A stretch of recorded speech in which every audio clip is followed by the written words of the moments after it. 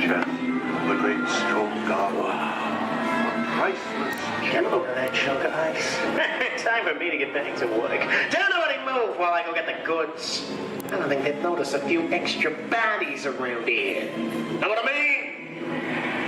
But the jewel is guarded by a curse, and those who dare defy that curse must pay with their lives.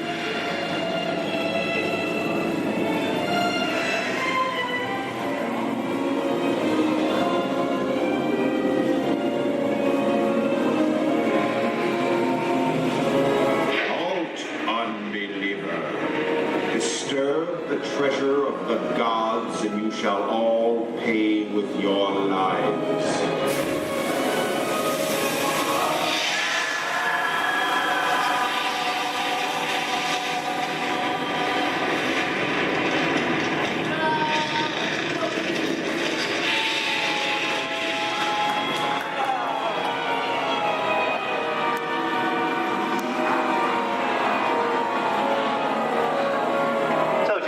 Popcorn? Well, this just goes to show anything can happen in the movies. Now, let's get on with the show.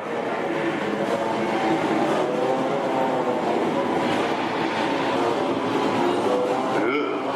I see dead people. The horror movie is my all-time favorite genre. Some of the best horror films were made back in the 1930s and 40s, but monsters, mutants, and maniacs are still audience favorite and continue to haunt us today. And that's what I call a wrap.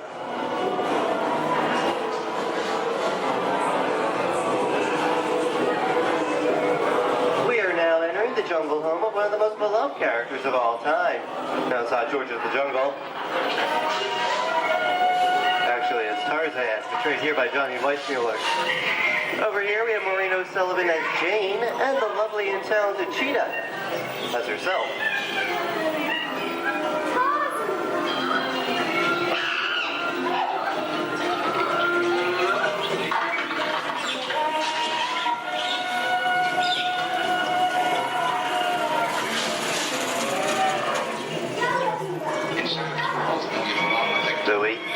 I think this is the beginning of a beautiful friendship.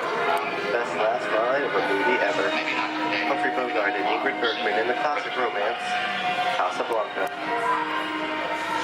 Always have passed. You didn't have me. You lost it until you came to Casablanca. You got it back last night.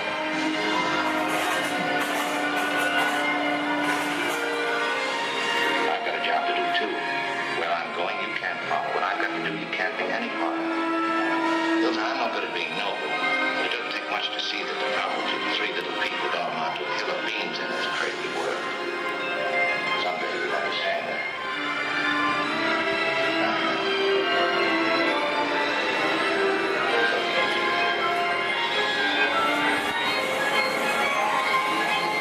And here's one of my favorite movie stars, Mickey Mouse, in one of his greatest roles, the Sorcerer's Apprentice in Fantasia. The sorcerer in the sequence is named Yen Sid, which is Disney, spelled backwards.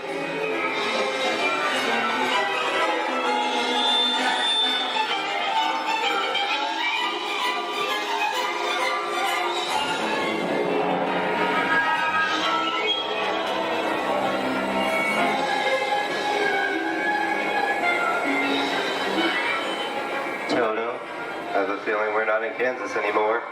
How often do you get to say that? I'd say we are definitely somewhere over the rainbow in one of the most beloved movies of all time.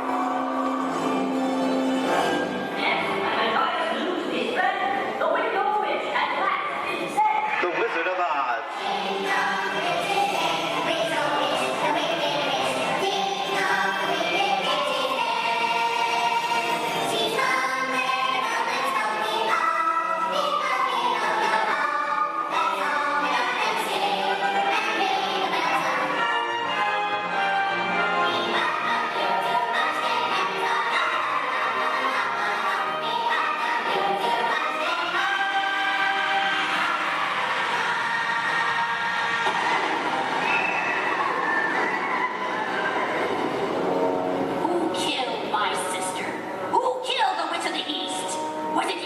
No, it was an accident. I didn't mean to kill anybody. Well, my little pretty, I can cause accidents too. Oh, rubbish. You have no power here. Be gone before someone drops a house on you, too. Very well. I'll bide my time. But just try to stay out of my way. Just try. I'll get you, my pretty. And your little dog, too. I wonder how we get out of here. What do you folks think? Which way should we go? Follow the yellow brick road. Follow the Yellow Brick Road? No, I think of that. Bring along, folks. You know the way.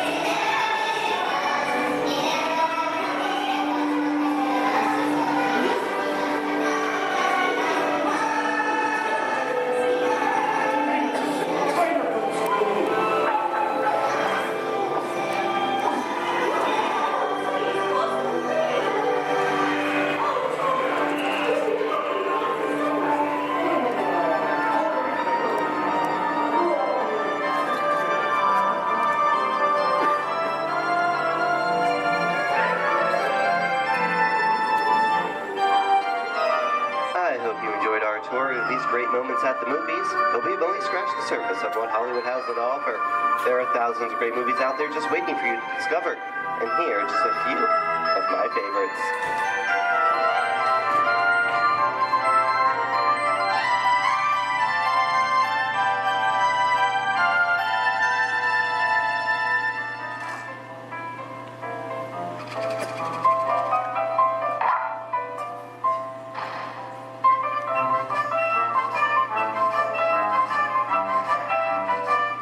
Wait a minute.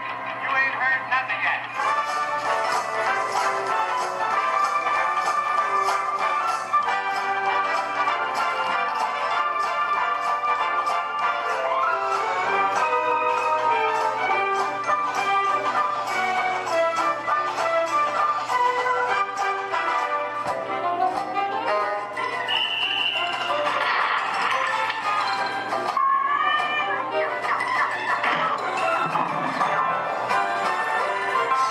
Get up, man.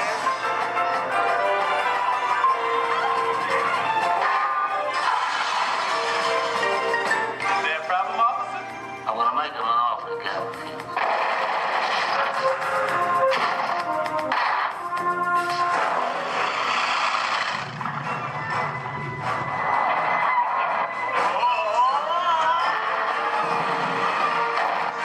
I'll be back.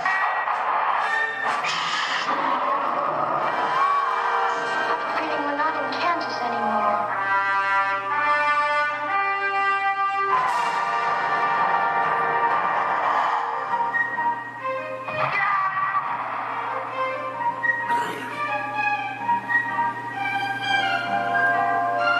Hello, gorgeous.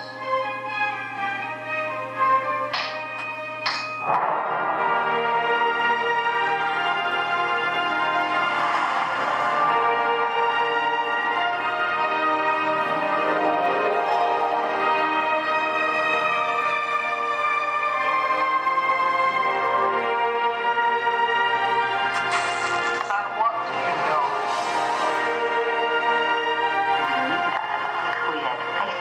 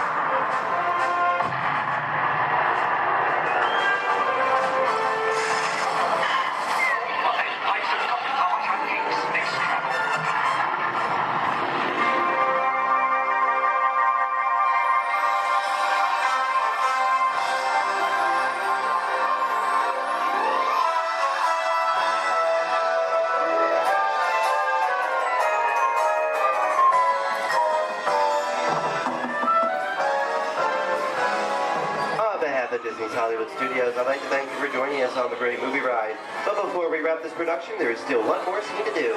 It's called The Exit. The action begins with 3 main scenes until we come to a complete stop. Then gather all your personal belongings and take small children by the hand. When these doors open, rush dramatically to your feet and make a grand exit directly to the rear of your vehicle.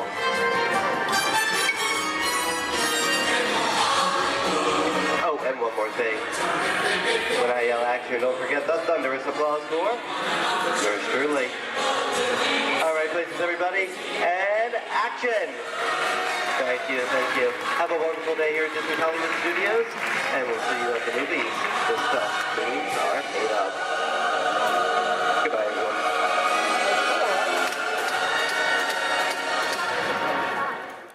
I want 2 on gray, 4 on orange. 2 on gray, rest of you on orange. How many here? 1. So you're going to be over here on blue. And 2, you're going to be on blue. Now, stand over your color, face the center, shoulder to shoulder. Now remember the color you've been assigned. Blue, red, gray, and orange. It'll be an important part of your interrogation process. You're going to need to know that color at the end of your interrogation and possible long-term motive. How many? Okay, side blue. Quickly to the end of the hallway. How many? 4. And yes, It'll be a send red. in the way. How many? It'll be a send gray. Yeah. This cell door opens, I will call you in by your assigned color. And you will tell us everything. No, oh, you're going to have a tough time in interrogation. Get on your color. There you go. Scoot over, Blue. Make a look room. Get on your color. Not the lights, on the color. Turn it off. Yeah. Right. Into your side. Orange. Everyone has to decide a color. Look down and memorize it. Do not forget it. This Now, was for interrogation. Which will be a color. is that your only speed? Slow. Let's move it along.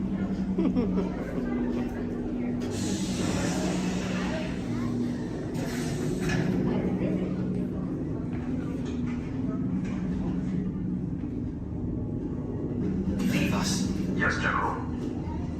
Enemies of the First Order. We will soon snuff out your meager resistance. You chose the wrong side, and now you will pay. The Resistance prisoners. You have what I want. You know the location of the secret base, and I will take it from you. We are needed on the bridge. Keep the prisoners here. I will return to finish this personally.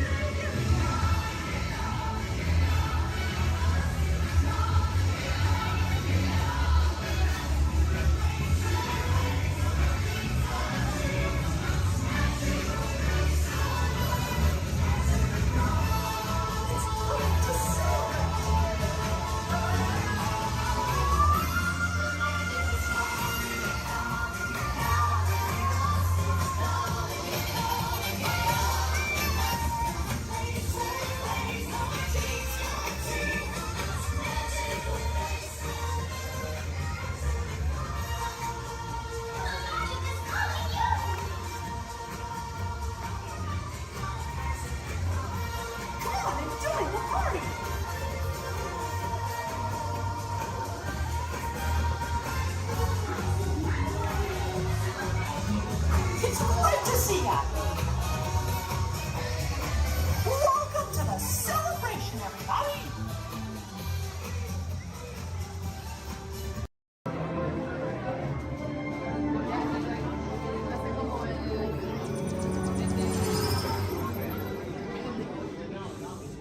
Greetings, Terrans.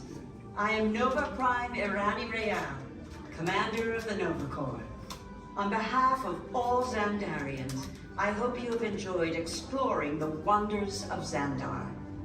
As you have seen, your world and ours were born of the same moment, one which you refer to as the Big Bang.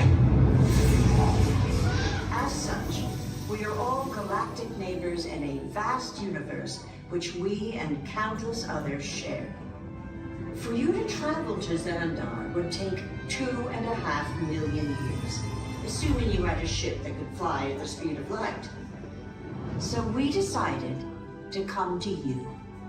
But even we could not have reached you so easily were it not for the Cosmic Generator, an advanced piece of Xandarian technology that creates jump points, artificial tunnels that act as shortcuts, linking distant points in space.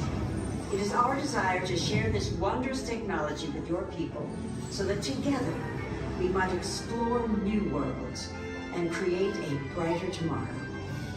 And now, as the culmination of the wonders of Xandar, you will be teleported to a Nova ship above your planet for a demonstration of the Cosmic Generator. I trust you will find it an unforgettable experience.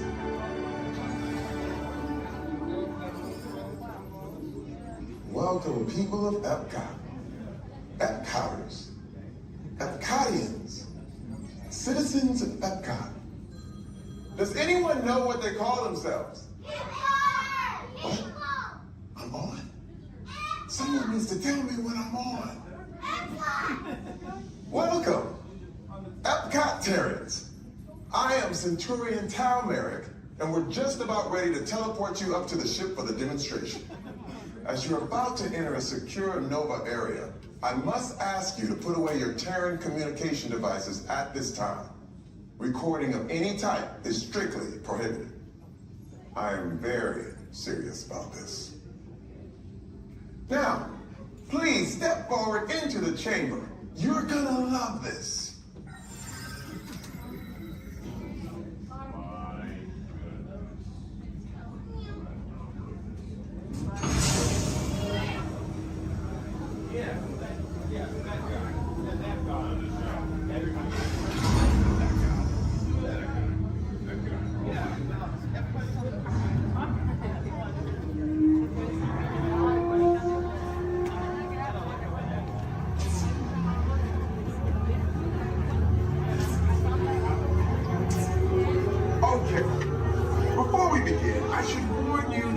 Never teleported Terrans before.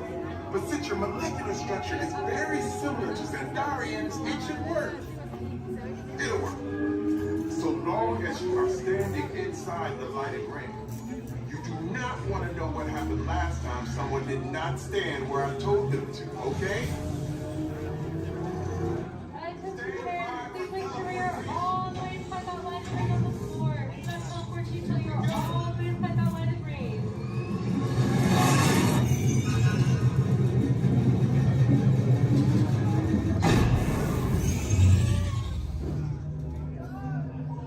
You made it!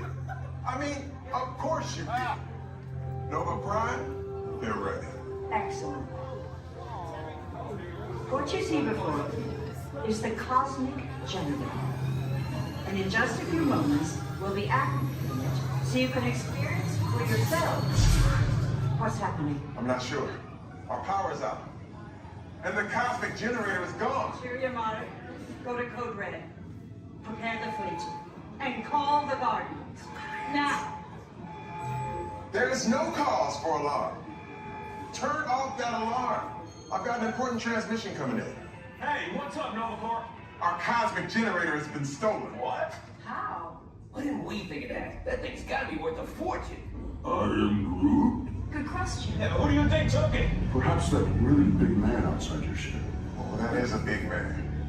I need to alert Nova Prime. I have been watching Terrans for eons. That's not creepy at all. This species has failed. Wait, whoa. We didn't even know there was a test. He's got the cosmic generator. He's creating a new jump point. Jump point to where? Not where. When. It's some kind of mutant jump point. He's going back to the dawn of time. Dawn of time, why? To erase an error. Well, that doesn't sound good. Your time is over. Wait, what do you mean? What do you mean it's so vague? The jump point is closing. Hey, Nova Dude, you're Nova Corps need to follow that whatever it is until we get there. We can't. Our power is down, and I've got to get these Terrans onto evacuation shuttles. I got it. I reprogrammed the shuttles to follow them through the jump point. Wait, what? Look, they're our only chance of keeping track of that whack job until we get the cosmic generator back. Piece of cake. Wait! There's cake. Where's this cake?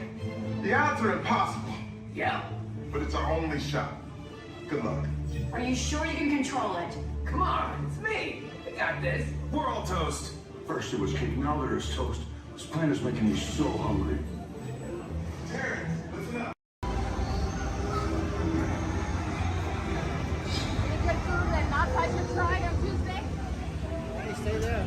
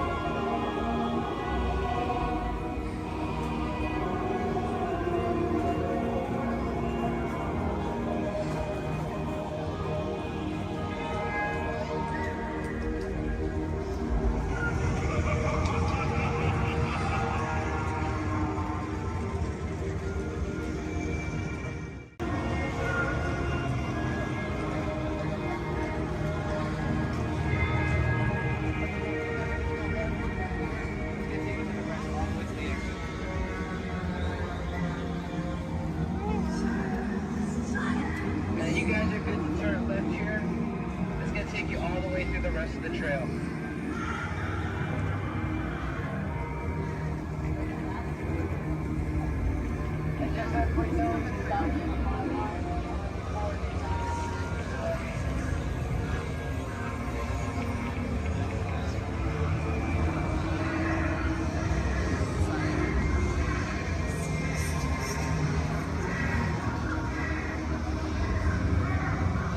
Oh, because that's where Maleficent is over there. So the Thors, I see.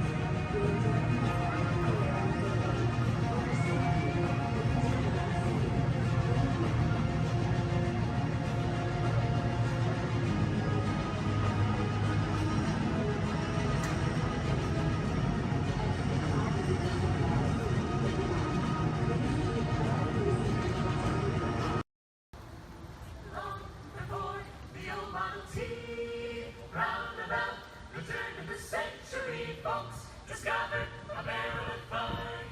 Taking pictures by the light of the sun. Smile, hug, look at the camera, hold your breath and say cheese. Little did they realize back then they were making memories. Veggie, veggie, veggie, veggie, veggie, making memories, making memories. Taking pictures is making memories. Catching little pieces of time, making them yours and making them mine. Birthday faces and happy faces gradually disappear. But when we're making memories, happiness can reappear. Veggie, veggie, veggie, veggie, veggie, veggie. My little imagination,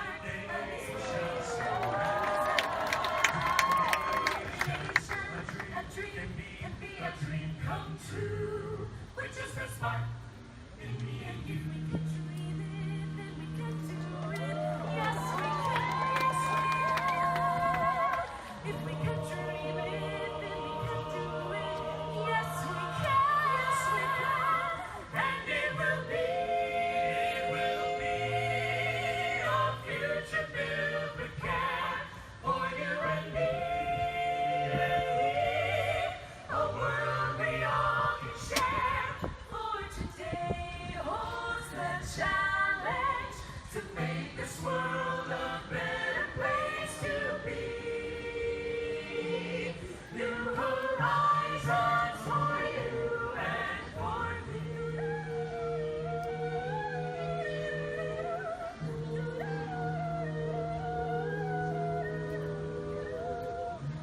Just an ordinary day, all at once you're on your way to a place that cannot be. No one knows what turns the key. Magic journeys, mystic clouds, lights on the wings of unexpected sounds and sights.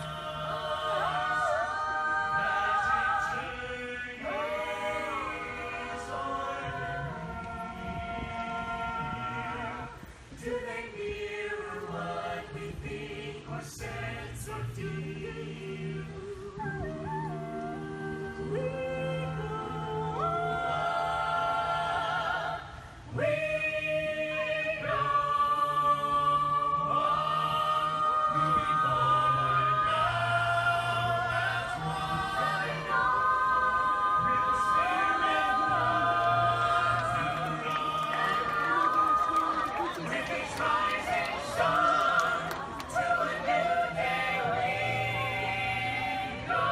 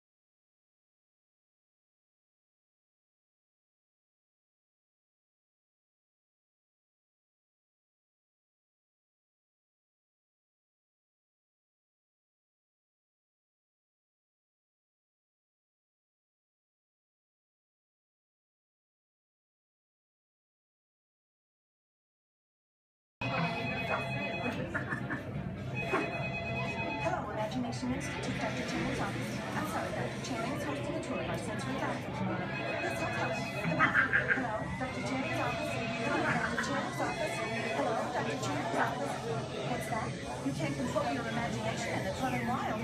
Yes, I'll have him call as soon as he's available. Hello, Dr. Chen. Welcome home. You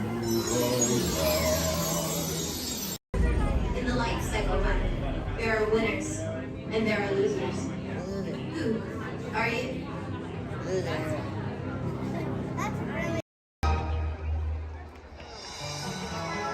Oh, gosh.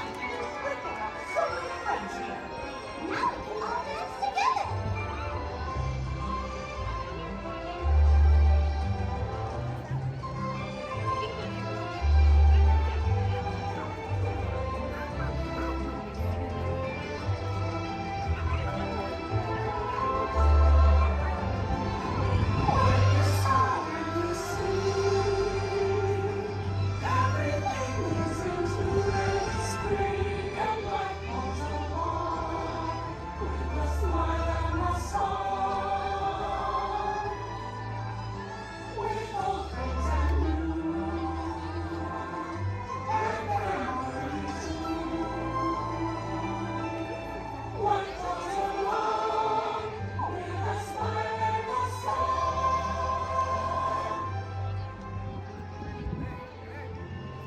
That was so much fun.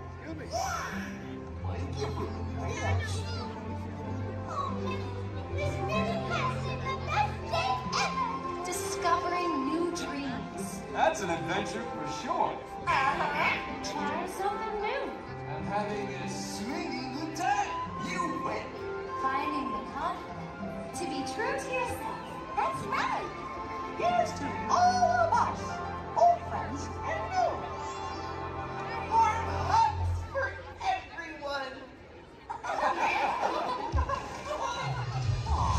Oh, this is what I love about the friendship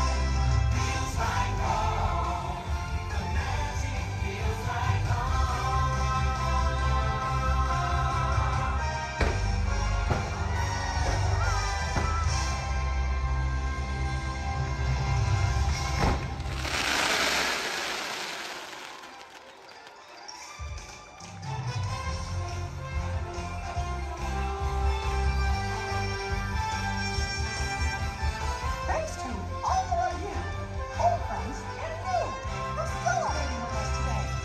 See y'all real soon.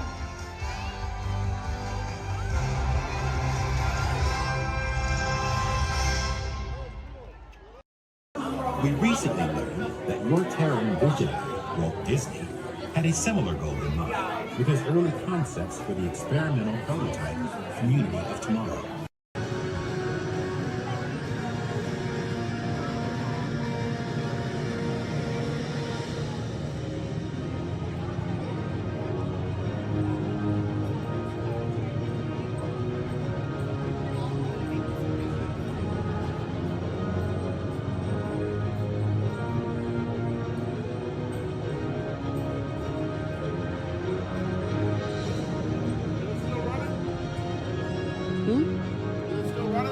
No.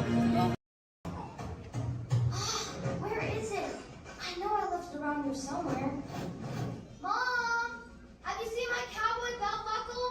I can't find it. Never mind. Yeehaw! It's rodeo time.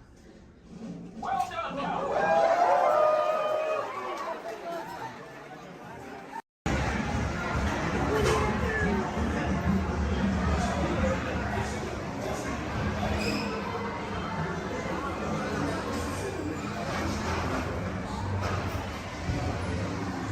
One day, in 100 Acre Wood, the East Wind traded places.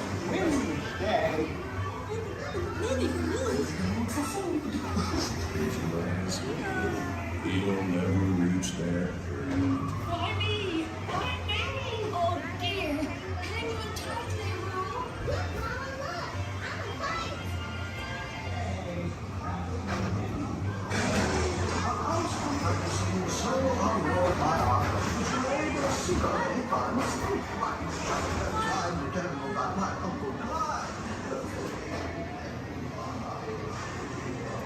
Hunter, come bounce with me.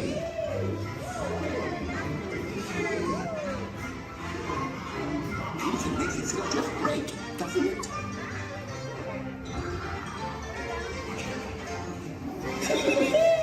Follow me!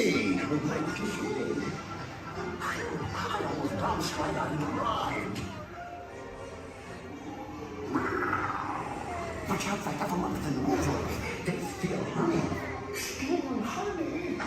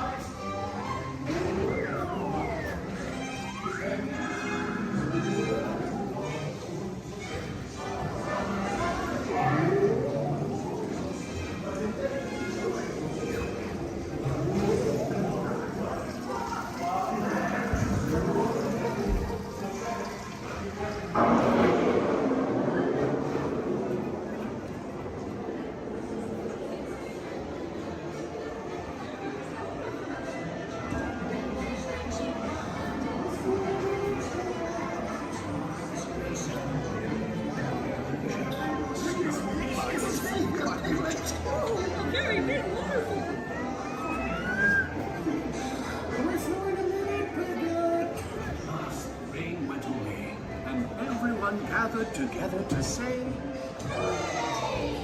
Hooray for Pooh, too!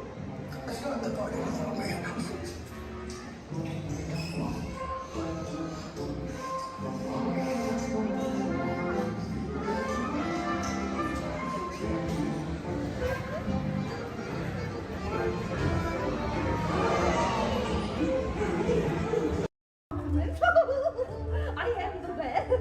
Well, I'm also boasting that I'm the world's greatest sorcerer, magician.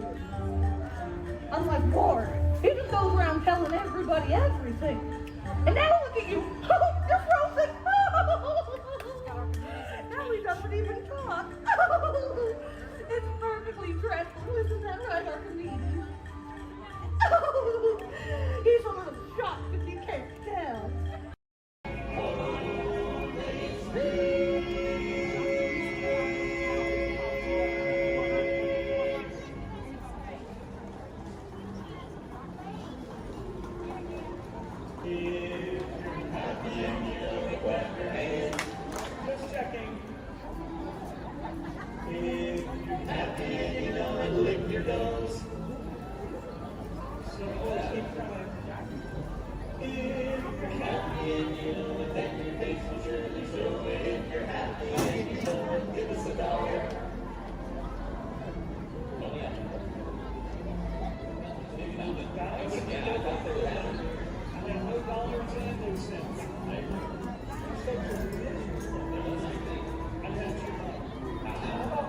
Their favorite song.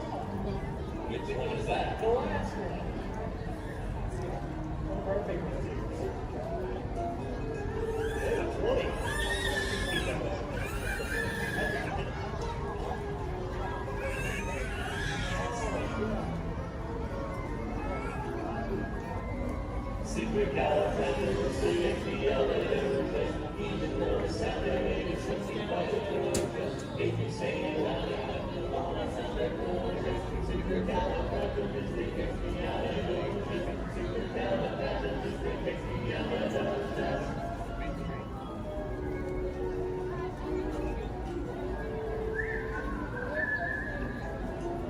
You all whistle while we work.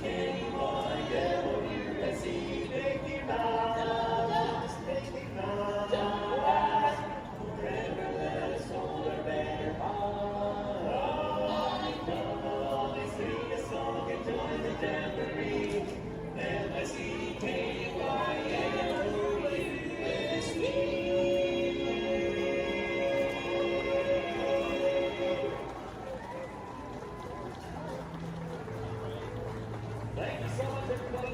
If you enjoyed our show today, we are the Dapper Dans of Main Street. But if you did not enjoy our show, then we are the Vienna Boys Choir. Oh, we'll sing a song and it will be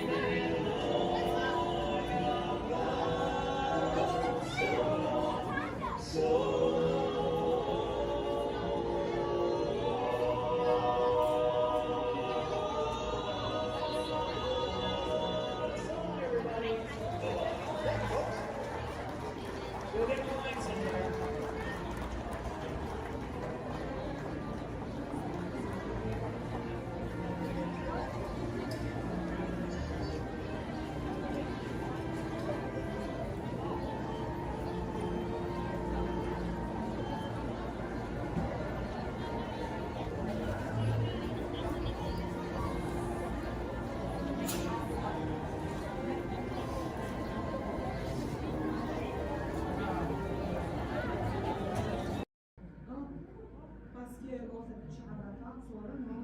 Ouais, c'est pour ça que Et on voit que Hello.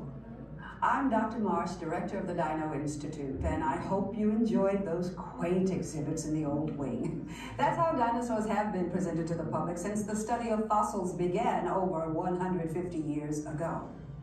Today, that bare bones approach is about to become extinct. In a perfect blending of science and technology, the Dino Institute has created the Time Rover, an amazing vehicle that will literally transport you to the age of the dinosaurs. How? That's proprietary. But the result is a breathtaking journey through a prehistoric world where you will witness the most spectacular creatures to ever walk the earth. In a moment, you'll be going live to our control center for a comprehensive safety briefing, and then it's on to the tour that will convince you forever that the future is truly in the past.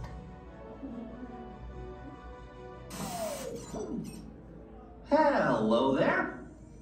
Welcome to our little trans-dimensional joyride, folks. I'm Dr. Seeker, your friendly controller, and a heck of a paleontologist, if I do say so myself.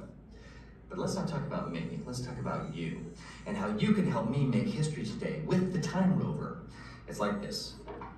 If I can bring you back from the Cretaceous period, it stands to reason that I can bring back a live dinosaur with you. And not just any dinosaur. Take a look at this guy. He's an iguanodon, and I'm certain that he is the key to understanding these magnificent creatures. I tagged him with a locator during an unauthorized field trip. Otherwise, I'd be traveling with you. Right now, our dino should be about here, at the very end of the Cretaceous period. That's where you're going today. I've arrived, it seems, just in time to correct a little misstatement. Dr. Marsh. That is impossibly close to the giant asteroid impact that destroyed most life forms on Earth. Our tours are designed to take you to the early Cretaceous period. And I can assure you that all time rovers have been securely locked on those coordinates. That's right. See? Securely locked. Access denied. Continue. Of course. We were just talking about seatbelts. Plug them in, use them. It can get kind of choppy out there, so keep your hands and arms inside the vehicle at all times. Flash photography? I wouldn't. It alters the homing signal, and that's not good. Oh, and one more thing. Those locked coordinates? We're in. Now, here's the drill. You follow the homing signal to the iguanodon, then I'll enlarge the transport field, and boom, you're back with one additional passenger extra large. And don't worry about that asteroid. You'll be in and out of there before it even breaks the atmosphere. Trust me, what could go wrong? Hey, it's me again. Remember, only you guys are going on this special mission, so don't tell anyone, okay?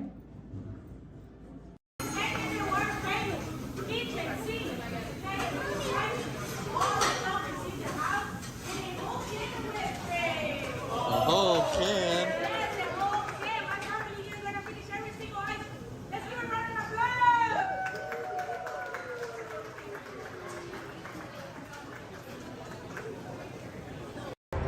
Speaking of glass, would you hand me that last window pane over there? Certainly. Oh, but just be careful. You don't want to step on it. Oops. Looks like it's break time.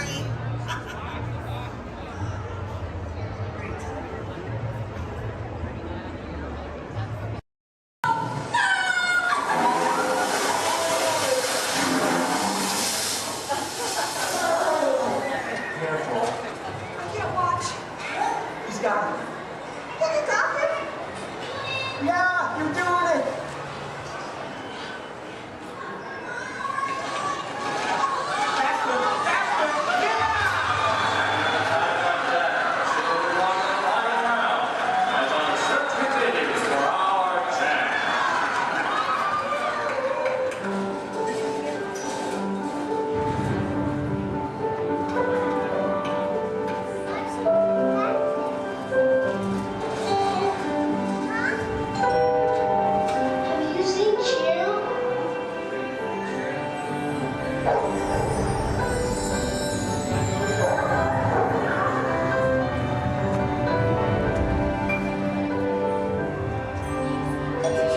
Have you seen my dog?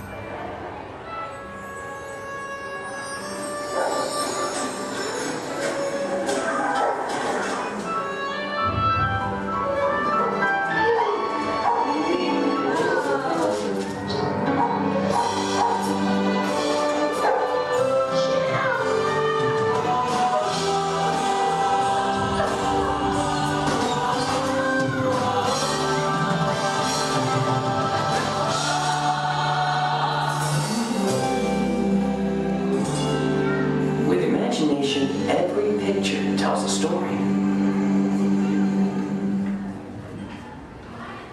With imagination, we can relive the moments of our lives.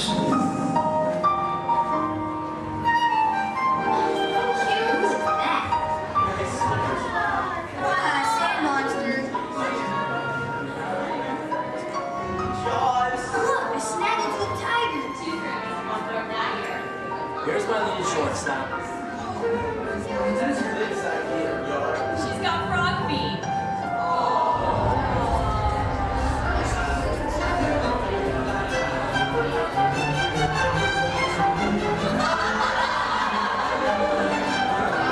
I think we should call this Jerry's picture.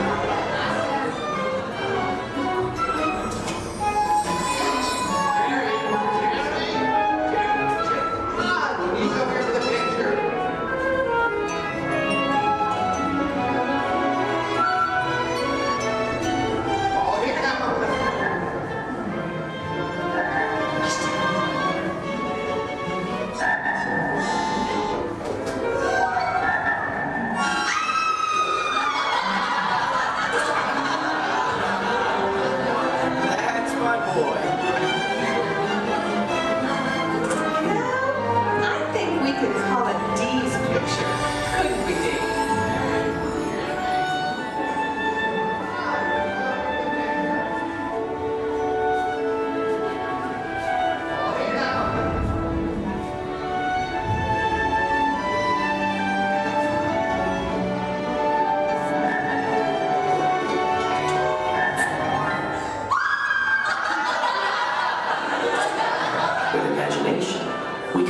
the moments of our lives.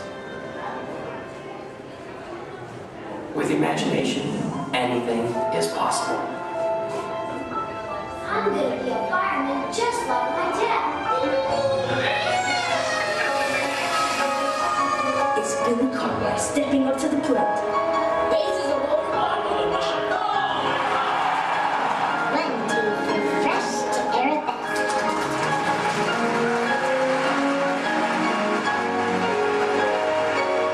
This is Houston.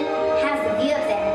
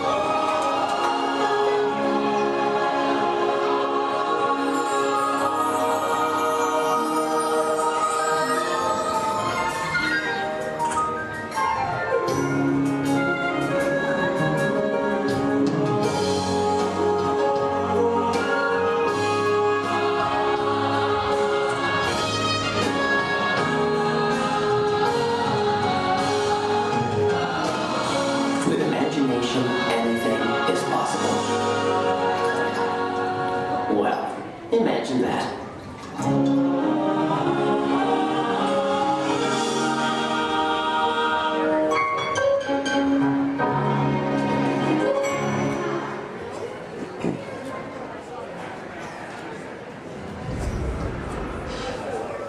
Testing.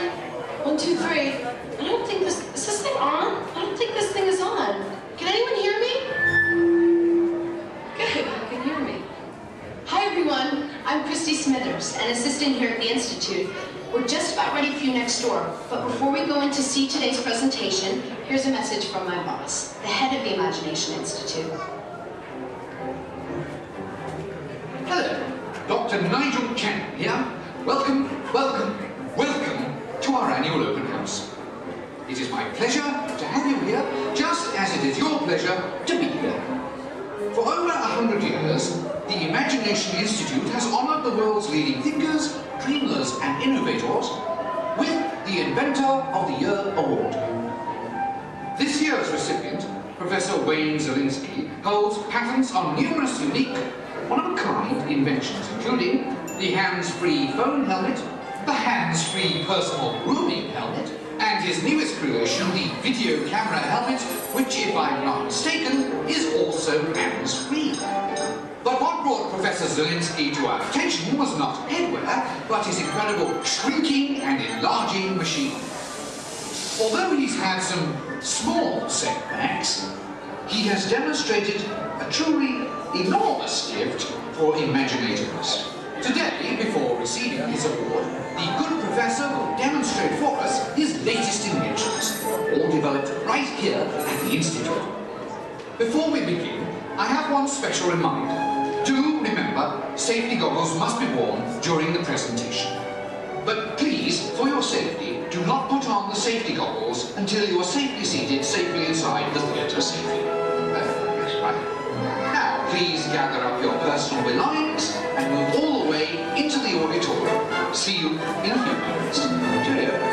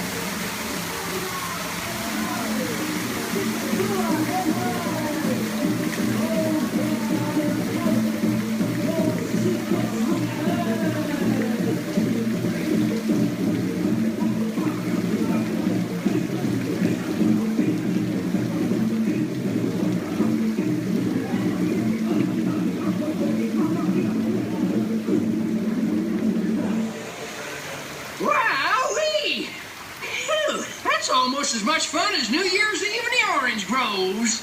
My word, we did get a mite carried away, huh? I say, look out there across the water. It appears we're a bit of company. Law, me, yes. Welcome, you all. Permit us to introduce ourselves. My name is Claude, and my loquacious cousin over here is...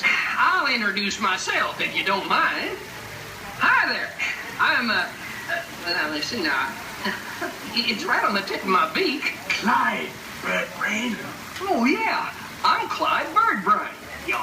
I say, perhaps you good people have never conversed with toucan birds before. Well, neither did we, till one day we discovered this magic sunshine pavilion. By Jove, yes. I remember just how it happened, many, many bird baths ago.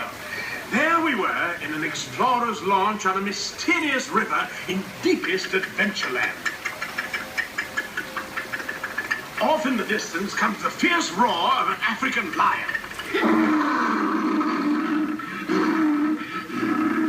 And as we round a bend in the river, a huge bull elephant bellows forth in protest of our intrusion. Suddenly, the treetops explode in a frenzy of outraged birds. Oh, come, you can jolly well do better than that. I can jolly well do one at a time.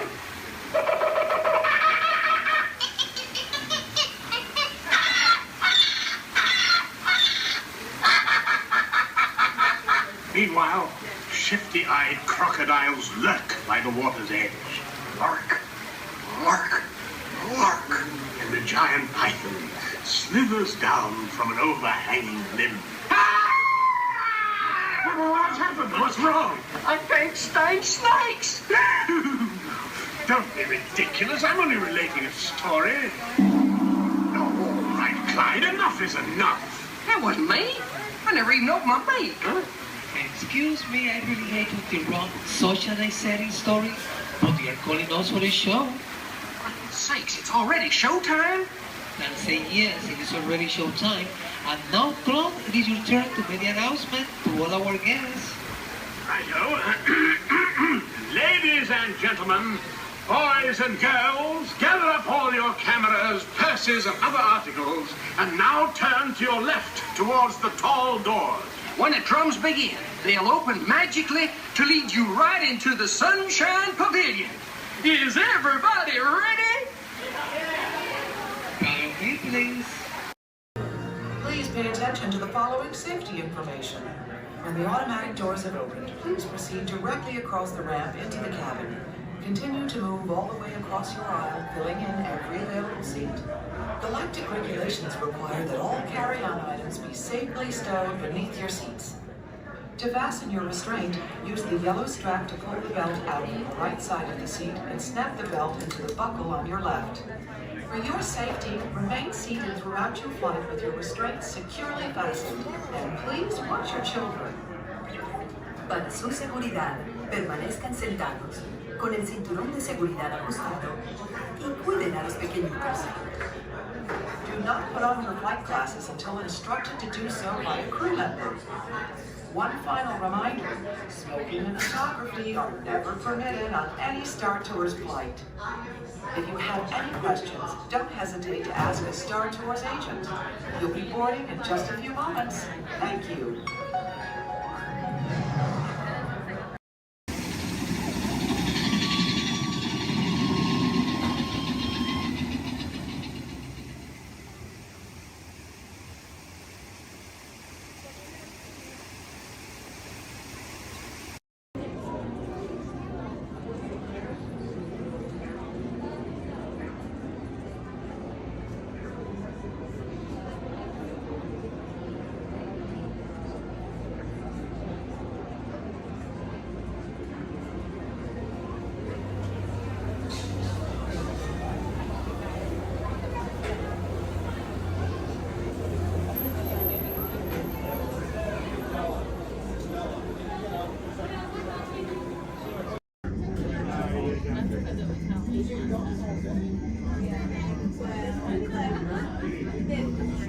This is Disney's Port Orleans French Quarter Resort. Please collect your belongings, watch your head and step as you disembark, and take the home children fun ahead. Thanks for riding with us, and welcome home.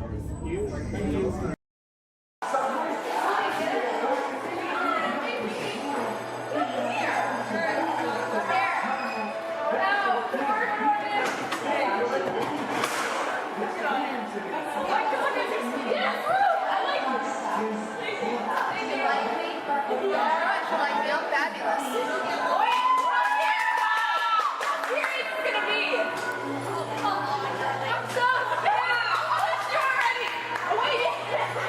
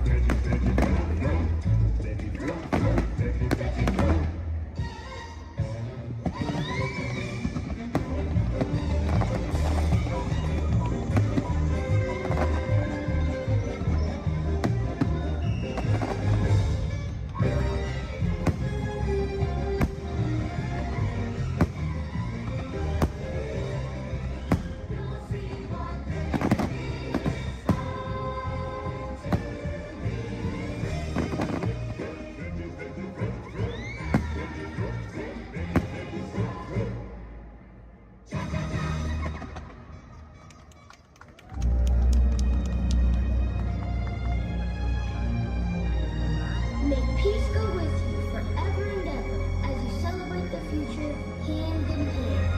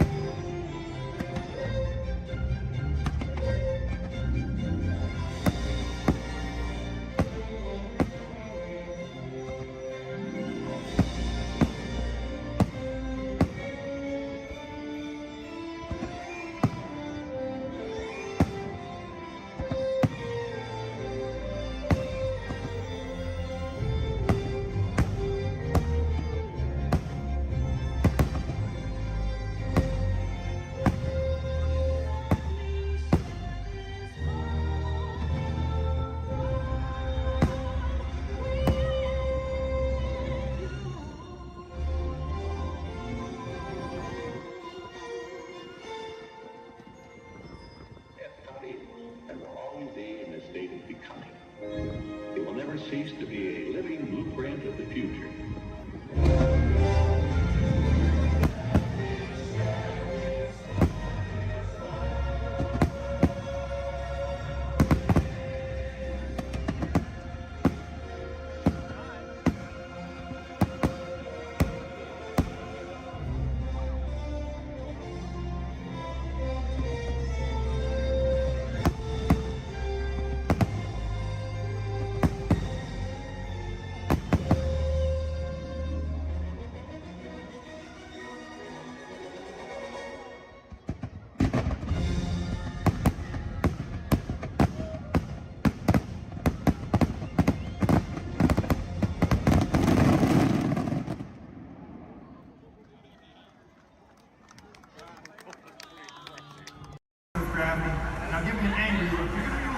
demonstration with one of my stuntmen. All right, turn around. Here he is.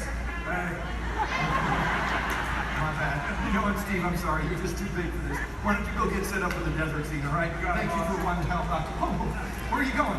We're not done. We're not done yet. He was a little big, right? Scared you a little bit. Sign that waiver, all right? You're good. You're good. Let me see if I can find you somebody a little bit more your size to pick on. Hey, Devin. Yes, sir. Come on over here. So I'm doing a little fight demonstration for our guests, and I've got a volunteer. RT, this is Devin. Think it's something real simple. Okay. Basic, all right? Nothing too crazy. Just listen to her. Do exactly as she says. I've actually got to go over notes. I'll be right over here if you need me. No problem. I'm like, hi.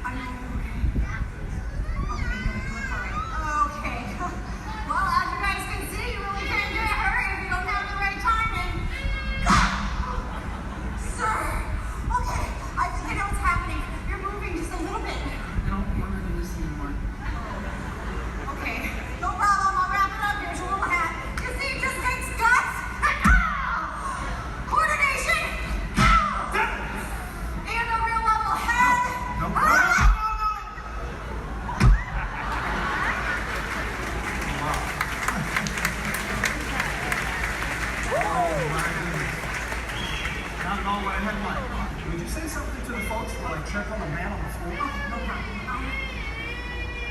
So obviously something like this does take a lot of practice. Yeah, or a lot of extras. Let me try to get boss. Oh, no. Stay away from those nice folks and help this poor man up off the floor, please. Sir.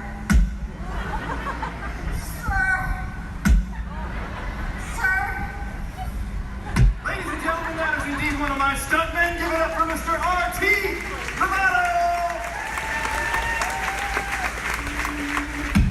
He's got applause going for all of our background extras!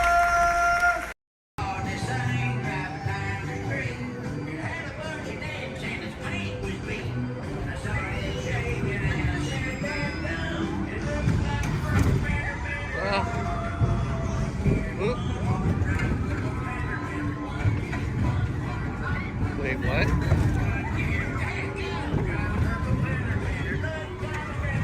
What?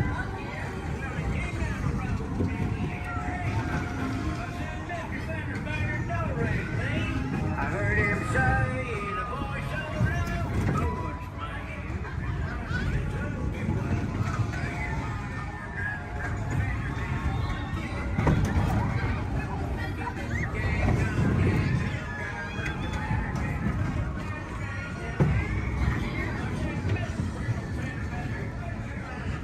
What?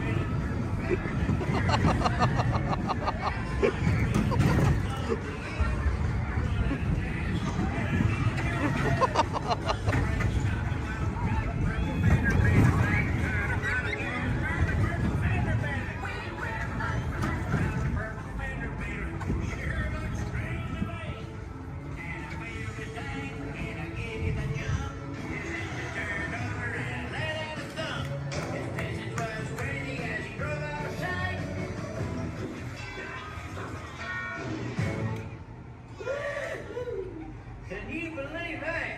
All right, grab all your junk and keep an eye out for that purple fender bender.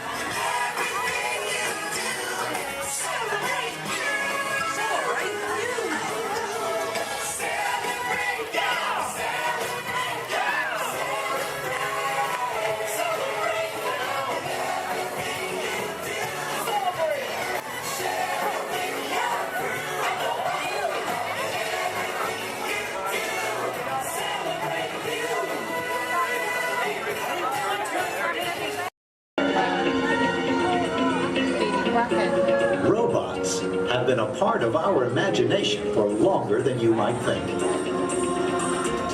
The idea dates back to ancient times, when Egyptians created talking statues to serve and protect people. And Greek engineers built water clocks with moving mechanical figures. As centuries passed, inventors built many mechanisms to imitate human movement. These early robots captured everyone's imagination. Who knew? Perhaps one day a mechanical being might really be able to walk, talk, and here he comes, ladies and gentlemen, walking up to greet you under his own power. Even help people. In 1920, a Czechoslovakian writer was the first to call these automatic helpers robots. From then on, robots became popular in stories, art, and especially in the movies.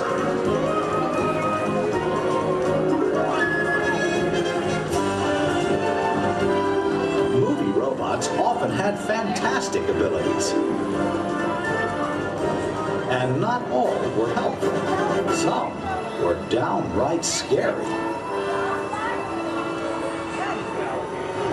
Like most 20th century kids, Walt Disney grew up fascinated by robots. They quickly found their way into classic Disney cartoons.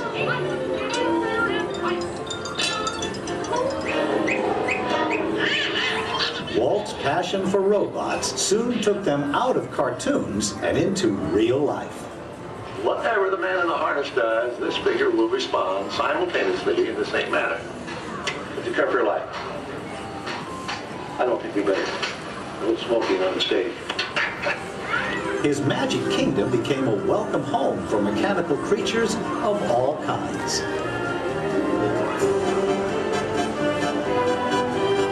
Walt's pioneering work in audio animatronics made robots familiar entertainers at Disneyland, delighting millions of visitors.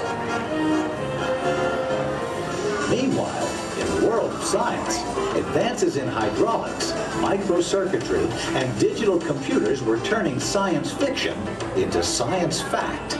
Robots had stepped out of the realm of imagination. Today, they are everywhere we and they look. In outer space, in factories, even in our homes. For years, the biggest challenge robotics engineers faced was something we usually take for granted, the simple act of walking. Of course, walking on 2 feet isn't always so simple, especially when we're young. Even as adults, walking has its ups and downs, because it requires well-developed balance and coordination. Making a humanoid robot walk on its own 2 feet is very complicated. Yet this is the challenge that Honda, the mobility company, took on almost 20 years ago. Honda's first prototypes walked in a straight line only, and falling down was a big part of learning. The next prototypes had better balance, but turning was a very slow process. Step by step, the engineers persisted. They built more and more capable models, and finally succeeded in making the most sophisticated humanoid robot the world has ever seen. A machine designed to help people. Honda's advanced step in innovative mobility. Asimo.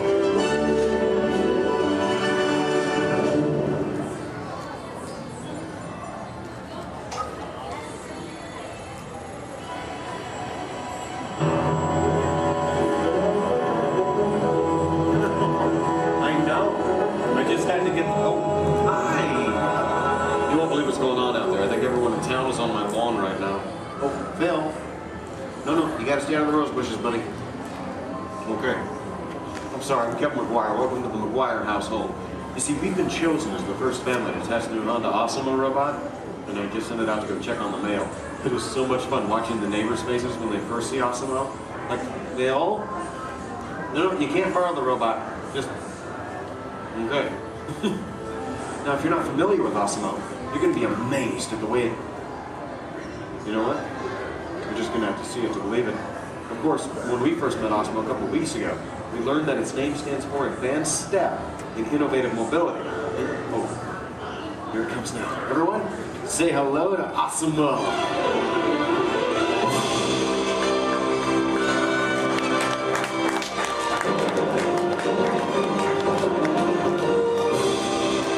That's a good idea. Everyone welcome the newest member of the Blyer family, Asimo.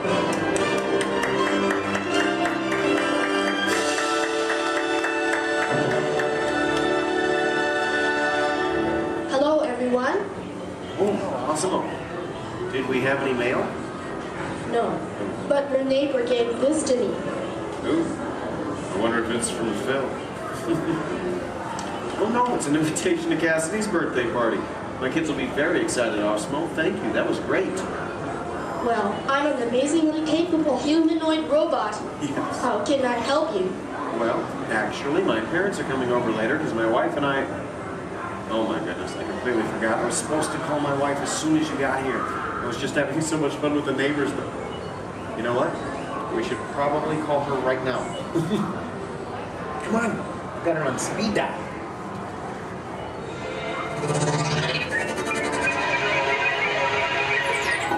Hi, honey. Hi. Hey, look what just arrived. Awesome-o. Yeah. Can I keep it? Sure. Hello. Hi, Awesome-o. I'm leaving work early today, and I'll pick up the kids. Okay. They are so excited. So I'll see you in a while. Oh, and honey, don't forget we're going out tonight. So remind your parents that they're babysitting and order pizza. Oh, yeah. Thanks. See you. Bye, honey. Bye. Bye, Awesome-o. Goodbye. Well, Osmo, welcome to the family. Thank you. I just need to remember to order that pizza. What do you think, sausage or pepperoni? What am I talking about? Now, developing the world's most advanced humanoid robot didn't happen overnight. It took teams of Honda experts over 20 years to create this amazing piece of technology. And we're talking about experts in the fields of physics, anatomy, mathematics, computer sciences, chemistry, mechanical, and electrical engineering. Oh, check this out. Asimo? Come this way, please. Now, if I'm sitting down, or in a wheelchair like my wife, Asimo's camera eyes are at about the same level as my eyes, and this makes communication very simple. In fact, if you take a look at the screen, you can see Asimo looking at me. Hello, Asimo. Hello, Kevin. Oh, Asimo, please turn out to all of our new friends. And everyone, wave and say, hello, Asimo. Hello, everybody. And there you are. Now, you might be wondering why Asimo isn't on wheels or treads or something like that. Well, Asimo is designed to help people. And to be a helper in our world, a world where we need to reach for things and pick things up, or to navigate along floors and sidewalks, even just to climb a set of stairs. What better design than that of a humanoid robot? One that has 2 arms and 2 legs. And Asimo, how tall are you? I'm 4 feet and 3 inches tall. Which is the perfect height for opening and closing doors, or turning lights on and off, even working at table services, or just moving things around the inside of a house. And Asimo, how much do you weigh? I weigh 119 pounds. And I wonder what all that would be in metric. Carry the one. I'm 130 centimeters tall and weigh 54 kilograms. All right. Oh, and how fast can you walk? I can walk about 2 miles per hour. And in metric, that would be about... That would be about 3 kilometers per hour. Yeah, that's great, Asimo. Thank you, Kevin. Now, in order for a robot to operate in our world, it must have the ability to walk. And walking can be very complicated. Follow me on this. You see, with each step that I take, my brain sends thousands of signals at lightning fast speed throughout my nervous system. Now, these signals travel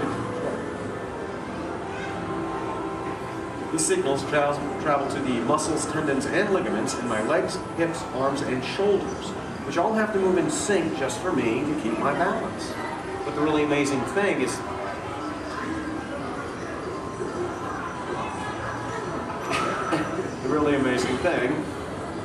that Asimo does something very similar to this. It uses motor sensors and computers to keep its balance and walk like a human. Now, Osmo can also sidestep in a straight line or on a curve. And this makes navigating through a house with all of its constantly changing obstacles very simple. And believe me, Osmo, that move's going to come in very handy with my kids and all of their constantly changing obstacles. But what's even more impressive, not only can Osmo walk forward, but Osmo can also walk backward as well, constantly adjusting its center of gravity with each step, just like us. And Osmo's balance is so good, you know what? Let's just show them. Osmo, please balance on one foot, like this. Yeah. Now Osmo makes it look easy. How about the other foot? All right.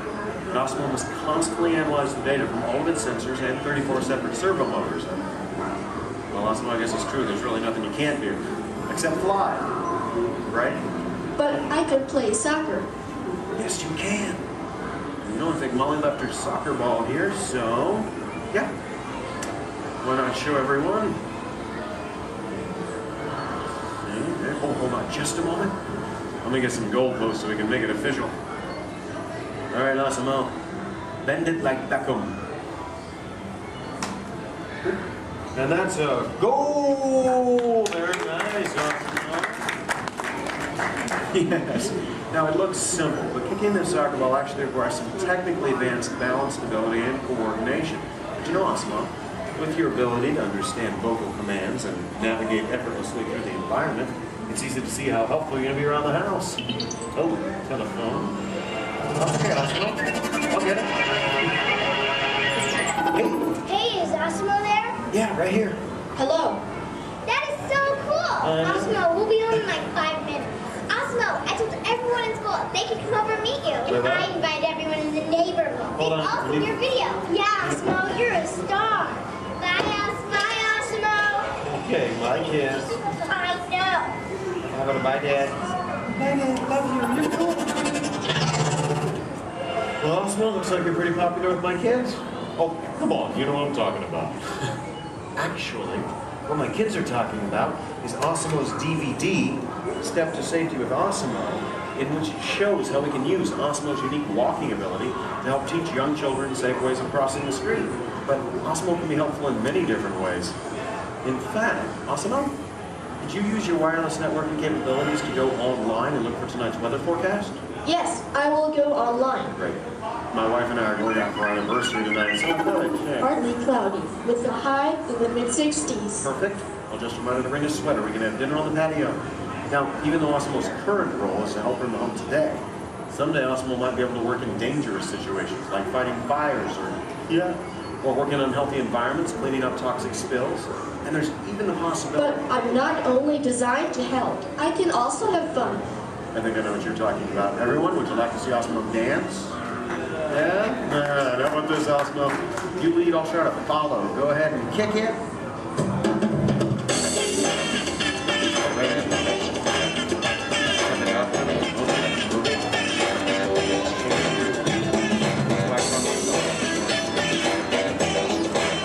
I have no real sense of rhythm. Maybe I don't have it.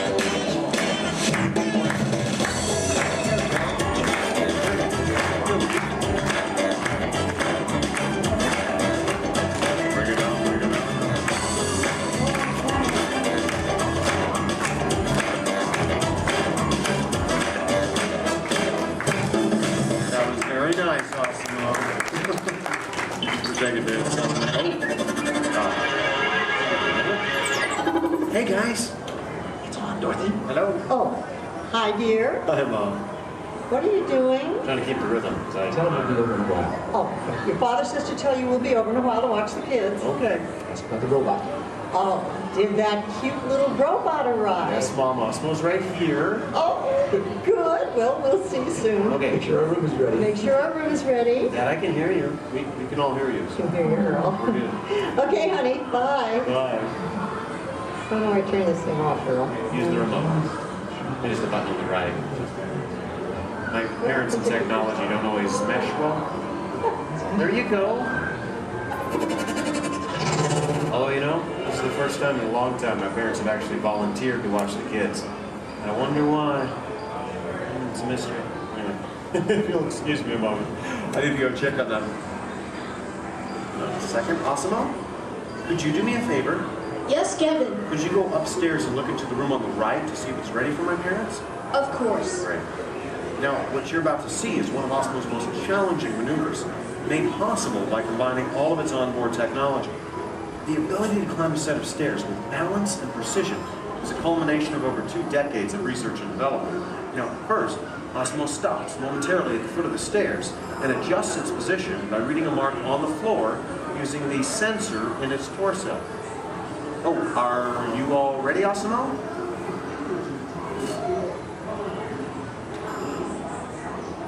I am ready. Okay, then. Go for it. Now, with each step, Asimo must adapt and constantly counterbalance using all its computing power to remain upright all along the way. Way to go, Asimo! Now that is truly a historic step forward in human technological progress. Okay, Asimo, go ahead and take a look into the room and see if it's ready for my mom and dad, please. And boom. That looks perfect. Thank you, Asimo. You're welcome.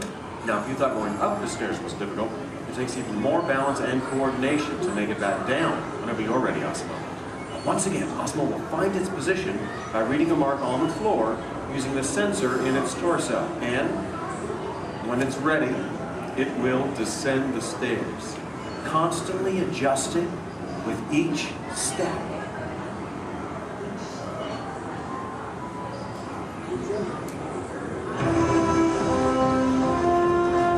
All the way down. That was amazing. Honestly, Asimo, I don't think there's anything that can top that. So, Excuse me. Yes? I can even run. That's right, you can. And we have the room. Okay, well, you get ready. I'm going to tell everyone. Folks, you're in for a real treat. This is something that I've heard about, but have never seen in person. You see, Asimo can actually run. Yeah. Okay, and it looks like Asimo's getting warmed up, which is something we all need to do before any physical activity. I mean, no one wants to get a cramp in a servo motor. Now, in order for Asimo to run, both of its feet must leave the ground at the same time, if only for a moment. And Asimo is the only life-sized humanoid robot in the world that can accomplish this, moving at speeds of nearly 4 miles per hour, or in metric, 6 kilometers per hour.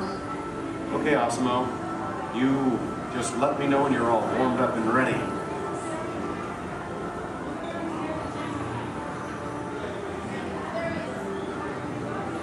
I am ready. Alrighty then. On your mark, get set, go!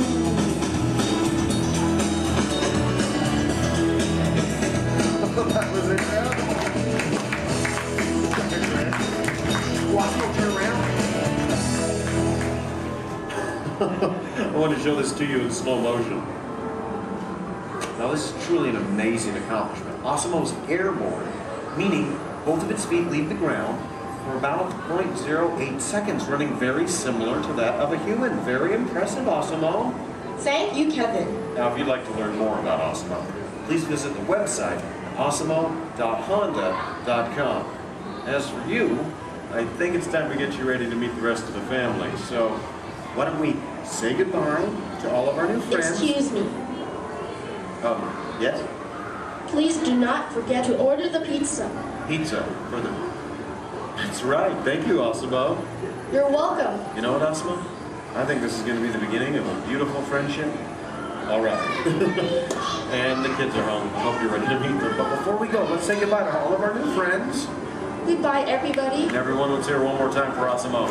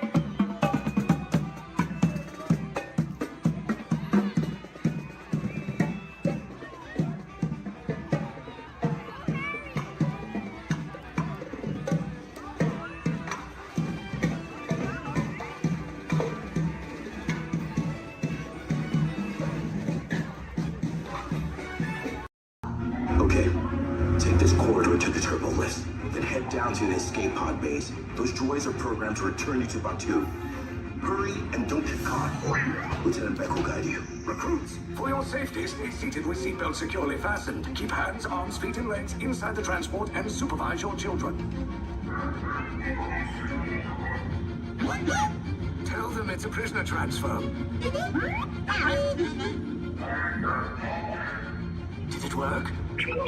Good. Now get a move on. There's a clear path to the turbo lifts at the end of the hallway. Turn right. A probe droid. You're lucky it didn't spot you. Take those turbo lifts and stay out of trouble. Hey, you're not authorized. Wait, it goes to the prisoners. We have a breach in attention block 3. Your cover is blown. Find an alternate route. Who picked these two droids anyway?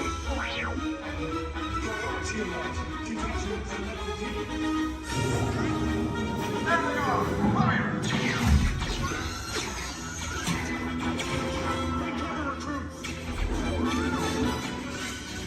The escape box just below us. Take the lift down. Hurry! Hurry! No, not up! I said down!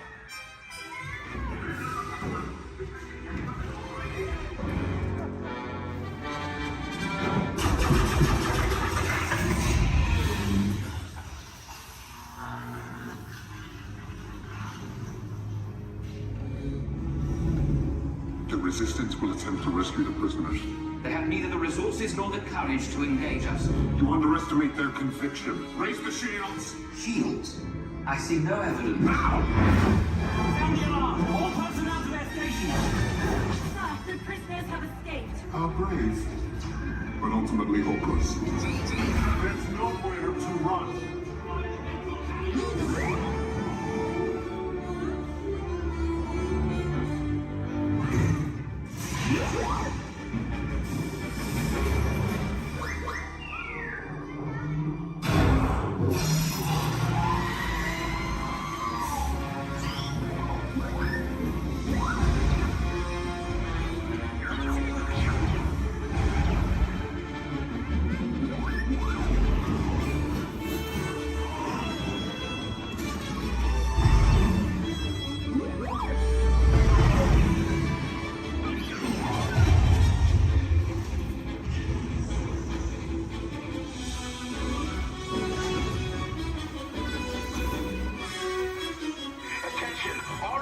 Personnel, abandon ship.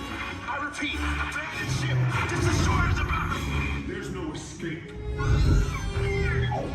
You will tell me the location of the secret base, and then I will destroy you and the Resistance.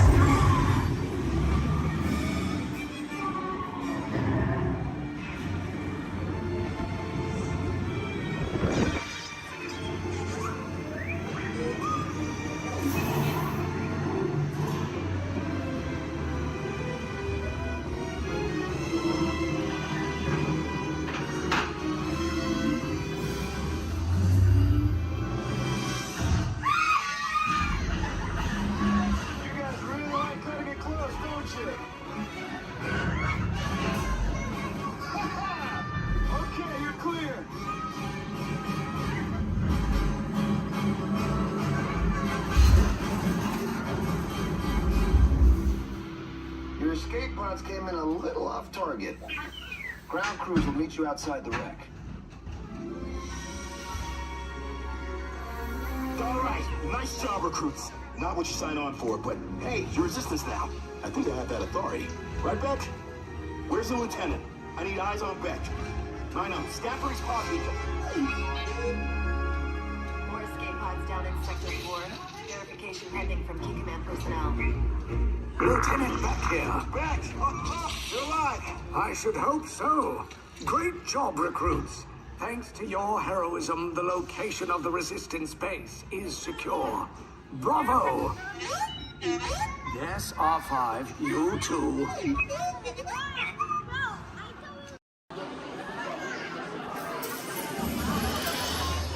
If you have just joined us, greetings, Terrans. I am World Mind, the Xandarian sentient supercomputer.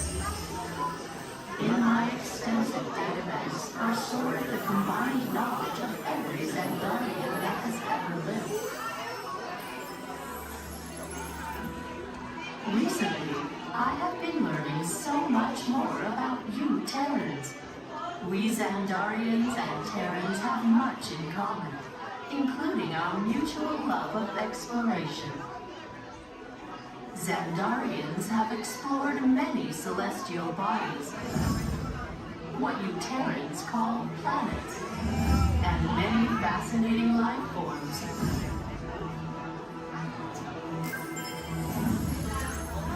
In the past, when you witnessed our homes, you referred to our ships as unidentified flying objects, or UFOs. Peter Quill told me that many of you Terrans still believe that these UFOs are flown by little green dudes with big eyes and small mouths and antennas and whatnot. In your Terran year of 1977, your scientists launched spacecraft on an exploratory mission.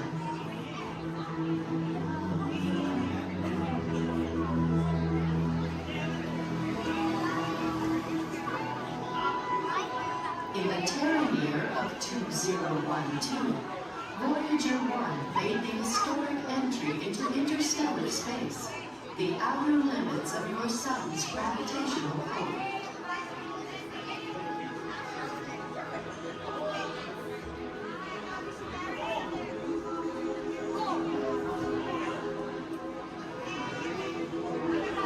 Voyager 2 entered interstellar space 6 years later, and I detect that both are still sending you data about their surroundings. Most impressive.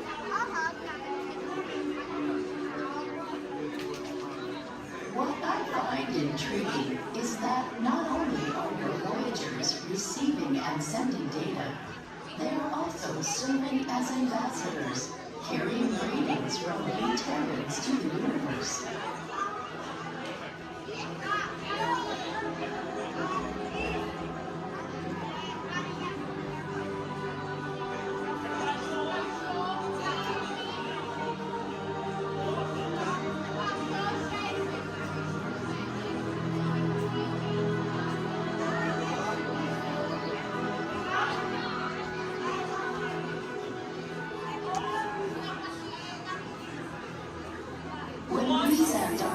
First detected your planes, we scanned them and discovered on board a golden disc containing sounds, images, and messages from the people of Terra, or Earth, as people of you call it.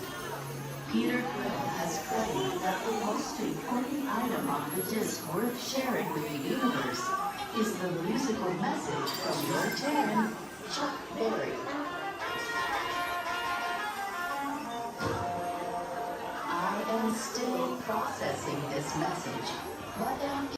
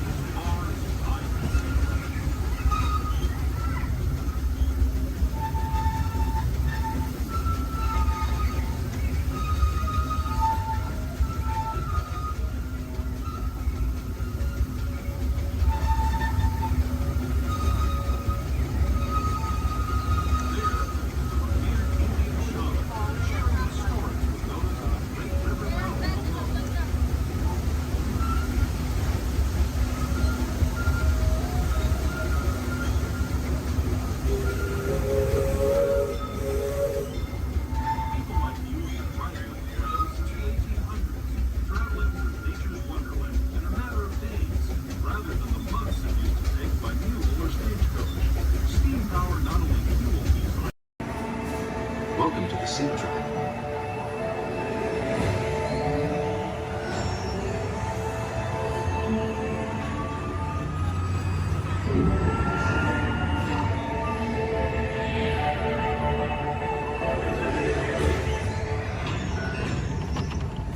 We'll begin with the capability test to see how your vehicle designs perform under challenging weather and surface conditions.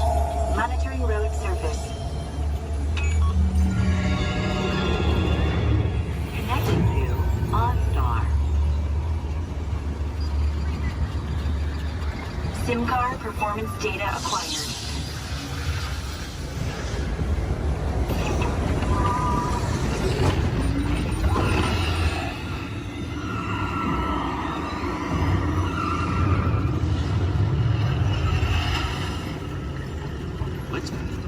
Let's see how your designs hold up now.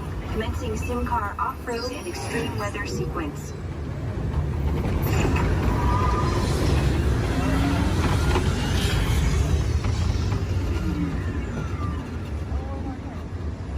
Capability test results displayed and verified. Now let's see how your vehicles compare when it comes to their efficiency.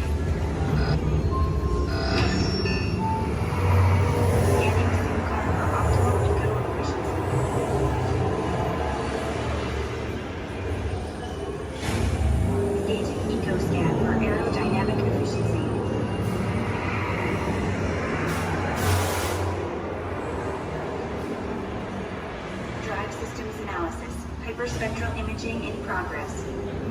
Calculating total enviro impact.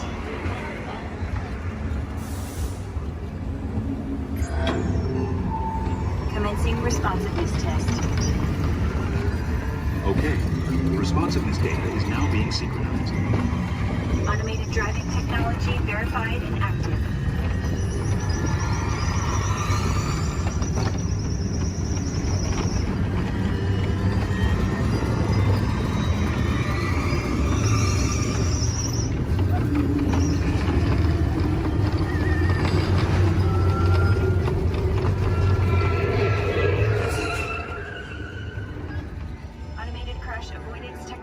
Disengaged. Displaying responsiveness data. Here comes the final test. Energizing for power test.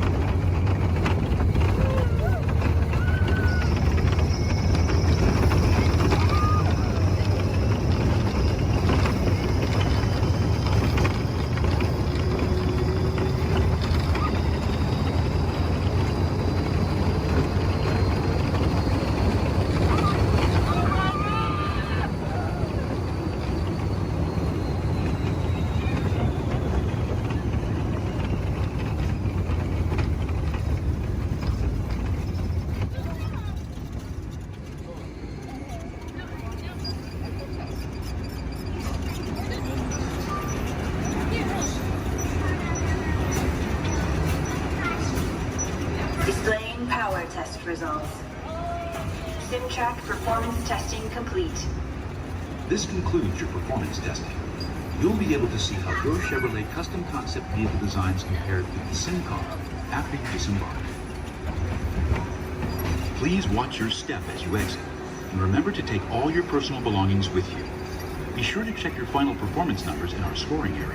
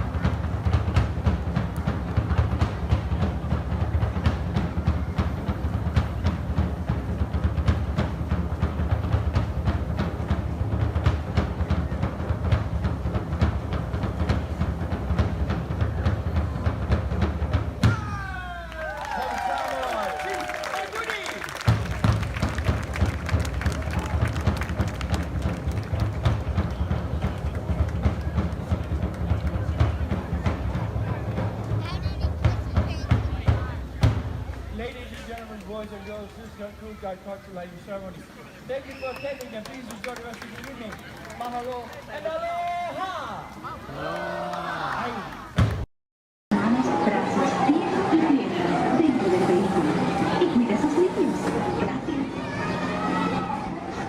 Please step carefully onto the moving platform and step in. For your safety, remain seated throughout your journey, keeping your hands, arms, feet, and legs inside the car. And supervise your journey.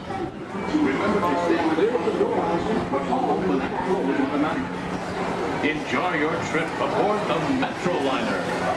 Para su seguridad, permanezca sentado con sus manos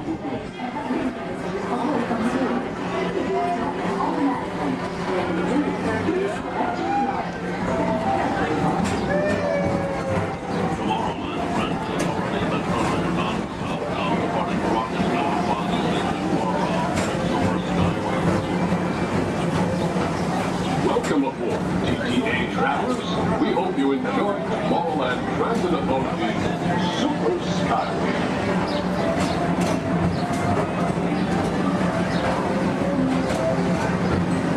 Now approaching Tomorrowland Interplanetary Convention Center.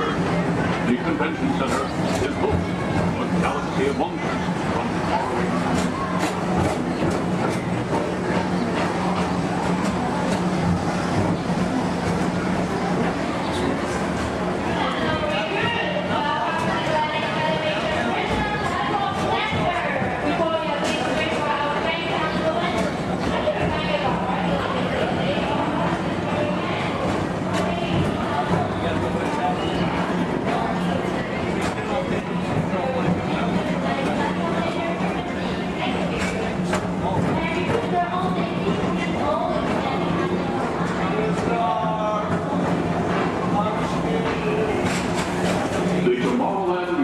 Metro Historical Society presents Walt Disney's 20th century vision for the future. This model city dared to dream the perfect community in which to work, live, and play.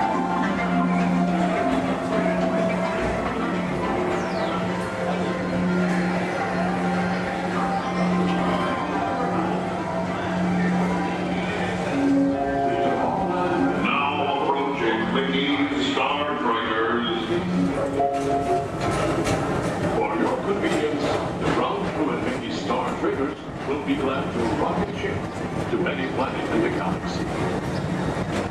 Hi there, Tomorrowland travelers. This is Mr. Johnson and Sky Eagle Hovercraft 1, bringing you the latest Tomorrowland traffic report.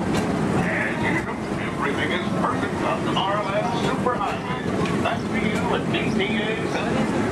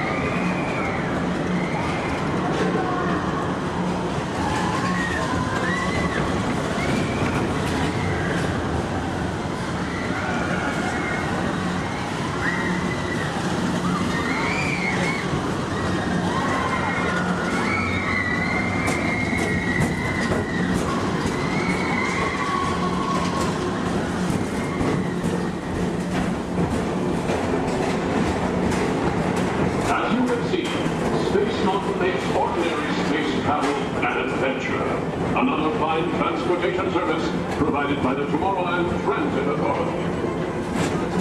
Attention, all visitors from Galaxy M31. Please keep forward-facing tentacles clear of oncoming Metroliner vehicles. Thank you.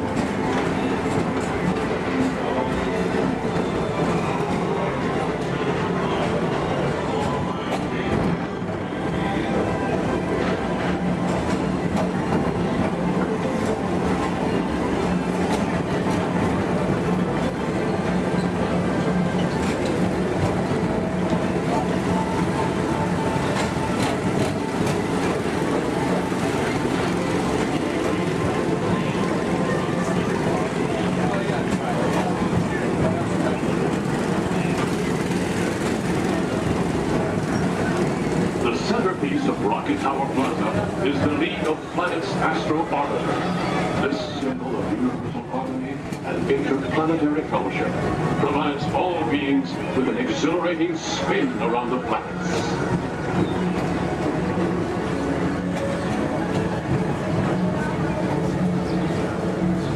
Remember, Blue Line passengers, for all your future travel needs, the TTA services all of Tomorrowland's outlying areas, including the personal rocket ship docking lot, and of course, perfect park acres. Paging Mr. Morrow, Mr. Tom Morrow. Your party from Saturn has arrived. Please give them a ring. Now approaching Walt Disney's Carousel of Progress.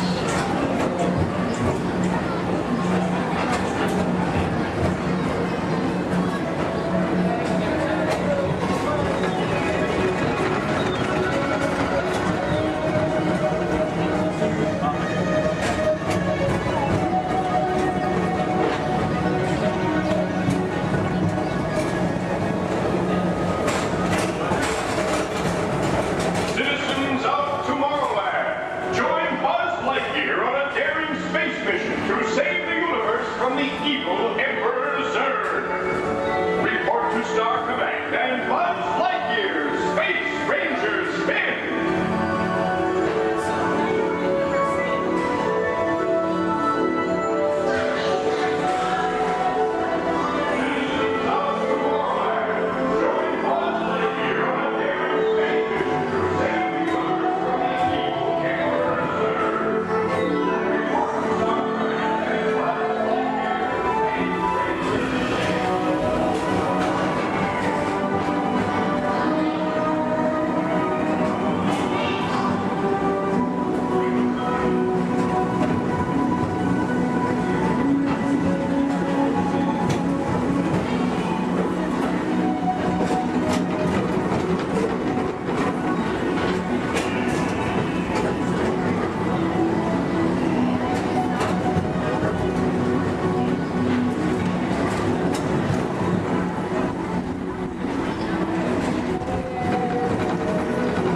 Welcome back to Rocket Tower Plaza at the heart of Tomorrowland.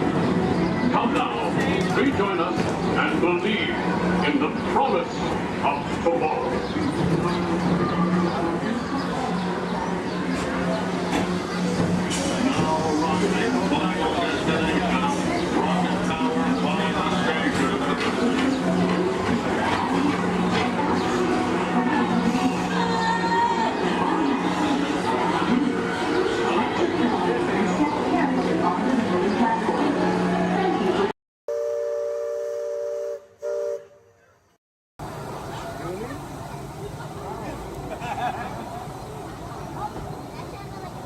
Attention pilots, the rocket ships have initiated landing procedures.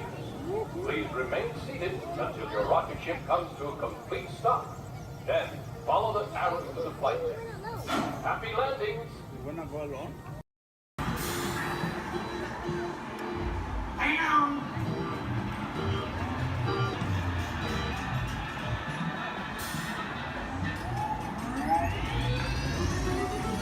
Here we go!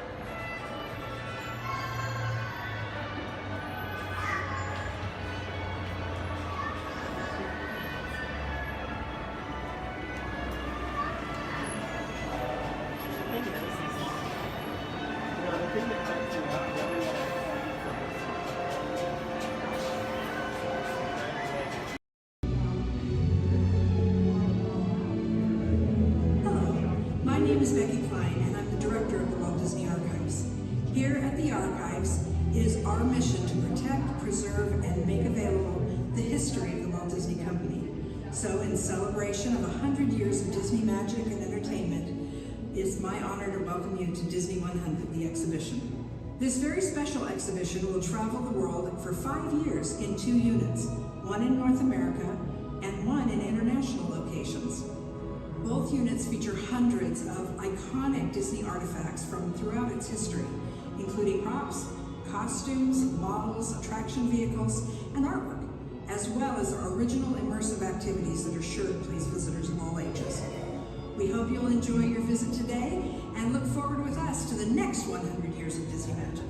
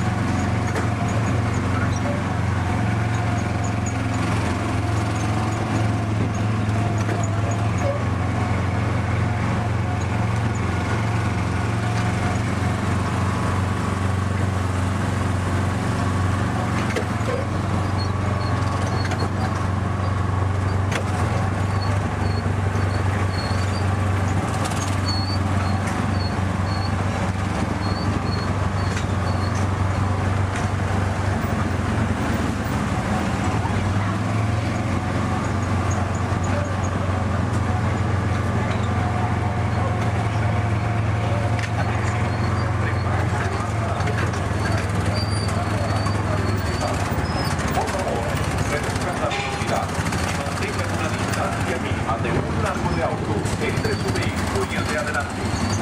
Para parar su auto, quiten el pie del pedal. Gracias.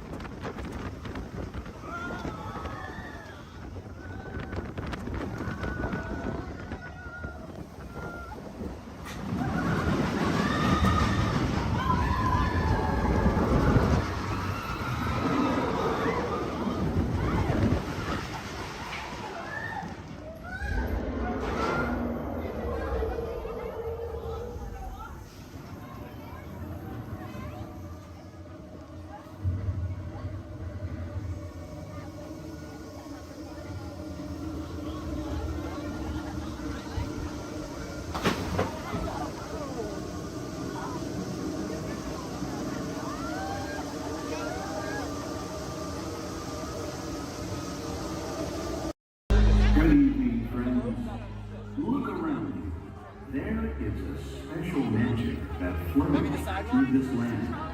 A magic of fantasy, swirling with pixie dust, made more brilliant by the light that lives within you. It inspires us to wish upon stars, follow our hearts, and find our happily ever afters.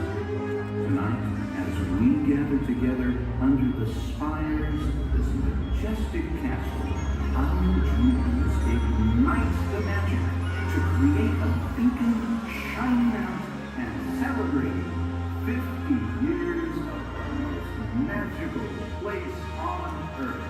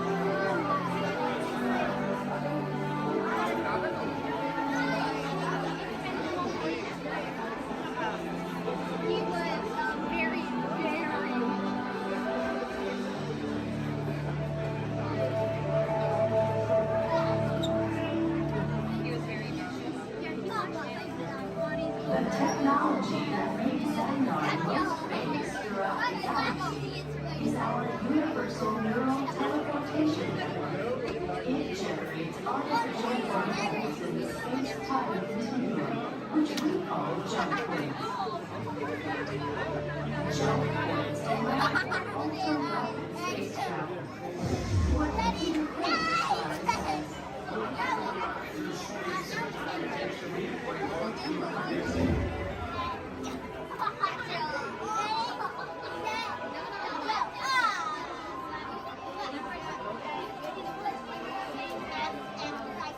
You tell me some also find it fantastic that our planet Xandar can orbit three suns. Did you know that your scientists discovered a planet with three suns in your own galaxy? Your scientists named this planet HD 13199AZ, which Peter Quill said is a terrible name for a planet. He said that you carry should have called it. I am still trying to decipher exactly how a name makes a planet's temperature cooler. You may wonder what it is like to live on a planet with three suns. Observe. For much of the year, our suns appear close together in the sky, giving it a familiar Terran night and day cycle, yet with a unique triple sunset and sunrise each day. As our planet continues along its orbit, the suns draw further apart until they reach a point where the setting of one coincides with the rising of another. At this point, Xandar is in near constant daytime, stacking of produce. There are so many wonders in our places. You will discover more of them as you continue your visit here in the wonders of Xandar. We welcome you, Terrans. Okay, so he was.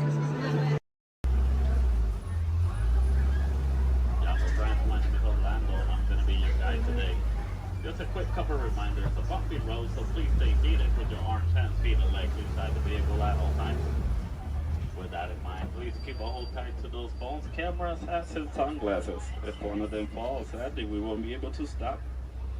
On your top side, you're going to see an animal spotting guide. Hopefully, we're going to see most of those animals today in our safari. Once again, bumpy road, moving truck, so please stay seated at all times. I do advise you to get those phones and cameras ready. This is a photo area, but we might not be able to stop for every animal. I'm going to make sure I stop for most of them. But sometimes they won't stop for us. Just be ready. And 20. So we're going to start off our journey here in the Little Ituri Forest. The forest animals are size exclusive and they depend a lot on camouflaging to stay safe, but sometimes they're kind of hard to see. So here on the right side, we're going to see an okapi. Even though the okapis have zebra-like pants, they're actually related to giraffes. It wasn't until 1901 that okapis were discovered. Before that, they used to be thought as a myth. And much like the giraffes, okapis also have those long tongues that are going to help them reach tall places. And only the male okapi is going to have ossicones. Ossicones are basically the same type of horns that giraffes have, but it's made out of their own skin, so it doesn't count as a horn.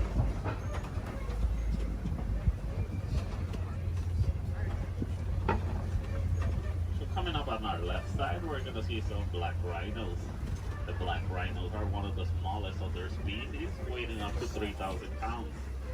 The shape of the black rhino's mouth is kind of pointy or triangle-like, so that way it's easier for them to feed on the forest. It's also a nice way for them to, also a nice way for us to identify the rhinos. Black rhinos have a pointy-shaped mouth, while white rhinos have a square-shaped mouth. So this one here on the right side, closest to the truck, is going to be a greater kudu. The greater kudus are one of the tallest of the forest antelopes. They can go about 55 inches to the shoulder. That's about 4 feet tall. That greater kudu doesn't have any horns like the one in the picture. It's because this one is a female. Only the male greater kudu is going to have horns.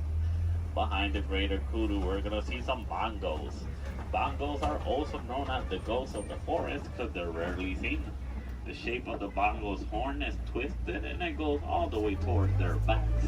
So that way it's easier for them to travel around the forest without getting stuck. So as we start exiting the Little Ituri Forest, we're going to head all the way towards our Safi River. Rivers and water spots are great areas to see some of the wildlife that lives near the water.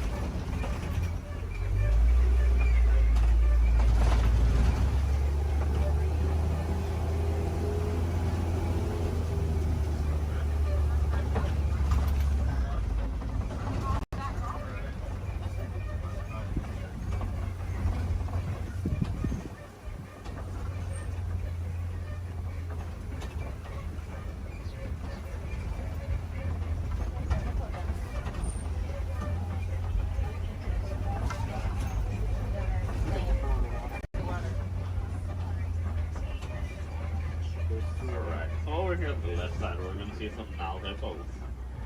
The male Nile hippo can weigh up to 5,500 pounds. They're nocturnal animals, so they're going to be more active during the nighttime. Most of their daytime they're going to spend underneath the water, but they do need to come back for air every 8 minutes. Also, baby Nile hippo right there. A group of hippos is also going to be known as a float. Float of hippos. So here on the left side, we also see some pigback pelicans. The pigback pelicans get the coloration in their feathers during mating season.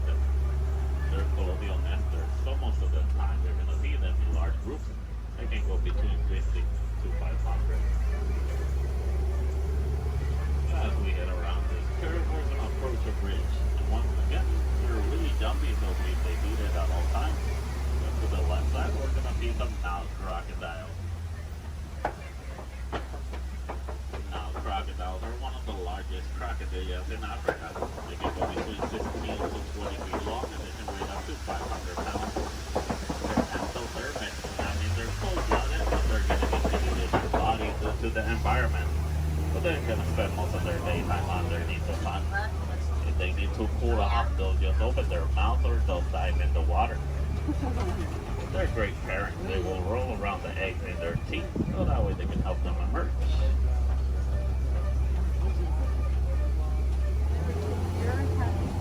So as we exit the Taffy River, we're going to head all of the way towards our savannah. Savannah is going to be a large plain and a great area to see most of the animals in Africa.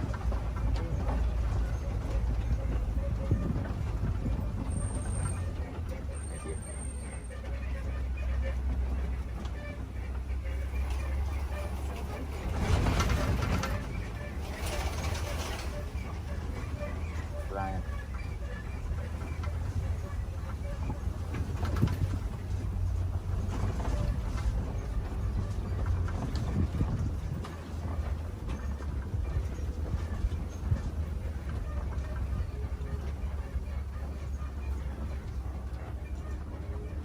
As you can see, the savanna ecosystem is going to be a large plain of grass with tall trees and a lot of termite mountains. Each ecosystem is going to be unique and shaped by the animals that live on them. Between savanna, deserts, rivers, mountains. Most of the animals will actually use the termite mountains as fast crashers. Some of the smaller species like springboks will stand on top of them so that way they can have a better view. Here on the left side, we do see a pack of African wild dogs. The African wild dogs are also known as painted dogs. They're part of the canine family. A difference they share with wolves and dogs is that they only have 4 toes. But they're a great pack of successful hunters, hunting up to 90% of the food they eat. But verbalizing, the African wild dogs won't bark or howl. They'll actually make a squeaky sound that sounds similar to squeaky toys. Here on the left side, some Ankoli cattle. Ankoli cattle are also known as the Watusi cattle, named after the clan that domesticated them. They're a sign of wealth in Africa, where both male and female will have those huge, majestic horns that can go up to 6 feet long. Even though those horns are big and they look kind of heavy, they're actually honeycomb inside. They use the inside of those horns to move blood up and down, so that way they can keep themselves cooled off. Over here on the left side, we also see a sable antelope. Sable meaning brown, they're also the emblem of the Harambe Wildlife Reserve. They're the only type of antelope that in a fight or flight situation, they'll stand their ground and they will fight. As you can see, the shape of their horns goes all the way towards their backs, so that way it's harder for predators to jump on them.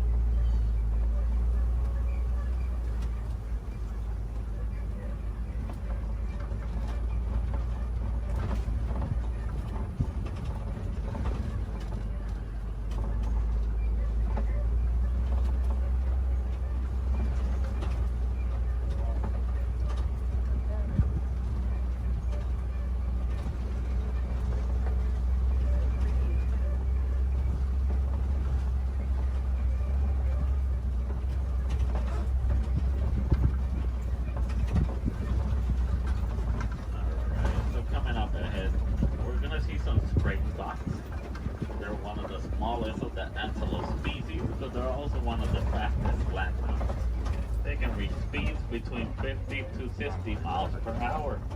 And as their name implies, the spring fox. They're great jumpers. They can jump up to 6 feet tall and up to 13 feet long. Behind the springboks, we do see some wildebeest. The wildebeest are the second largest grouping of mammals, second only to us humans. Wildebeest is a translation from the African word wild beast, but they're also known as the newt due to a sound they make when verbalizing. It sounds like they're saying newt.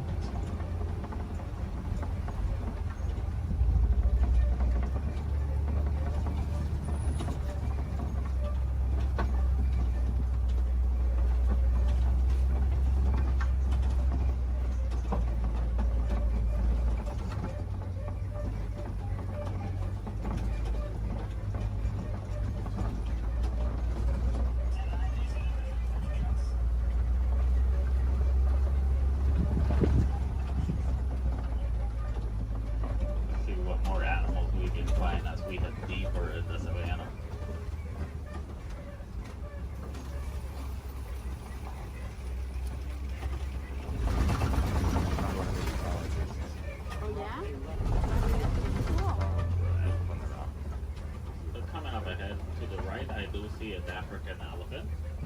Easy to spot due to their huge size. Also, the shape of their ears look like the continent of Africa. They like to flap around those huge ears back and forth so that way they can keep themselves cooled off. Basically like a giant pair of fans. Also to the left side, mandrills. And the mandrills are one of the largest species of monkeys. Male mandrill can weigh up to 100 pounds, while the female can weigh up to 35 pounds. They also have a special pocket in their mouths where they can store food and snacks for later, just like squirrels.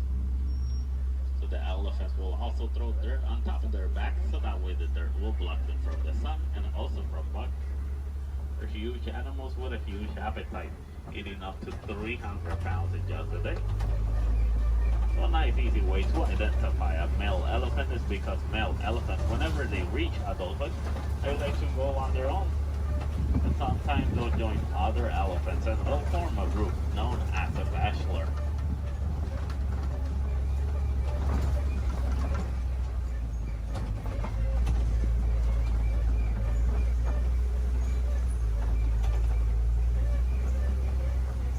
Once again, another bridge. Please stay seated.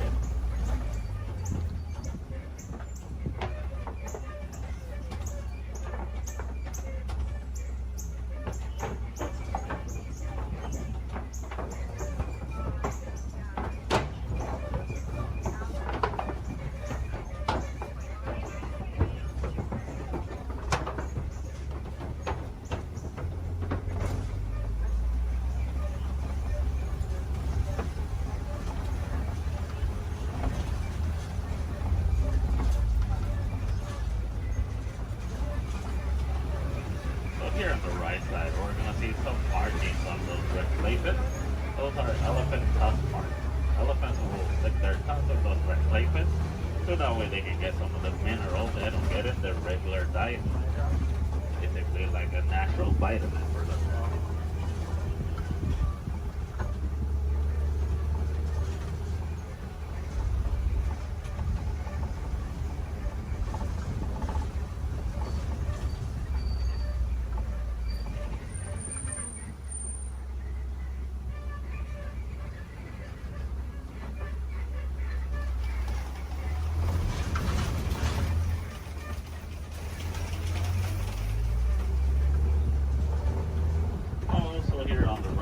We do see some trees that look like they're upside down. They're known as upside down trees, but they're also known as the tree of life. The real name is the baobab trees. And baobab trees can go leafless up to 9 months of the year, so that way they can store inside of them thousands of gallons of water. Some of the animals will actually try and reach that water, like elephants will stick their tongues on them.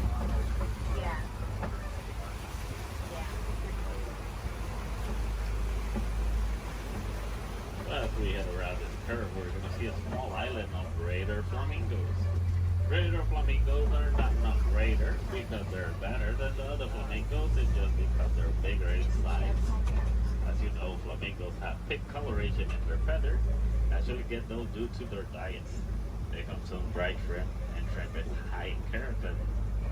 When you guys ever get to see baby flamingos, you're going to know that they have great feathers instead. A group of flamingos like this one is also going to be known as a flamboyant.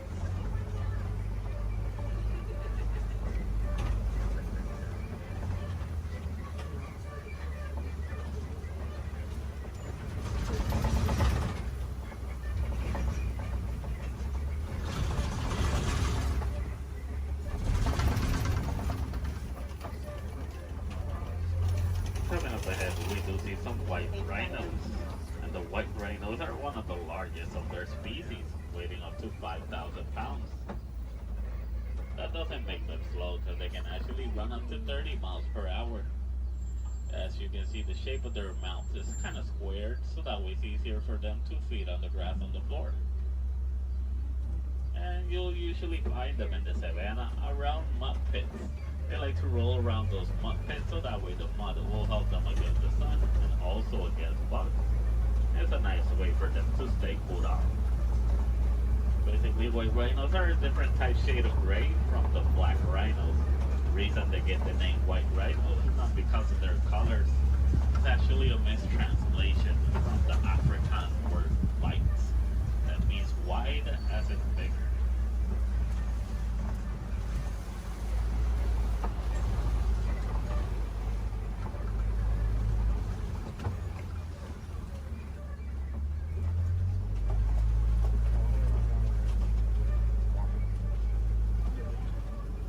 All the way in the back on the left side, I do see a cheetah walking around.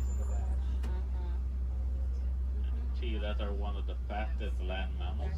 They can reach a speed from 0 to 60 in about 3 seconds.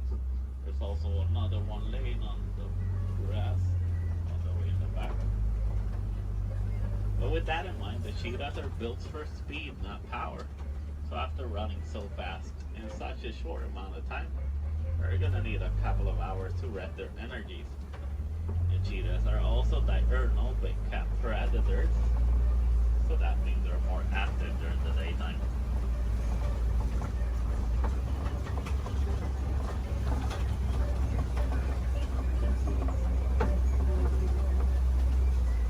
Coming up ahead, we do see some Kobe rocks, and on top of that Kobe rock, we do see a lion.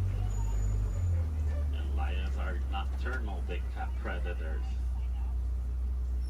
They're more active during the nighttime. Most of their daytime, they're actually gonna spend sleeping. They can sleep up to 20 hours in a day. So that way they can store all the energies for the successful hunt at night. But while hunting, the female is gonna do most of the hunting, while the male is usually gonna be the stay-at-home dad who's gonna take care of their cubs. So a group of lions is gonna be known as a pride. In the morning, the lion's eyesight is technically as good as ours, but at nighttime, their eyesight are 6 times stronger. That's why they're successful hunters at night.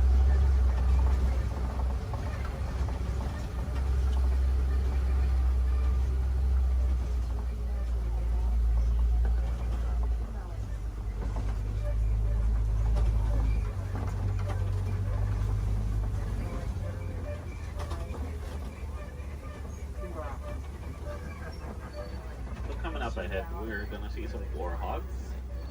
There's one behind that tree. There it is. And warhogs are one of the largest burrowing mammals. They like to make burrows like those in which they will sleep on facing outwards. So that way they can see anything that's coming toward them.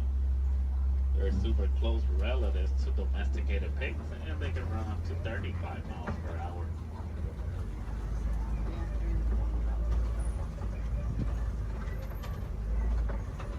Another white rhino on the right side.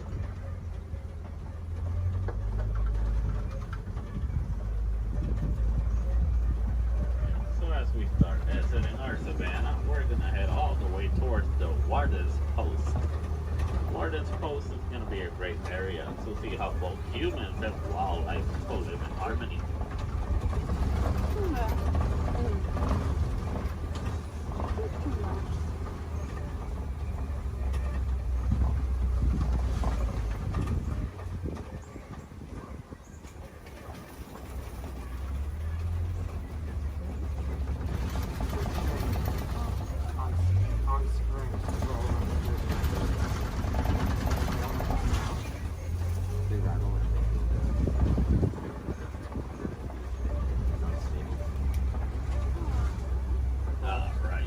Here in the Warden's Post, we're gonna see some Nigerian dwarf goats.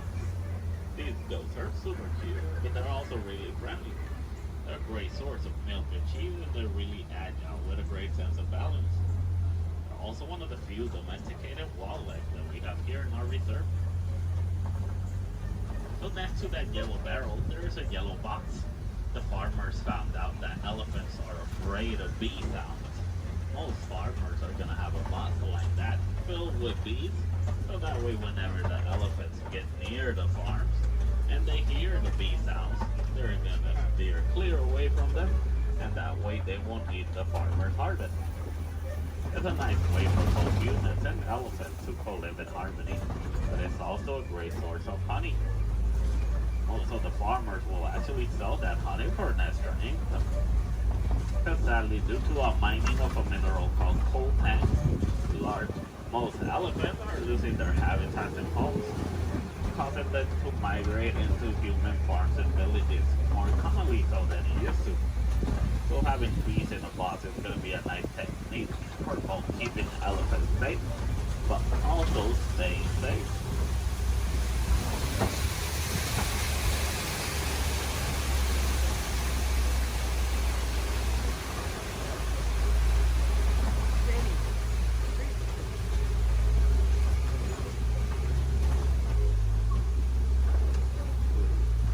As we start reaching the end of our safari, I just want to let you guys know, if you want to see more animals and learn more about them, I do advise you to visit Gorilla Falls Trail. It's a nice 20-minute pathway that will take you all the way to meet a family of gorillas, while meeting more animals, learning more about them, and also more about conservation. If you're really lucky, you might even get a better close-up view of the hippo through a glass. Also, while here in Harambe, we have the Rafiki's Planet Watch. The Wildlife Express train is going to take you all the way towards Rafiki. Well, you're also going to meet a couple more animals. You might even get to pet some of them in the Domesticated Pet Center. We have an animation studio where you might learn how to draw a couple of our animals. Super cool. And we also have an animal clinic. Any chance we need to take care of one of our animals, you guys can actually see the process through a glass. It's super cool. It's got nice AC, but it takes about a whole hour to complete. So you gotta plan ahead. The last Wildlife Express leaves at 4:30 from the sun award.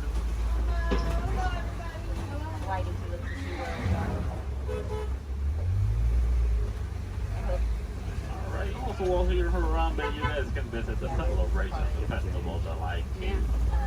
A great show to watch while visiting Animal Kingdom. There's going to be animals wherever you go throughout the park. We do have the lesser flamingos. Those are going to be the smaller flamingos. In some area of the park, I believe, is one of the pathways that leads you to the Tree of Life. If you go all the way towards Asia, they're going to see a similar walking trail to the Gorilla Falls, but it's going to be known as the Maharashtra Jungle Trek. Over there, you're going to meet some of the Asian animals like Komodo dragons, tigers. Also super cool to visit while you're in Animal Kingdom. So for the Gorilla Falls, once you head out of the truck and you head down the ramp, if you go to the left side, you're already on the Gorilla Falls Trail. Keep going around, enjoy your time, see more animals. If you go to the right, you're going to go back to the village, where you can see the entrance towards Rafiki.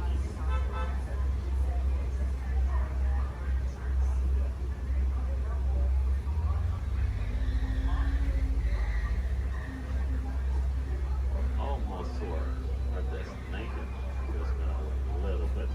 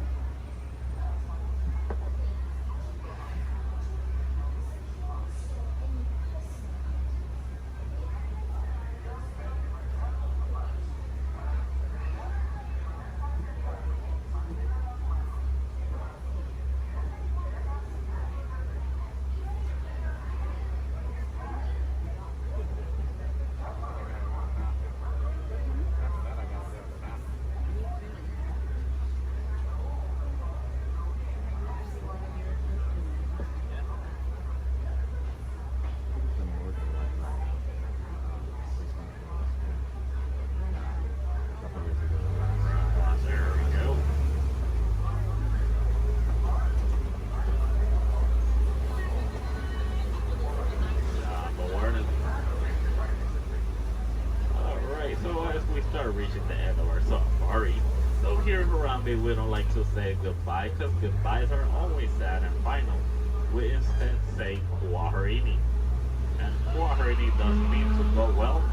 So Kwaherini guys, go well, go wild, go make a difference out there.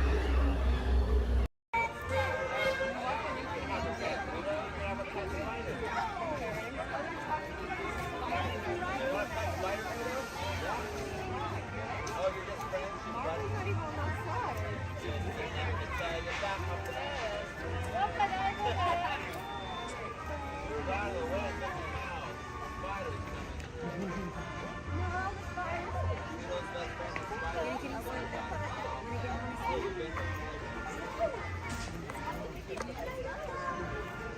an important transmission coming in. Hey, what's up, Nova 4? Our cosmic generator has been stolen. What? How? Why didn't we think of that? That thing's gotta be worth a fortune. I am Groot? Good question. Yeah, who do you think took it? Perhaps that really big man outside your ship. That is a big man. I need to alert Miracle Prime. That's not creepy at all. This species has failed. Wait, whoa. We didn't even know there was a test. He's got the cosmic generator, and he's creating a new jump point. Jump point to where? It's some kind of mutant jump point. It's going back to the dawn of time. Dawn of time, why? To erase an error. Well, that doesn't sound good. Your time is over. Wait, what do you mean? What do you mean it's so vague? The jump point is closing. Hey, Nova Dude, you're Nova Corps need to follow that whatever it is until we get there. We can't. Our power is down, and I've got to get these Terrans onto evacuation shuttles. I got it. I reprogrammed the shuttles to follow them through the jump point. Hey, what? Look, they're our only chance of keeping track of that whack job until we get the cosmic generator back. Piece of cake. Wait! There's King. Where's this King? The odds are impossible. Yep. But it's our only shot. Good luck. Are you sure you can control it? Come on, it's me. I got this. We're all toast. First there was cake, now there is toast. This plan is making me so hungry. Terrence, listen up. You need to...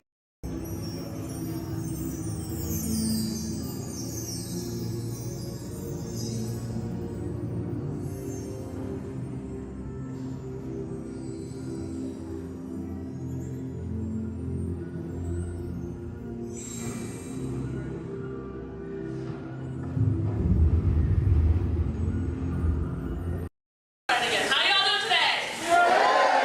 Much better. All right, my name is Brandon. I'm going to be your director on set today. Down there at the end of the Oxby system, bring neighbors, say hi, Brittany. Hi. All right, now I'd like to welcome you to Disney Hollywood Studios Backlot Tour. We're going to start our tour right here with special effects water tanks. Water tanks like these play a major role in action films today. Some of that crazy out-of-control mayhem we've seen movies like Crimson Tide, Pearl Harbor, and The Rock can be created with some of these large-scale physical and mechanical effects. We're going to be shooting on an action sequence here today called Harbor Attack, using some of the very own special effects that directors like Michael Bay used in their films. So be sure to check out monitors. I'm just going to go ahead and set the scene. In this scene, Provo is on a surveillance mission, searching the skies for enemy aircraft, who is caught off guard with the real danger surfaces from beneath the sea. This is going to require a full range of physical effects, split-second time, and careful direction. We have the lights, we have the cameras, all we need now is the action. All right, now if anybody knows this serious action, it definitely would have to be director Michael Bay. Some of the special effects you're going to see in our show today include water cannons, pressurized up to 100 pounds per square inch. That must be time to match our sound effects. And probably the most important effect out of all these is fire. So this being night at the exact precise. And it does take a lot of time and energy to set these tremendous for an explosion. But the most important factor in all this is the safety of our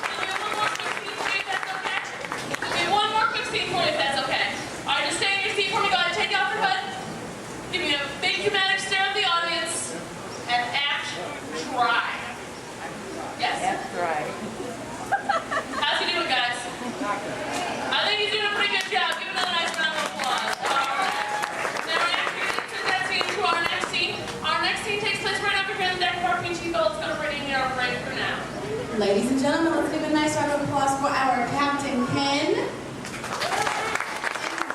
and Brave Deckhand Debbie. Passes on set for all right, thank you, Brittany. And roll playback. All right, now remember, crew, you are on a surveillance mission, okay? And action. All right, Captain, pick up your binoculars. They're right in front of your wheel, Captain. Captain, your binoculars are right in front of your wheel. Captain.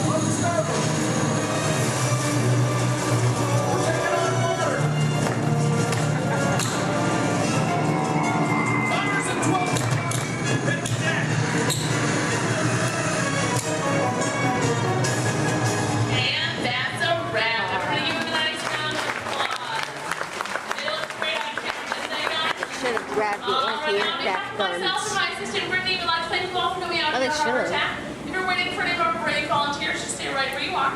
If not, go ahead, turn to your left, down the exit ramp through the cops warehouse.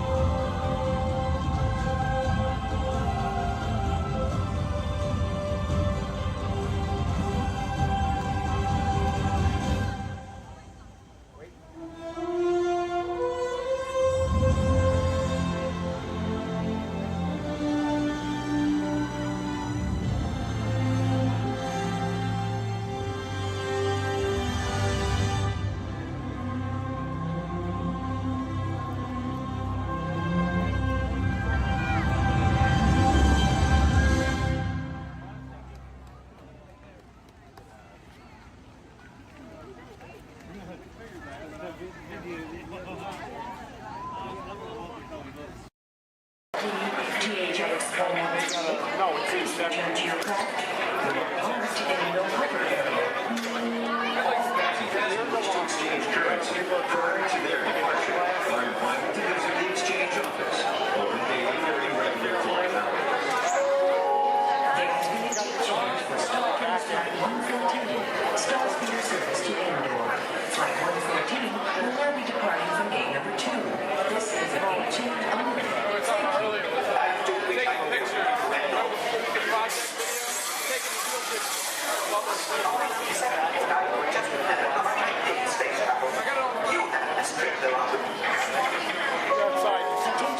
StarCast Flight 1119, non-stop service to Endor, is now ready for boarding at gate number 1. All passengers, please proceed to the boarding area immediately. Good job. 사람을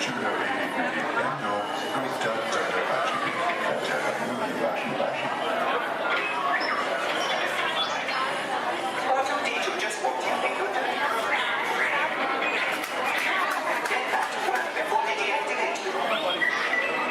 Yes, I really will. And hurry up. They'll need this console any moment now.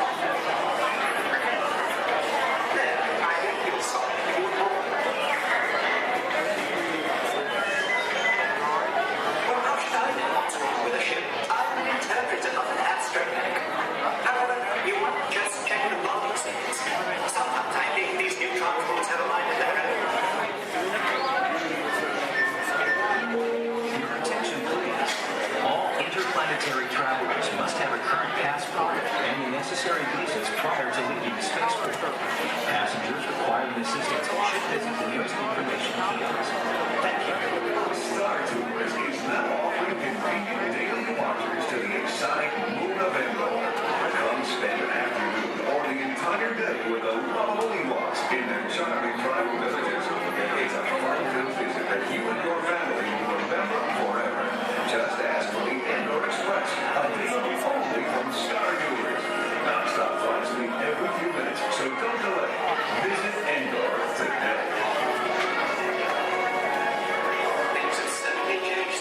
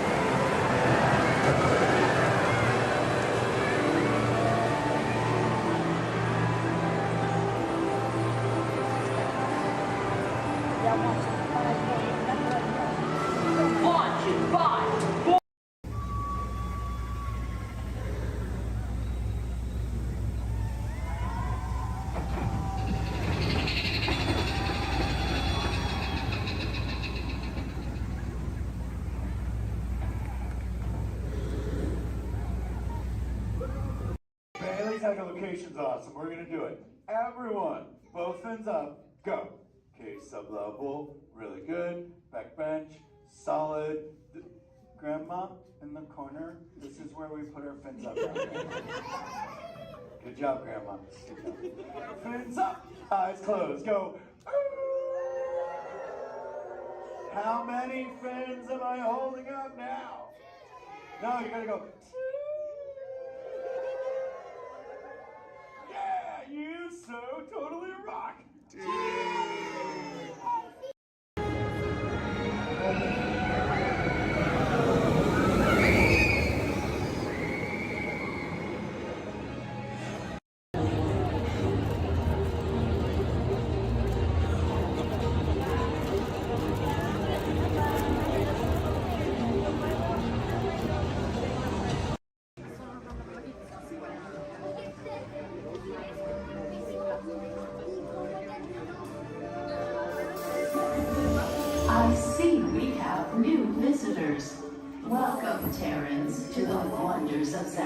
Zandar.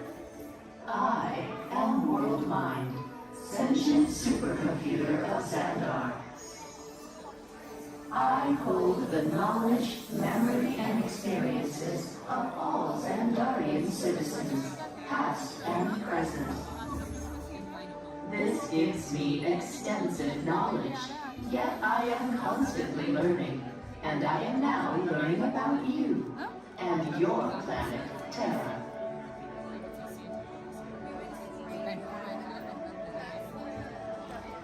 Much of my knowledge of your world came from your great scholar, Peter Quill.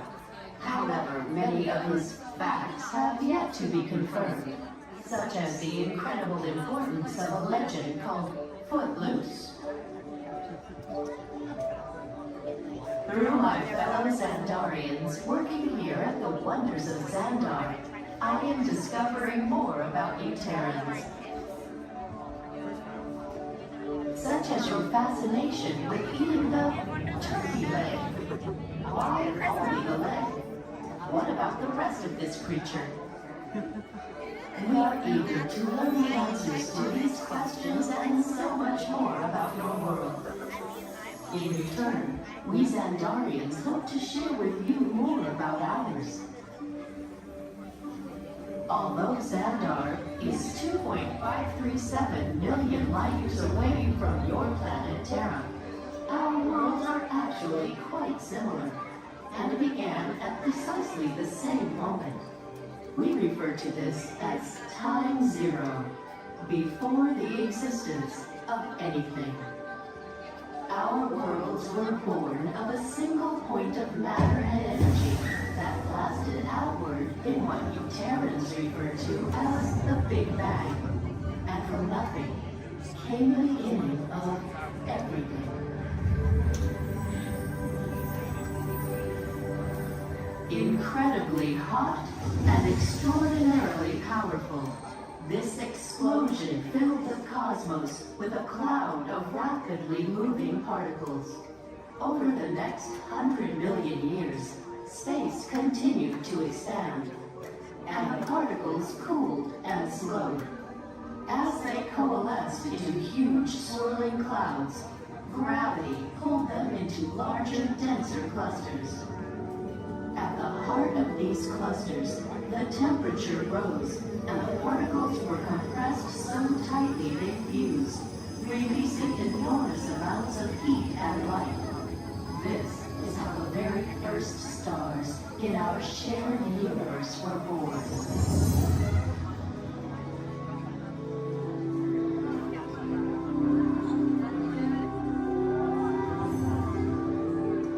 The singularity is just one of the commonalities between our two worlds that we will explore today.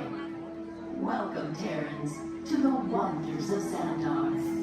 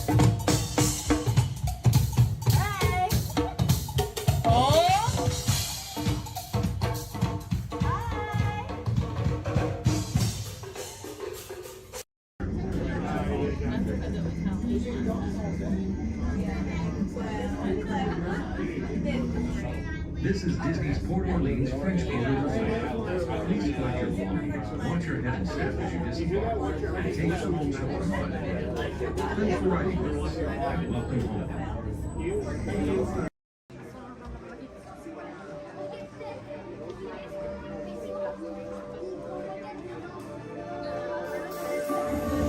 I see we have new visitors.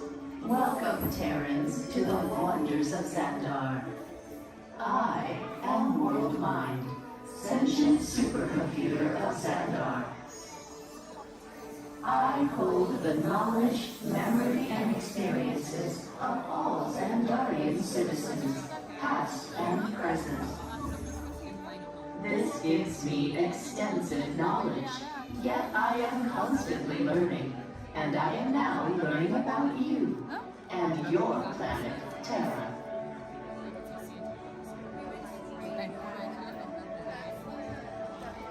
Much of my knowledge of your world came from your great scholar, Peter Quill.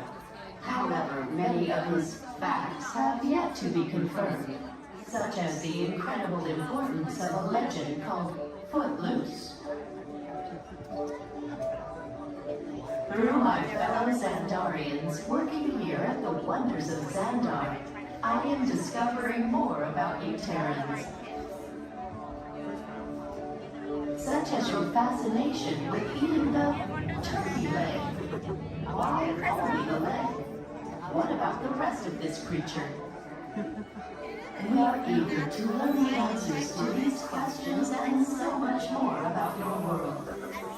In return, we Xandarians hope to share with you more about ours.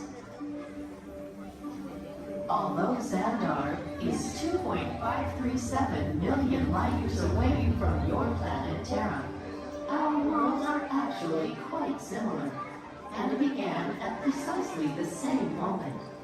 We refer to this as Time Zero, before the existence of anything.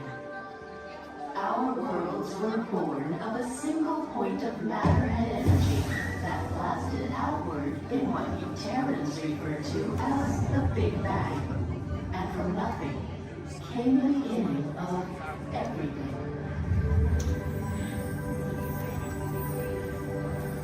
Incredibly hot and extraordinarily powerful, this explosion filled the cosmos with a cloud of rapidly moving particles. Over the next 100 million years, space continued to expand, and the particles cooled and slowed. As they coalesced into huge swirling clouds, gravity pulled them into larger, denser clusters. At the heart of these clusters, the temperature rose, and the particles were compressed so tightly they fused, releasing enormous amounts of heat and light. This is how the very first stars in our shared universe were born.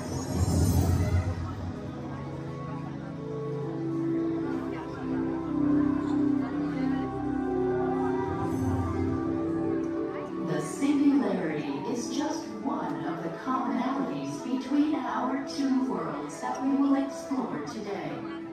Welcome, Terrans, to the wonders of Xandar.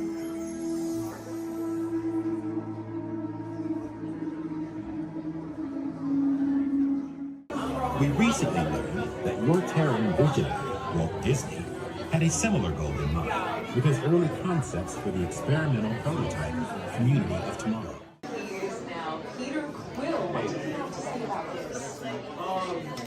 You know, I mean, it was really a group effort to execute my plan. Thank you, Mark. The great lady, I would love to hear more about how Terra was chosen for this Wonders of Xandar tour. Well, that was really my idea. And that got too, because I love that place. It's awesome. I went there as a kid, and I cannot wait to get to go back and ride. I forgot his name. Also want to see the energy, dinosaurs, and of course, hear the veggie fruit. It's the best. Okay, well, I'm sure it will be wonderful for you to relive all of those memories again. That's us. And it's thanks to Guardians that Xandar is reaching out to other cultures across the galaxy.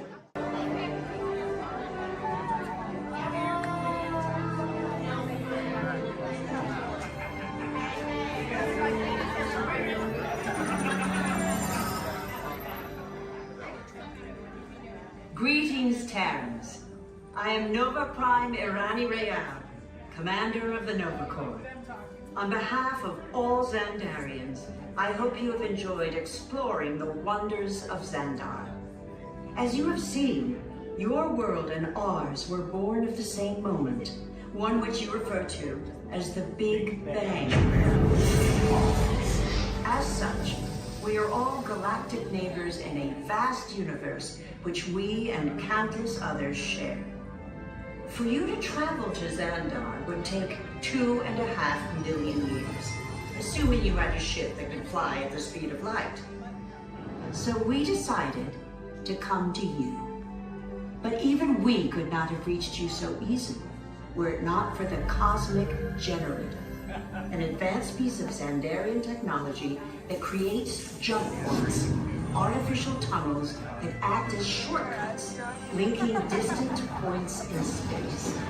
It is our desire to share this wondrous technology with your people so that together we might explore new worlds and create a brighter tomorrow. And now, as the culmination of the wonders of Xandar, you will be teleported to a Nova ship above your planet for a demonstration of the Cosmic Generator.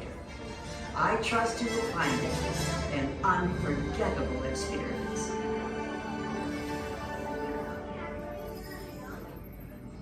Welcome, people of Epcot, Epcoters, Epcotians, citizens of Epcot. Does anyone know what they call themselves? What? Someone needs to tell me when I'm on. Welcome, Epcot Terrans. I am Centurion Tal Merrick, and we're just about ready to teleport you up to the ship for the demonstration. As you're about to enter a secure Nova area, I must ask you to put away your Terran communication devices at this time. Recording of any type is strictly prohibited. I am very serious about this. Now, please step forward into the chamber. You're gonna love this. You're on! That was the best. That was like probably highlight. You're on! Someone get that guy I should warn you that we have never teleported Terrans before. But since your molecular structure is very similar to Xandarians, it should work. It'll work. So long as you are standing inside the lighted ring. You do not want to know what happened last time someone did not stand where I told them to, okay? Stand by the teleportation. Here we go.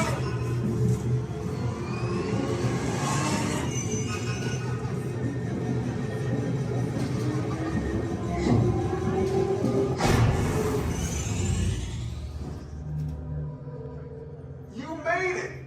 I mean, of course you did. Nova Prime, they're ready. Excellent. What you see before you is the Cosmic Generator. And in just a few moments, we'll be activating it so you can experience for yourselves what's happening. I'm not sure. Our power's out. And the Cosmic Generator is gone. Interior Mod, go to Code Red, prepare the fleet, and call the Guardians. Now. There is no cause for alarm. Turn off that alarm. I've got an important transmission coming in. Hey, what's up, Nova Corps? Our Cosmic Generator has been stolen. What? How? Why didn't we think of that? That thing's gotta be worth a fortune. I am Groot. Good question. Yeah, who do you think took it? Perhaps that really big man outside your ship. Oh, that is a big man.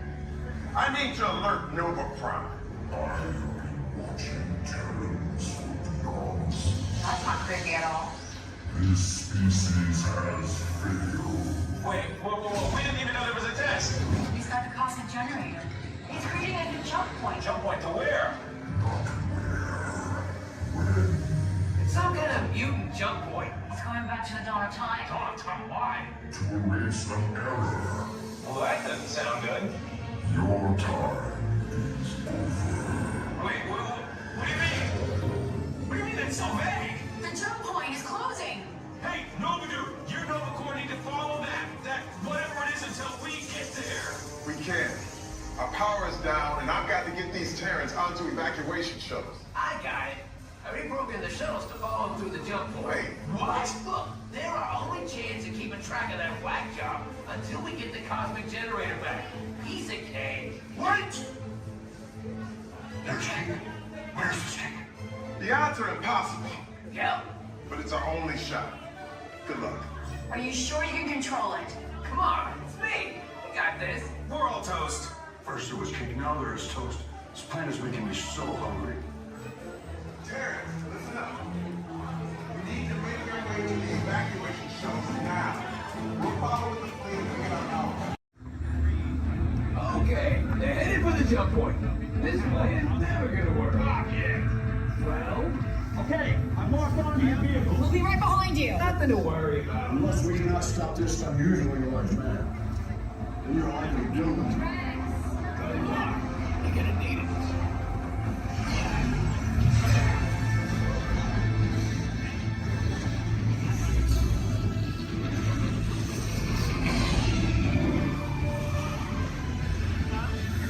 Refuse to follow me. What is that noise? Noise? No one's gonna stop rock and roll from existing. What have we done? I think we're jumping back.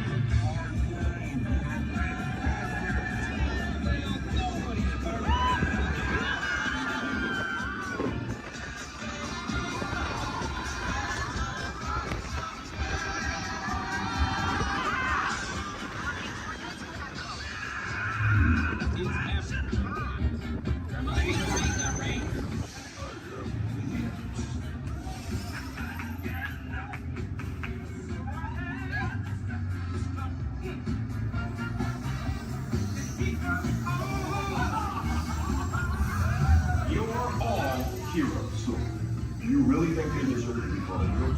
Do you see how they dress? It's just a figure of speech, Drax. You are lying to them. Now I understand. Welcome to the Guardians of the Galaxy. Your time has come. The master awaits. Yeah, I'm a little scared.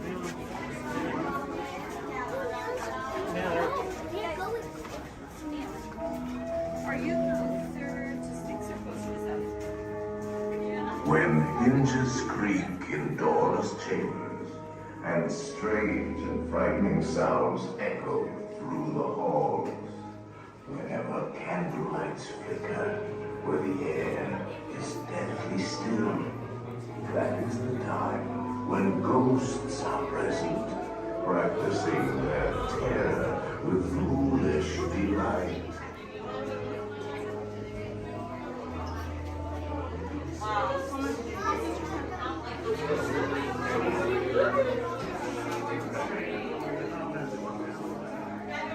Proceed all the way to the chamber and all the way across the walls. Look alive, folks, for our strict deadline. It's going like a hatchet and chop chop. Welcome, foolish mortals, to the haunted mansion. Your host, your ghost host.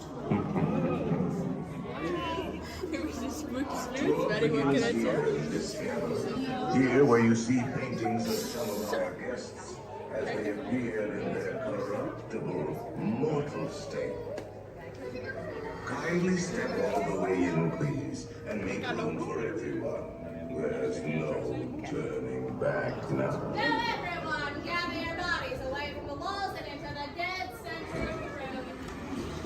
Your cadaverous pallor betrays an aura of foreboding, almost as though you sense a disquieting metamorphosis. Is this haunted room actually stretching? Or is it your imagination? And consider this dismaying observation.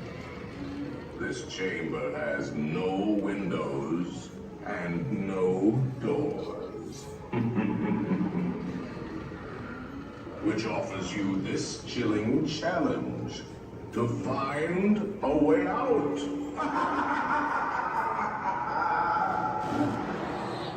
Of course, there's always my way.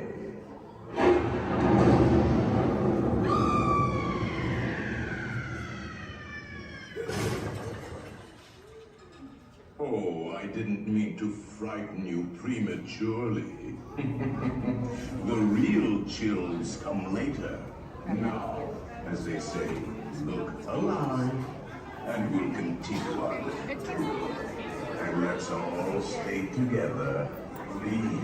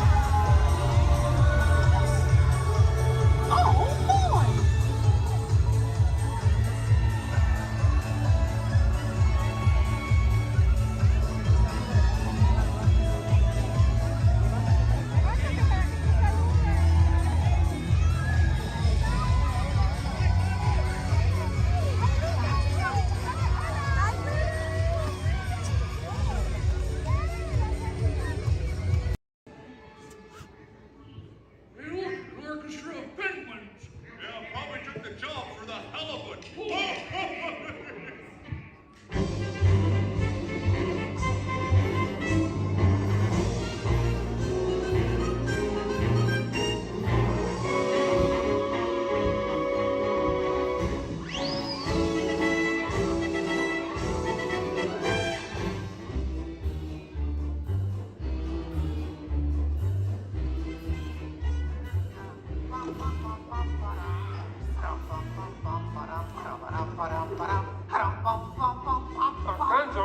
Gonzo?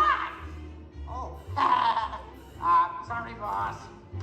Hi-ho, Kermit the Frog here, and welcome to Muppet Vision 3D. Now, let me show you around our research center. See, here in this modern high-tech facility... Hey! Be careful! Here in this modern high-tech facility, we have perfected Muppet Vision 3D, a new film process which we're about to demonstrate today. Now, working the projector is an old friend of ours, the Swedish chef. Chef, everything okay?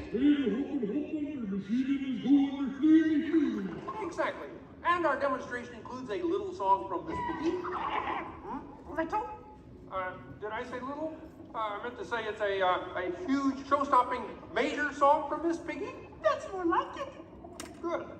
And we've also got a big musical finale from Sam Eagle. Sam, what's it about? It's called A Salute to All Nations, but mostly America. Great. So it's going to be a swell demonstration, and at no time will we be stooping to any cheap 3D tricks.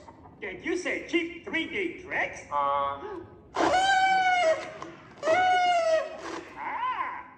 And here's something I wanted to spring on you.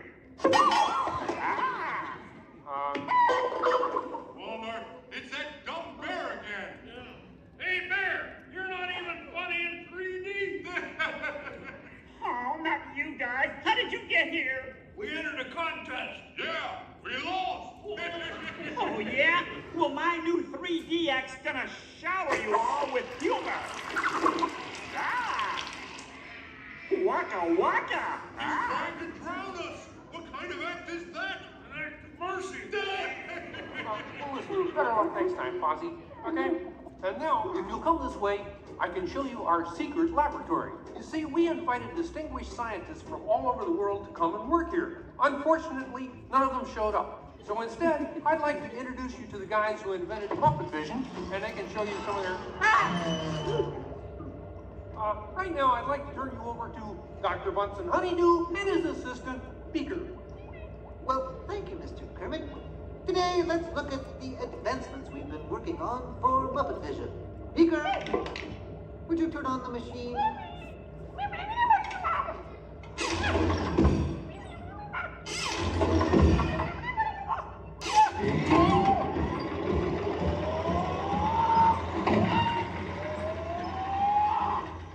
We at Muppet Labs have been able to grab hold of the future.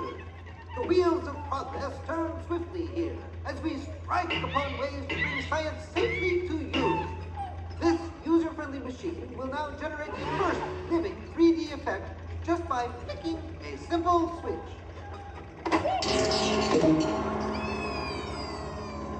I'm Waldo, the spirit of 3D. Thank you. There. Ooh, cute outfit. What's this? Don't you just hate it when your nose runs? You know, all these other people think I'm talking to them, but I'm really just talking to you. Well, I think that would be just about enough of Waldo, Beaker. You may deactivate. What? What are you... Hey, watch it. Oh, dear, he won't deactivate. Ladies and gentlemen, there's nothing to worry about, but please keep your heads down. I'm bouncing on people's heads. Beaker, activate the inflatomatic. The what? You... Oh! Beaker, hurry! Great!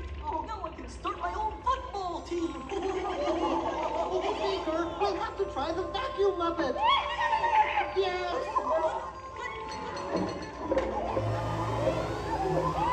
Ladies and gentlemen, for your own safety, please rest your armrests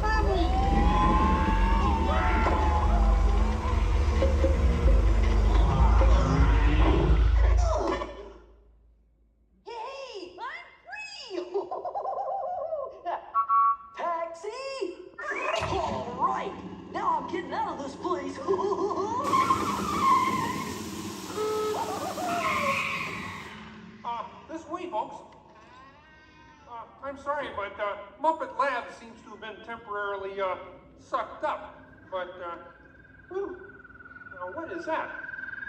Hey, Kermit, see, it's my new remote control banana cream pie. Huh? Hey, Kermit, watch this. What?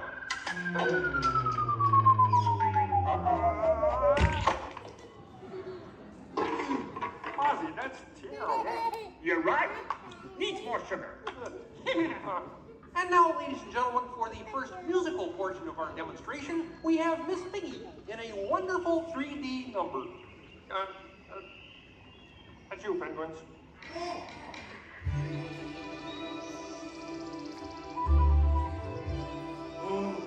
Doesn't it look beautiful?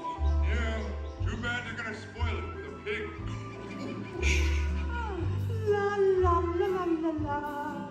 Oh, sun shining bright above you. Soft breezes seem to whisper, I love you. Birds singing in the sycamore tree.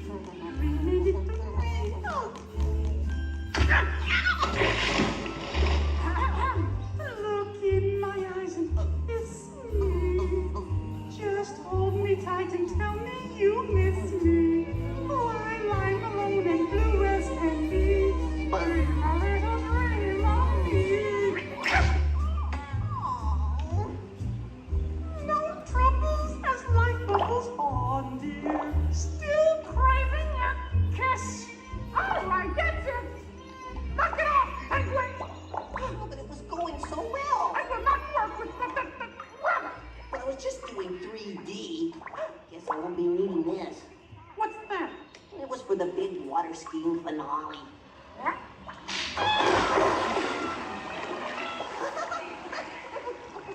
Peabody, what are you doing? What do you mean? You are ruining this film. Well, I was Get just out. trying to Get help. out. I didn't mean anything. Go away. Go away. Does anybody know the way out of this film? Hey, you got a map down there? Well, you can come with me if you like. I just got fired and I'm running away. Terrific! Let's go. Okay. Hey, Bean, what's up? I'm going away. Forever. Oh, great. Could you give me a sandwich? Would any of you people like anything? I mean, since he's going out, he could forever? Bean? Bean? Oh, Kermit! Kermit!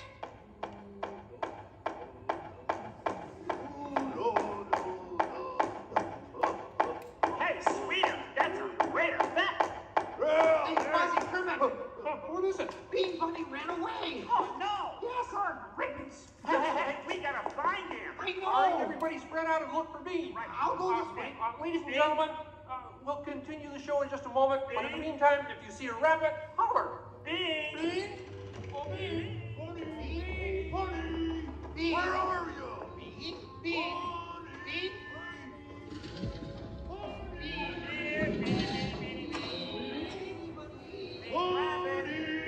Hey, what's all the commotion about? Bunny ran away. Well, you know what that makes him? Smarter than us. Hey, anybody seen a bunny? I don't see a bunny. Where? Where? Oh, nothing up there but a bunny. A bunny? Bean! Hi, sweetie. Hey, Kermit, look! What? Bean, what are you doing out there? I'm running away. Nobody would let me help in the movie. Oh. This is a very moving moment. Yeah, I wish they'd move it to Pittsburgh. Hey, Bean! What are we doing sticking around here? Let's rubber! Who's that? He's Walton, 3D friend, and we're both leaving the movie. Right. Look at Bean! If you leave, you'll miss all the fireworks! Right, yeah! Fireworks? Ooh. Okay, I'll stay, but I want to help. Gee, is there anything Bean can do in the final number? Oh, gosh. Maybe Bean could set off the fireworks. That's great. Yeah, and I'll stay and help. I love fireworks. Well, okay. Sam, are you about ready? Yes, it's a glorious 3-hour finale. You got a minute and a half. Okay, everybody, get ready. Right. Ladies and gentlemen, the Muppets proudly present the final demonstration of Muppet Vision 3D.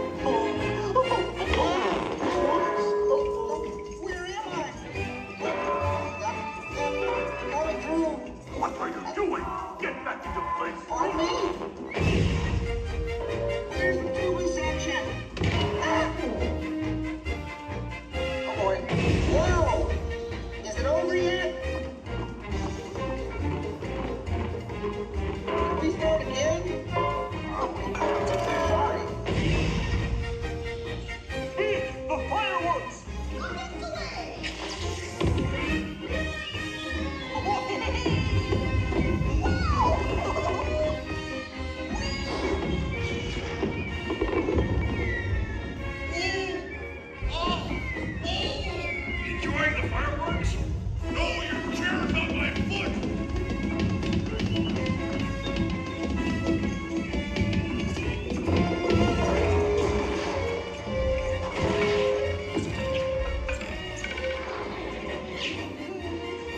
What's this?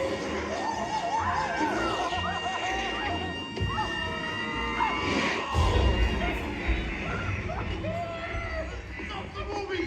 Stop the movie, Chef! Chef! Can't you hear me? Stop the projector! You will hear from my lawyer! Hey, I'll save you, penguin! Take it easy! Oh, I'm sorry! Oh, no, wait! Don't shoot! Stop, everybody! Stop! No, not you! Them! Look out!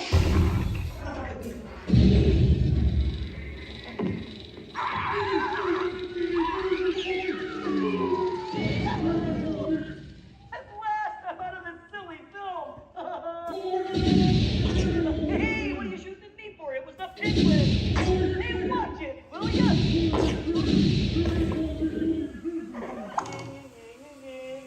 You could hit me with a cannon? Hey, everybody, he's got a cannon!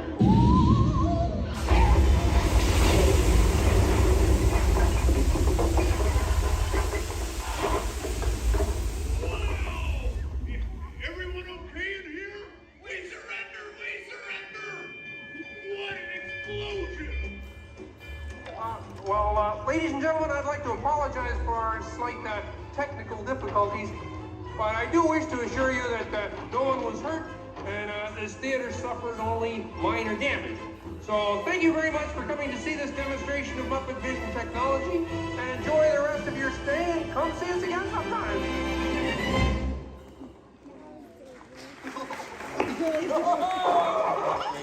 They'll never recognize me now! Forward!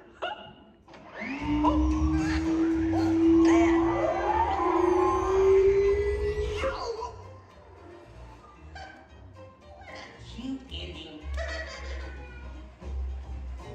Well, what do you think? We have time to go to the bathroom before the next show? We can't, you old fool! We're bolted to the seats! On behalf of Kermit and the gang, thank you for joining us. Now please gather your personal belongings and waka waka. Uncle's exit doors to your right.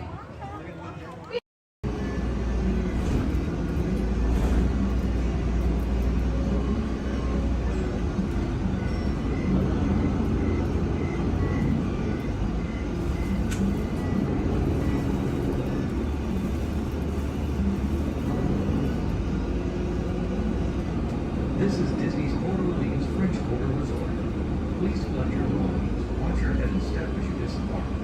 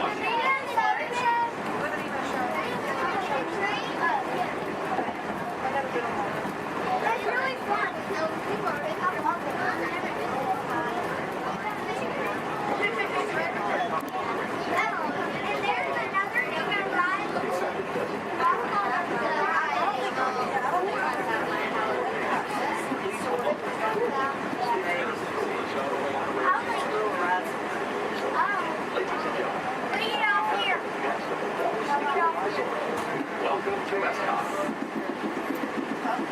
Back off now. You're not back out. No, you couldn't even live out the wall.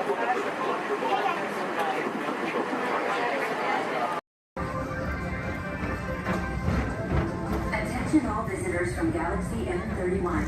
Please keep forward-facing tentacles clear of oncoming vehicles. Thank you.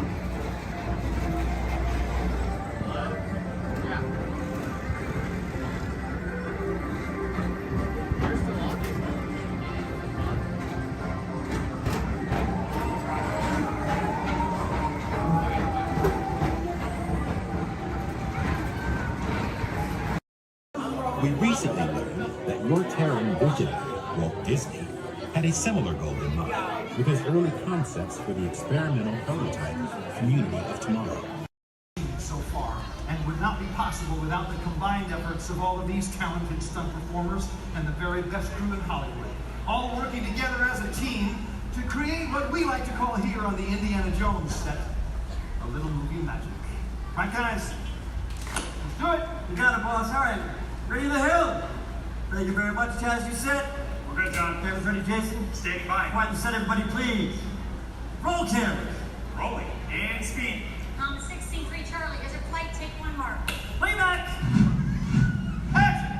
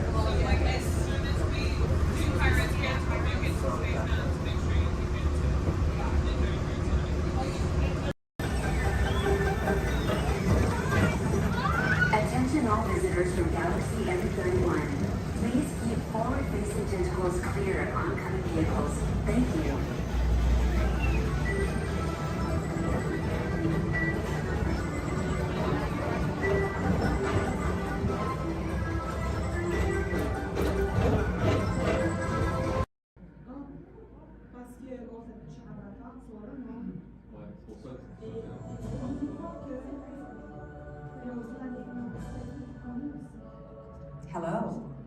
I'm Dr. Marsh, director of the Dino Institute, and I hope you enjoyed those quaint exhibits in the old wing. That's how dinosaurs have been presented to the public since the study of fossils began over 150 years ago. Today, that bare bones approach is about to become extinct.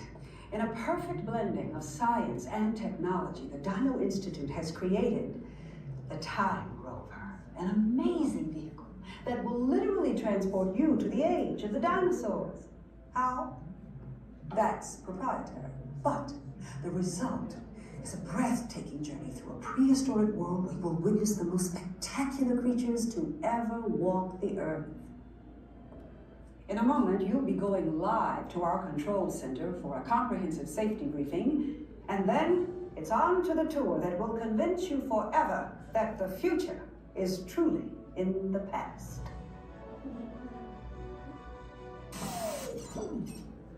Hello there. Welcome to our little trans-dimensional joyride, folks. I'm Dr. Seeker, your friendly controller, and a heck of a paleontologist, if I do say so myself. But let's not talk about me, let's talk about you, and how you can help me make history today with the Time Rover. It's like this. If I can bring you back from the Cretaceous period, it stands to reason that I can bring back a live dinosaur with you. And not just any dinosaur. Take a look at this guy. He's an iguanodon, and I'm certain that he is the key to understanding these magnificent creatures. I tagged him with a locator during an unauthorized field trip. Otherwise, I'd be traveling with you. Right now, our dino should be about here, at the very end of the Cretaceous period. That's where you're going today. I've arrived, it seems, just in time to correct a little misstatement. Dr. Marsh. That is impossibly close to the giant asteroid impact that destroyed most life forms on Earth. Our tours are designed to take you to the early Cretaceous period, and I can assure you that all time rovers have been securely locked on those coordinates. That's right. See? Securely locked. Access denied. Continue. Of course. We were just talking about seatbelts. Plug them in, use them. It can get kind of choppy out there, so keep your hands and arms inside the vehicle at all times. Flash photography? I wouldn't. It alters the homing signal, and that's not good. Oh, and one more thing. Those locked coordinates? We're in. Now, here's the drill. You follow the homing signal to the iguanodon, then I'll enlarge the transport field, and boom, you're back with one additional passenger extra large. And don't worry about that asteroid. You'll be in and out of there before it even breaks the atmosphere. Trust me, what could go wrong? Hey, it's me again. Remember, only you guys are going on this special mission, so don't tell anyone, okay?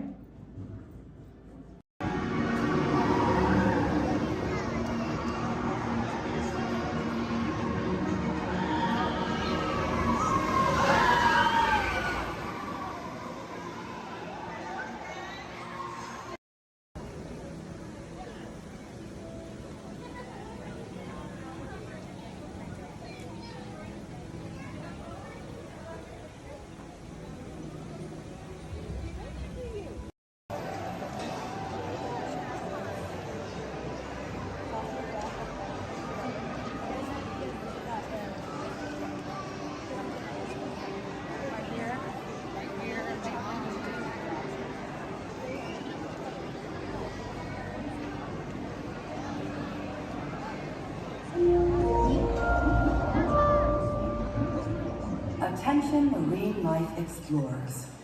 Do you ever wonder why pufferfish puff? It's a special adaptation that keeps them safe from predators. Thanks to elastic-like skin that stretches easily, puffers inflate their stomach when they're scared or threatened. And some are even covered in spines that ward off danger.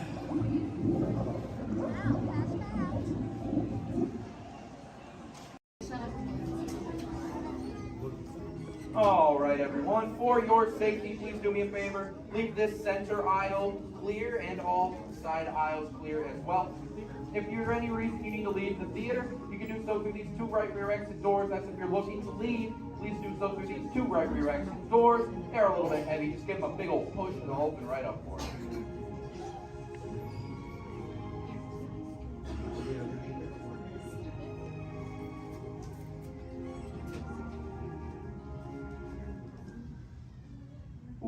welcome to Turtle Talk. My name's Andrew. Before we get started, there are a few things that I would like to go over with everyone.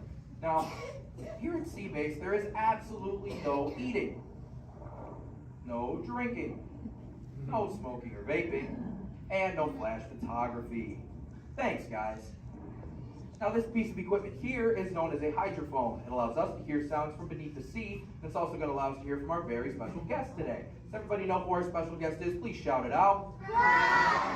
Crush is coming to talk to us to learn more about the human world, and we're going to get the chance to ask him a couple questions about the turtle world. So, little ones, be thinking of questions that you may get to ask Crush, okay? Now, it does seem like Crush is off surfing at the moment. In order to call him out, we need to yell, "Hey, Crush!" on the count of 3, all right? 1, 2, 3. Hey, Crush! Well, righteous,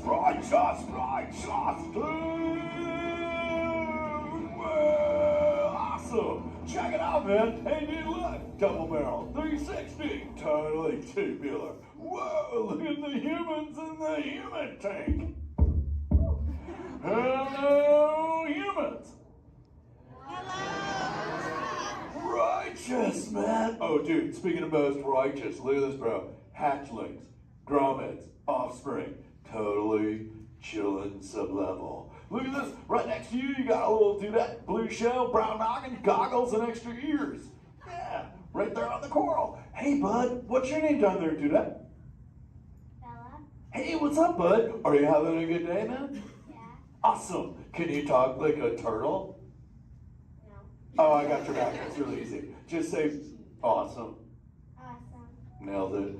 Try this one. Say totally. Put them together. Say totally awesome. Totally awesome. Give it up for that dude. That righteous. Good job, bud. Totally good. You talk like the turtle. Hey, I got a dude over here with a gray shell, curly noggin, and goggles too. Sweet. Hey, man, what's your name down there, bud? Gustavo. Hey, where are you from, Gustavo? Where are you from? New York. Whoa, dude. Who brought you here today? I went on my car. Oh, we'll find out together. We'll find it. Hey, dude, is there like maybe a parental unit, a life guardian of the Gustavo? If anybody's with them, right? Okay, let's talk to that chick and see what's up. All right, awesome. Hey, dude, what's up, bud? What is your name? Karen. Hey, Karen, what's up? How many kids you got? My English is not good. I'm from Brazil. Oh, I don't speak English either. I talk turtle. Karen, does it freak you out Gustavo has no clue you're here? Don't worry, Karen. They come back when they get hungry. Karen, did you feel it, bud? Did you feel it? We're sharing a moment. Look at you, Karen. Awesome. Dude, my son Squirt, he's like this. He goes, Dad, what's up with all the humans? And I go, dude, I do not know. Human dudes, I need human help. Can all of you help out and answer Squirt's questions? If you want to help, say, Chaw! Righteous! You so totally rock, dude! Oh, wait a minute. Sorry, dude, my bad. Check this out. When a turtle says, you so totally rock, everyone says, dude! Here we go. You so totally rock! Dude! You so totally rock! Dude! Now all of you totally talk turtle. So, on to Squirt's question. Numero uno. He goes, Dad, if humans go to a beach, what do they do? I said, bro, I do not know. Humans, do you go to the beach? Yes. Awesomeness. Okay, answer it for the Squirt dude. What does a human do at a beach? Shout it out. Swim. No way. Who likes to swim? Wave some fin if you love to swim, man. Oh, man, I got wavers. Look, even on the bench. What's up, wavers? Nice. Dude, want to see me swim? Say go Crush. Go Crush. Let's rock. Everyone yell. Rip it. Rip it. Roll it. Roll it. Punch it. Punch it. Rip it.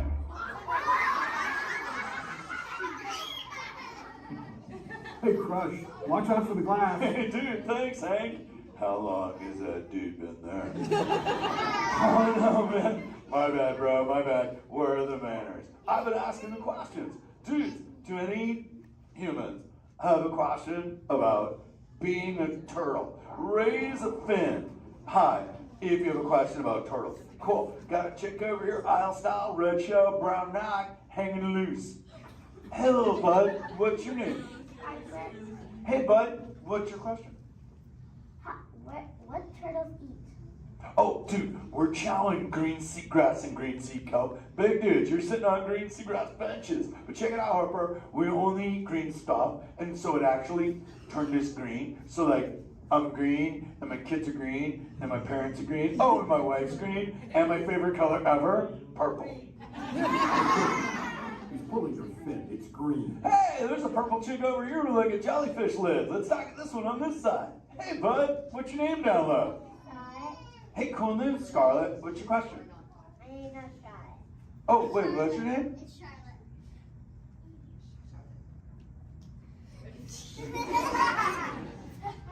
You don't have to tell me. Okay, what's your question, little bud? My name's not bad. Okay. Hey, let's head over here. We got like a little friend on this side. Looks like a light blue shell, brown noggin. Let's talk to this bud. Hey, what's your name, dude? My name's Marley. Hey, Marley, what's up? What's your question? What's your favorite food? Oh, dude, besides eating green seagrass and green sea kelp, we totally chow on the jellies. Yeah, they're like so tasty. Hey, wait, Marley, do you eat food and sleep and stuff? Yeah. Do you know how to swim? Yeah. You're a turtle. Because all we do every day is eat, sleep, and surf. Hey, we got a bud by the bench. He's got a red shell curly noggin. Let's talk to that guy. Sweet. Hey, big man. What's your name, dude? Ezekiel. Hey, Ezekiel. What's your question, friend? How do turtles breathe? Okay, here's the deal. We have to go up every 15 minutes, bud, because I'm like you. I breathe oxygen. But here's the deal. We have to go up every 15. But when I sleep, Ezekiel, we can go in this little cave right there. See the green shelf sticking out over there? We got to tuck under, and we can sleep 5 hours straight and absorb oxygen out of water when we're underwater. Who else has a question? This is kind of cool. Oh, whoa, dude, check it out. We got like a little friend chilling on this side by the bench. Looks like a grayish blue shell, brown rock sitting on her own flips. Dude, what's your name over there, bud? Abby. Hey, Abs, what's your question, Abby? How many babies can a turtle have? Well, mommy turtles, man, they go to a beach, but it's the same beach every time. And they drop off like 90 to 100 eggs. But here's the cool part. When the sand is really warm, Abby, everybody is a dudette. And when it's cold, they're all dudes. So we say, dudes are cool and chicks are hot. This is awesome, humans. Hey, the Jelly Man. I was talking about you, buddy. Oh, gosh. Hey, man. I'm trying to get away from a turtle pile. Marlin, turtle piles are a celebration. Everyone yell, turtle pile!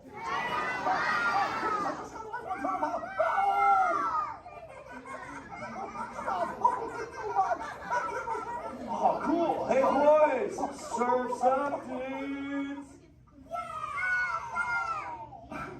Thanks a lot, Crush. For what? The turtle pile? Shout it out, humans!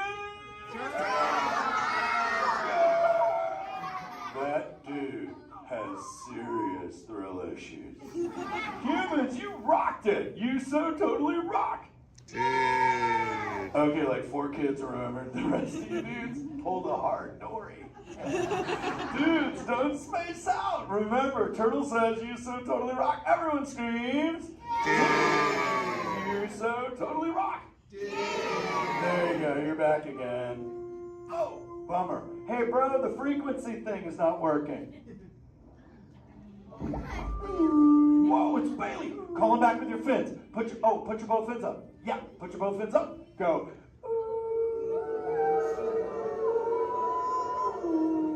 Crush. Hey, Bailey, look at my friends. They're humans. Oh my goodness, funny looking humans, huh? Hey, dude, stop. That's not cool. Those are my friends that can hear you. No, they can't. Watch this. Hi, humans. Oh, okay. Why didn't you tell me? Dude, I tried, man. You got stoked out. Wait. Yeah, that thing. I'm getting something. Ooh. Wow! Some of you have 4 ears. Weird. I'm not judging. Humans. Later, Crash. Later, Bailey. Everyone say, later, Bailey, dude. Bailey's echolocation's awesome. We're gonna do it. Everyone, both fins up, go. Okay, sublevel, really good. Back bench, solid. Grandma in the corner. This is where we put our fins up. Good job, Grandma. Good job. Fins up, eyes closed, go. How many fins am I holding up now? No, you gotta go. Yeah, you so totally rock. Squirt, Squirt, come here. Squirt, look at this. Squirt, I just taught humans your ultimate favorite. Sweet. Dude, go for it. They'll blast you. You so totally rock. Yeah. Rock on, human dude. Rock on, Squirt. That's my son. I'm in a jam. Oh, wait. Remember this thing. You gotta be good to the oceans. And the oceans will be good to you. And slap the fins together for my man, Andrew. Rockin' the mic, man. Oh, righteous. Little dude. Use the word dude all day long because your parents will love you. Hey, Karen. You're welcome, Karen.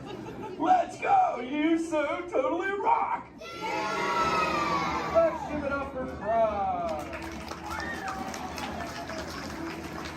If you would like to learn more about friends and friends like green sea turtles, manatees, or sharks, you can do so up on the 2nd floor of Sea Base. Now, little ones, don't move until your adult comes to get you. Adults, please collect your belongings, collect your children, head on up to those 2 right there exit doors. In order to be safe, please don't stand up. Time travel commencing in T-minus 10 seconds and counting.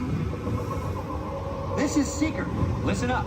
We've got to get in, grab the iguanodon, and get out before that asteroid hits. Let's roll.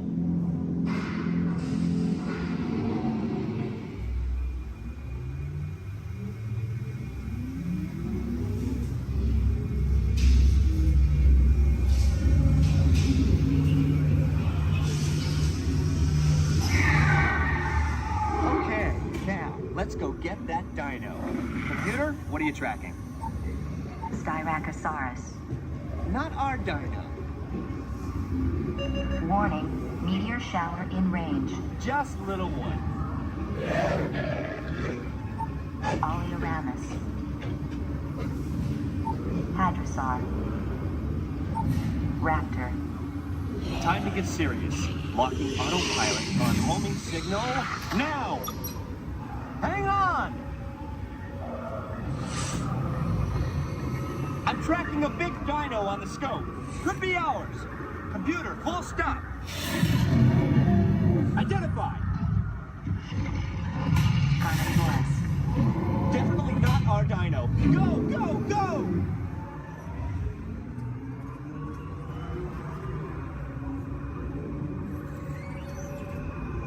Another big guy coming up.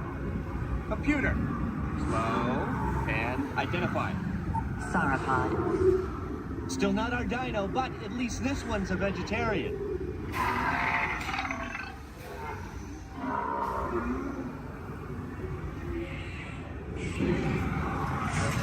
Asteroid impact in 90 seconds. We better move it. Pterodactyl. Incoming! Asteroid impact in 60 seconds. We can't stop now. Keep going, keep going. Compsognathus. Computer, what's happening? Loss of traction. Four-wheel drive, move it! Warning, meteor strike. Evasive maneuver! Left! Right! Left! Right! That was close. Computer, now what? Carnotaurus. That's it! Abort mission! Abort! Abort! Iguanodon. Forget it! Get them out now! asteroid impact. Brace yourself! This is it! Y mantenga sus manos, brazos, pies y piernas dentro del tren. Cuide a sus pequeños. Muchas gracias. Howdy, partners. For your safety, remain seated with your hands, arms, feet, and legs inside the train, and be sure to watch your kids. If any of you folks are wearing hats or glasses, best remove them, because this here's the wildest ride in the wilderness.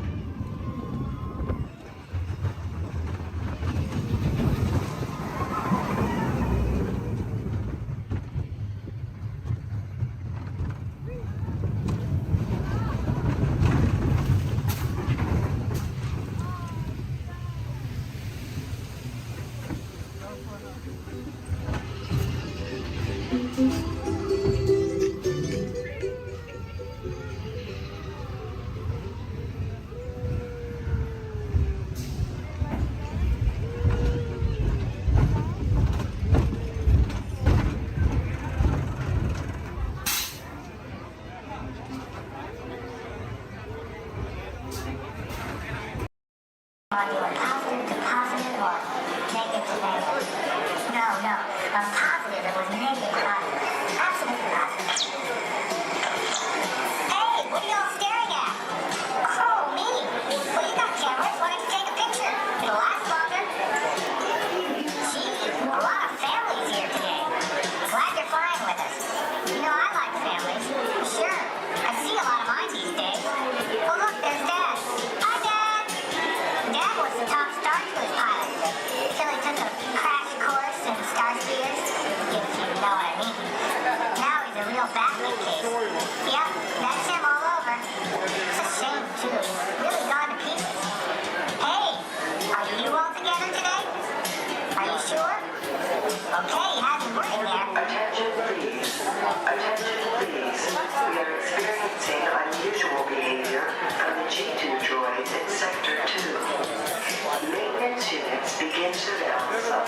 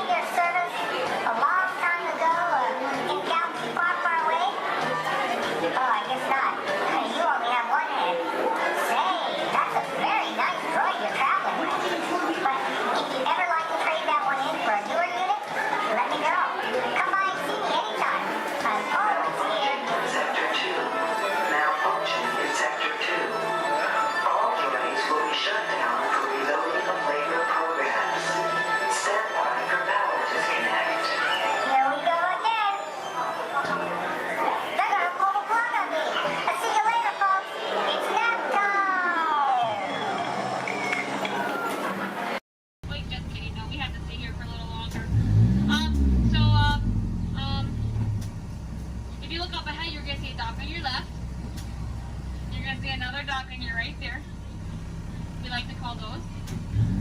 A paradox. I know, exciting. Now if you look a little further, you're going to see some skips up there in khaki. We like to call those a paradork.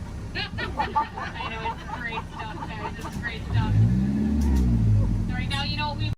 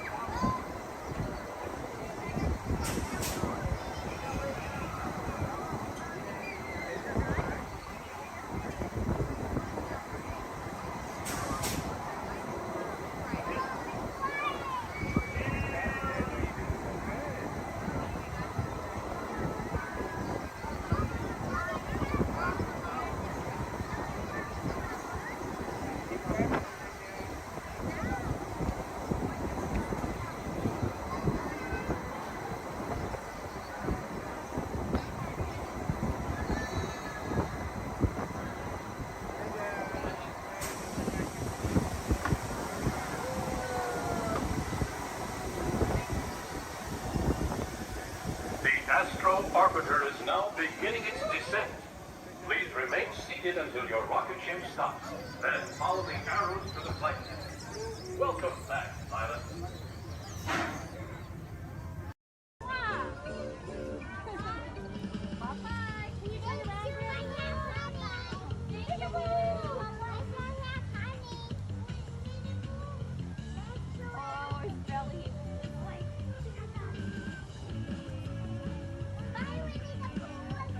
Behind the center, Goofy in the left, Minnie in the right, and your happy driver in the bus, Carlos. We want to give you a very warm welcome to Walt Disney World. Welcome, everyone. If you are ready, give me a big yes. Yes! All right, you ready?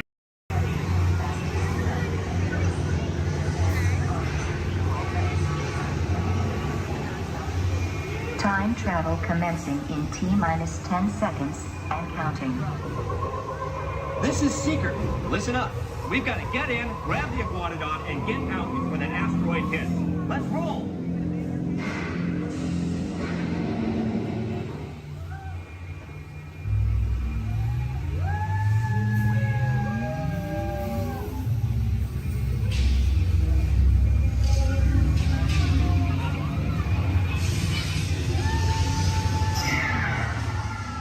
Okay, now, let's go get that dino. Computer, what are you tracking? Styracosaurus. Not our dino. Warning, meteor shower in range. Just little one. Oleoramus. Hadrosaur. Raptor. Time to get serious. Locking autopilot on homing signal now! Hang on! I'm tracking a big dino on the scope. Could be ours. Computer, full stop. Identified. Carnotaurus. Definitely not our dino. Go, go, go!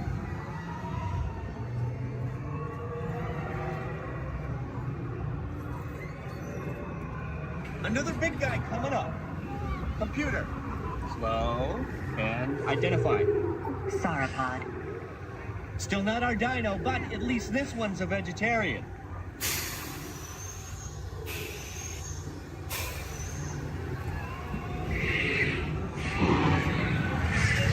Asteroid impact in 90 seconds. We better move it. Pterodactyl. Incoming! Asteroid impact in 60 seconds. We can't stop now. Keep going, keep going. Compsognathus. Computer, what's happening? Loss of traction. Four-wheel drive, move it! Warning, meteor strike. Evasive maneuver! Left! Right! Left! Right! That was close. Computer, now what? Carnotaurus. That's it! Abort mission! Abort! Abort!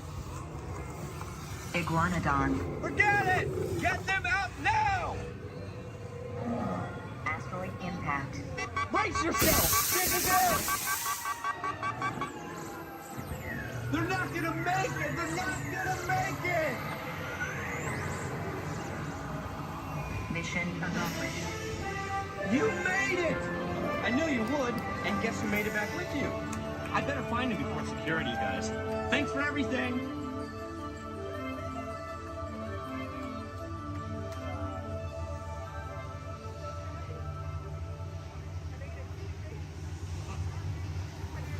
I'm supervising you.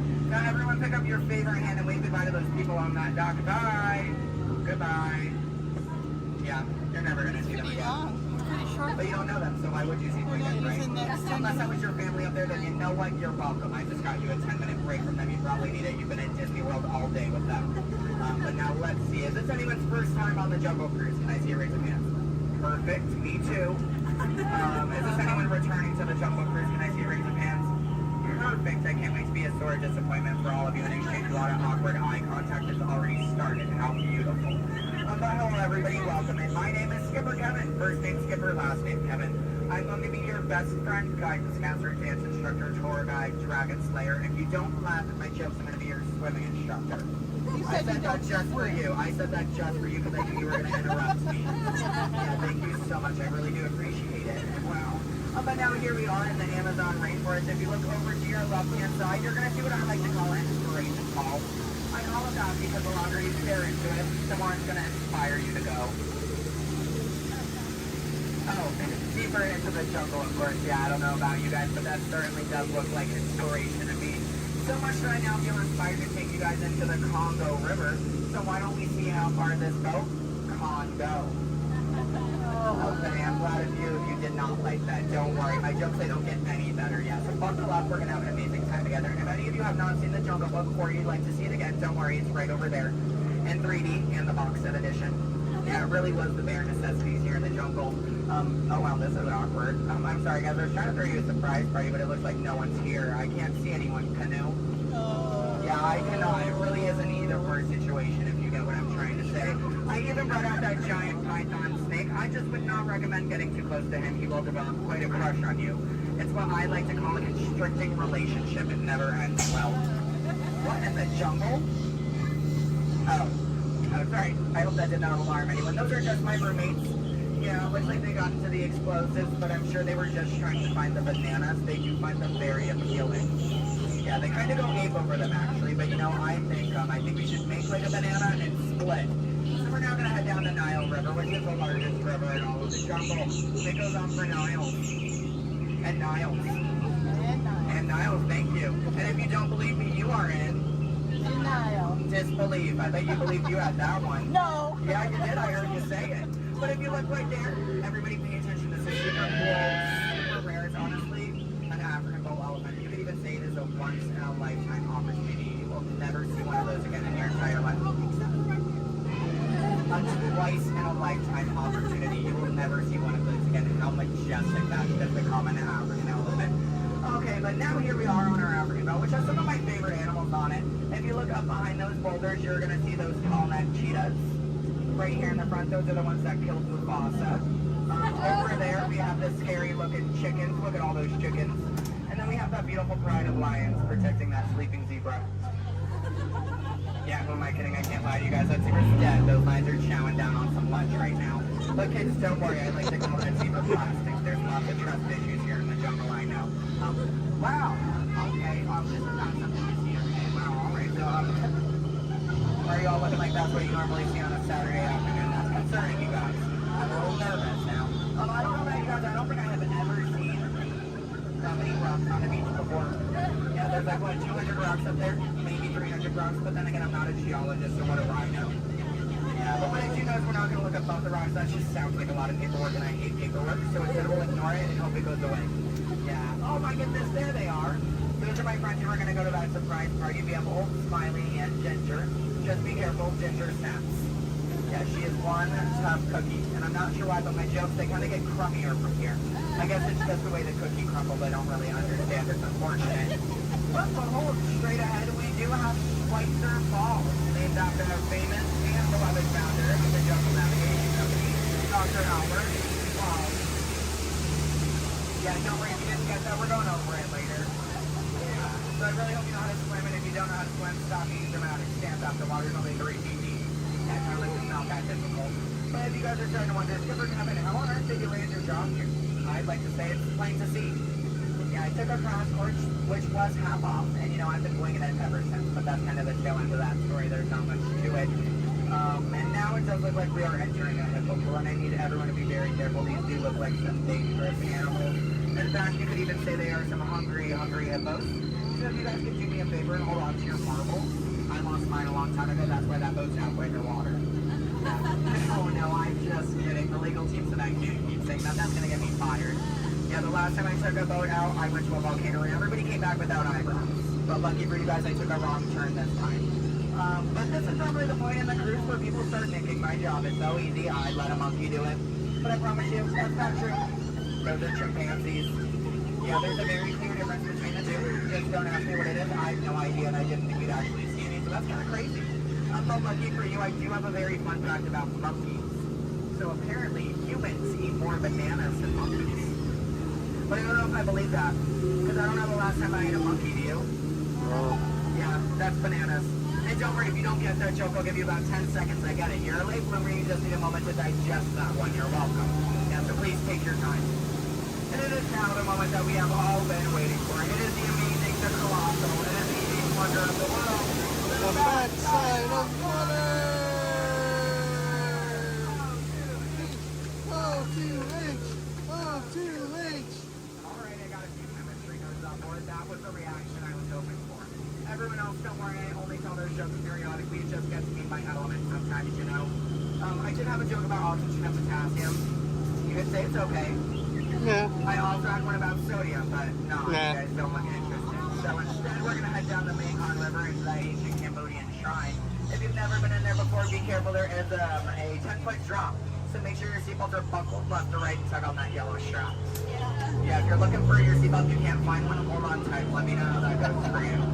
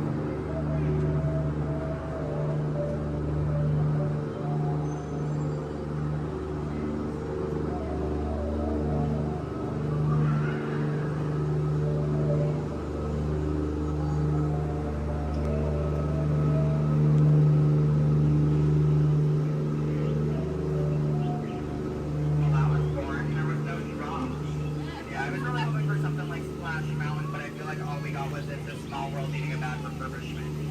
Yeah, but on the bright side, here we are in an Indian elephant bathing pool, and I bet you guys even think that's water coming out of their trunks. But don't worry, it's not.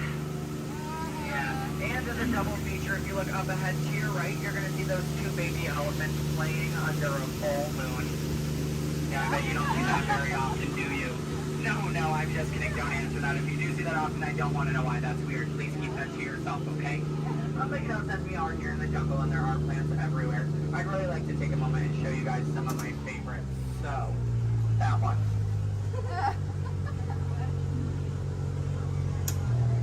That one. Okay, pay attention everyone. The one right there with the green leaves. The one next to it. That one. Yeah, they're great, aren't they? Yeah, sorry if you wanted their names. I don't know any of them. I barely know how to do this thing forwards. Yeah, so I can only give you so much. But what I can tell you is I'm sorry to let you know. We're coming up to the end of our cruise. And you know that's happening because look to your left. Now it's a gift shop. Everything at Disney ends with a gift shop. It's how we steal your money. Yeah. And it's our Lost Bound gift shop, which is sponsored by everything you've left behind over the last 5 or so years. So thank you so much for keeping us in business. I really do appreciate it. And if you're curious about who's in charge of this gift shop, I know it can be kind of confusing because there's a sign that says back in 15 minutes by Sam. That sign's been there for a few years. I have not seen Sam. I don't think he's coming back. It's also not those monkeys, because you know that'd be a monkey business, and we don't monkey around here in the jungle. That's completely unacceptable. It's actually that elephant. Because did you guys know that elephants have the best memories in all of the jungle? I wish I had a memory like that. It really helped me with my job. Oh, fun fact about elephants. Did you guys know that elephants can grow up to 4 feet? Which is super impressive. We only grow up to 2, one on each leg. And if you don't get that, look at your legs, look at theirs, you're gonna see an extra pair. If you see any more than 2 legs on yourself, go to a doctor immediately. Yeah, that's not normal, okay? And then if you're looking in that gift shop and you see anything you like, you might notice we have a whole bunch of hats in all different shapes and sizes. Once you get off the ride, just ask one of us skippers about it because you know we're really great at capsizing. It's something I think we've honestly perfected. But what I can tell you is that if you did enjoy your time here today, my name is Skipper Kevin. I'm trying to give you my full name. And I do spell it a little weird, so I'm going to go ahead and spell it out for you. It is spelled H-E-L-P space M-E. Do it that way, you will, okay? If you did not enjoy your time here today, then you know what? That's unfortunate for you. You willingly got in my boat and wasted 10 minutes of your own time. My name is still Skipper Kevin. Thank you for leaving. And I think I would go one step farther to say that out of all of my cruises today, you've been the most recent. No, I'm just kidding. You've actually been outstanding. Especially those of you who just awkwardly stared at me for 10 minutes. It's been mutually awkward. Yeah, I'm not a robot plot twist. I'm not an animatronic. I can move my feet off the floor, and I can hear and see everything you haven't done since you sat down. And you know what? That makes us like a family. Because I'd say my own family after 10 minutes of quality time together. Look at that. She's even giving me a heart. This is why I have attachment issues. You're going to get out of my boat in about 2 minutes, and it's going to make me cry. You need to leave is what I'm going to say. So in just a moment, you're going to be outstanding on that dock. Yeah, it really is great. Oh, and while we're looking over at the dock, let's do a little bit of a dock orientation. Everybody on this side, this is where we're going to be getting out. So if any of your rebels are hanging out of the boat right now, leave them there, stay comfortable. But when we get over there, you might want to pull it in the boat because that dock is really hard to replace. Yeah, your elbow, I can send you to an urgent care that dock. I don't have a contact card for it. I don't know how to replace it. But you're going to see those 2 docks in between the boat. I like to call them the paradox. Yeah. The 2 skippers, they're paradorks. Yeah, they really are adorable, aren't they? And you can tell them I said that. They're going to hate it, but I love it. Yeah, and thank you for saying I'm so funny. You're really inflating my ego as we speak. Yeah. I'm getting some compliments from you. She's falling in love with me. She's stealing my jokes. He's recording me. This is like a reality TV show. I'm better than the Kardashians. Yeah. Oh my goodness. And what do you do? What's your story? Do you walk across the country? Yeah. You do? That's I have medals for it. So. Do you? Yeah. What kind of medal? Golden ones, silver. Do you sell them? No, I just wear them. You just, but, so have you not won any? No. You haven't, yeah, you're not wearing any, so I kind of, yeah. When you get one, are you just gonna wear it all the time? Yep. Oh, are you gonna name it? No. Why not? If it's gonna be that important to you, I think it deserves a name. Why do you think your mother named you? I'm just saying. Okay, your story's boring me now. What is your story? Talk to me, Miss Epcot Center.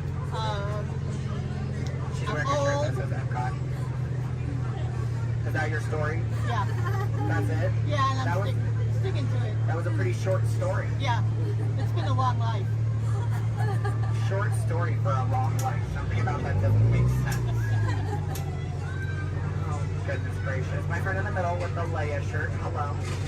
Are you a Star Wars fan? Good to know. What's your story? Alabama? My friend's from Alabama. He's bald. He normally works here, but he's not. His name's similar to mine. It's Brevin. I'm Kevin. We also have a Devin and a Heaven.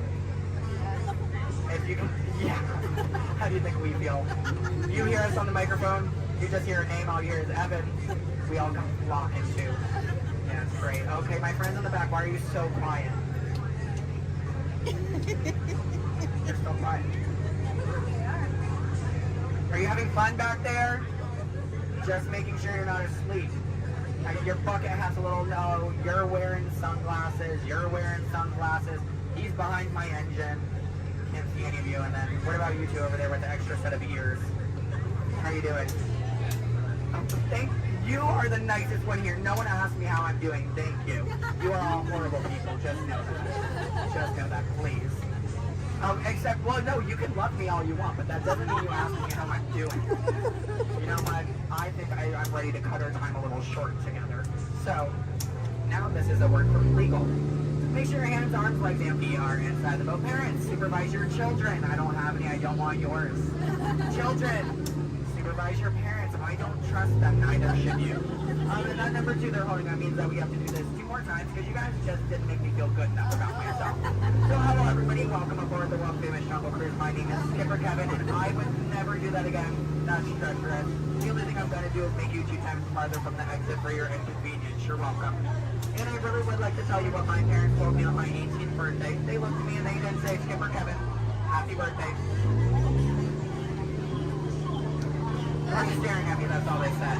Okay, well now that you guys are just doing weird things, get out. Goodbye. Yeah. Yay. Don't stop. I need it. Yeah, guys, give me a standing ovation. I am a middle child. I love validation. Yeah, thank you. The Disneyland Limited, now arriving from a trip around Walt Disney's Magic Kingdom. Passengers will stand by to board.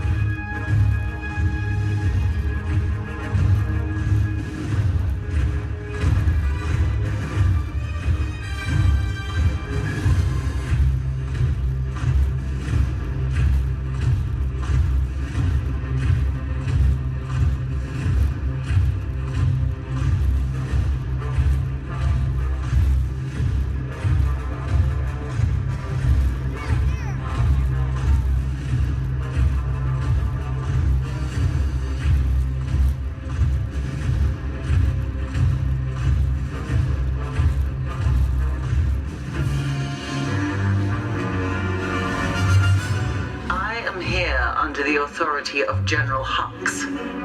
You are here under the authority of me. Stand proud.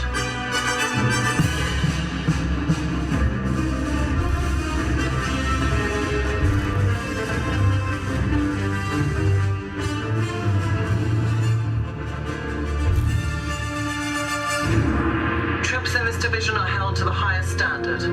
Mine. Show me fearless.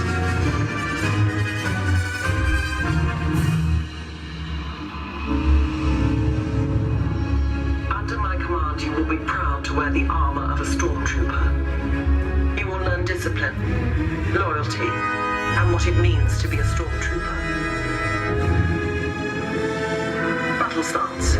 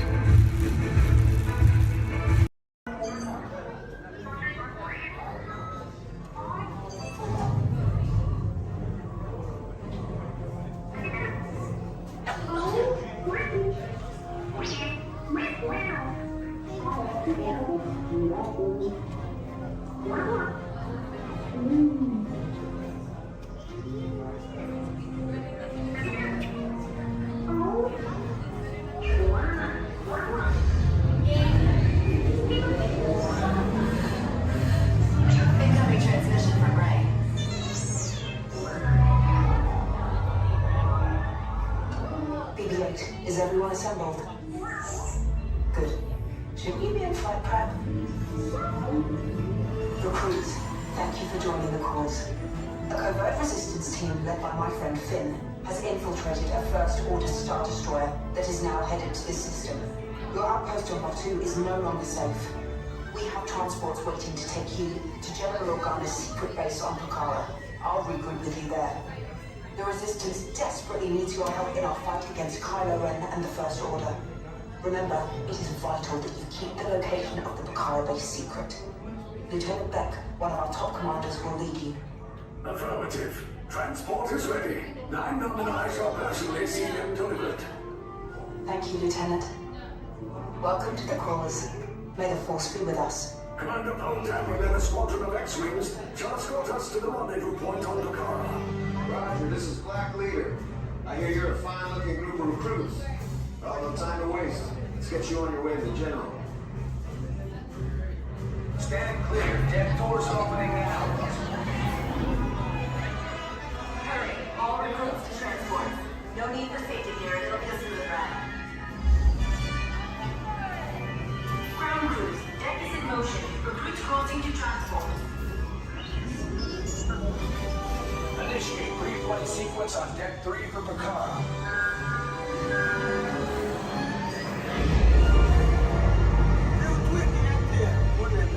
Affirmative.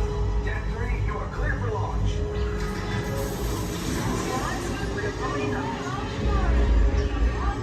Call out personnel. This is your final call on board.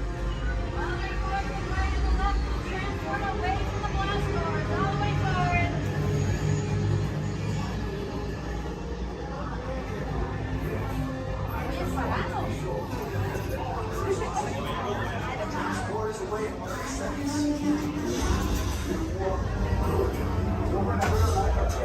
Yes, check the hyperdrive also.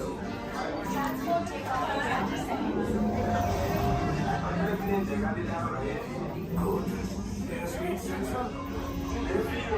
Thank you, Nina. Black Leader, are you and your team ready? Affirmative. Engines are hot. Red 2, blue flag reporting. Red 2, check. Blue 5 standing by. Engage repulsors and hold on, recruits. More ships. Launch.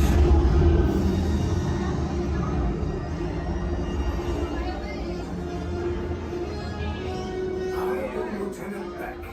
As you heard from Ray, I have been tasked with getting you to Bakara. Red 2, blue 5, keep tight now. Let's get ready to make that jump to light speed. On my mark. Black Leader, we're picking up an unusual signal. Are you spotting anything? Yeah, I see it. We'll check it out. BB-8, what do you got? There appear to be a number of small craft heading our way. Raise the shields. We got company. First order TIE fighters. Reroute. Reroute. Red 2, blue 5, we got a queue of paths for transport. Make the jump. They're all over us. I'm hit. We lost Red 2, more incoming. Blue 5 taking evasive action. Try to shake him, blue. I'm trying. We lost blue 5. I'm going to try to draw him away. Copy that. Get us clear so we can make the jump. Be ready. You won't have much time. Where are all those TIE fighters coming from? Star Destroyers. Get out of there. We can't. We're caught in a tractor beam. It's pulling us in. Our hands are friends and make this a fair fight. Don't worry. I'll come back for you. Stay strong. Cargo vessel TR-141, identify yourselves and prepare to be boarded. This is TR-141. We are a civilian vessel. By whose authority are we being detained? By the authority of the First Order, Resistance scum. Now bring down your shields and prepare to be boarded. They'll want the location of our secret base. Tell them nothing. The future of the Resistance is at stake. I have a bad feeling about this. Stand back from those doors. Attention, passengers of the TR-141. You have been identified as enemies of the First Order. You will disembark immediately and prepare yourself for interrogation. Proceed forward, now.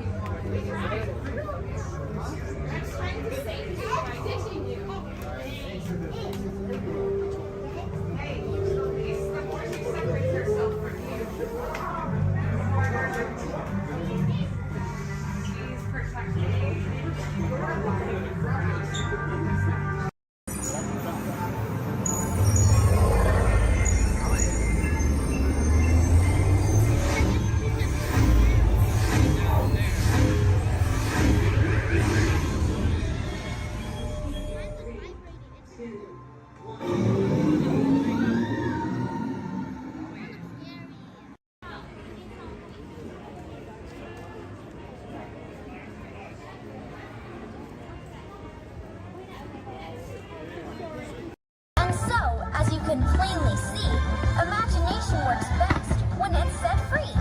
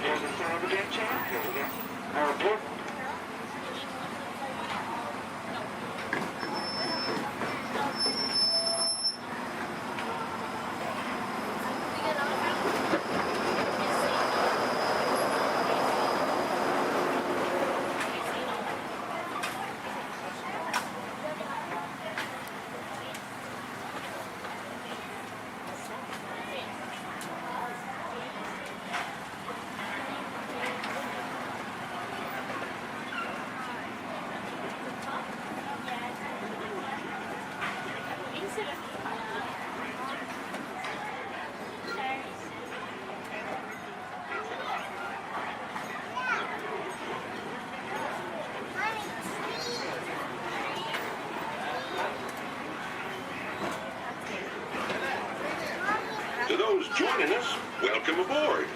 The next leg of our journey will take us along the rim of the Grand Canyon. It's a mighty long drop to the canyon floor. Okay, ladies and gentlemen, friendly reminder, no flash pictures. And legs inside the train. Be sure to watch your kids and no flash pictures, please. Para su seguridad, permanezca sentado y mantenga las manos, brazos, pies y piernas dentro del tren y cuide a los pequeños. Por favor, no tome fotografías con flash.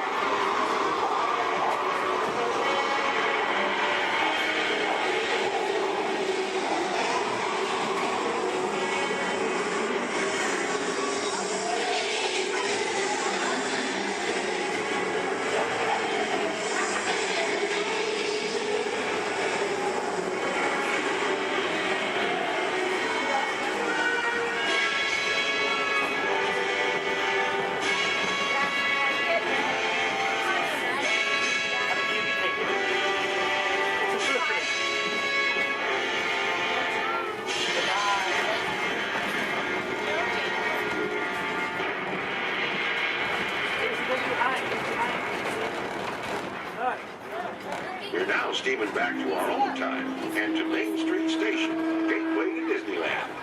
If you'll be leaving us here, stay in your seat till we come to a full stop. And remember to gather all your personal belongings, including the guns if you got any, and step carefully from the train. I'd especially like to thank those of you who've been with me for the Grand Circle Tour of Disneyland. We surely hope you enjoyed your travels with us and that you'll come back and see us again real soon. For those of you traveling on, we'll be on our way again in just a few minutes. This is Main Street Station, Main Street, USA. Welcome aboard the Walt Disney World monorail at Epcot. For those of you staying, please hold on to the handrails throughout our journey and stay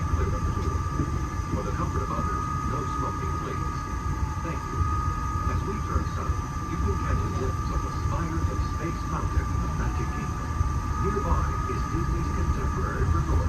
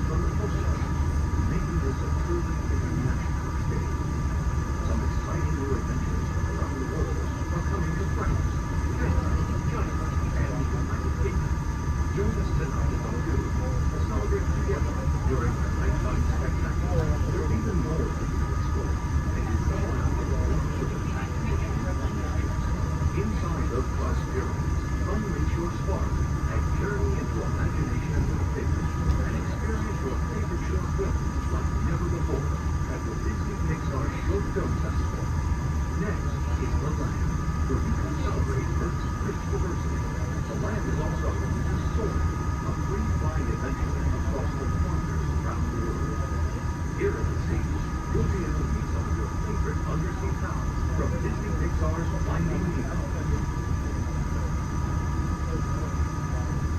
We're approaching the Epcot monorail station. For our smoking guests, there are designated smoking areas just outside the park. Please hold onto the handrail and stay clear of the doors until the monorail stops completely and the doors open. On behalf of the cast of the Walt Disney World Resort, welcome to Epcot.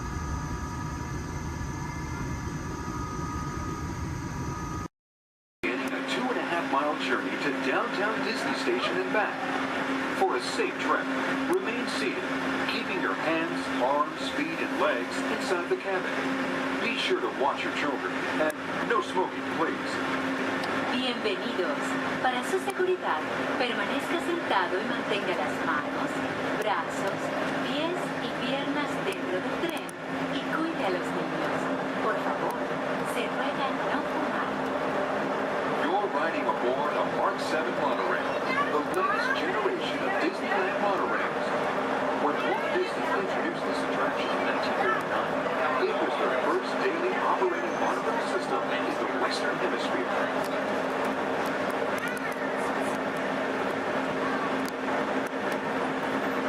Just ahead is Disney's California Adventure, where you can live the ultimate California dream through attractions and live shows that are as diverse as the Golden State itself. The Towering Hotel is home to the Twilight Zone Tower of Terror, where you can literally take a thrilling drop into Hollywood history. The bear-shaped rock formation is part of the Grizzly Peak Recreation Area, a haven for outdoor adventures. Beyond it, you'll find the high-energy fun of Paradise Pier. Coming into view on the left are the villas at Disney's Grand California Hotel and Spa. It's the first Disney Vacation Club resort on the West Coast and shares the same arts and crafts style as the famous hotel, which we are now entering.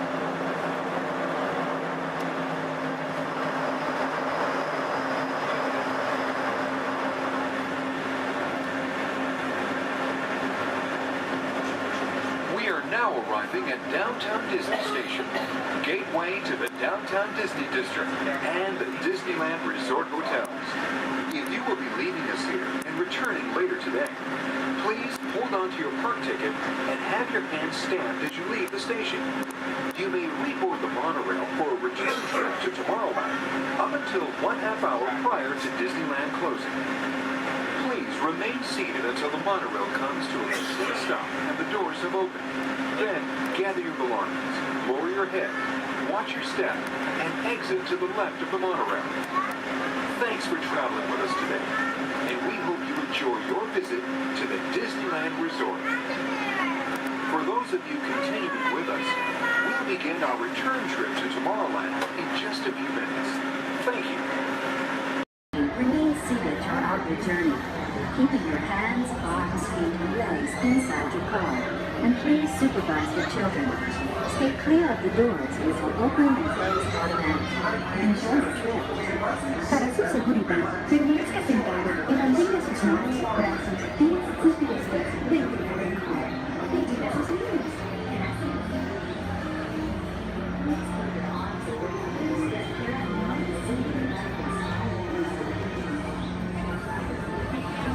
Welcome aboard the Tomorrowland Transit Authority People Mover. You're quiet and carefree, highway in the sky. We invite you to sit back, relax, and enjoy your next Along the way, you can preview many of the exciting places you'll want to be sure to enjoy today while visiting this land of tomorrow.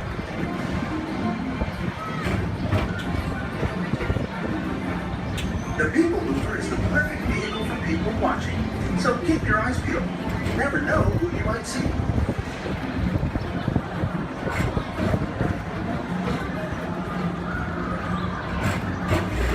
Coming up, Stitch's Great Escape, where you can report for duty as a security agent for the Galactic Federation.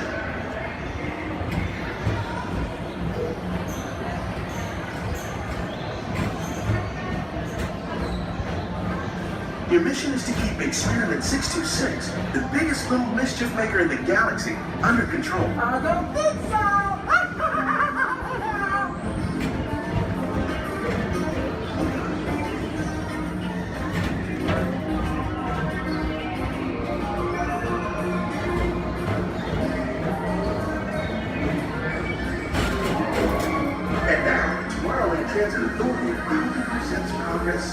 Walt Disney's dream for an experimental prototype creating a Tomorrowland. Progress City was the inspiration for everything moving forward the line.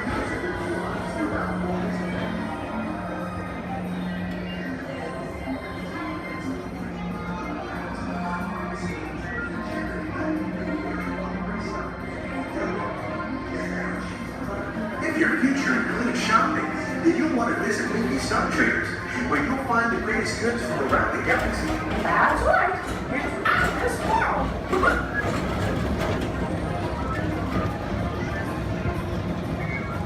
At the Tomorrowland Speedway, put the pedal to the metal and speed towards the checkered flag in your very own race car.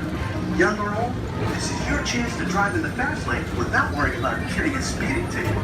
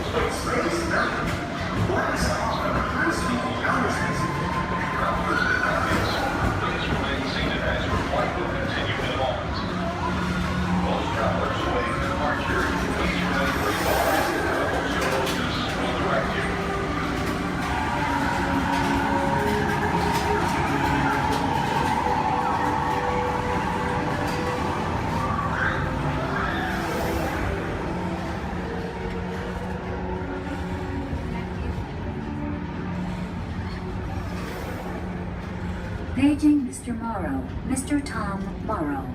Please contact Mr. Johnson in the control tower to confirm your flight to the moon.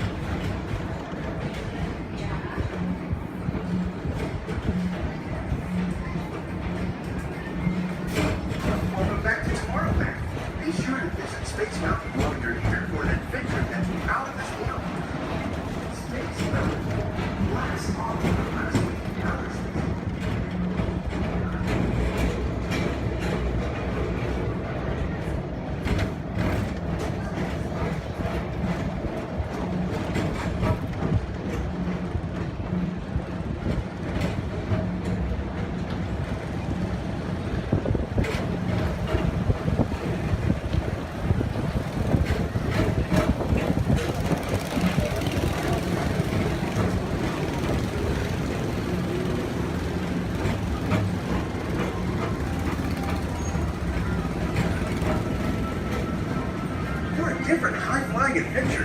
Hop on board the Astro Orbiter. Pilot your own spacecraft as you take a spin around the planet and ascend to otherworldly heights.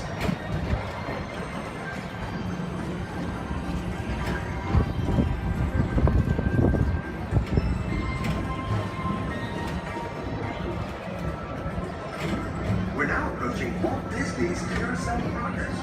Inside this rotating theater, whole families welcome you into their world.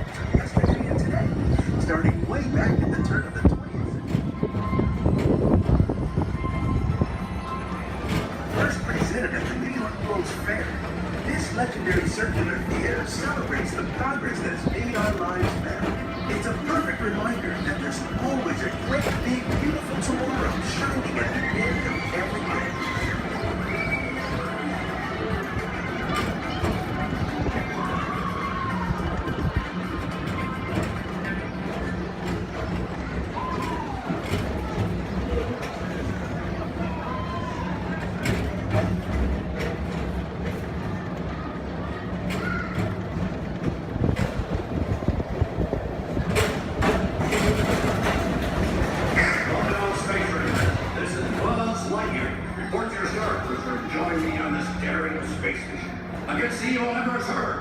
As an honorary space ranger, you'll use your own personal laser cannon to save the entire galaxy.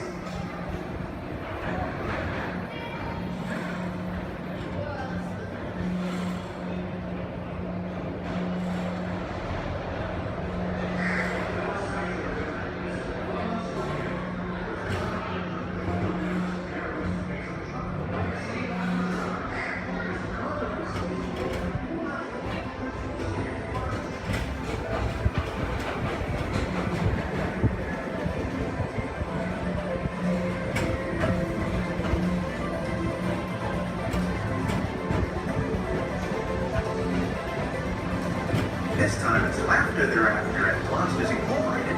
So drop in and join Mike Wazowski and all his pals at Monsters Incorporated to laugh more. Share the fun.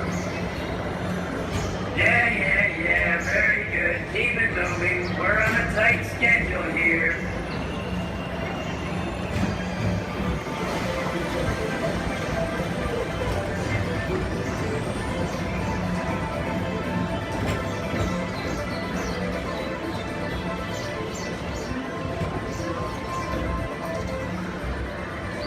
Thank you for joining us on the Tomorrowland Transit Authority People Tour. It's been a pleasure to have you aboard.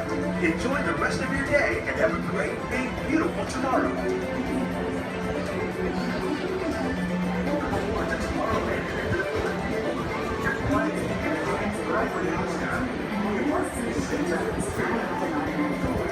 Step onto the moving platform with caution and exit by stepping away from the car. Thank you.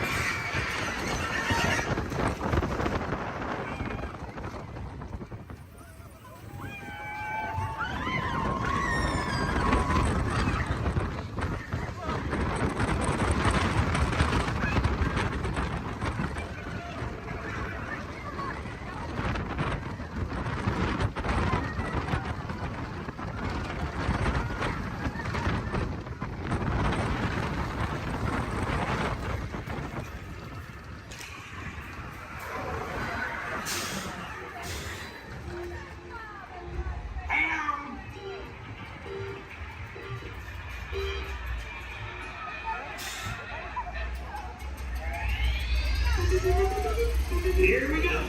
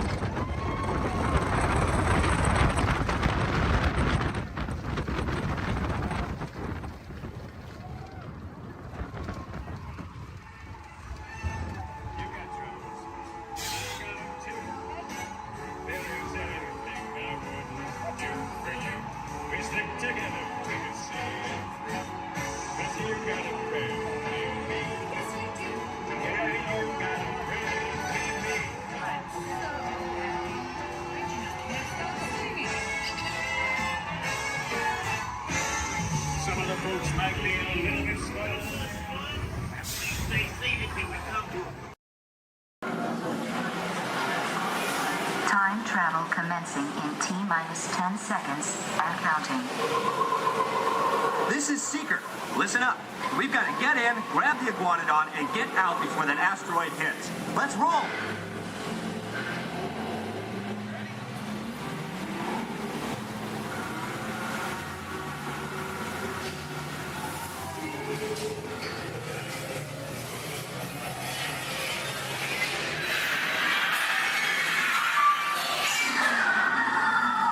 Okay, now let's go get that dino. Computer, what are you tracking? Styracosaurus. Not our dino. Warning, meteor shower in range. Just little ones. Oleoramus. Hadrosaur. Raptor. Time to get serious. Locking autopilot on homing signal now. Hang on! I'm tracking a big dino on the scope. Could be ours. Computer, full stop. Identify. Carnotaurus. Definitely not our dino. Go, go, go!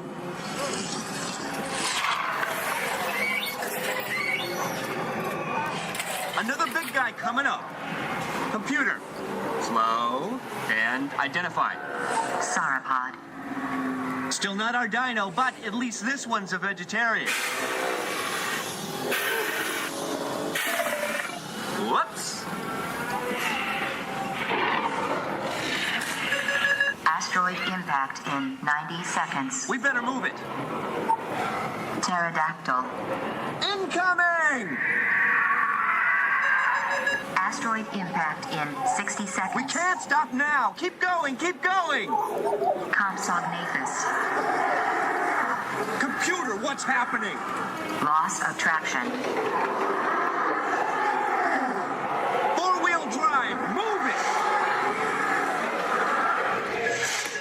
Warning, meteor strike. Evasive maneuver.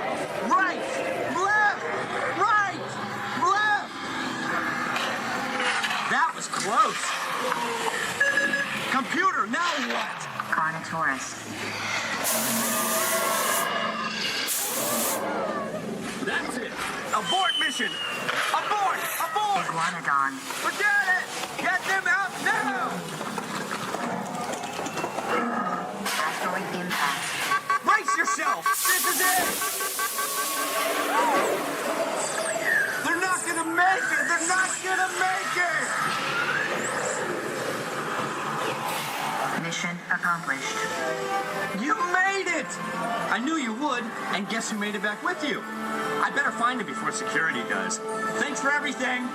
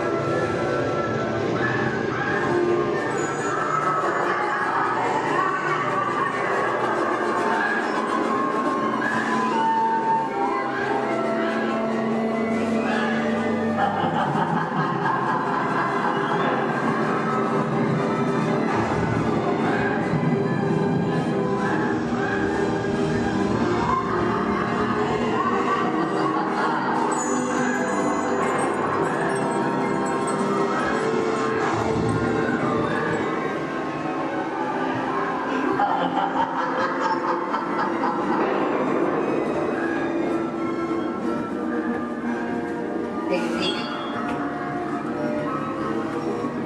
Make it go.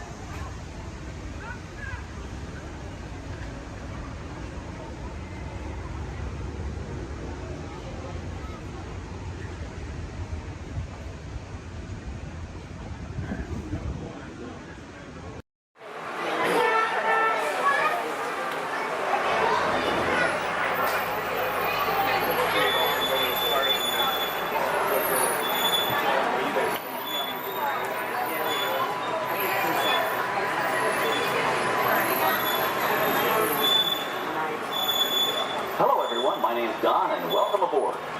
We're heading into the backlot of Disney's Hollywood Studios. This production area was built in 1988 as a Florida counterpart to the Walt Disney Studios in Burbank, California. We included sound stages, recording studios, high-tech editing rooms, all the tools needed to create movies, TV shows, and radio broadcasts. We've even got our very own water tower too.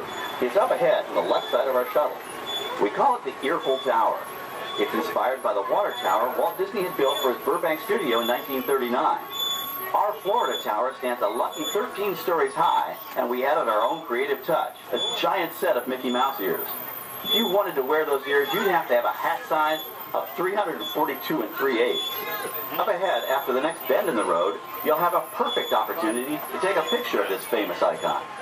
In the world of entertainment, every project starts with a screenplay and a lot of creative ideas. A production studio is where the ideas of writers, producers, and directors are transformed into an on-screen reality. Within these huge spaces, filmmakers can literally create their own worlds. Our Florida sound stages are soundproof, weatherproof, and most importantly, air-conditioned, all vitally important for the cast, crew, and equipment. Many of the crafts needed for filmmaking are located right here on the lot. On the left, we have our own greens department. It grows flowers, trees, shrubs, and topiaries. A few well-placed plants can cover up empty spots in the set and add a touch of natural beauty to a scene. On the right are two of the aircraft from the 2001 blockbuster hit Pearl Harbor. These exact full-scale replicas of P-40 fighters were used in the special effect fight sequences. Of course, many of the planes we saw flying through the aerial battles or sitting on the ground weren't real at all. They were created entirely within a computer. Oh, keep your cameras focused to the right. We're coming up on that perfect angle of the Earful Tower I told you about. It's a true masterpiece.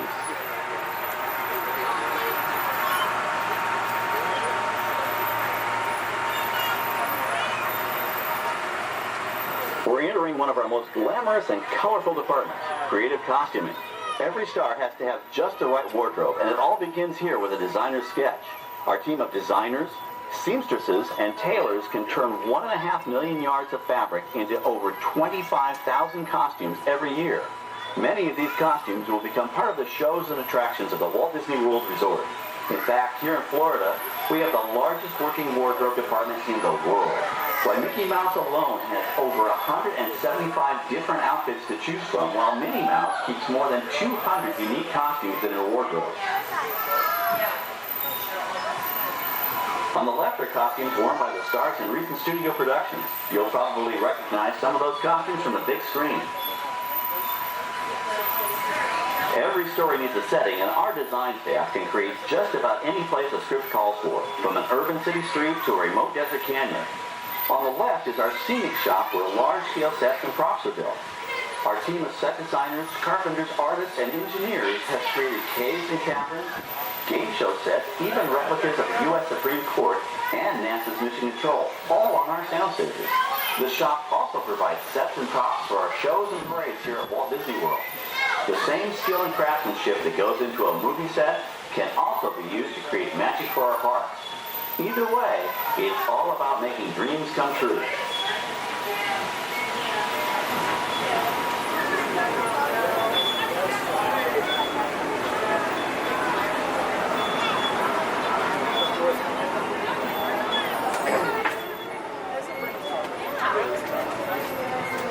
Now we're entering a zone we call the Boneyard. It's an outdoor storage area for oversized props and vehicles. Cars, trucks, boats, planes, we often save these props in case we need them for future productions. In this backlot collection, you may find real working vehicles, non-working mock-ups, and even large-scale miniatures used in special effects shots. Large-scale models create a more convincing illusion on camera. We even place small cut-out passengers in the windows of the plane.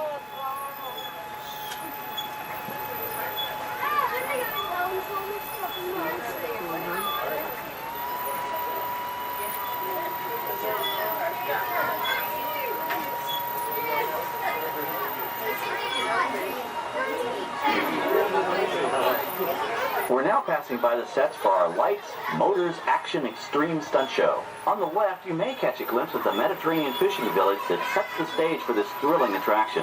We'll get a closer look at it soon, but for now, we're approaching one of the largest standing sets on our back lot. It's over on the right. It may not look like much from this angle, but it's pretty spectacular on the other side.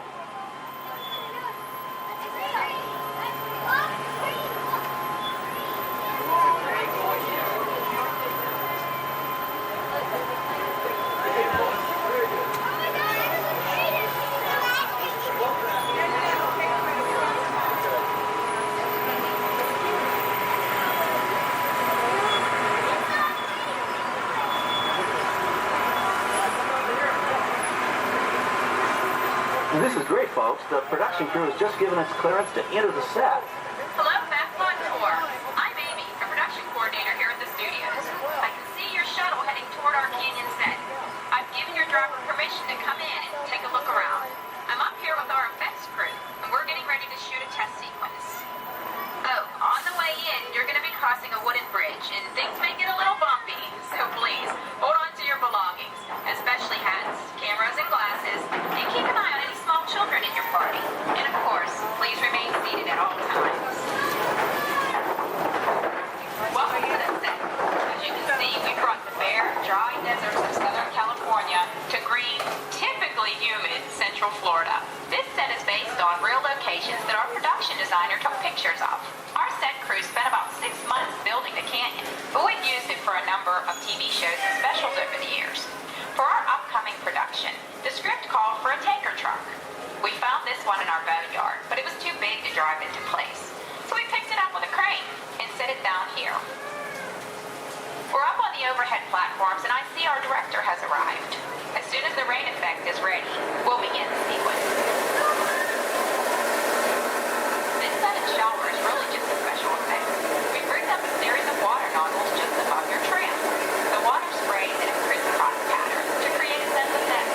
But this storm only covers the first few feet.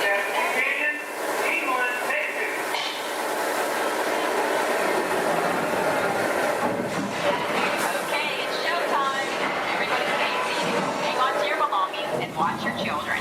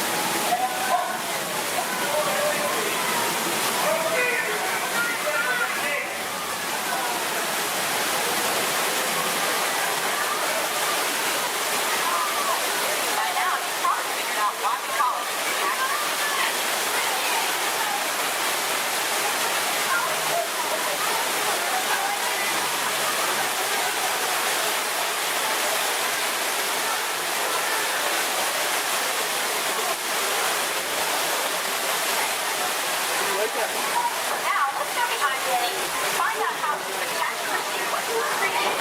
The canyon itself is facade, a steel structure covered with wire mesh and layers of concrete, sculpted and painted to look like natural rock formation.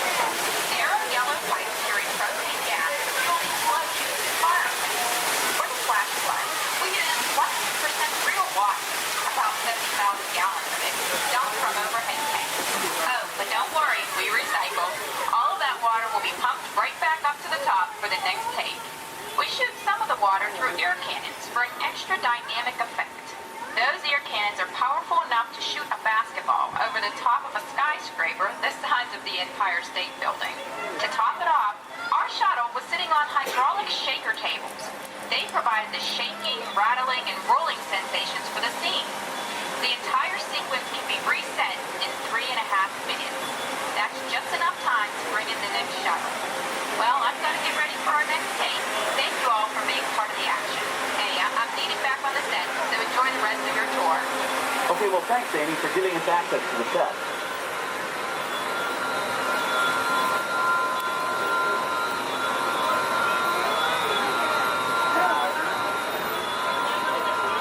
On the right, we have an authentic piece of Disney history. That Gulfstream 1 was known at airports across the country as November 234 Mickey Mouse, but we just call it the Mouse. In 1964, Walt Disney and his hand-picked team used this plane to scout locations for what he called the Florida Project.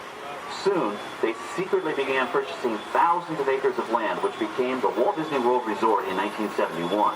During the creation of the resort and later Epcot, the Mouse shuttled studio executives and Imagineers between Burbank and Orlando, making it the most used executive aircraft in the country.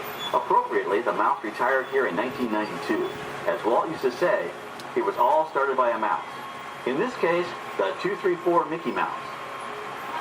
On our right, we once again sweep past the magnificent Mediterranean village of our lights, motors, action extreme stunt show. This high-octane attraction is based on the hit show from the Walt Disney Studios Park in France. In this action-packed production, you'll feel like you're right there on the set during the filming of a spy thriller, complete with custom-built cars, motorcycles, even jet skis. You'll experience the split-second timing, coordinated driving, and fiery special effects that make action movies a real blast.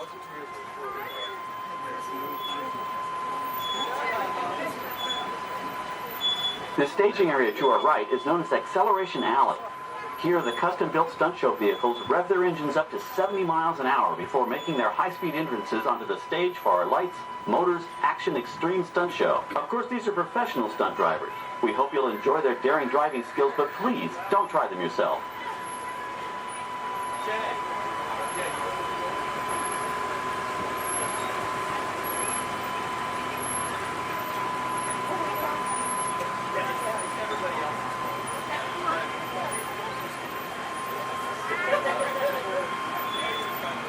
On the left, we've reached our second boneyard with more historic props and vehicles. When we reuse older props in a new production, they're often refitted with custom parts and given a whole new color scheme. You might not even recognize them the next time you see them on screen. For instance, coming up is our friend Herbie the Love Bug. He went through a special demolition derby makeover.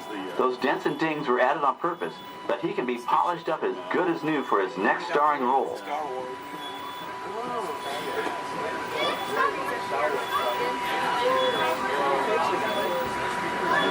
On our right, we now have a very different view of the fishing village set. From this point of view, you can see that there is no inside to the buildings. They are just false fronts or facades. In the movie business, set builders only create what the camera has to see. It's an old movie trick dating all the way back to the silent era. To add to the sense of realism and avoid the cost of set building, many of today's television shows and movies film on location in cities and towns across the U.S. But out in the real world, you've got to contend with noise, traffic, crowds, and various visual elements that may or may not belong in your film. Here on the backlot, we can avoid these problems because we created our very own flexible urban environment. Our Streets of America facades can stand in for a small town or a giant metropolis. As we come around the last corner on our route, you'll see the skyline of New York City in the distance. It's really a series of painted flats, expertly designed to fool the eye and the camera. We can dress and decorate these streets to look like any city we want, from Chicago to San Francisco. Depending on the choice of vehicles, props, and costumes, we can even turn back the clock and set our story in a different time. And what's more, these sets are built with Florida weather in mind. They're made to withstand 100-mile-an-hour winds. You're welcome to visit our streets of America anytime during your visit today and get an up-close look at the skills of our set designers and builders. We've just about reached the end of our tour. Our final stop is the American Film Institute Showcase, where you can see the actual costumes and movie props used in some of Hollywood's most famous films. There are some pretty amazing items in there, so feel free to take all the time you like. Please stay seated until our tram comes to a complete stop and check around you for any personal items that may have fallen during our trip. Well, as they say in Hollywood, that's a wrap. Thanks for joining our backlot tour, and we hope you'll come back to visit us again soon. Alright, we're going to stop up here in just a moment. I'll open these doors. I'm going to exit out through those blue automatic doors into the AFI Showcase tour.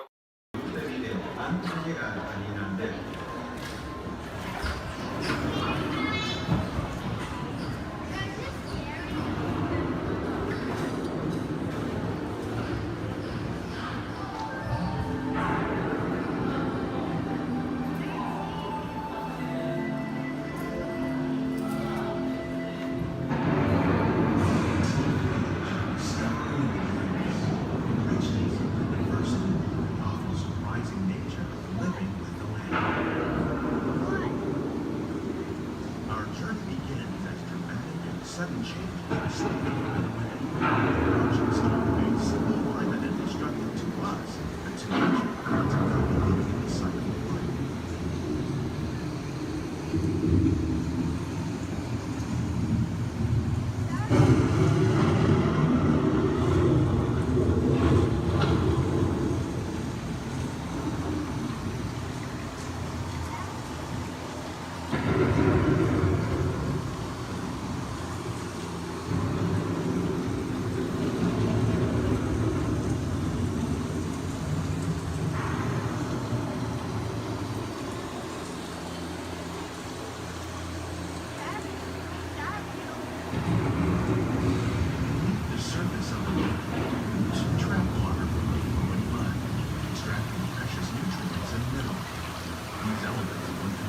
Sunlight create the diverse living systems of our planet.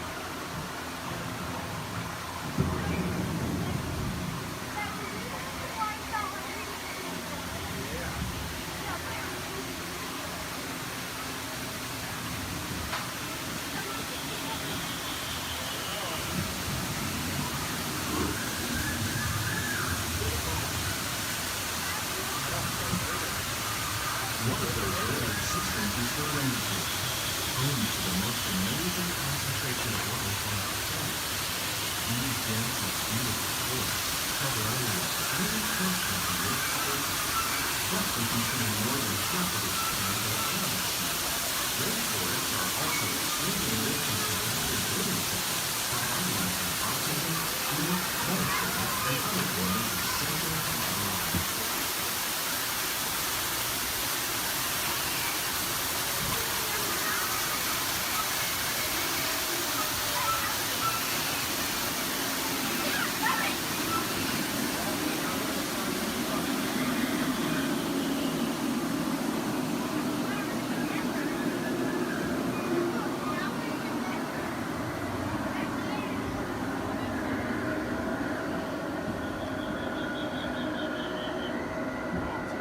In the desert, nature has created a very different, no less beautiful living system. And while this arid landscape may seem lifeless, it is very much alive. The plants and animals that have learned to survive in these harsh conditions make use of what little water they can find and avoid the scorching rays of the relentless sun.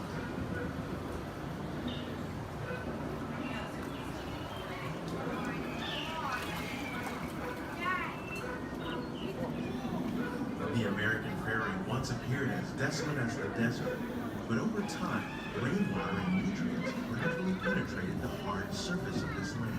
Even the hooves of the mighty buffalo helped create the rich soil that one day become home to the American farm.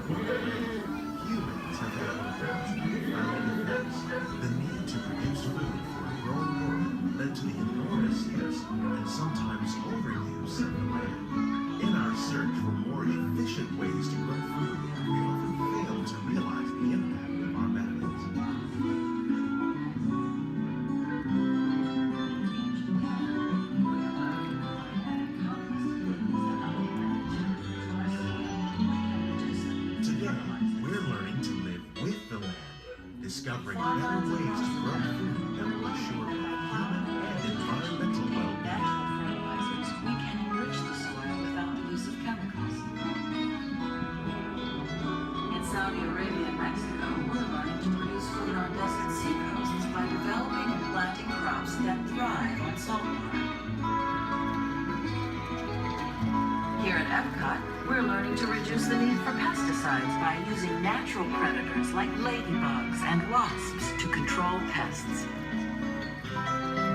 In Japan, we're learning that by adding composted leaves and other plant material to our soil, we can reduce the need for fertilizers. In farmlands across America, we're learning that by plowing under vegetation containing natural fertilizers, we can enrich the soil without the use of chemicals. In Saudi Arabia and Mexico, we're learning to produce food on desert seacoasts by developing and planting crops that thrive on saltwater.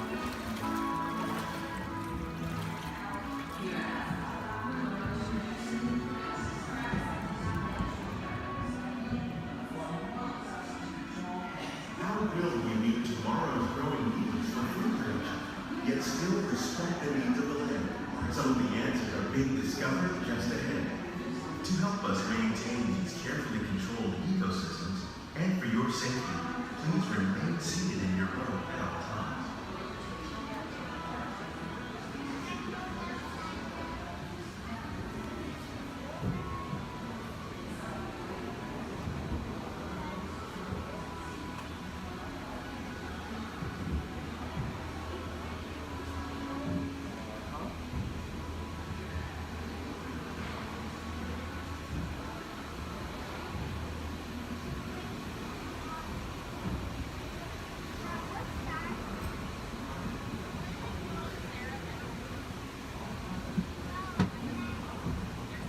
Welcome to our living laboratory, where scientists from Epcot and the U.S. Department of Agriculture are exploring innovative ways to produce bountiful harvests now and into the future.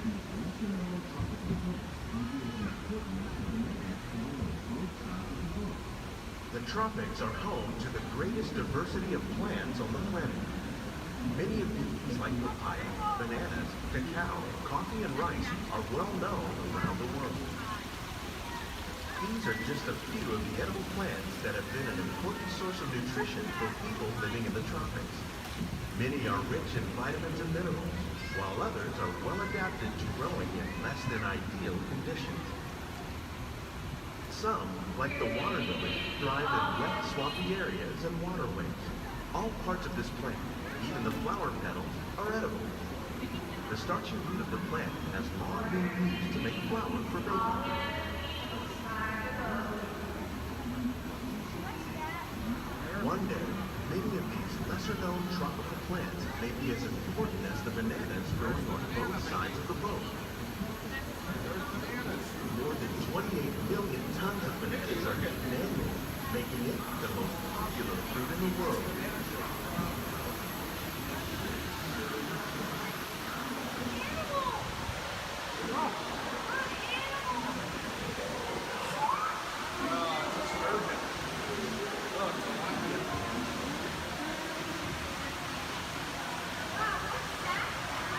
When we mention farming, you probably don't think of fish, but fish farming or aquaculture accounts for nearly half of all the food consumed globally. So animals that are fast and active, like the ones you see here, are three of the more popular crops raised by fish farming.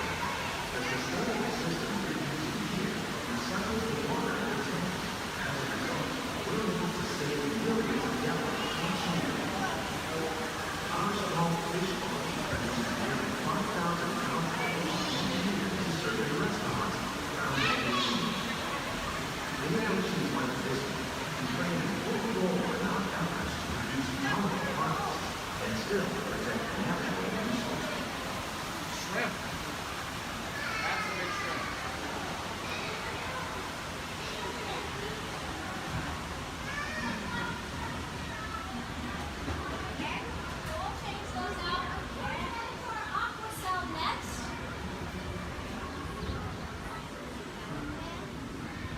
Little sunflowers.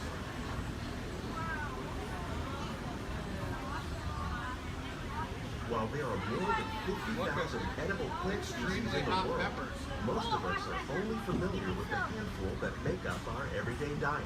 The common grains growing here: wheat, Maize, sorghum, and millet, plus rice, account for nearly 2/3 of our global food consumption. Learning how to increase yields of these staples is an important goal of research around the world. A monkey puzzle tree.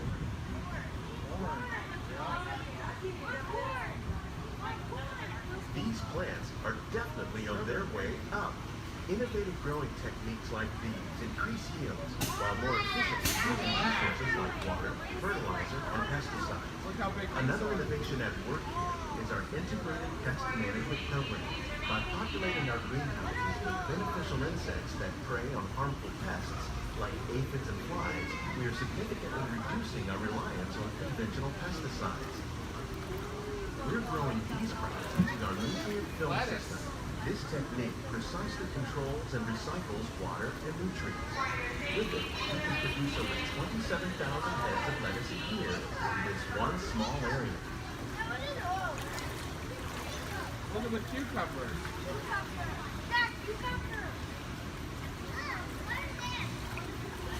Look at the strawberries. Some of our best ideas have been inspired by nature, like these fruit and vegetable trees. By growing these ground plants vertically, we can increase yields and better control diseases. These crops taste as good as they look. In fact, we serve more than 15 tons of produce from our greenhouses in restaurants here at the Land every year. Look at the jalapenos. That's a great idea.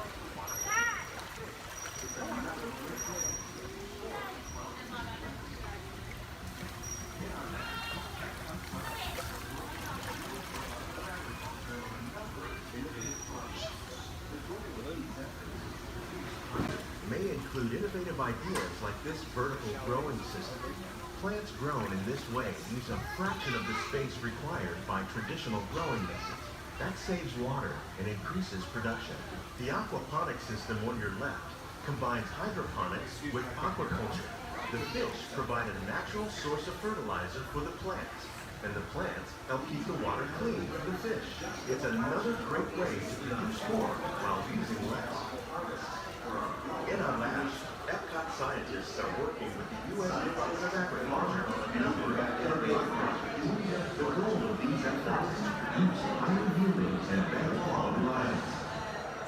Together, we can continue to find more ways to increase food production and protect our precious natural environment. Only then will we truly be living with the land.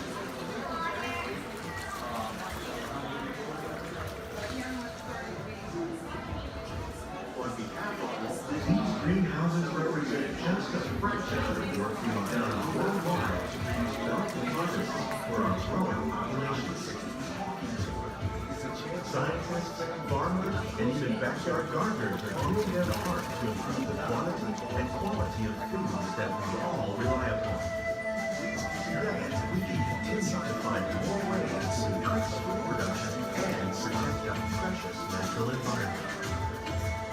Only then will we truly be living with the land.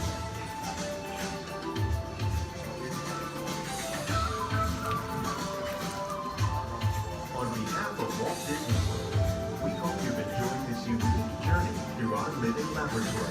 If you'd like a closer look, then check out the behind-the-scenes walking tour. It's a chance for the whole family to get up close and personal with the plants and growing techniques in our laboratory. Please keep your hands and feet inside the boat and remain seated until the boat comes to a complete stop.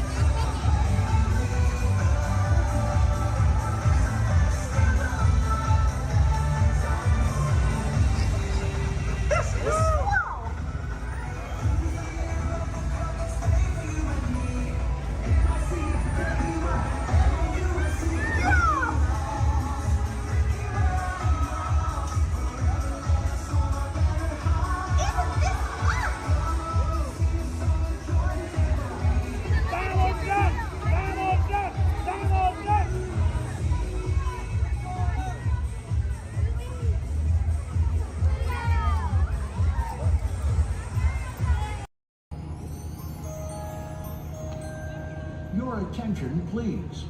Disneyland has now ended its normal operating day. We thank you for your visit to the Magic Kingdom and that the memories you've made will bring you back again soon. While the rest of the park closes, Main Street will remain open for your shopping convenience. Thank you. Su atención, por favor. Disneyland ha terminado su día normal de operaciones. Les agradecemos su visita al Reino Mágico y esperamos que regresen pronto para crear aún más recuerdos. Mientras que el resto del parque comienza a cerrar, las tiendas de Main Street permanecerán abiertas para su comodidad. Gracias.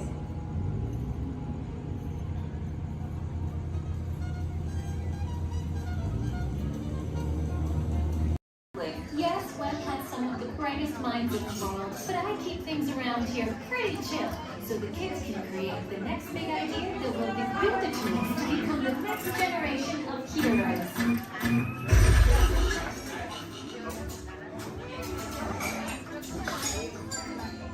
We hope you have a great time on your visit to the Worldwide Engineering Brigade Open House.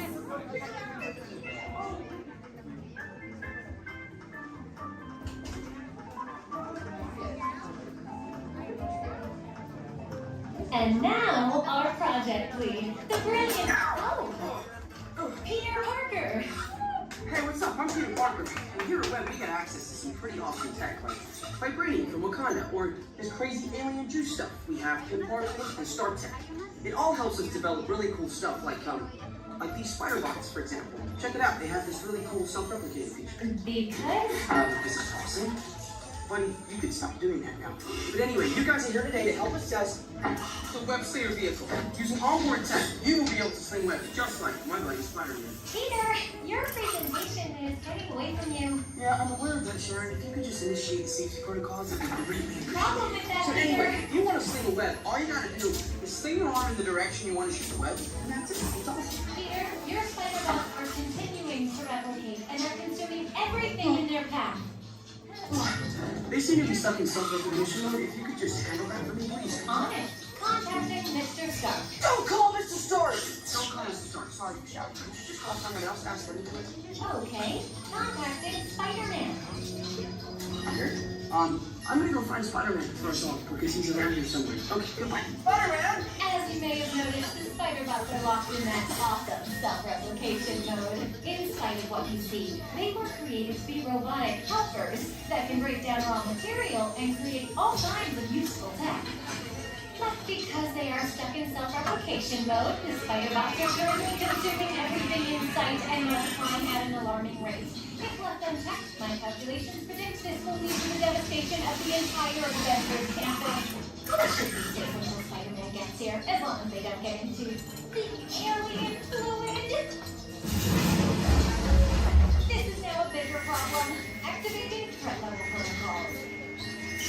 Hey guys, what's up? I hear you have no problem. I'm here to help. You made it. Great. Threat level is at exponential danger. You might need some help. Perhaps I'll call the Avengers? Don't worry, everyone. I got this. Okay, everybody. Open house is canceled. Wise idea. And I could use some help. Yes, you could. Sharon, prep the slinger vehicle. Already on.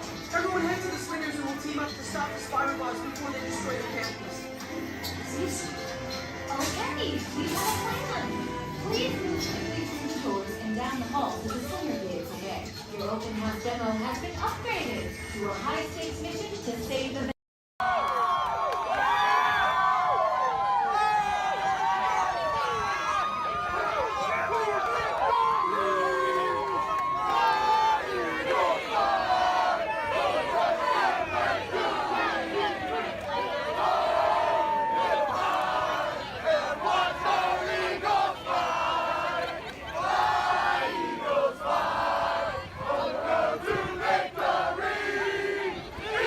Victory!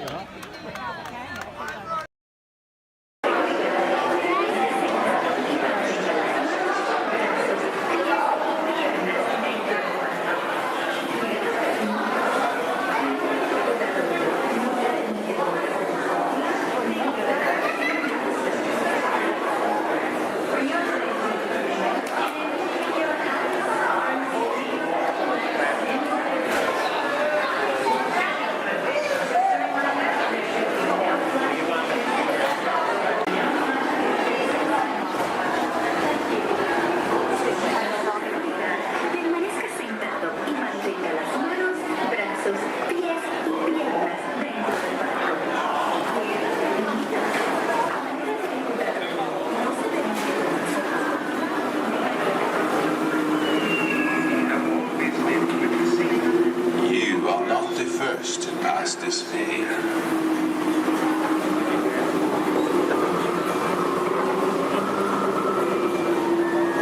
Nor shall you be the last. Those who seek the spirit of Norway face peril and adventure, but more often find beauty and charm.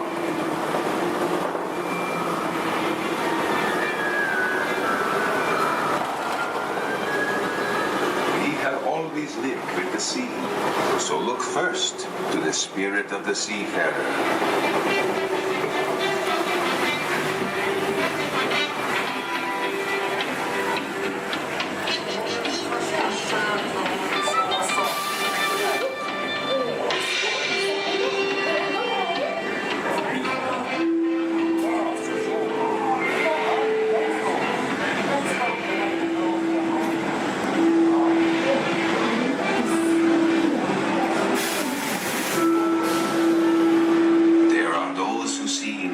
Spirit veiled in a land of forests and mystery, where trolls still prowl the water's edge. What is? How dare you come here? Invaders! Stop! This is troll country!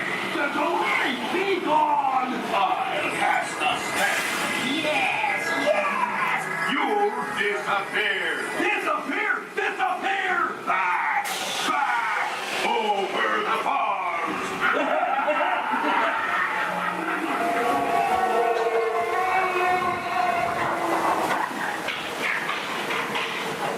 Before recorded time, Norway's spirit roamed the seas of the far north and beyond.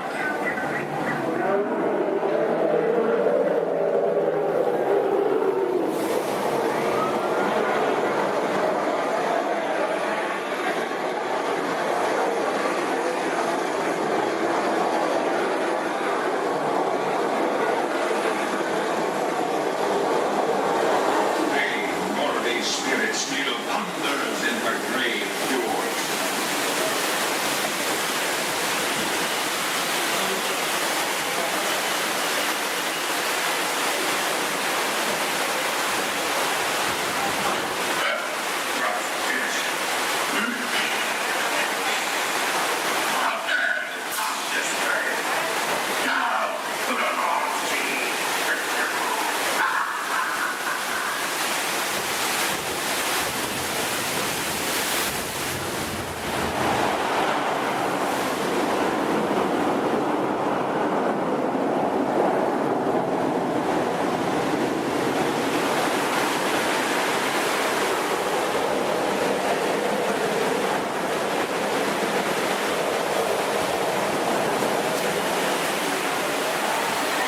Norway's spirit has always been, will always be adventure.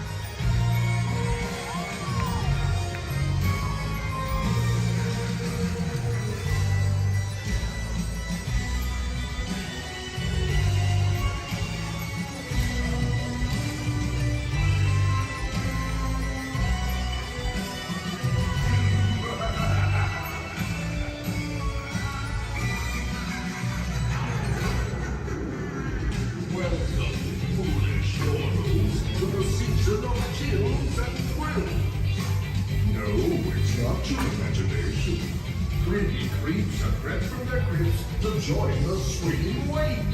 Aren't you dying to join them? Ghosts only appear when the candles are flickering, you know. Do you sense a disquieting metamorphosis?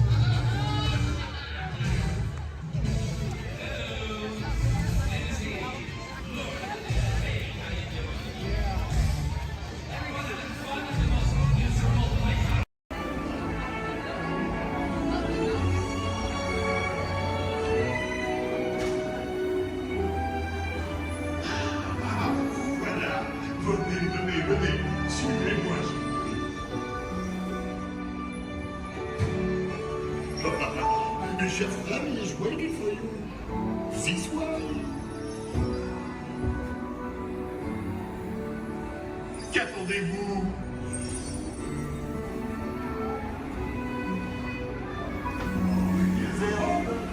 Des invités pour le dîner.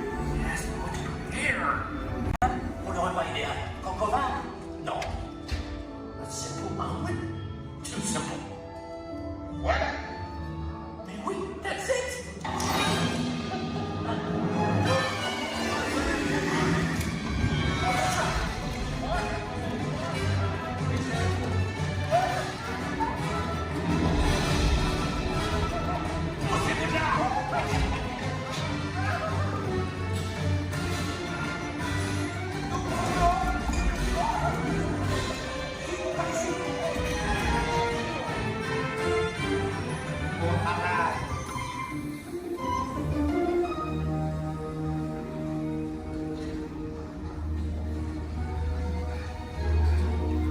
Cette nourriture est pour nos invités, pas pour vous. Hey guys, the food is for them, not you.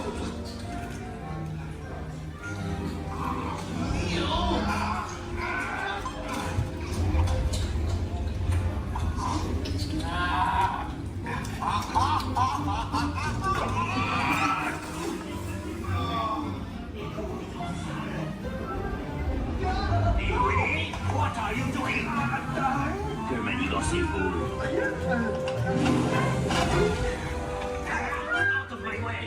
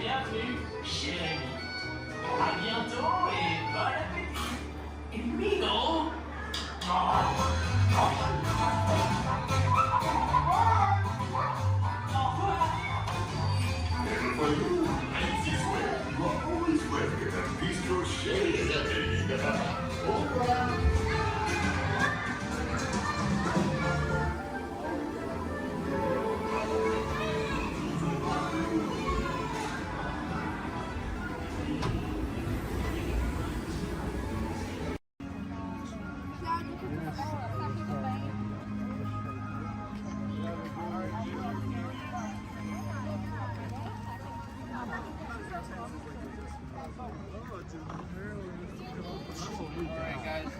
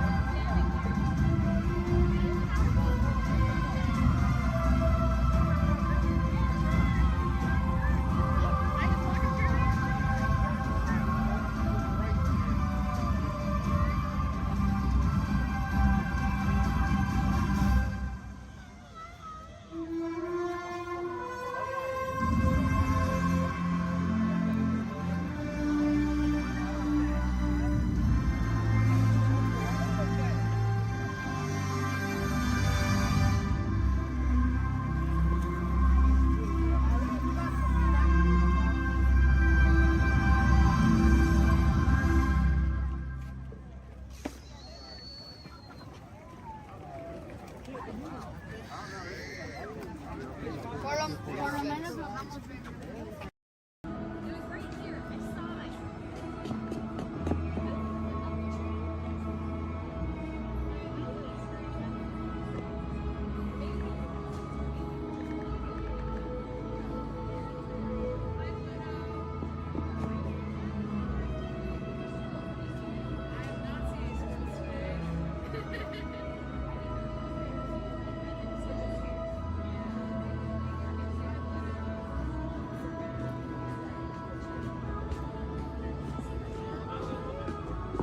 Hi, Pluto. There.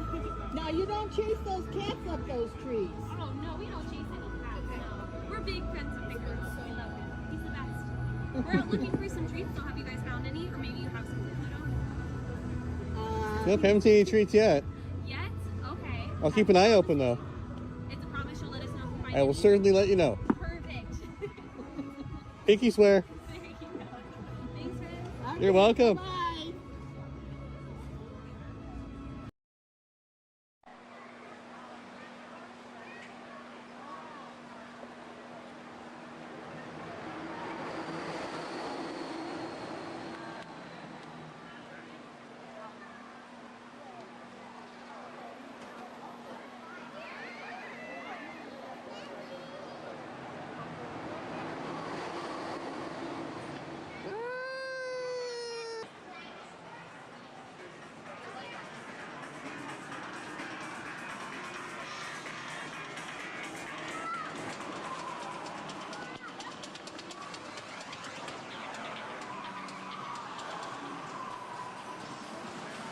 Hey, Mom, we can look around a little bit too.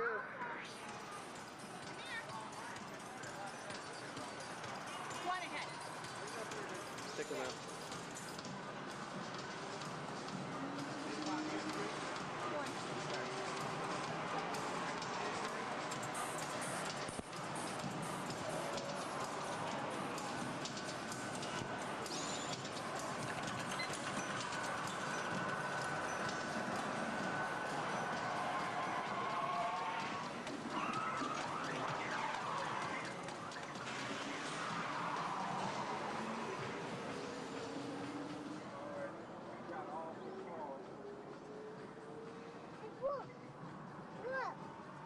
Look at that car. Look at that car. Come on. And look at this car.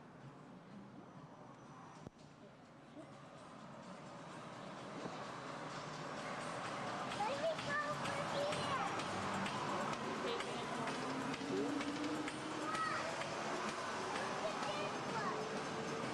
Look at that.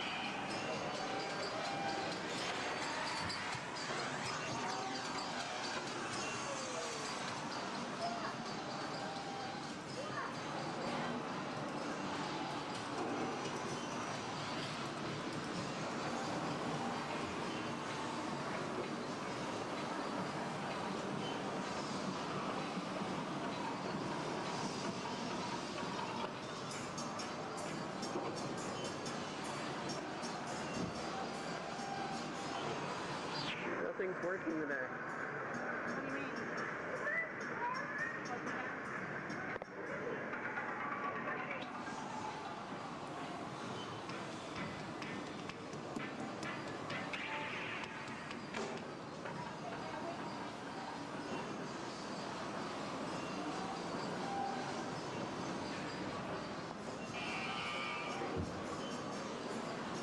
Mom.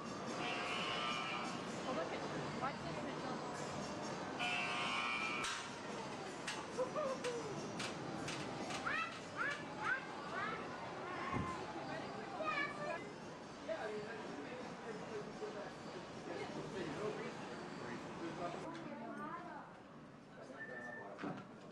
Yeah. Uh-huh. Oh, yeah, I see that one. Oh, okay. Hold on. 1 second. Okay, got it. Yeah? Okay. Thank you.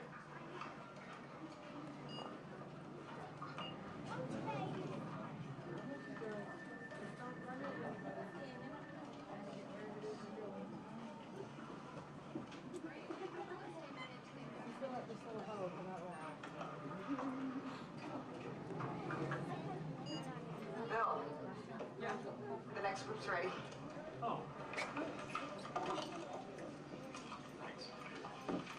Hi, everybody. Welcome to the test track. My name is Bill McKim. I'm up here in the control center. In just a couple of minutes, you're going to be out there on that track.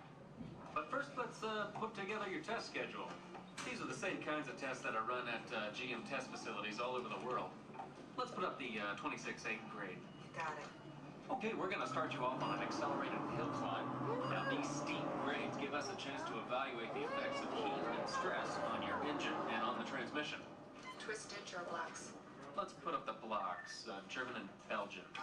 Next, your vehicle is going to go over a variety of rough road surfaces. These are designed to test the integrity of the suspension and the chassis. It's going to get a bit bumpy. Yeah. Next, you're going to see and feel what it's like when your brakes lock up and you lose control of the steering. Not such a good feeling, but hang in there because we're going to do the test one more time, this time with the ABS or the anti-lock brakes. Okay. All right. What's next? Let's do some environmental tests. Put up 2, 5, and 7. 7? Yeah, 7. Okay. After that, we're going to subject your vehicle to some extremes in temperature, as well as corrosive conditions, to see how it handles nature's worst. And finally, we'll take you out for some handling runs. Off-road for Let's do it. I'm going to send you through some hairpin turns, and then we'll take you out and do the high-speed loops. And depending on how your vehicle and you hold up, we'll even throw a few surprise tests in there. Surprise test? Yeah. Pick one. Jack? Now, if this whole routine seems a bit extreme, you're absolutely right. That's what a test track is all about. The cars you drive at home are made up of over 15,000 different parts, and every one of them has to pass the test under very extreme conditions before we ever let it off that test track and out onto the road. Now, as you can imagine, safety is a big concern of ours, so we're going to insist that you buckle up your safety belt securely. You'll be glad you did. Oh, we're ready. Oh, great. Well, Sherry says we're ready, so we'll see you out there on the test track. So please make sure your safety belts are securely fastened, as they always should be in your vehicle. We're clear for dispatch. Okay, let's move them up to the test area.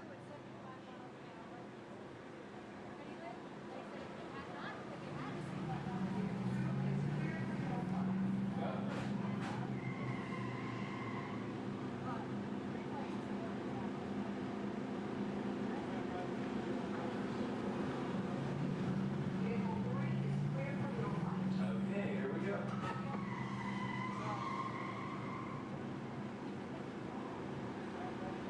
Mitchell?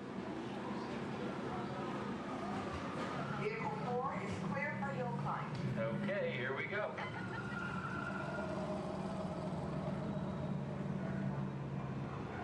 The torque and transmission load data are looking good. Great, let's proceed to the rough road tests. You got it. Your car.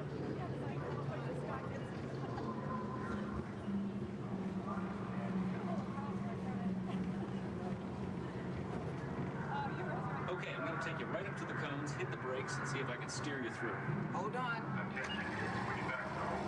Braking now. Okay, we're back on track. Let's do that other sequence. Okay, let's try it again, this time with the anti-lock brakes. ABS reactivated. Braking! All right, that's the way it ought to be. You see how ABS lets you keep control of the vehicle while braking?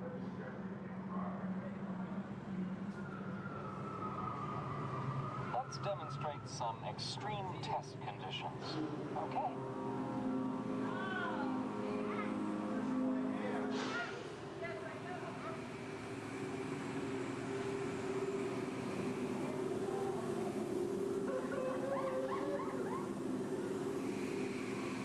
Did you remember to turn off those robots?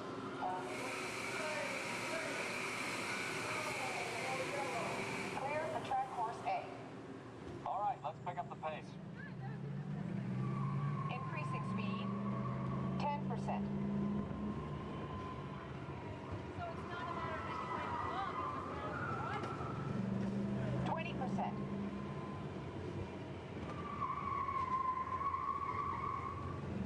30%. Are you seeing an increase in lateral forces? Sure am.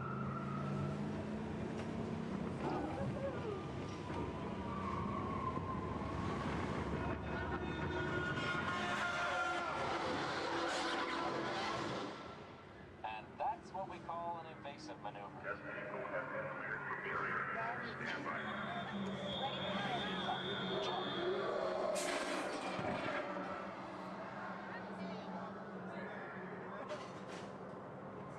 Hang on tight.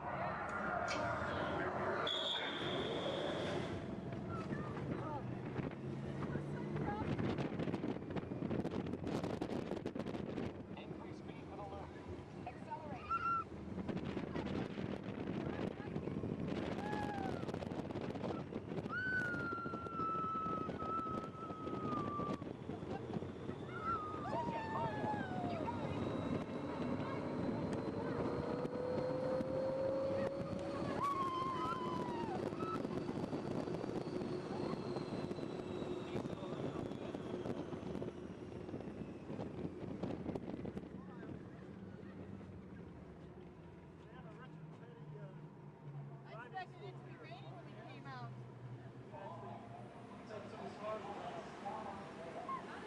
As long as they're heated up, let's grab a thermal image. Will do. Cameras on. Looks like all components are well within test parameters. Well, all right, that completes our test schedule. Let's download the data.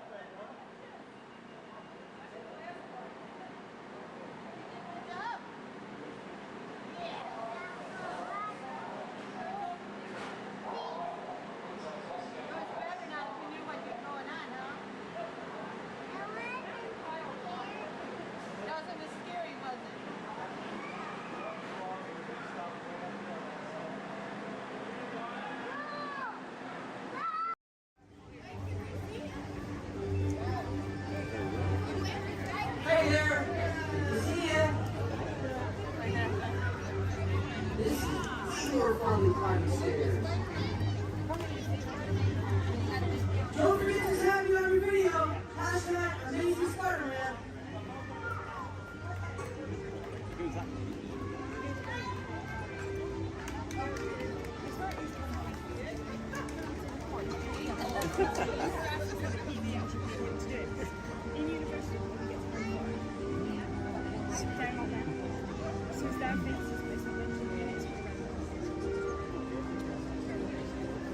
Hey everyone! Looking good down there! Wow, this is a friendly neighborhood. Welcome to Avengers Campus. Hey, what's going on, guys? Oh, me? Ah, you know, just spider stuff. Okay, time to run some tests. Spider-Man, Oh, hey, Sharon. shall we conduct an altitude test? Yeah, I guess I should do some work. Always good to have the data. On my way. Just need to find a clear path and something to swing from. Oh yeah, it's go time. Field testing, here I come.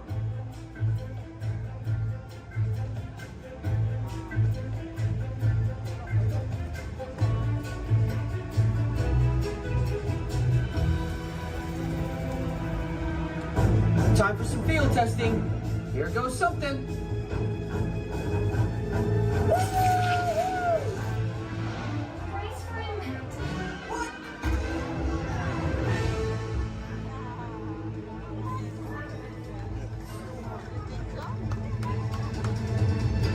I'm good. That was less amazing than I thought. Sure. Did you get that? I got the data. Okay, so that's check. Hang on, I'll be right down. This is cool.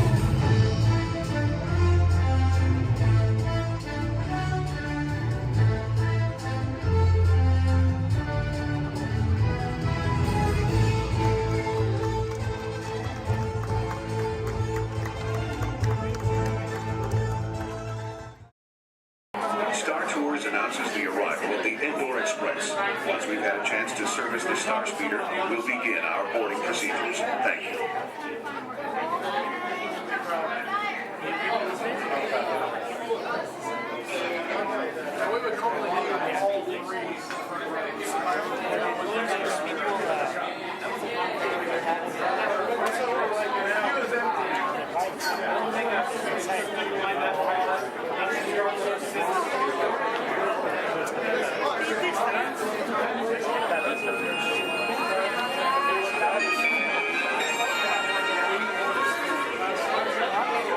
May I have your attention, please? At this time, I'd like to take a moment to review our boarding process with you. When the automatic doors are open, please proceed directly across the ramp into the cabin. Continue to move all the way across the ramp, filling in every available seat. For your safety, all passengers are required to wear safety restraints throughout the flight. To fasten the restraint, pull the strap out from the right side of the seat and snap it into the console on your left. Galactic regulations require that all carry-on items be safely stowed beneath your seat. While on board, flash photographers is not permitted. And please, no smoking at any time. If you have any questions, feel free to ask an attendant. You'll be boarding in just a few moments. Thank you, and have a pleasant time.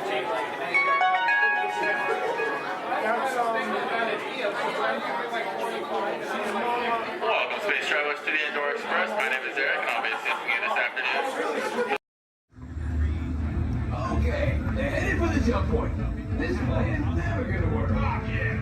Well, okay, I'm locked onto your vehicle. We'll be right behind you. Nothing to worry about. Unless we cannot stop this unusually large man.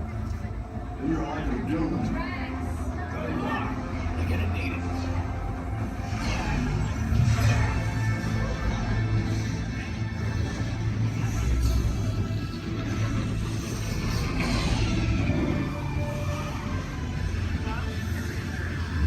Useless to follow me. What is that noise? Noise? No one's gonna stop rock and roll from existing. What have we done? What have we done? I think we can rock.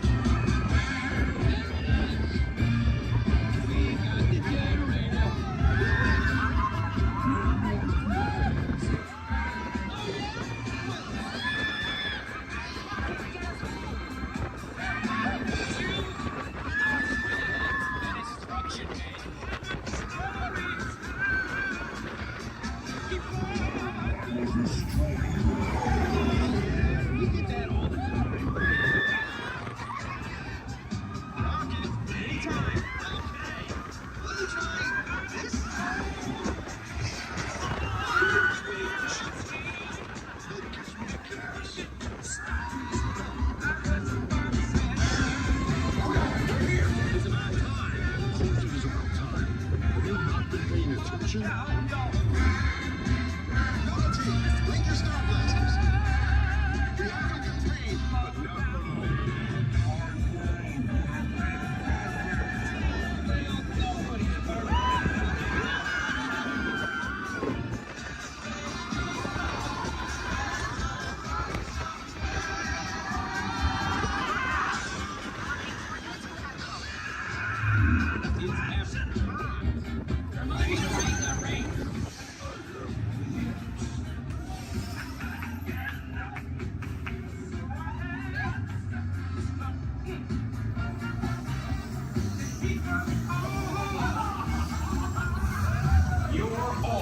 Heroes.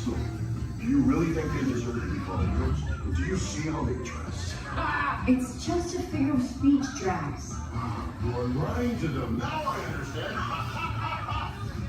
Welcome to the Guardians of the Galaxy. Shutdown breaks are getting much too short. Now, what have we here? Hey, haven't I seen you before? Seems like I'm always fixing this burnout. Oh, let's see now. No, that can't be right.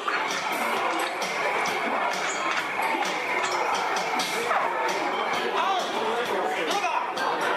Excuse me. Hello, I'm talking to you. Yes, you. Are you wearing the candles? Well, I was wondering if you could tell me where this goes. See, I wasn't really online when they were programming us for lots of repairs. Usually I can figure it out, but these old archives are kind of built backwards, you know what I mean? No, you don't know what I mean. Well, don't worry.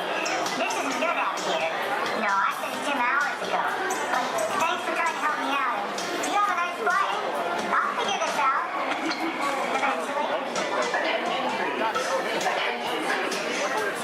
Disruption in the labor output of Troy Sector 2. All workers to resume immediately, or power disconnect will be initiated. I gotta get back to work. Just keep the line moving, folks. I've got programs on I can chit-chat. You know, it's not polite to stare. Now, was I supposed to run that logic module positive to positive or negative to negative? No. Positive, it was negative positive. Absolutely positive. Hey, what are you all staring at? Oh, me. Well, you got cameras. Why don't you take a picture? It'll last longer. Okay, I'll take it for you guys. What?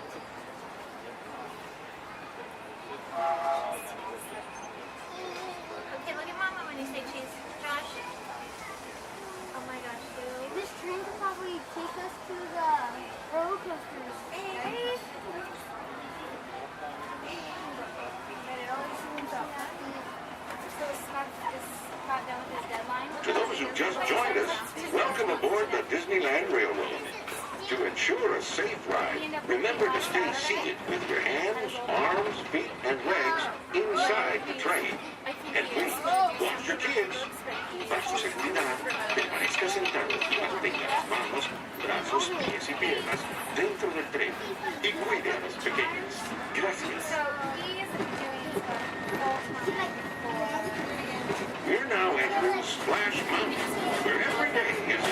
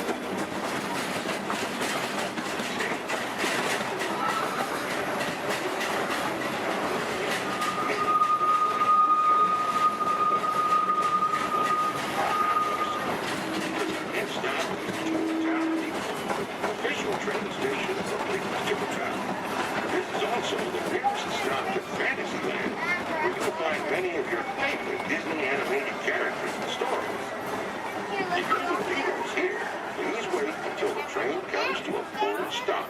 Remember your personal belongings, then step carefully from the train. You all have fun and say hi to Mickey for me. For those of you continuing on with us, we'll be resuming our trip in just a moment.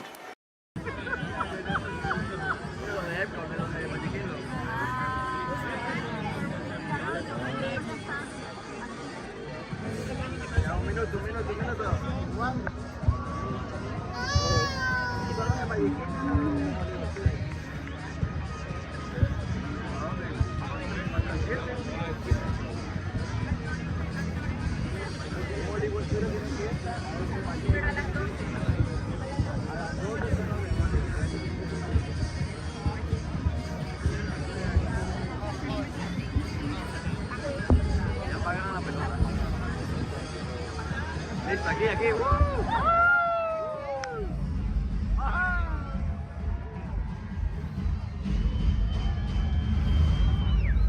Welcome everyone to our New Year's Eve sparkling celebration. As we await the first midnight here in the United States, Canada, and Mexico, we should note that many of our World Showcase friends are already greeted the New Year. 2025 reached the country of Japan, and 1 hour later, China celebrated the New Year. Let's celebrate with them now. 皆様、新年明けましておめでとうございます。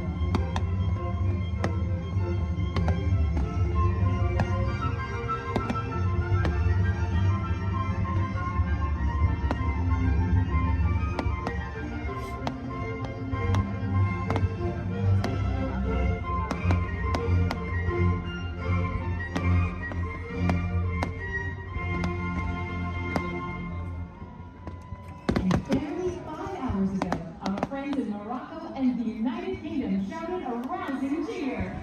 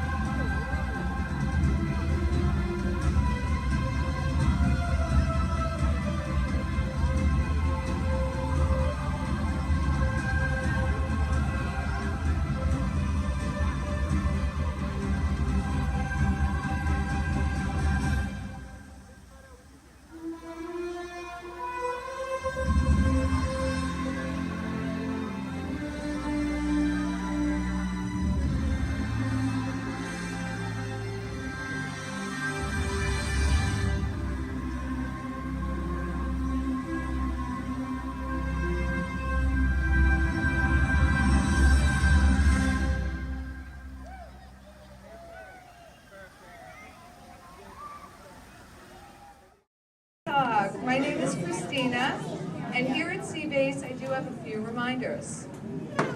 There's no eating, no drinking, no smoking, and absolutely no flash photography. Thanks, guys. The equipment you see here hanging in the water is called a hydrophone. Hydrophones help us to hear things beneath the sea. Today, this is going to help us hear a very special guest. Does everybody know who that guest may be? Shout it out. That's right. Crush is going to come out and ask us a few questions about the human world, and we may have a few questions for him about the turtle world. So please think about the questions you may want to ask Crush. I do know Crush is out catching a wave, and he asks, on the count of 3, as part of a year of a million dreams, we are going to have Joseph count out from South Carolina. 1, 2, 3, and everybody else, scream out, hey Crush. Ready? Joseph? Hey, Chris. Hey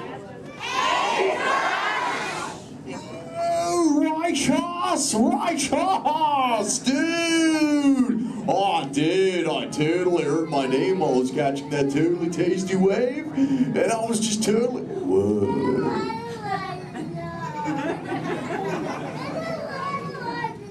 Check out all of you human dudes in the human tank. Hello, dudes! Oh, they live. Hey, dudes! Whoa, there's a little drama at sub-level. Awesome! You know, where there's little dudes and dudettes, I bet there's some fellow moms and pops. Let's hear from all of the moms and pops! Yeah! Awesome! Let's meet some humans up close. Hey, there's a dude here with a light lid and a gray shell. Hey, dude. What's your name, Minnie Man? Mitchell. Mitchell. Mighty Mitchell, dude. Where are you from, dude? Kansas. Whoa. Never heard of it. That's cool, though, Mitchell. Do you think any of your friends back home knew you would be talking to a turtle? Not really, no. Yeah. Well, dude, if you told me earlier I'd be talking to a human, I'd have been like, no way. Hey, Mitchell, dude, it's really nice to meet you. I'll just assume the feeling is mutual, dude. Totally, dude. Hey, there's more humans on this side. There's someone with a blue lid and an orange shell, I think, right in the front here. What's your name, dude? Michaela. Minnie Michaela, who brought you here today? Your mom. Where's the mom to Michaela, dude? Oh, way in the back. Sorry to get stuck with the cheap seat. Standing room only, dude. Sorry. Hi, name's Crush. What's your name? Shelly. Shelly. Oh, that's the name of my wife. Shelly. Yes. That's your little offspring, Michaela. Do you have multiple offspring? Yes, I have 3. Awesome, dude. Do they ever ask you questions? Yes, I do. They never stop, do they? No. I bet some days you're like, am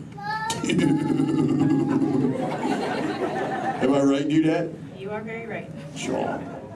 You know what, Shelly? What? From one parent to another, we just shared a moment. Totally did do that, y'all. Because my offspring, Squirt, he always asks me questions about all of you humans. So if you dudes can answer some of his questions, everybody here really loud say Cha! Cha! Awesome, dudes! Now, dudes, before we can answer any of his questions, we gotta make sure we're all on the same page, lingo-wise. Do you dudes know what the most important word, dude, in the turtle language is, dudes?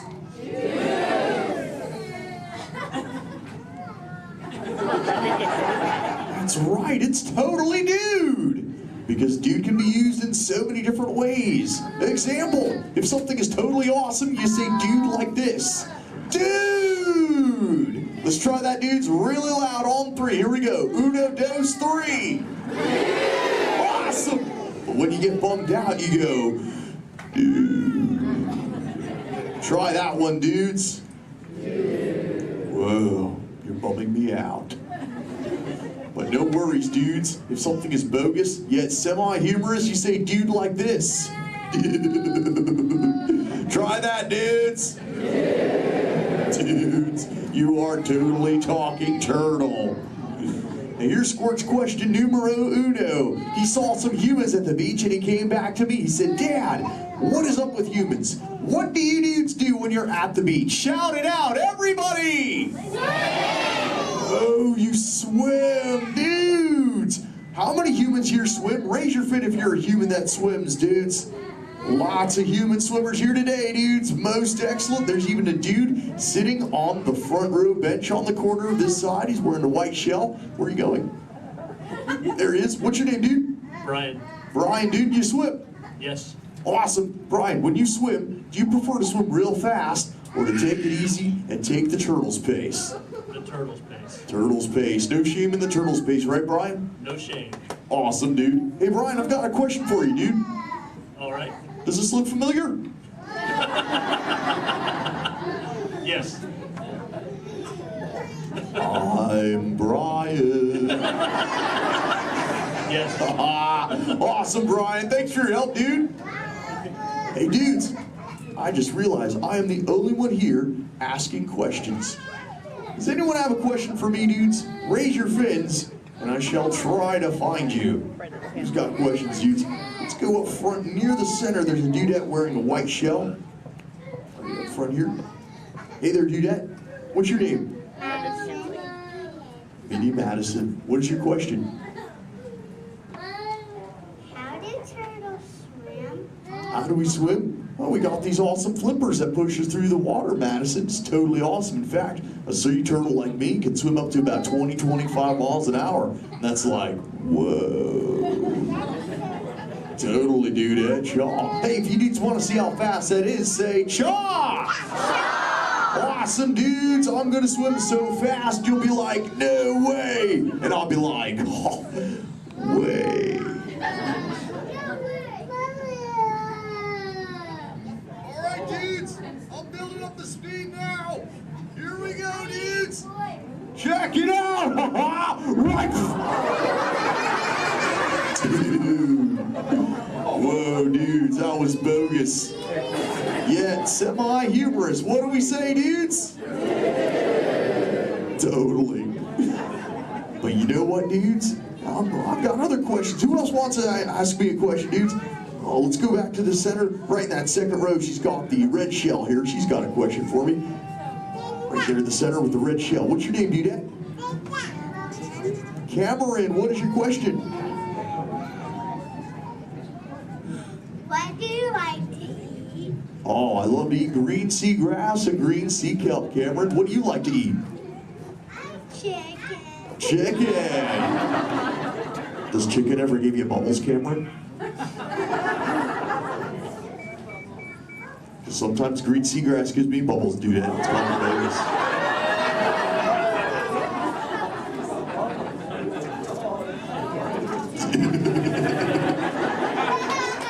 Sorry about that, dudes. Who else has a question for me? Whoa. Let's go over towards this side near the center. He's got the dark shell in that second row. Really dark shell in the second row, sub-level. What's your name, dude? Cameron. Another Cameron? Interesting. Guess they're running out of names in the human world. Well, Cameron, dude, what is your question? What is it like in the water? Oh, wet. Cameron, have you ever, what? How do you ever feel in it? How do I, wet. What? Have you ever been in the water, dude? Yeah. How do you feel in it? Good. Good. Oh, awesome. Well, oh, and wet. Well, that makes sense. Cameron, dude, what do you wear in the water? What you're wearing now? No, I wear a swimsuit. Oh, a swimsuit, Cameron, dude. Check it out, dude. Squirt said this is called a swimsuit right here. Check it out, dude. This is what Cameron wears. Awesome, dude. That's what you wear, right, Cam? No, it's a boy wear. It's what? It's a boy wear. This isn't for boys?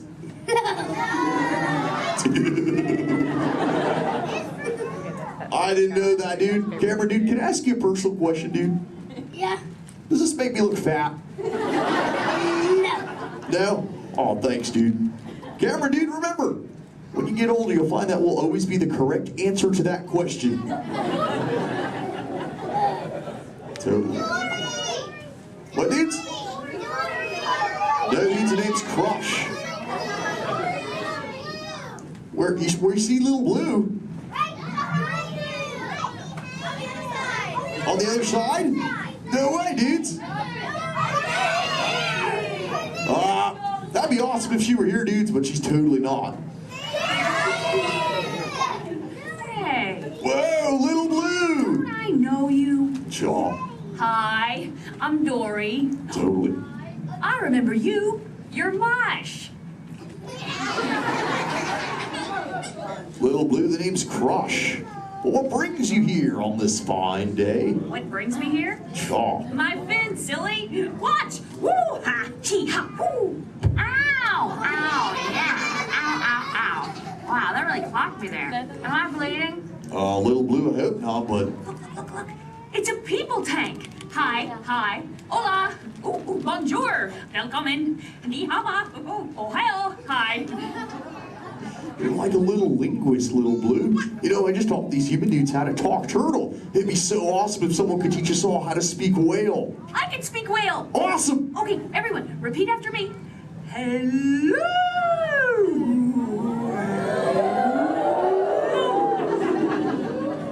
That sounded pretty good, dudes, but let's try it all together real loud. Hello, whale. Awesome. You know, sometimes you speak whale and there are like 80 whales swimming around you. Not today. What do you mean, dude? No whale. Where? You see one behind me? Whoa! Little Blue! Oh! Conversation. There's totally a whale, Little Blue. Swim, Little Blue!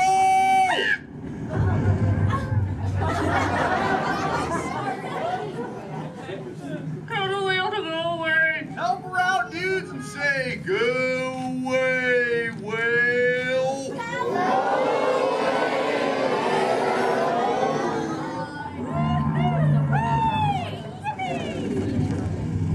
You did it, dudes! You saved Little Blue! Put your fins together. That was awesome!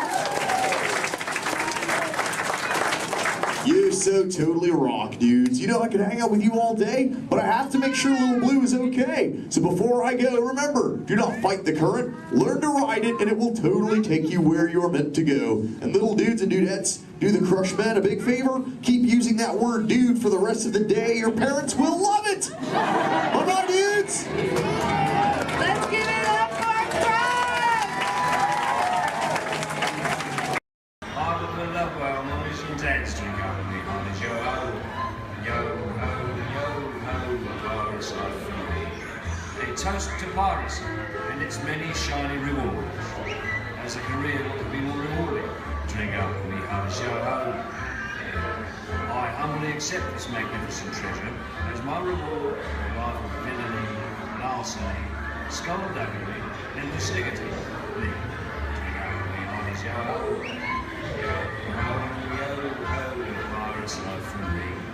I raise a toast to one of my many shipmates lost at sea. Salute, raise a me. Drink up with me, honest yo-ho. Rascals and scoundrels, villains and knaves, drink up with me, honest yo-ho. The devils are actually really bad eggs, drink up with me, honest yo-ho. Drink up, lads, there's treasure enough for all. I shall take this paltry sum as a stipend to cover my expenses. Riches and jewels, drink up with me, honest yo-ho.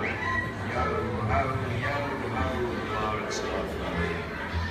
It is true, I am a pirate, bloody good. That is bad. Drink up with me, honest yo-ho.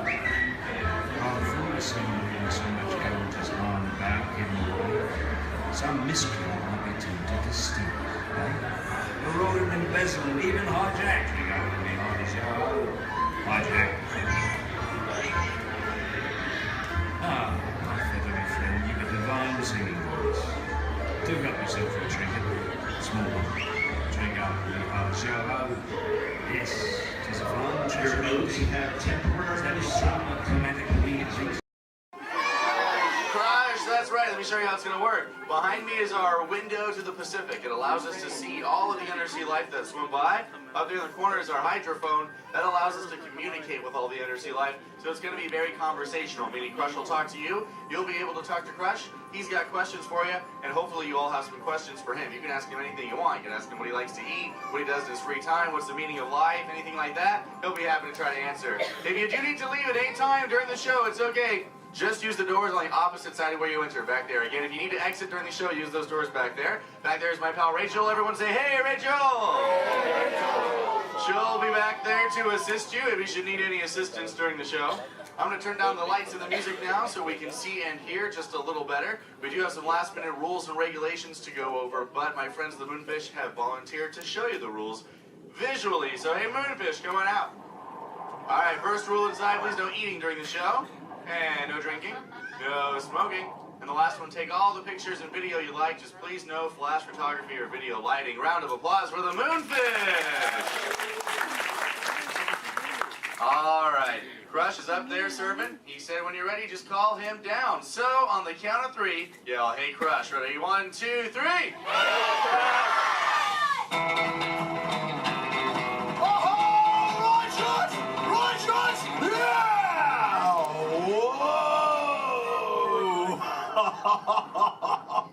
Oh, dude, check out the double spinner intro by the turtle.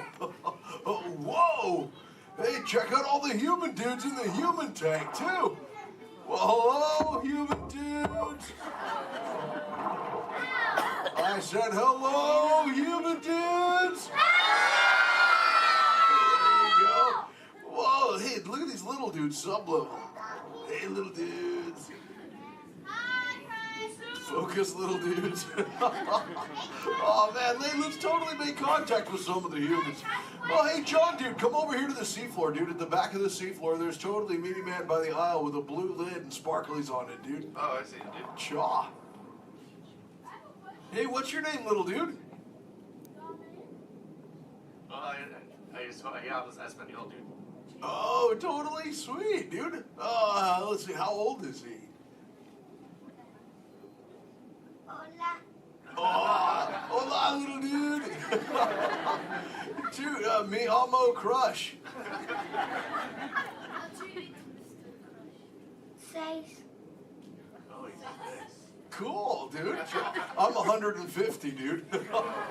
Hey, I still got my washboard abs.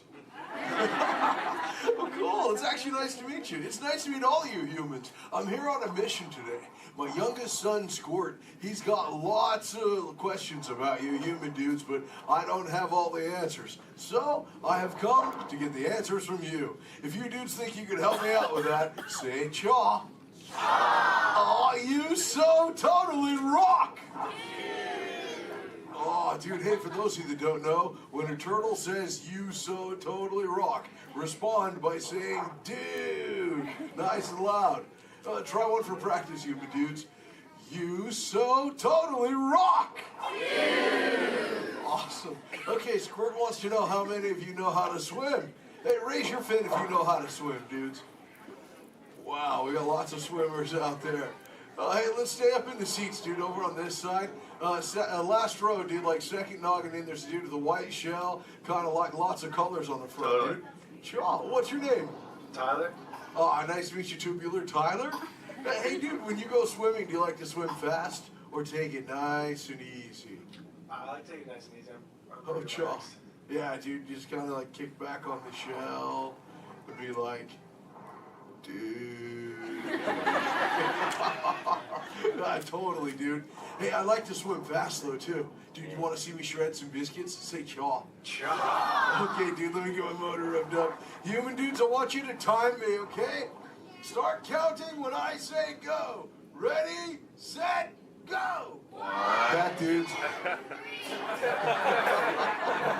Totally just swam all the way around the world. Twice.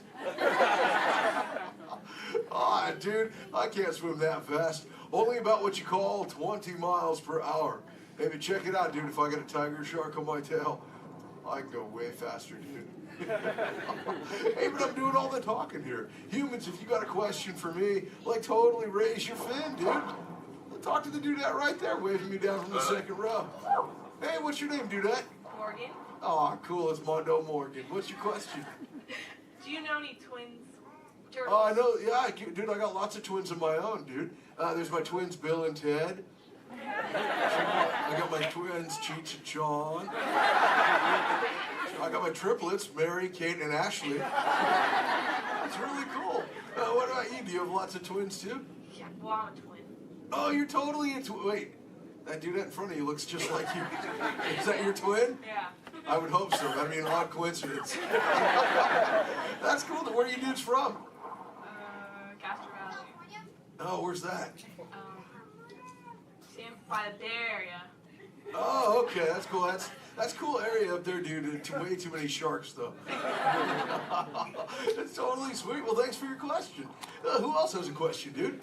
Let's see. Let's go. Hey, back to the seafloor. Let's go right over here, John, dude. There's totally a mini man up front. He's got a blue shell. He's kind of near the outside, dude. Blue short sleevey shell. Hey, little dude, what's your name? Dominic, Nice to meet you, Deep Sea Dominic. What's your question, dude? have you ever been married or divorced?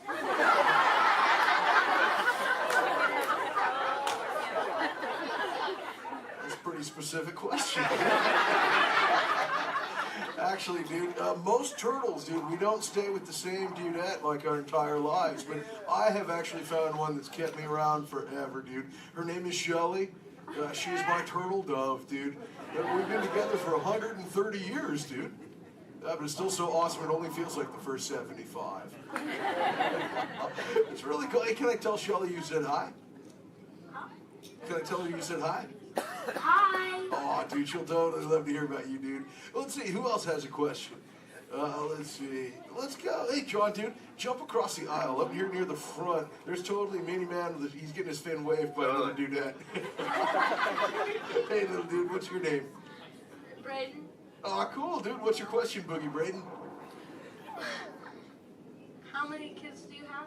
Yeah, I got 65, dude. John, like I said, well, I already told you about my twins, dude. Like Squirt, he's my youngest. And then there's Sheldon, Shelby, Michelle, Herschel, Rochelle, Trishelle, Shell, Lella Ding Dong.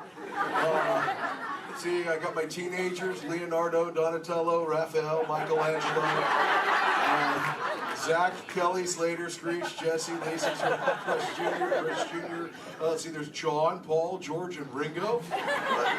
John's going through a really weird phase right now, though, dude. He thinks he's a walrus. So there's Michael, Janet, Tito, Jermaine, LaToya, Randy, Marlon, Chris Jr., Chris Jr., Chris Jr., Chris Jr., Chris... Well, there's lots of Chris Jr.'s, dude. All the way up to my oldest son. His name is Keanu. Keanu's not very bright, but we still love him anyway. My What's that? sister's name is Trishelle too. Oh, Trishelle, dude, that's a totally sweet name. She must be part turtle. That's Actually, hey, maybe you can help me out with something, dude. I got a question for you. I found a thingy on the beach the other day. Not really sure what you human dudes call it. Where did I put that? There it is. Hey, dude, what's this? That's a bikini. Oh, cool, a bikini, dude. Do you use a bikini when you go swimming? Oh, why not? Because I'm not a girl.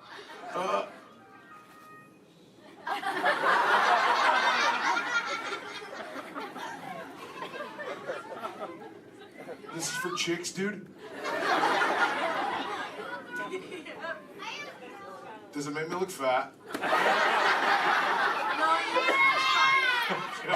Anyway, dude. Oh, let's see, dude. Hey, John.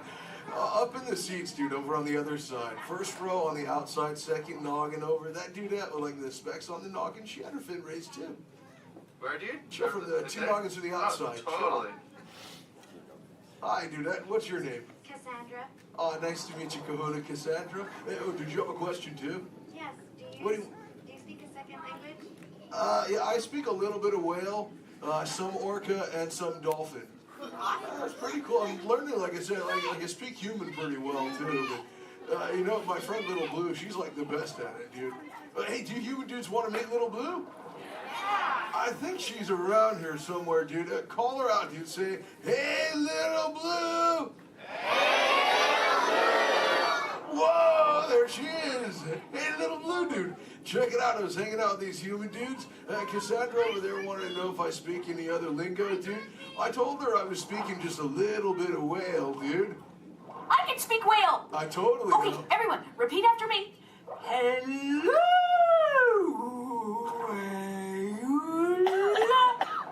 Okay, try that one all together, human dudes. Go!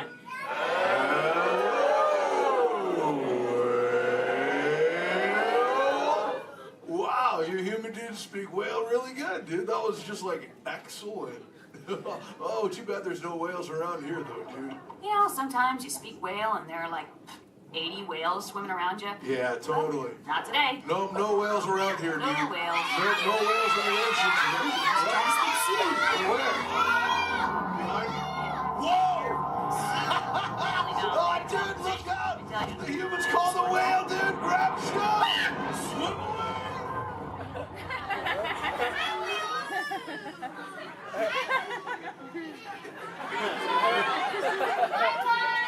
Dude, Little Blue, you're totally a squishy fishy. What should we do? Tell the whale to go away. Can't humans tell the whale to go away?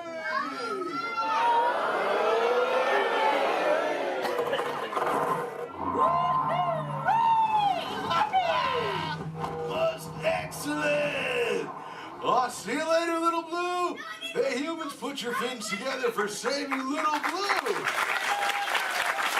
You so totally rock! Yeah. Awesome. Thank you so much, human dudes, for sharing with me. I can't wait to get home and share all this knowledge with Squirt. Hey, but before I go, human dudes, remember this. We all share the same ocean, humans and turtles alike. So treat everyone you meet like an oyster, dude, because you never really know when you just might find a pearl, dude. That was like a warm and fuzzy moment, wasn't it?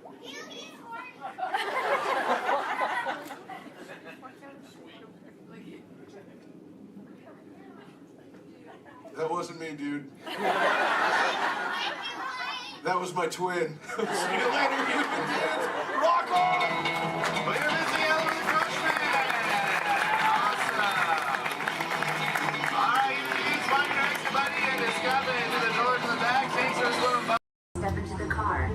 For your safety, remain seated at all times, keeping hands, arms, feet, legs, and other appendages inside your car. And please supervise younger beings. Stay clear of the doors, which will open and close automatically. Enjoy your journey. Para su seguridad, permanezca sentado y mantenga sus manos, brazos, pies y piernas dentro del vehículo. Y cuide a sus niños. Gracias. Please step carefully onto the moving platform, then step into the car. For your safety, remain seated at all times. This is the TTA Blue Line, non-stop service around Tomorrowland.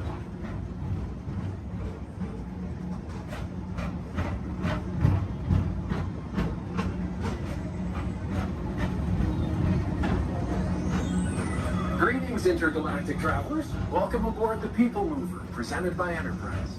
I'm Orak 5, your guide aboard this highway in the sky, the absolute best way to see Tomorrowland. And my stars, is there ever lots to see? From spacecraft to monster labs, there's really nothing like today in Tomorrowland. For your safety, if you have wings, jetpacks, or gravity polarizers, please do not take flight while on board. Thank you.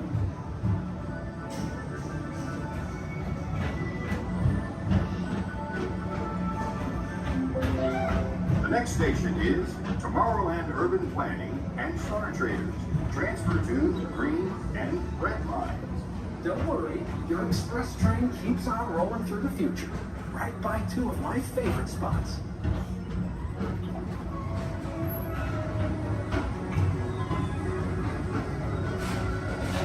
First up, Progress City. Walt Disney's amazing dreams for a community of tomorrow. Did you know Progress City inspired Epcot? And a lot of the visionary ideas throughout Walt Disney World. Look, there's even a tiny people mover. I wonder if that means there's a tiny ORAC.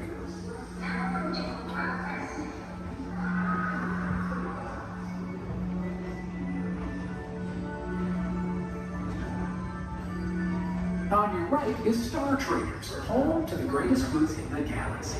Except actual stars. Those are no longer sweet.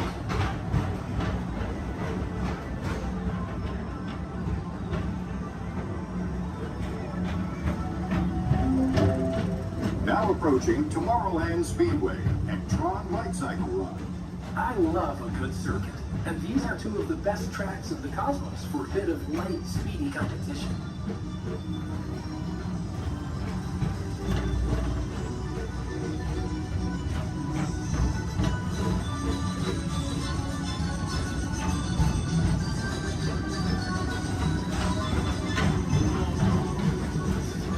Attention all visitors from Galaxy M31.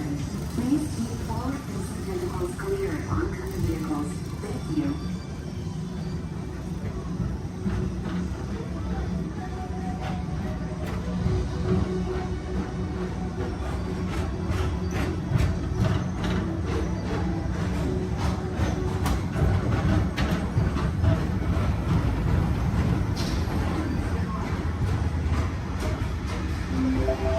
This is Starboard 75. Or as we always call it, Space Mountain.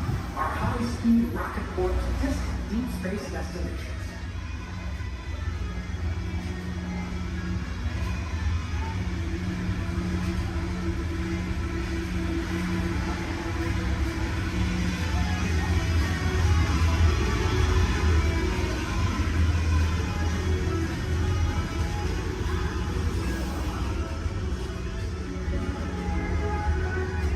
Let relaxation wash over you at the most refreshing retreat in the galaxy, the coral rooms of Pisces 7. You H2O it to yourself. Book today.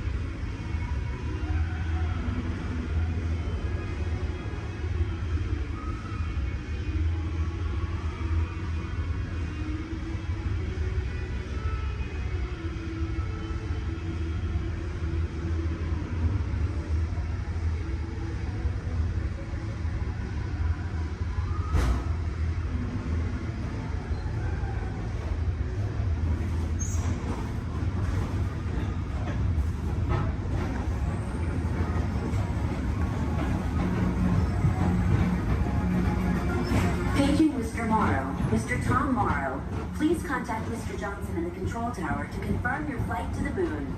Thank you.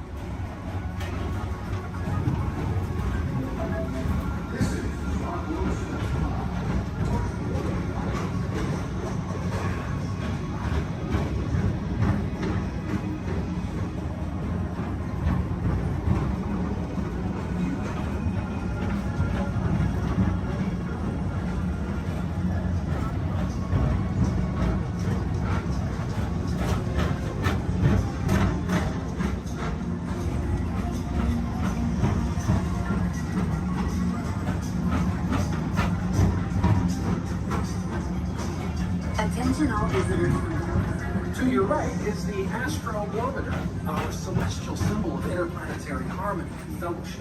Hop aboard and launch high above Tomorrowland for a spin amongst the planets.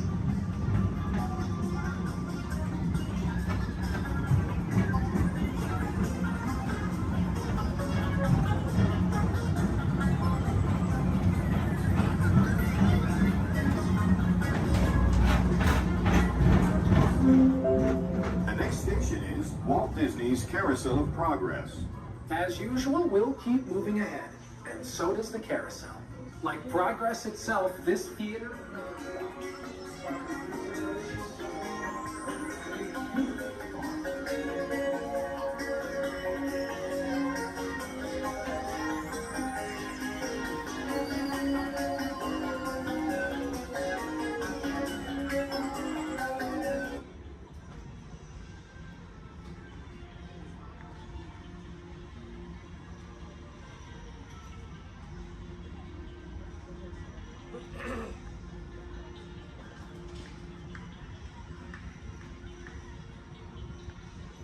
Attention on the people mover, please stay seated.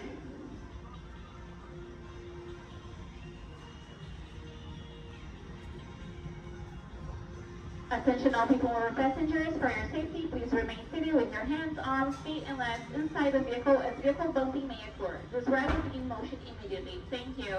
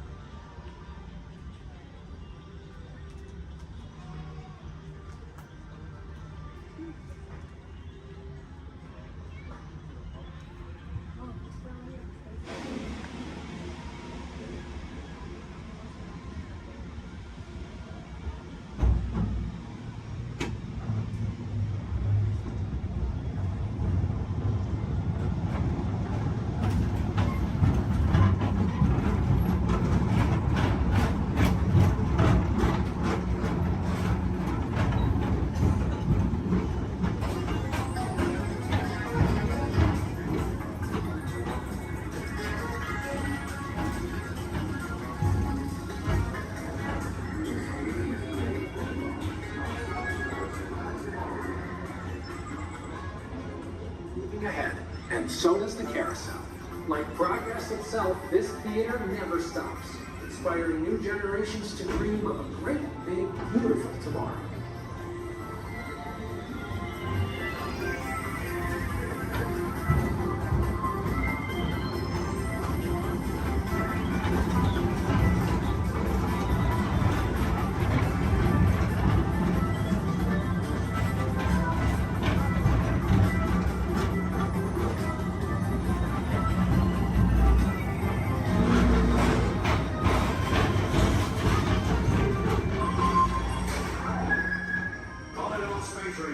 Report to your star cruiser and join me on this daring space mission. I can see you on return. Affirmative. We're on it, Buzz. You can count on us.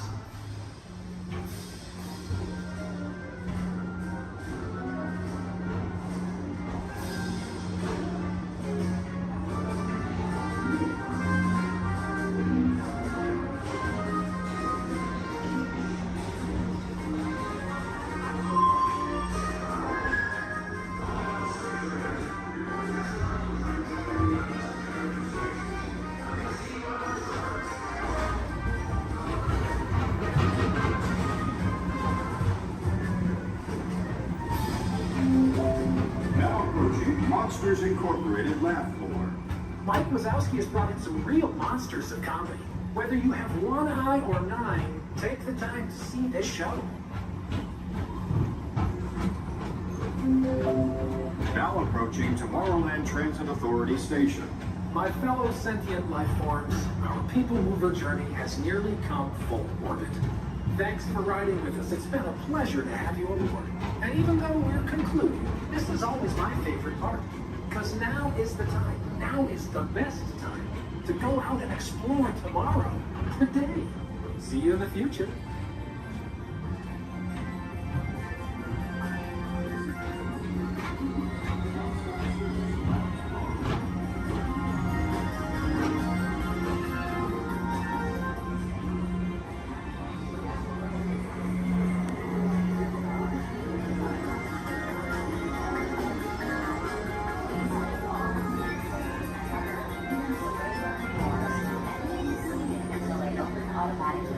Step onto the moving platform with caution and exit by stepping away from the car. Thank you.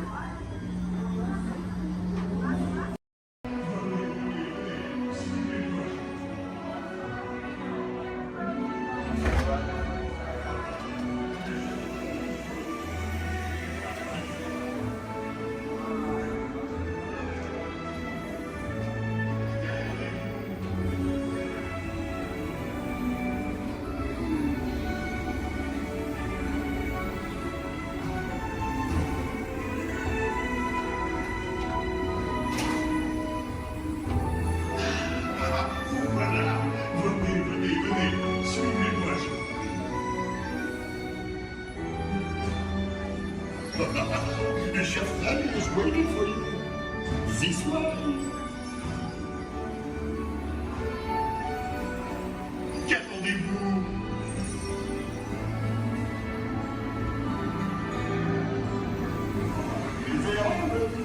Des invités pour le dîner. Hein? Pour le repas idéal. Coq au vin? Non. A simple omelet? Too simple. What? Mais oui, that's it!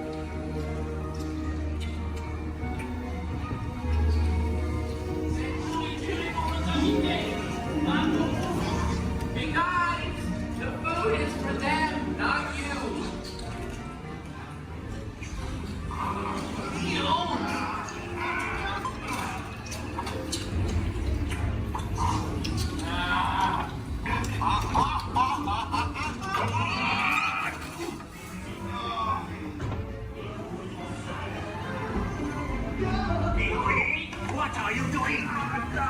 Que manigancez-vous? Out of my way!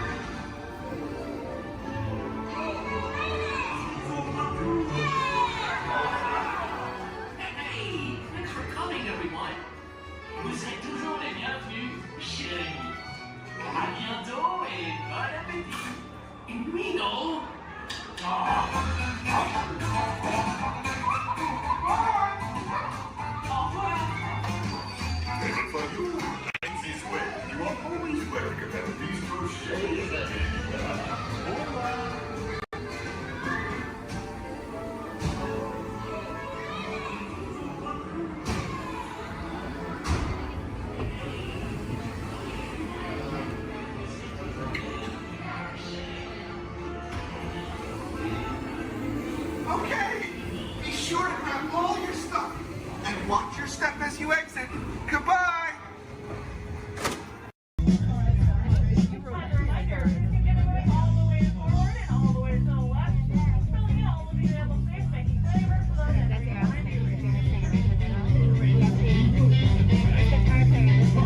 Company. Wow. All right. Hey, don't mind us. We'll be finished in just a minute. Yeah. What are you guys still doing here? You're supposed to be at the show. Where now? I'd like to introduce our local manager. Thrilling high-speed roller coaster test ride that includes sharp turns, upside down maneuvers, Okay, come on, guys. Please, get in the car. Sorry, folks. We gotta go. Chris, can you grab my black list, Paul? Hey, wait a minute. We can't leave these people here like this.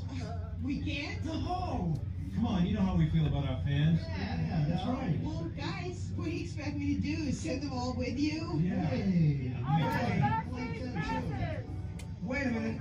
I love that idea. How about some backstage passes? Yeah. Come on. Make it happen. Come on. Okay, I'll make it happen. Now get out of here. I hate all of you. Have a nice ride. Hi, Sal, it's me. Listen, I'm gonna need a bigger car. Make it a stretch. In fact, make it a super stretch. Right. Okay, folks, the show is all the way across town, but I got you a really fast car. Okay, wait, it's out in the alley. Congratulations on those backstage passes. Now please, walk this way out of the alley, keeping up with that party in front of you. As a reminder, masks must fully cover your nose and mouth and be worn as you exit the building after our kickoff.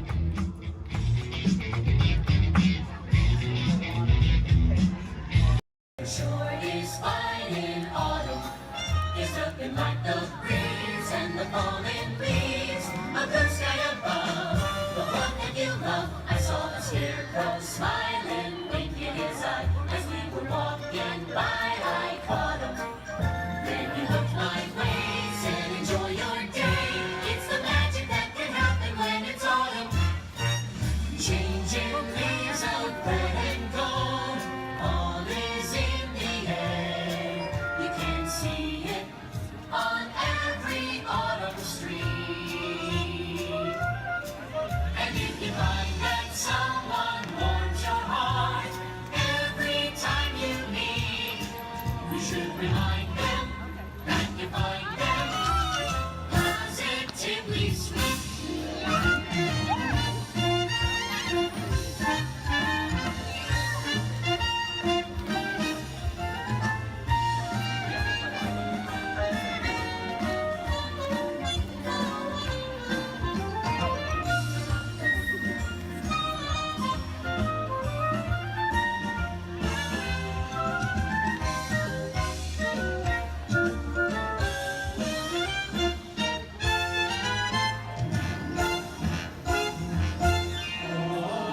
Shine on, harvest moon, up in the sky. I ain't had no lovin' since January, February, June or July. Snow time ain't no time to stay. Outdoors it's good, so shine on harvest moon for me and my gal.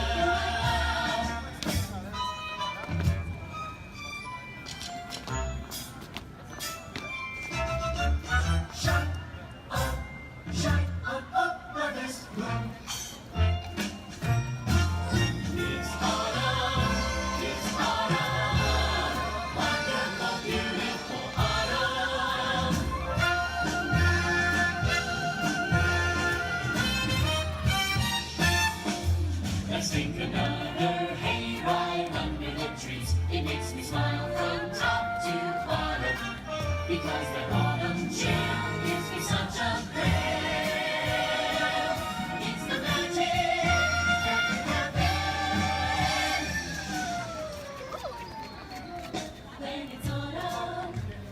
it's autumn, when it's autumn, when it's autumn, it's the magic that can happen when it's autumn.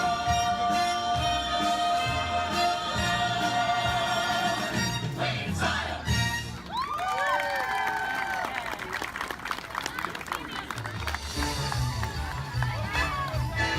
Thank you for joining us on Main Street, USA. And from all of us here in the Magic Kingdom, we hope to see you again real soon.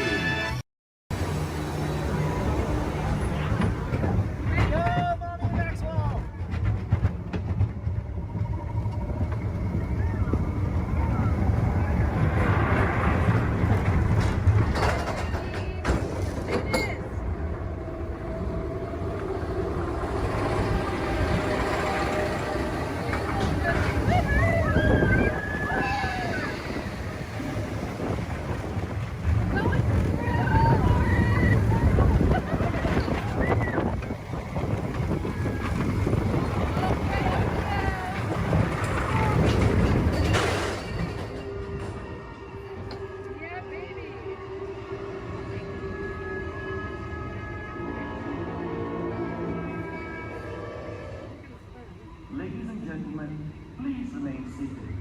Your train has made an unscheduled stop. It will be moving again shortly. Thank you.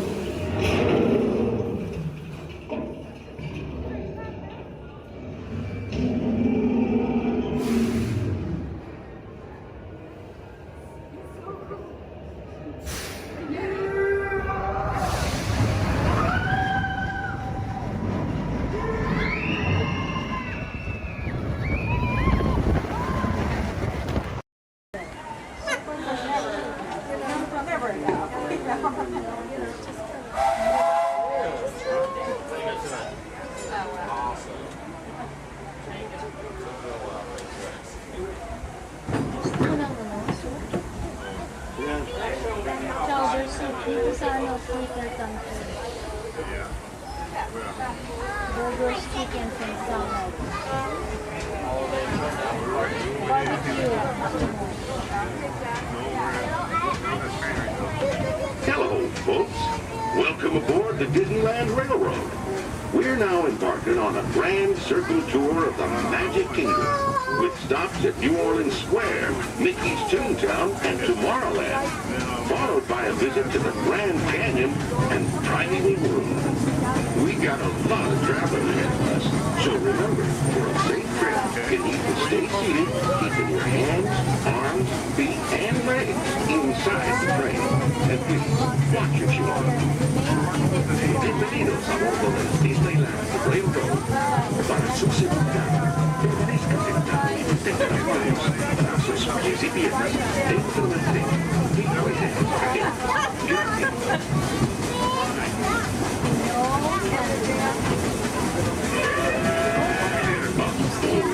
Did you folks Hear that?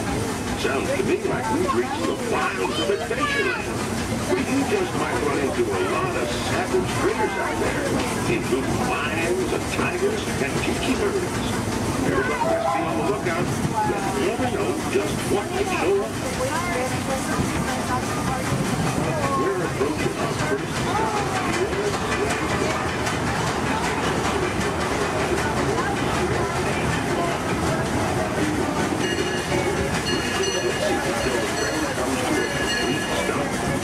watch your step, we'll get off. Have a good time in the frontier, yeah? For those of you continuing on, we'll be resuming our trip in just a moment. This is Warren Square. Take a drink.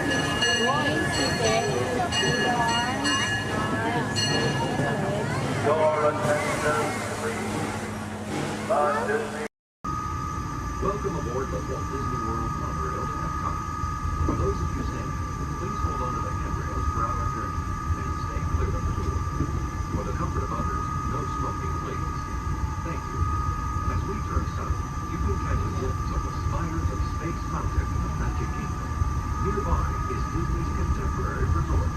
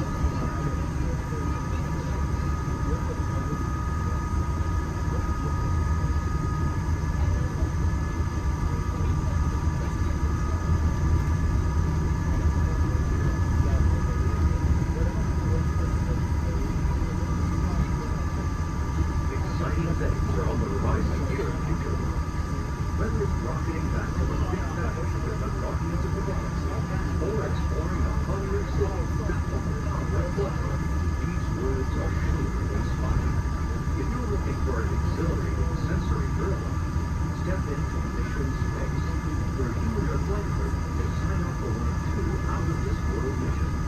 And just next door is the new Space to Lunch restaurant, where you can eat adult and enjoy stellar dining in space. At Test Drive, you can experience the exhilaration of test driving a vehicle all on this fastest ride ever created for Walt Disney. Across the river is World Showcase, you'll find representatives from the Postal, making this a truly international stage. Some exciting new adventures from around the world are coming to France, Canada, China, and the United Kingdom. Join us tonight at the Louvre to celebrate together during the nighttime spectacular. There's even more that you can explore, and you can find in the launch of the inside those glass pyramids, unleash your spark and journey into imagination with pictures and experience your favorite short films like never before at the Disney Pixar Short Film Festival. Next is the Land, where you can celebrate Earth's rich diversity. The Land is also home to Soar, a free flying adventure across the wonders around the world. Here at the seas, you'll be able to meet some of your favorite undersea pals from Disney Pixar's Finding Nemo. We're approaching the Epcot monorail station. For our smoking guests, there are designated smoking areas just outside the park. Please hold on to the handrail and stay clear of the doors until the monorail stops completely and the doors open. On behalf of the cast of the Walt Disney World Resort, welcome to Epcot.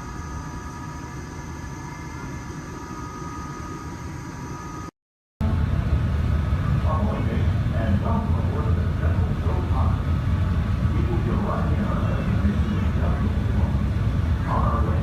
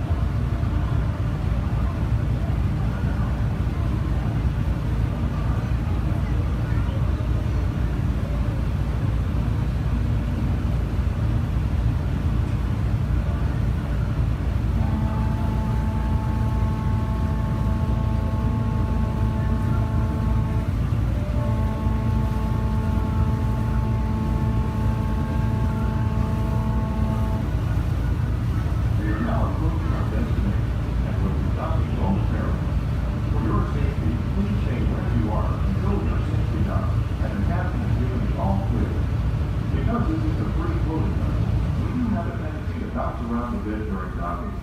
If you are standing or sitting on the stairs, we ask that you please clear the stairway. Everyone else, please remain where you are until we've completed our docking.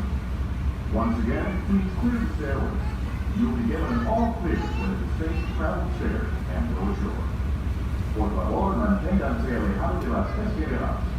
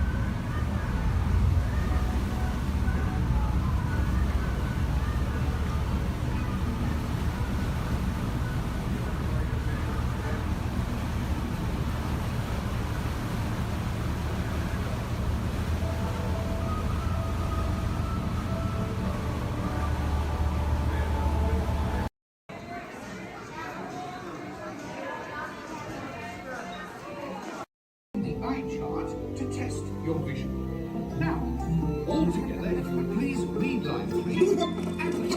With F-I-G-N-E-N-T, you can see things differently. Sure, you can see with your eyes, but imagine what you could see if you used your imagination.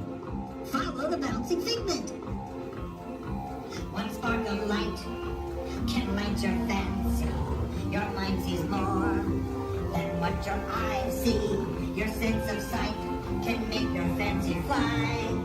There's more to sight than meets the eye.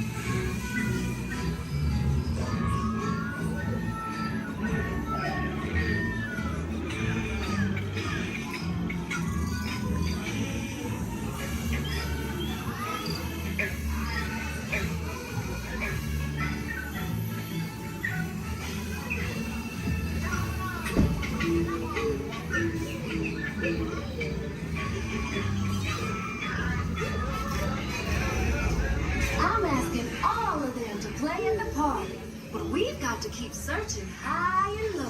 How low can I go?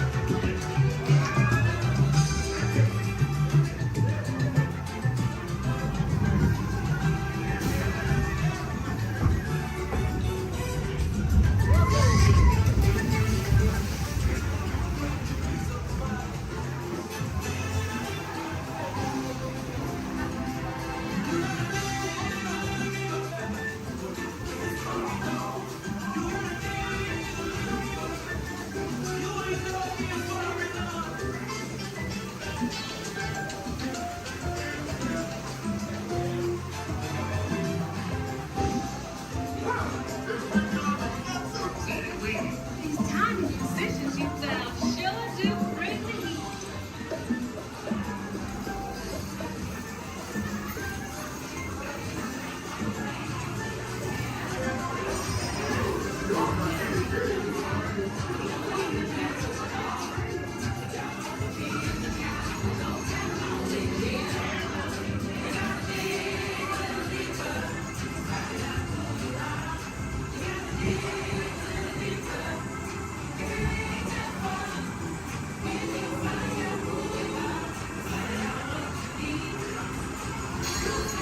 Get your hands in, Paul. The bigger your heart, the bigger the smile now.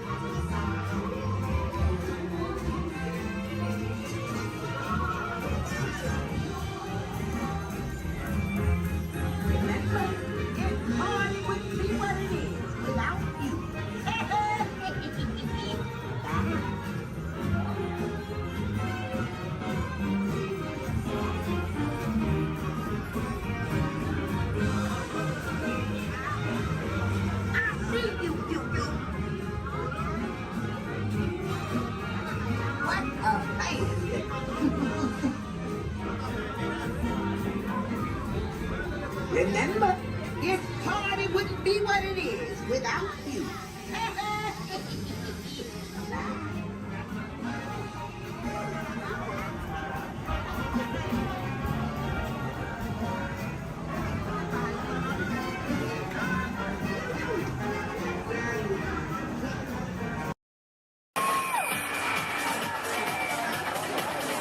Good evening, everybody, and welcome to the new beautiful Paradise Park here at Disney California Adventure. I'm Brian. And I'm Emily. And we're here to celebrate Disney's brand new spectacular World of Color.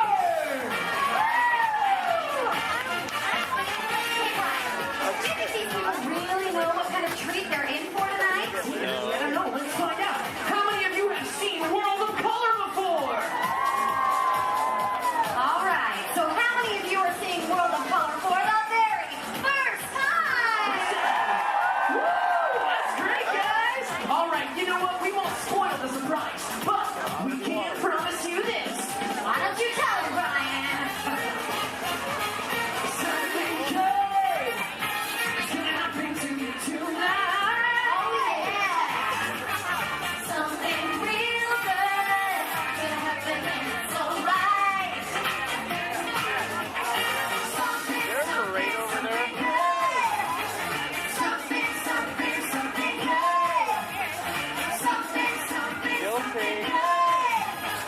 Something, something, something good. Something real good. All right, everybody, let's kick things off by everybody shouting out their favorite color on the count of three. Are you ready? 1, 2, 3! Oh, what did you hear over there? I heard a whole lot of yellow. All right, for all you yellow lovers in the audience, say yellow to our favorite candlestick. Look over there, it's in the air, everybody. Bonsoir. Is this where they're throwing the party? It sure is, and who better than you to brighten up the festivities? Madame and Monsieur, it's so good to see you. All right, put your hands together for Lumiere, everybody. Such a colorful celebration, don't you think? You can say that again. Such a colorful celebration, don't you think? Very nice, Lumiere. What service? I love this song. Okay, now whose favorite color out there is orange? Anybody? Well, gee, I sure wish I knew somebody orange who could kick this party up a notch. Well, I know somebody, and I'll give you a hint. He's orange and black, and he loves to bounce. That's right, it's not Tiger, it's a Tigger! It's time for a little bouncing. All right, everybody, now's your chance to get bouncing! There ain't nothing can bounce like the Tigger. Except maybe you. Keep on bouncing. All right, we've got yellow, we've got orange, now we need somebody green! Oh, don't stop. Peter Pan. No. Who's the other kid? Alex. Jiminy Cricket. Picture somebody larger and a little more round. Just picture a big billiard ball with one eye. Did somebody say there was a party? Ladies and gentlemen, it's Mike Wazowski. I knew I liked you the moment I laid an eye on you. Oh, thank you, thank you. He would have nothing if he didn't have Boy, am I excited. you. Okay, friends, everybody shout out another color so we can bring in another one of our Disney pals. On three, ready? 1, 2, 3! Lavender. All right, what do you hear this time, Emily? Oh, I heard red. Red. Oh yeah, this is one red hot crowd. Okay, who's got 6 legs, lives under the sea, and has a merman for a friend? Ryan Sebastian. Wait, my two-legged friend. I love to celebrate. It's my favorite crowd. Hello, everyone. Hello, Sebastian! What a celebration. This is almost as much fun as it is under the sea. Okay, everybody. Now go like this with your hands and pretend like you're holding a magic lamp. What are you doing? We're making wishes. Well, what are you wishing for? I think we're wishing that somebody's blue would get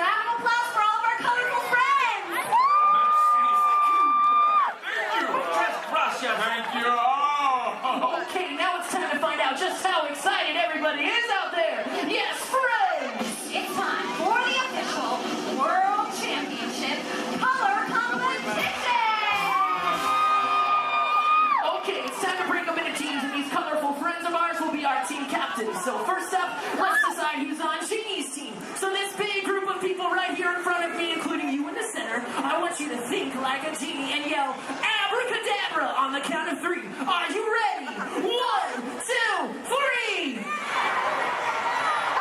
Oh, come on, I said like a genie really loud this time. Ready? 1, 2, 3! Great! You guys are now Team Genie. Blue is the bomb! Oh, really? We'll see about that. Everybody back here hanging out with Mike. Let's collect some scream power. I want to hear a big green team scream on 3. Ready? 1, 2, 3. Fantastic! You guys are all now Team Wazowski. Good job, everyone! I'll be keeping my eye on you! Eye! Get it? Yeah, we get it, Mike. All right, now everyone around Lumiere, I want you to throw your candlesticks up in the air and wave them from side to side. And make a little noise. Come on, guys. Oh, you can be louder than that. Come on. All right, you guys are now Team Lumiere. Merci, I am touched! All right, now everybody way over there by Tigger, and that includes everybody on the bridge. Let me see you jump up and down and make some noise. Perfect. You guys are now the Tigger team. That's terrific! Okay, looks like we have one team left. So everybody over here around Sebastian, and that includes everybody way over there. Let me see some booty shaking, and let me hear you. Yeah, man! Move those tags! Shake it! That's right, you guys are now Team Sebastian. I love it! Okay, does everybody know what team they're on? Do you know who your team captain is? All right, it's time to get the color competition started. And hey, if you don't know what team you're on, just pick one and join along, all right? All right, take it away, Emily. Okay, you guys, so what we're going to do is we're going to teach you part of an awesome song from the movie Tarzan. Then we're going to have each team help us out by singing it one at a time. Then we'll pick a winner. All right, let's hit it. Okay, so I'm going to say something first, and then you all repeat after me. Are you ready? Let's do it. Say do. Pop. Pop. She. She. Do. All together now. Do. Pop. She. Do. Do. Pop. She. Do. Come on. Do. Pop. She. Do. Do. Pop. She. Do. Awesome. This time we're gonna sing it. Repeat after us. Do. Pop. She. Do. Everybody sing it. Do. Pop. She. Do. One more time, a little louder. Do. Pop. She. Do. All right, Emily. Do you think they're ready? Oh, they're ready, all right. All right, color crews, it's time to shine. Emily and I are going to call out a team. When you hear your team call, we want you to belt out that phrase as loud as you can, okay? Oh, and one other thing, you got to sing the right notes for your section to win. Okay, guys? Team Genie, you guys are up first. All right, watch Emily and I for your cue. Here we go. Do-do-do-da-da-do, da-da-da-da-do-da. Oh, do-do-do-da-da-do, da-da-da-da-do. Oh, we're ready! Do-do-do-da-da-do. All right, Team Genie. Bring it.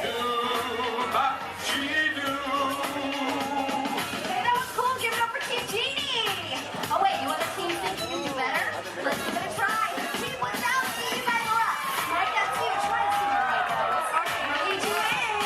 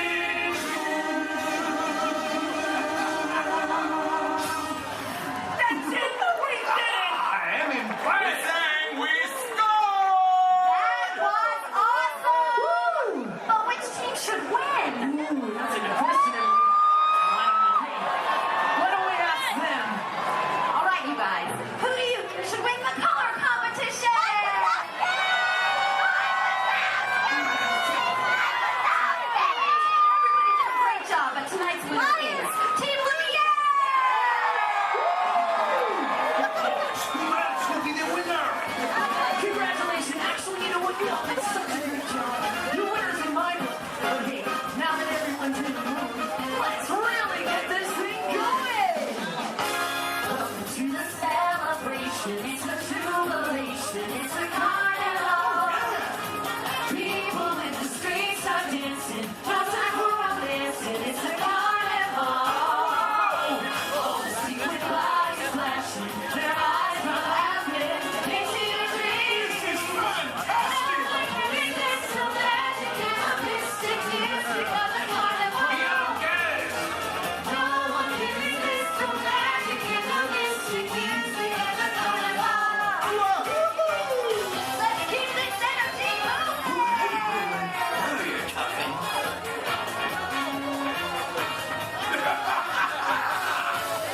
Come on, people. Let's get moving. Yeah, grooving. We're moving. Oh, yeah.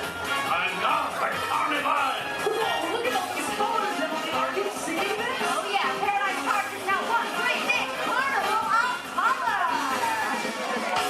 Welcome to the celebration. It's a jubilation. It's a carnival. People in the streets are dancing. No time for romancing. It's a carnival. All the secret lights flashing. Their eyes are laughing. Into your dreams. Wonderful. No one can resist the magic and the mystic music of the carnival. No one can resist the magic and the mystic music of the carnival.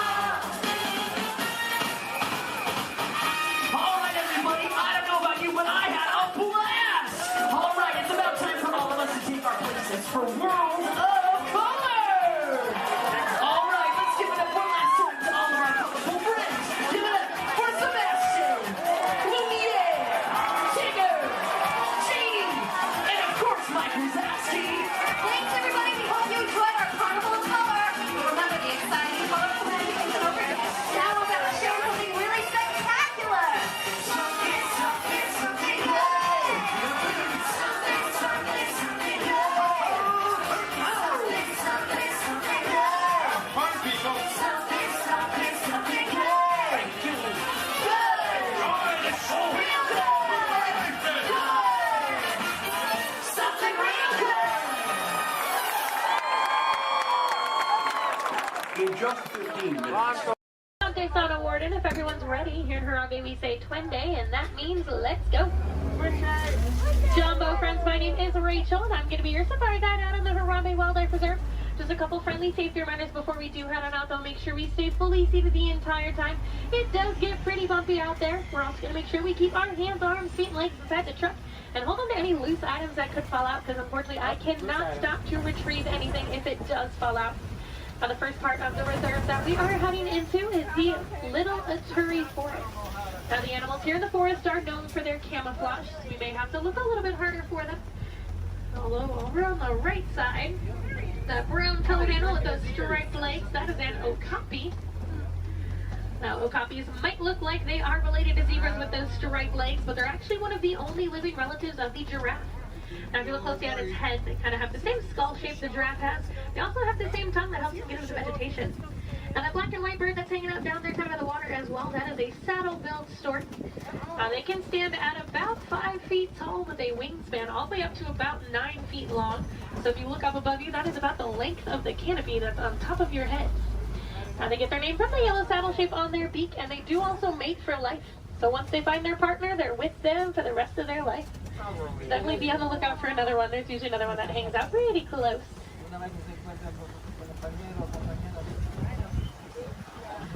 Looking a little bit quiet on this part of the forest. So let's see if we can head up, see what else we can find.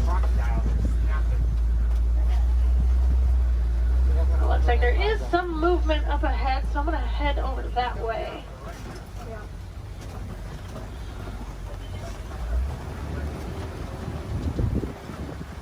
Alright, so coming up on the left, you might see there's some light tan colored animals kind of huddled underneath the tree, kind of by that bamboo. Those are greater kudus. And then actually up kind of under the trees and then also at the top of the hill up there, those darker brown colored animals with those horns on top of their head, those are bongos. Now, bongos are very shy and reclusive animals. That is how they get their nickname, the ghost of the forest. Both males and females do have those horns on the back of their head. And if you notice they're angled backwards, that's help them get through any of that thick and tangled brush here in the forest they usually live in. Alright, it looks like we're going to cross over some water, so that means we're heading out towards the Safi River. You're going to want to keep your eyes near the water looking for any kind of shadowy figures. A lot of times you'll see Nile crocodile or even Nile hippos. Now, hippos will spend most of their time in the water and even spend about 8 minutes at a time underneath the surface. The average male hippo does come in at about 5,500 pounds, and they do kind of float to the bottom of the water and walk along the bottom rather than swim. Although to be fair, if I was 5,000 pounds, I'd probably do the same thing. It takes quite a bit of energy for them to swim around. I haven't seen any yet, but they do have a couple spots here in the river, so we'll head up. Now those white and gray birds that are hanging out on the island, those are pink-backed pelicans. They do get their name from the pink coloration that their feathers get during mating season. That's not actually the feathers that turn pink though, it's their skin that turns that color. It kind of makes their feathers look it.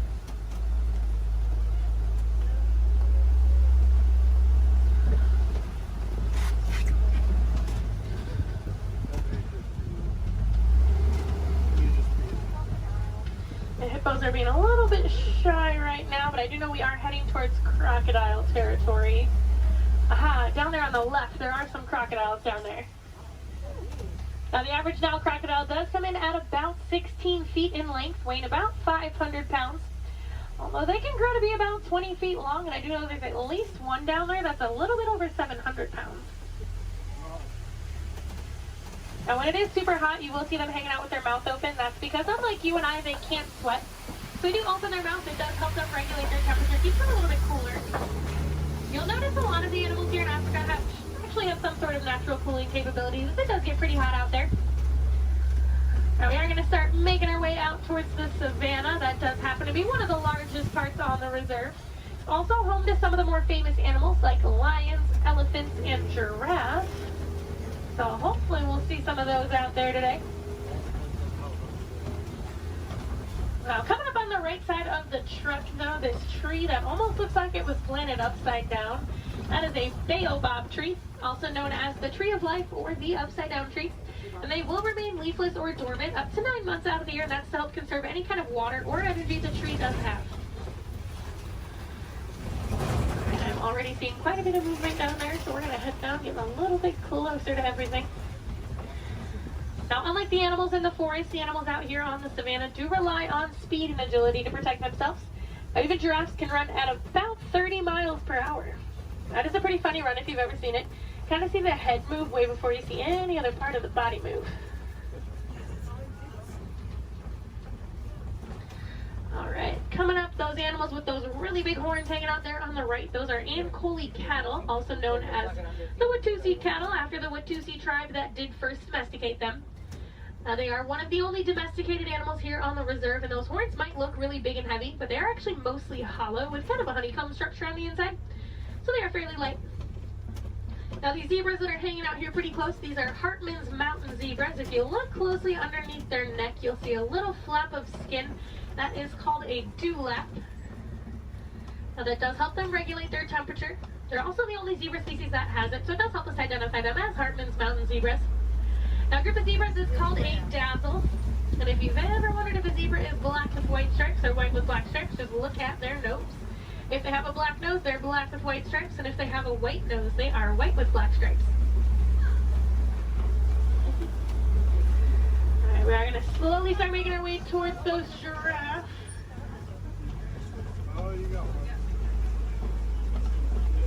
Now looking at the coat pattern of these giraffes, it looks like they are Maasai giraffe. Once we get up there, they do have that kind of jagged puzzle-like coat pattern. Now also over on the left, kind of hanging out in the back by the trees over there, those are sable antelope. If they do look at all familiar, they are the emblem of the Harambe Wildlife Reserve, so you might have seen their pictures out and around in the village out there. There we go, coming up on these giraffes. That one that's actually scratching its head right there, that's a baby giraffe. Got a little itch. Now the reticulated giraffes will have a much smoother, almost net-like pattern to them. They can stand at about 18 to 20 feet tall. That does make them the tallest animal in the world. Now even their young come in at about 6 feet tall when they are born. So they're already fairly big when they're babies. I believe that little one came in at about 5'11", so he was already really, really tall, definitely taller than I will ever be. Now these two animals that are hanging out here on the right, they're both Patterson's eland. Now that darker colored one that's a little bit bigger, that is a male, and then the lighter colored one, that's a female. Now they are one of the larger species of antelope, coming in at about 6 feet tall at the shoulder. Can also jump up to 9 feet in the air. Now with those giraffes, just like your fingerprint is unique to you, the coat pattern of the giraffe is unique to them. And it does help them tell each other apart when they're in groups. And a group of giraffes is called a tower. Seems to be a pretty fitting name for something so tall. They do also only sleep for about 30 minutes a day. The rest of the time is pretty much spent eating. There's a really good view of those Ankole cattle there.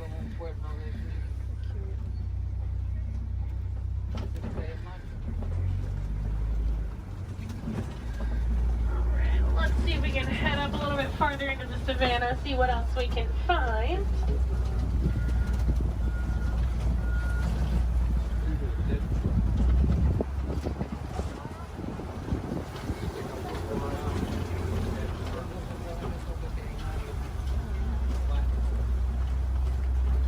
It looks like there's a couple animals coming up on the hillside up ahead here.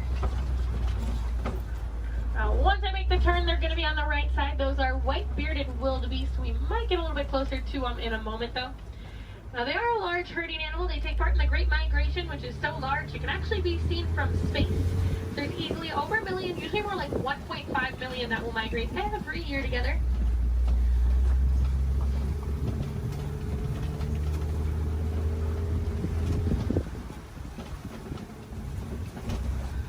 There they are. You can kind of see them there.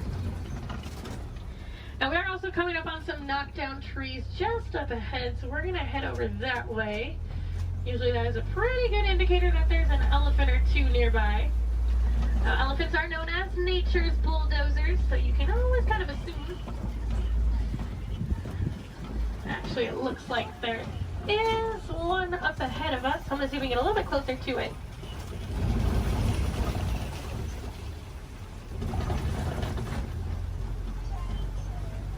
Now, in the meantime, while we are heading up to that elephant, also over on the left, there's a bunch of mandrills walking around on top of the rocks there. Now, mandrills are one of the largest species of monkeys. An adult male can come in at about 100 pounds. They do have those vibrant blue cheeks, and as they get more excited or even more angry, they actually get even more blue. Well, it's a view of an elephant. Probably not the best view. I do know there is usually another herd of them that like to hang out a little bit farther up as well, so we'll see if we can head over that way, maybe get more of a frontal view of an elephant. That would be nice. Now, as male elephants grow older and more mature, they do get kicked out of the herd by the female elephants. They either live in solitary or smaller groups of male-only elephants. They do tend to get a little bit too rough with the young ones, and the females are not a huge fan of that. Well, you can kind of see that one a little bit better. Now we can also tell that's an African elephant, not only because we're in Africa, but if you look at the ear shape, it almost looks like the continent of Africa. Makes it super easy to identify. Let's see if we can head up and find the herd. Thanks to our team's conservation efforts, they found that elephants are afraid of bees. So because of that, farmers have been putting up beehives around their crops. It's a much safer alternative for the elephants. It keeps them farther away from the crops, but it also keeps our locals and our farmers happy. Now, I thought it was so funny that such a large animal was afraid of such a tiny little insect. And it's actually the noise that the bees make. So elephants do have really sensitive ears, and that buzzing noise bothers their ears more than anything.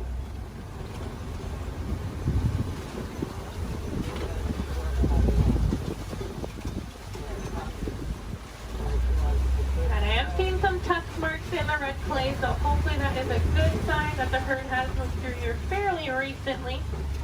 Now, just like you and I might take a multivitamin every day, the elephants do eat that red clay. It gives them a little more nutrients they may not always get from their daily diet. Female elephants do also have one of the longest gestation periods, coming in at about 22 months.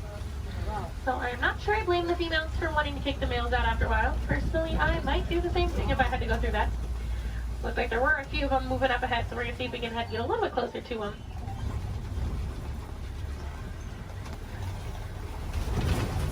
Male elephants also won't get to their full size until they are about 35 to 40 years old.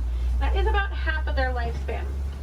In the wild, their lifespan is about 60 to 70 years, and that full size can come in at a whopping 15,000 pounds. So that does make them one of the largest land animals.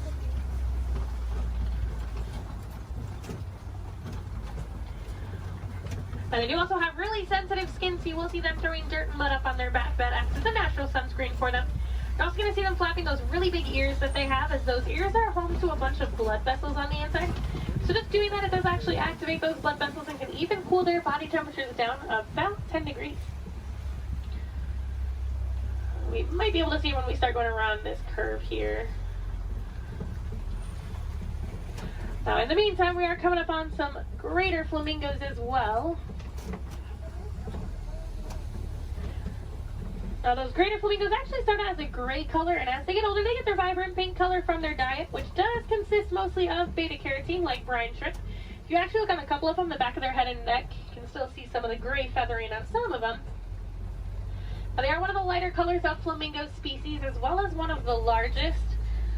You might have seen their cousins, the lesser flamingos, out on Discovery Island when you were coming in today. They're quite a bit brighter in color than these ones, but they're also a little bit smaller. And if you didn't see them, they like to hang out the very front of the tree line, kind of down to the left-hand side.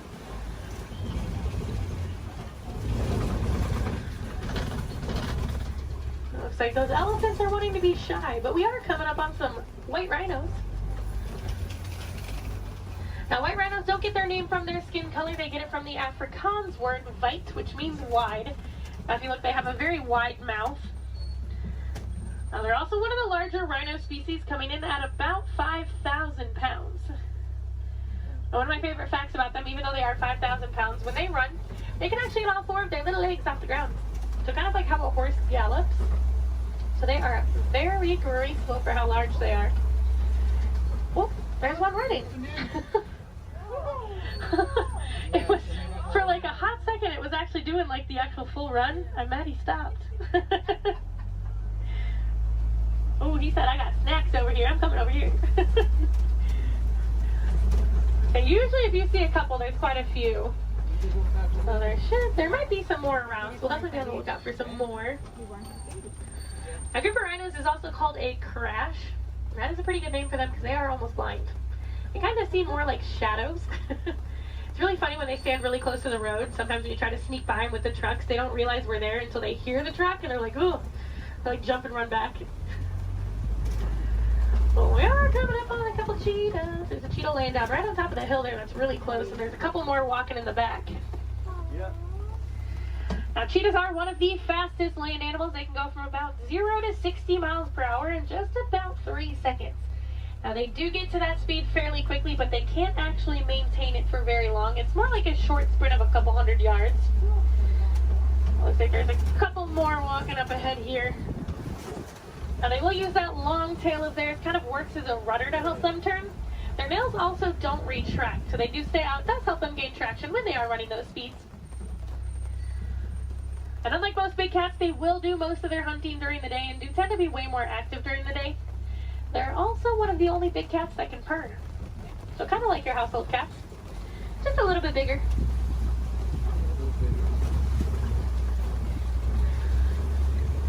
Oh, it looks like there's some lions hanging out on top of the Kobe rocks. Oh, they're so pretty. Like there's a male and a female here, and there's another female up ahead a little ways. Lions do sleep about 16 to 20 hours a day, so we're pretty lucky that we're actually seeing them kind of moving. I mean, they're not moving around, but they have their heads up and not sleeping. Now, they do tend to be more nocturnal and will do most of their hunting at night, and it's actually the females that will go out and do the hunting while the males stay back and protect the pride. During the day, their eyesight is pretty much identical to ours, but at night, it gets about 6 times better. So they have super good eyesight at night.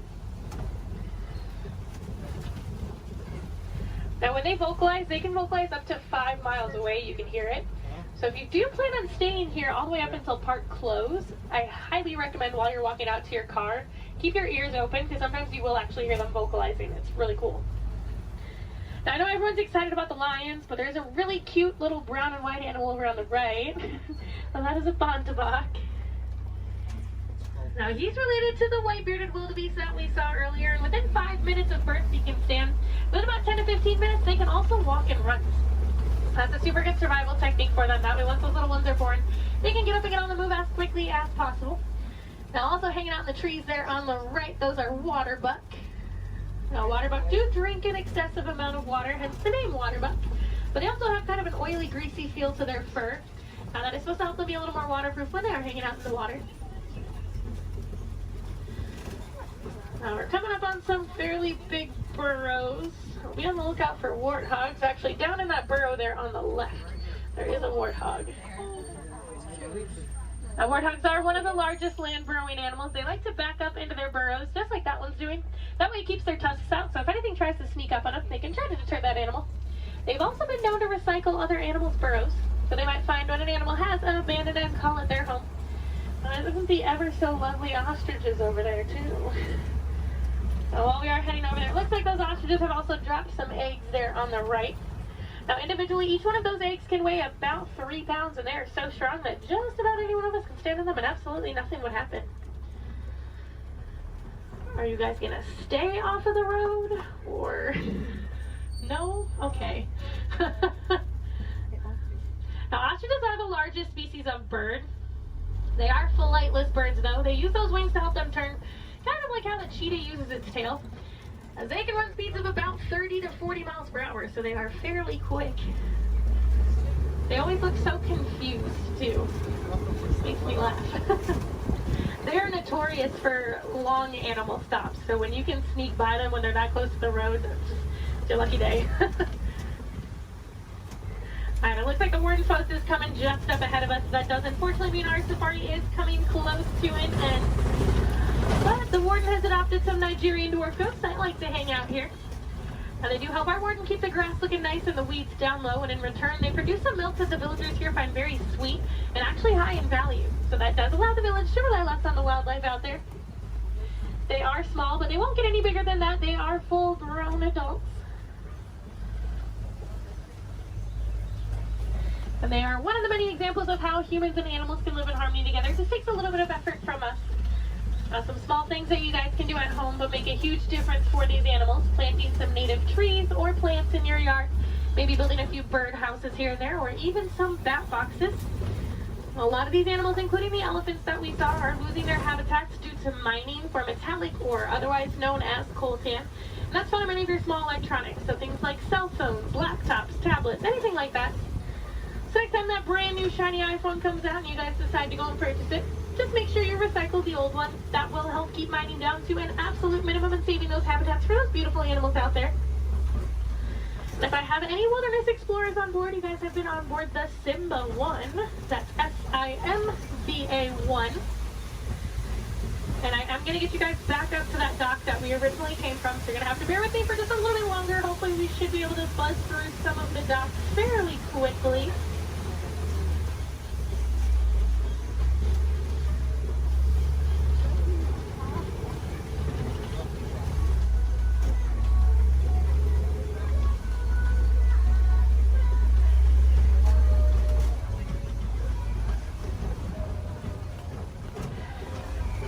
Now, if you guys did enjoy seeing the animals here on the safari, there are plenty more for you to see today.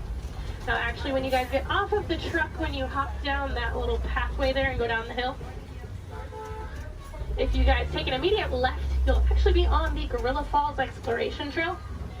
Now, over there, they have naked mole rats, meerkats.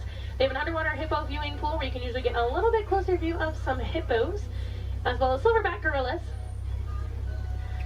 If you're heading over to Asia, right behind Tully River Rapids, you'll find the Maharaja Jungle Trek. Now over there they have Sumatran tigers, Komodo dragons, bats, and a whole bunch of different exotic bird species. Now both of those trails are about a 15 to 20 minute walking trail though, so you do want to give yourself a little bit of extra time. Now ECVs, strollers, wheelchairs, any of that can go through those. You don't have to park them, so you can bring them with you.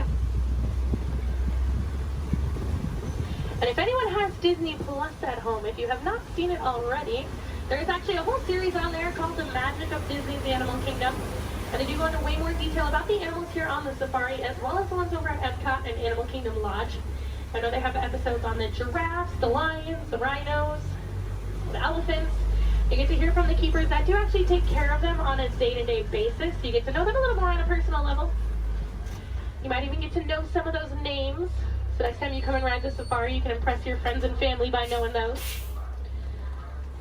On that note, no two safaris are ever the same as well, and the animals will always make sure of that. So if you guys are here on another day or even later on in the evening, definitely come back and check us out. You might see some different animals out there. Sometimes you'll actually see the hippos. We didn't really get good luck with the hippos today. But you might see some hyenas. They do tend to be a little more nocturnal, so they'll tend to come out a little bit later. And you might see the lions actually up and moving around. You never know. They'll probably have a different safari guide as well, so you might learn some different facts you guys didn't hear from me this time around. As you guys are walking around the park too, I encourage you guys to be super aware of your surroundings. A lot of times you'll walk past different animal habitats and you guys won't even know it. On front of the trail life, you'll see those lesser flamingos that I kind of touched on a little bit. You'll see some kangaroos hopping around, some vultures, all kinds of stuff. And then towards the front of the park, actually one of my favorite animals likes to hang out there, the giant anteater. Now that's like if you're heading out of the park when you go over the bridge and there's like the spot where you can go on the left side and the right side to exit. She likes to hang out on the right side. So if you go down there, she tends to kind of hide those. So you have to look into her habitat a little bit to see her. But she's usually there. Alright, it looks like this truck ahead of us is just about loaded, so they should be on their way. So it's a really good time. Double check your rows. Make sure you do have everything. You don't want to leave anything behind because I will be heading out on another safari as soon as I drop you guys off. So it'll take a little bit of time to get those items back to you. The warden knows we are on our way, so we should be able to get cleared into that dock here fairly quickly.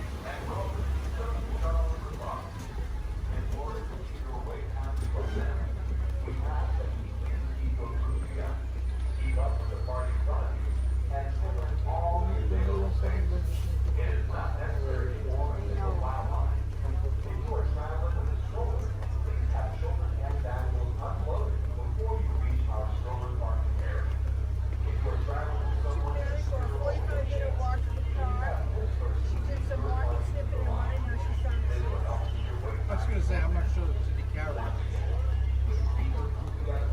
Probably some laying down too. Maybe some rolling. We're getting very adventurous in our park. She's really great. Very comfortable there. Good. That's awesome. She just heads down to her customer. She hides so she can roll and you won't yell at her. Yeah.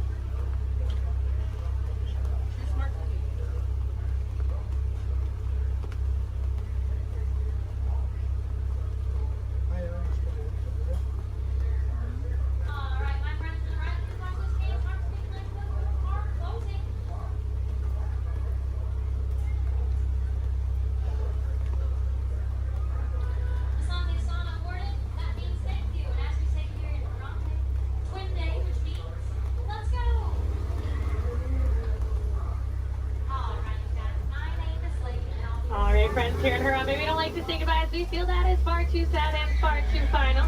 So it's time to leave you with Kuaharini. So Kuaharini friends, go well, go wild, go make a difference out there and enjoy the rest of your day here at Disney's Animal Kingdom or wherever else your adventures might take you.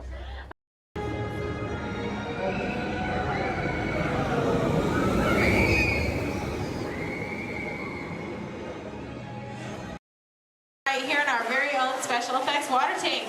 Now, water tanks just like this one continue to play a major role in action films. Here, the explosive, out-of-control mayhem that you see in movies like Crimson Tide, The Rock, and Pearl Harbor can all be created using large-scale mechanical and physical effects. The action is then filmed as a carefully planned sequence of events. And today, you guys are in luck because we are in pre-production for our very own action sequence that we like to call Harbor Attack. We're going to be using some of the same special effects that directors like Michael Bay use in their films. Now, if you'll turn your attention to those overhead monitors, here's Michael to set the scene. In this scene, a patrol boat is on a surveillance mission. Searching the skies for enemy aircraft, the crew is caught off guard when the real danger surfaces from beneath the sea. This is going to require a full range of physical effects, split-second timing, and careful direction. We have the lights, we have the cameras. All we need now is the action. And if anybody knows about serious action, it's certainly Michael Bay. Some of the effects that we'll be using in this scene include water cannons, which have been pressurized up to 100 pounds per square inch. We also have bullet hits, which which have to be carefully timed and programmed to match the sequence of the visuals as well as the pattern of our sound effects. And the last but probably the most important physical effect in a scene like this is fire, which must be ignited at a precise moment. Because it takes a lot of time and work to reset the charges for an explosion. Of course, the number one consideration in the timing of all these effects is the safety of our actors here on the set. And that's where you come in. Everyone, please give Mitchell a big round of applause. Yay! Mitchell, you have been cast as the mechanic in our scene today. Your scene is going to take place way down here in the engine room of our PT boat. Now, you don't have to swim. You can follow Stephanie, she'll show you right where to go. Alright, we're going to be filming 2 scenes today, but not in the order in which they appear in the script. Many movies today are shot out of sequence, which means that actors have to react to a situation which may not have yet been filmed. This can be difficult, so it's up to the director to provide the motivation for the scene. Alright, Mitchell, here's the setup. The phone next to you is going to buzz as 800 gallons of water are going to dump out of those tanks, fly down that chute, and slam into you like a freight train. Are you feeling motivated to hang on? Good. It's actually 1,000 gallons of water, but we find there's a fine line between motivation and fear. Alright, roll, playback, and action! Pick up the phone and talk to your captain. Let him know you've just lost your engine. Keep talking. Keep talking.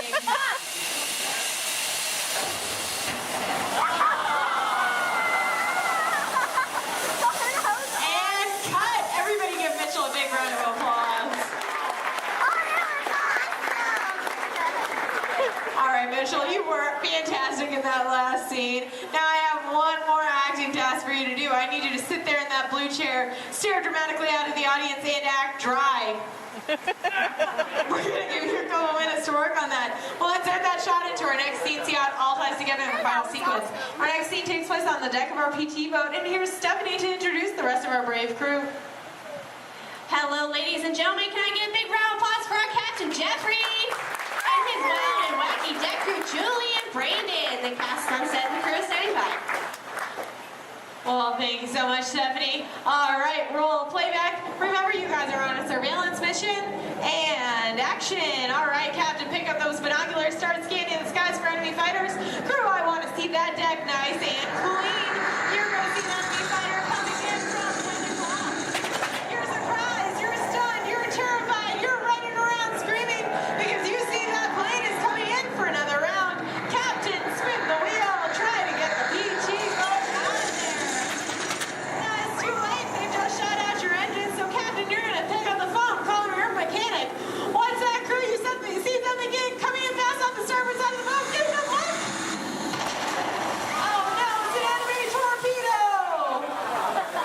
Now, Justin, you think it's all over and you can start to relax. You hear more enemy planes approaching. You point to the sky because you see bombers coming in from 12 o'clock.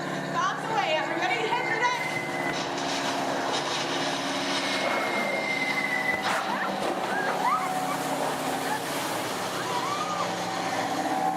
Now, you have survived that aerial attack, but then you see 2 more torpedoes headed fast off the stern. Lucky for you, they pass right underneath the boat, but unfortunately that means they're headed straight for our audience. Point to the audience and yell, look out!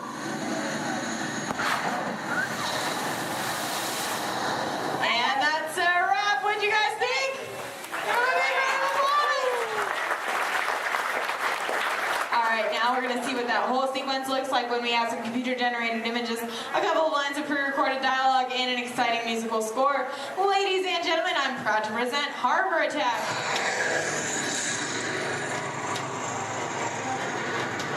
It's not one of ours.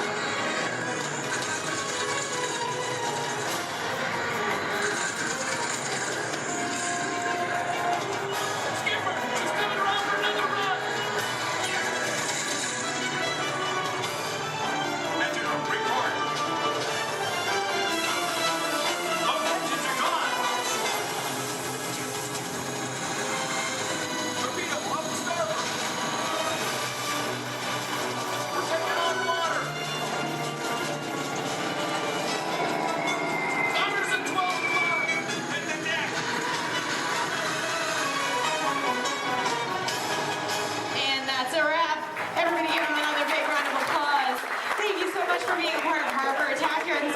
water tank. If you're waiting for our brave volunteers, please stay where you are. The rest of you, please turn to your left, head straight down those ramps through the props warehouse. Shuttles will take you on the rest of your behind-the-scenes tour. On behalf of Stephanie, myself, and our brave volunteers,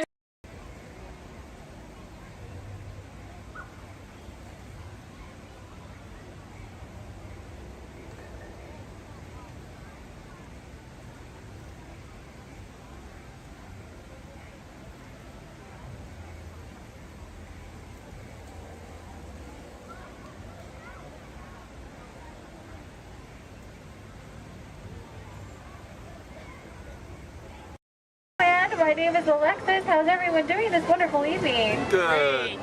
That was the most believable I've heard all night. But we're going to try it again anyways, folks. How's everyone doing this wonderful evening? Great. All right. Once again, my name is Alexis. I'm going to be your storyteller and captain for the evening. Just as a friendly reminder, please keep your hands, arms, and fingers inside the boat because Monstro does not like finger food. Oh, my folks, it looks like we are being swallowed by Monstro the whale. This is the very same whale that swallowed Pinocchio. But not to worry, folks, because Pinocchio was a smart little puppet. He lit a fire in here that made Monstro sneeze, and Monstro sneezed so hard that he blew his tail right off. Now, Monstro's not half as scary as he used to be. Haha. Around the bend to your left, you'll find the cave of the big bad wolf. And across the way, the homes of the three little pigs, the one made of straw, the one made of sticks, and the one made of 100% wolf-proof brick. Just beyond this bridge to your left, you'll find the village of Alice in Wonderland. Alice's home is the one in the corner with the thatched roof, and if you follow the small cobblestone walkway, you'll find the home of the White Rabbit. This is where Alice fell down and began her adventures in Wonderland. To the right, in the center of the canal, you'll find London Park, made famous by the film Peter Pan. This is where Wendy, John, and Michael, with a hum of Tinkerbell and a few happy thoughts, followed Peter Pan all the way to Neverland, where you never have to grow up. Straight ahead, you'll find the city of Agrabah, city of mystery and enchantment. The busy marketplace below is where Aladdin and Jasmine first met, and Aladdin, being that prince of thieves that he is, he not only stole bread that day, he stole Princess Jasmine's heart. Aww. And it's underneath these rose-covered arches where Aladdin and Jasmine took their first magic carpet ride into a whole new world.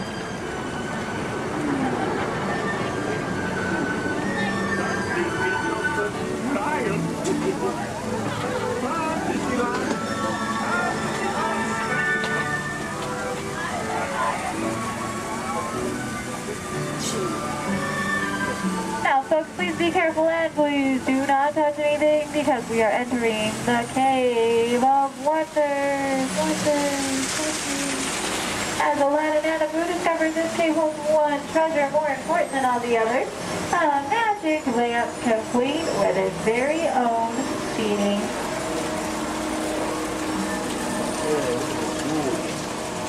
To the right, you'll find the home of Snow White and the Seven Dwarfs. The Seven Dwarfs are still back up in that jewel mine, whistling while they work. See? And to the left, you might recognize this French chateau is the home of Cinderella and her evil stepsisters and wicked stepmother. But not to worry, folks, because Cinderella now lives in that pink castle high atop the hill, where her and Prince Charming have lived. Does everyone know the rest of the sentence? Happily ever after. To the right, folks, in case you are like Dory from Finding Nemo with a short-term memory, you'll find the city of Agrabah, city of mystery and enchantment.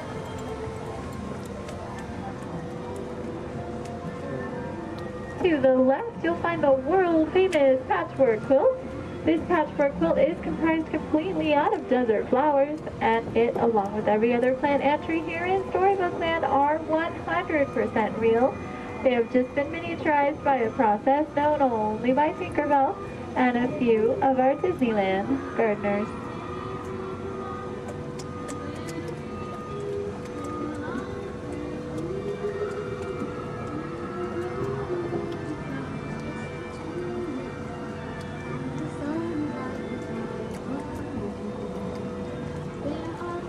Coming up on your left, you'll find the humble home of Mr. Walt.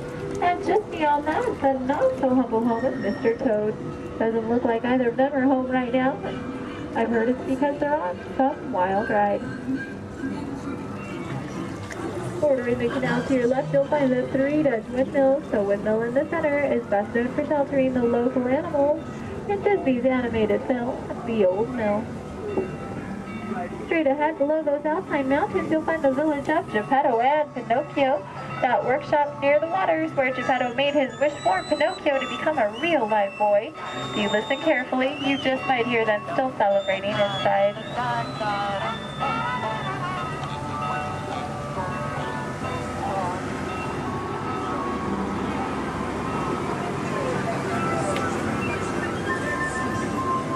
Coming up on your right, you'll see the ship of Prince Eric. The sandy beach nearby is where Ariel took her first steps on land and saved Prince Eric. That castle on top of the beach is where her and, you guessed it, Prince Eric, now lives happily ever after. And it is behind this waterfall that you'll find the Kingdom of People. This is where Ariel grew up and is still the home of her bunch of outstanding sponsors. Folks, it looks like our journey is coming to an end. For those of you closest to the dock, please remain seated with your hands, arms, and fingers inside the boat. Thank you for joining us here in Storybook Land. We hope you have enjoyed your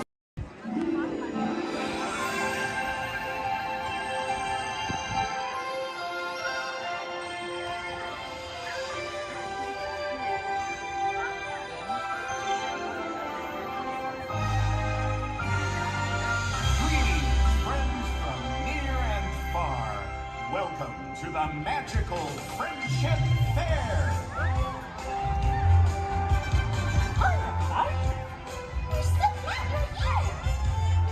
What a great day! This is wonderful! Welcome to the place where the stories come alive for the child inside. So much more than you see, so much more than you dream. For your eyes, tomorrow is brighter than you can imagine. Come on, take my hand, leave you with mine, with hope and a wish, and off we go to the place we all belong. Where the one lives in you and me is free, to believe like a shooting star within your heart and a dream. Free, it's a flame that you hold inside. It's a friendship that you uphold. We will celebrate when magic feels like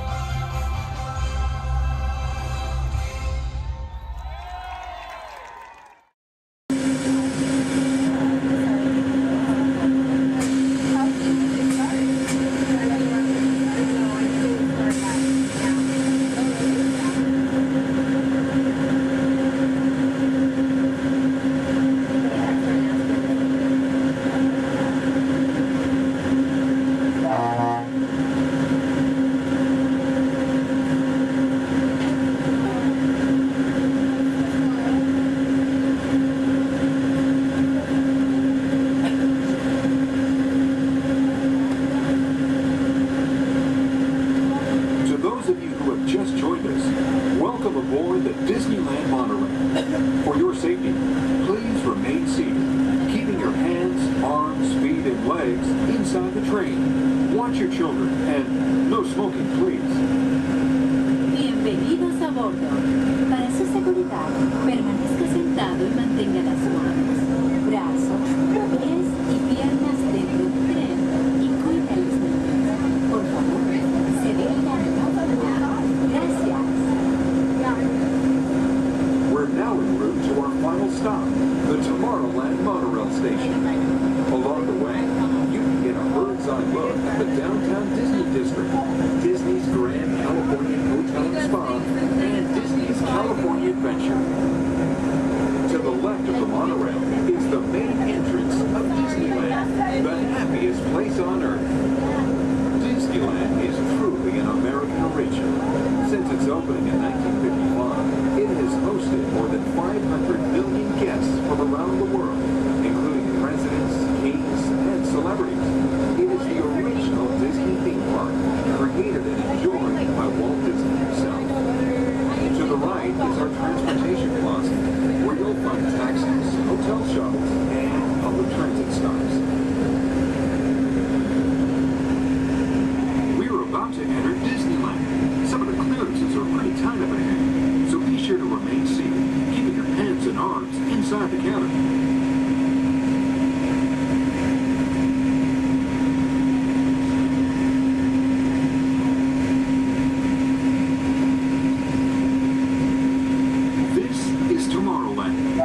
Inspired by science fact and fantasy. Directly below us is the Submarine Lagoon, where you can dive into an exciting underwater adventure aboard the Finding Nemo submarine voyage. Across the way are the icy peaks of Matterhorn Mountain, home of the world's most famous bobsled run. And beneath us are the roadways of the Utopia, where drivers of all ages can ride the road to tomorrow. As we cruise over Tomorrowland, our pilot would like to share a few program reminders. Hello everyone, welcome aboard Monorail Red for your enjoyment. This land park will remain open until 9 p.m. tonight. The park's hours has been extended to 9 p.m. Our last monorail tonight will be at 9 p.m.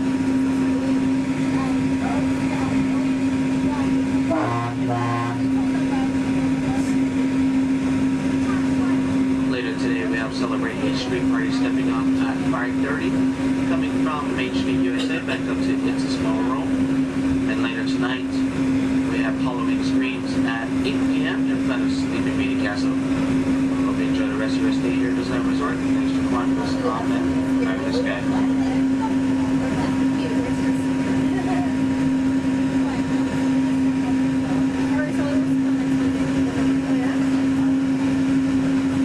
Just ahead and to the right of the train are the sparkling gold spires of one of Disney's most beloved attractions, It's a Small World. Beyond it is the wacky world of Disney's classic cartoon characters, Mickey's Toontown. We're now riding alongside the happiest kingdom of them all, Fantasyland, home to Pinocchio, Snow White, Peter Pan, and other storybook characters. Last time I went, one of the guys got really close to me, with the little boys right here. It freaked me out, and I hit him, and I was like over it. I'm never like, no. I don't think come back. I haven't gone to I think we'll look at those every. We're now approaching the Tomorrowland monorail station, our final destination. Please remain seated until the monorail comes to a complete stop. Then, collect your belongings, watch your head, and step carefully from the train. On behalf of all of our crew, thanks for traveling with us, and we hope you'll have a happy and memorable visit here at Disneyland. This is the Tomorrowland monorail station.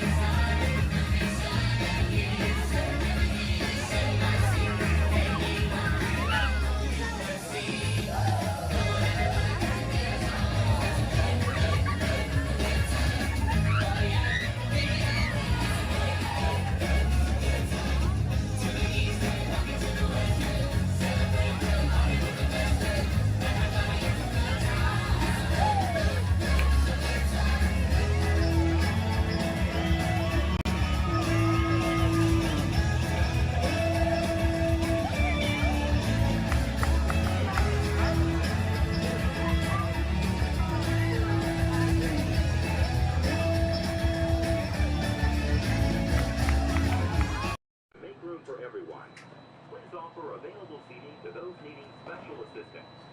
If you're standing, please hold on to the handrails and stay clear of the doors. The monorail will depart momentarily for the Magic Kingdom. Thank you.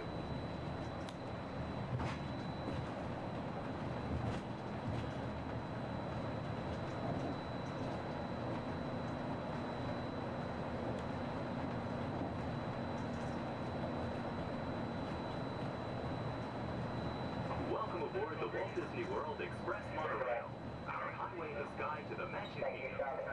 For those of you standing, please hold on to the handrails to start our journey and stay clear of the doors.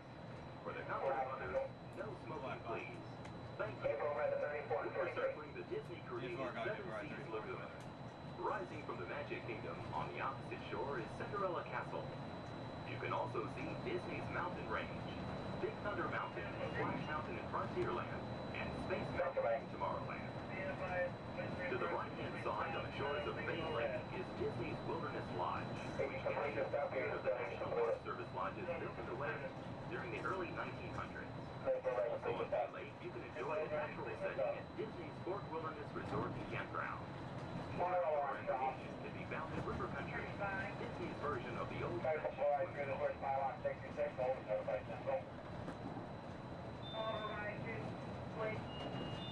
Hold at 66 and notify me.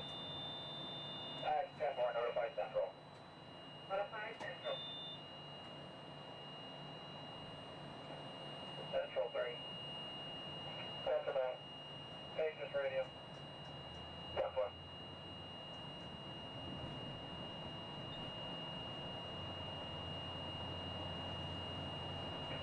Monorail 3 contemporary.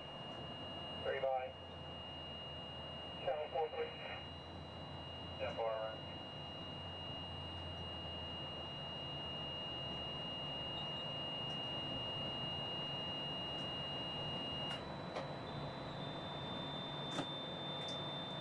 Ladies and gentlemen, welcome aboard Monorail Blackbird. We'll be holding here just momentarily. At this time, they're bringing out another train onto this beam ahead of us.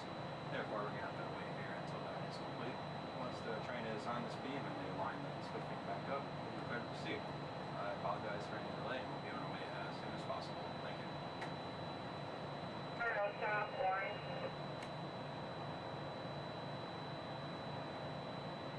Stop line. Ricky, propulsion in upper display group D, malfunction, wide receiving tower.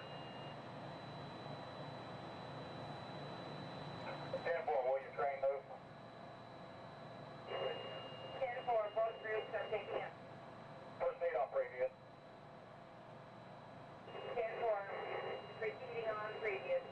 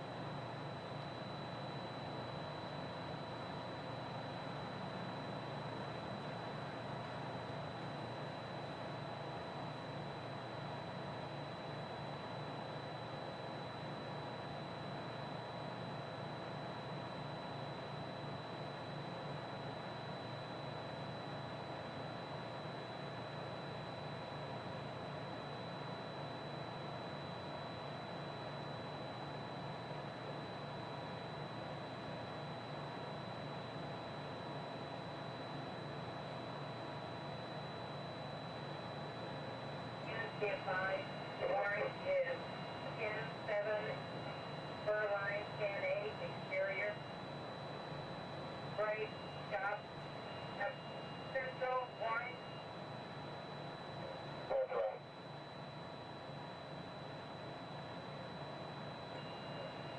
Receive, Maple, holding at pylon 66. Amber, and coming through the switch, I have 80, 85. All beam contact, holding at 66, all beam contact has reset. 22 radio, Kingdom, green for normal visual. 23 radio from Kingdom. Green 4. Vessel stop. Take away. Yes, exterior beam, Colorado, we're powered. Thank you, bye. Exterior on power, black, central. Black. Orange 4. Copy, orange 4, normal visual. 10 4. Orange Kingdom. Orange 5. 4, left at 6, green. Orange, me put check on green.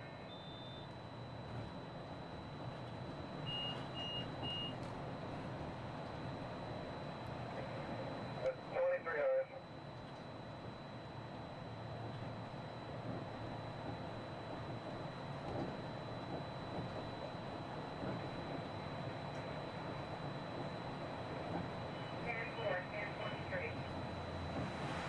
Thank you.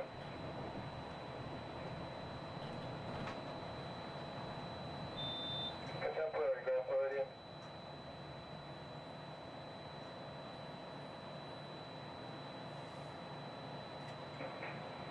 Contemporary by. Disregard. Bring onto the switch. Vessel is going to Polly. Perform a new test that we do every time they bring it up. 10-4, thanks for advising. Contemporary clear. Probably going to be holding one more time for that. Again, I do apologize for the delays. Orange Kingdom. This is standard procedures when we bring a new train out. We'll be on our way as soon as possible.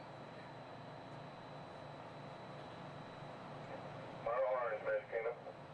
Orange 5. Maple check green, please. Pushing green.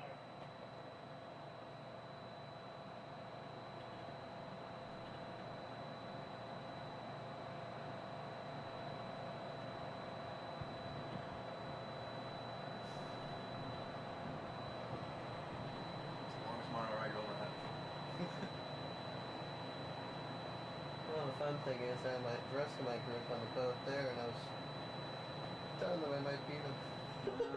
That's them on the boat? Yeah. They're gonna beat you. Hey, Mom, look over by the Contemporary.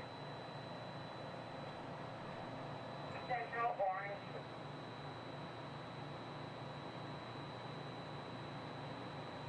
Central right. Coding in at pylon 68 with red maple. Good docking. Yeah, I know. I'm the black right around in front of the Contemporary. Yeah, for Maple clear the normal. Full clear normal visual. Yeah, they can't go far without me anyway. I got the tickets.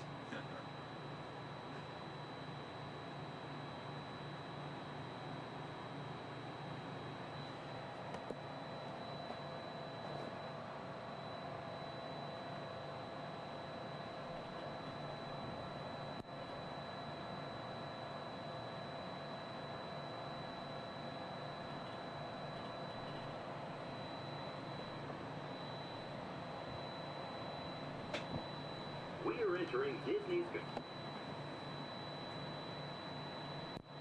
While your group is together, now is a great time to pick a place to meet if you become separated in the park. Should you become separated, stop by City Hall on Main Street, USA for assistance. Guest relations at City Hall can also help you plan your day, make dining arrangements, or provide a special guided tour of the Magic Kingdom. As you approach the entrance, please keep your party together and have your tickets ready. If you are traveling from another Disney theme park, please have your tickets and hand stamp ready as you enter the Magic Kingdom.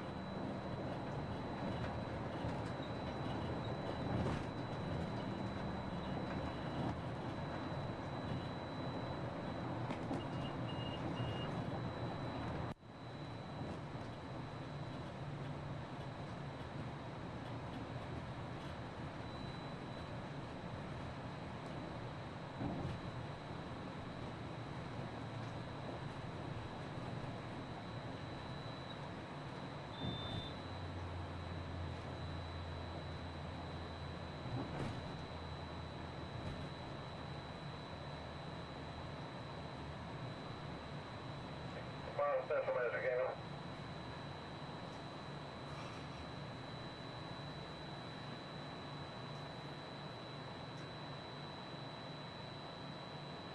Central Kingdom. Sanctuary. One egg of orange bench seat is loose. Temporary, thank you. Orange Central.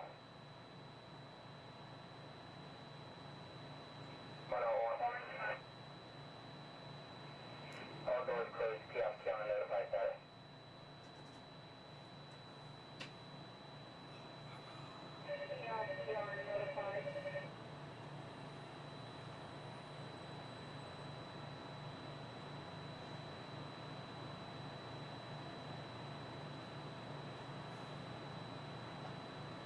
See your group? Yeah.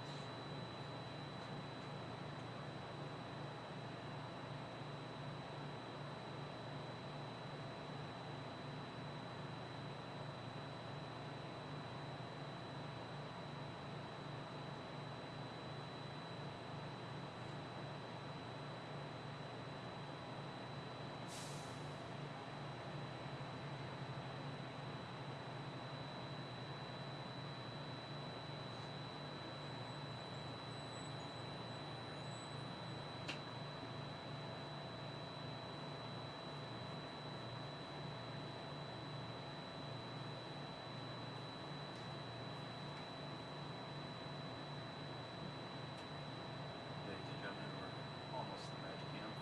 Once we begin moving, we're going to have to do a quick check of our safety systems. We'll just come to one complete stop, and I promise that will be the last stop. And then we'll be at the Magic Kingdom. Once again, I apologize for any delays.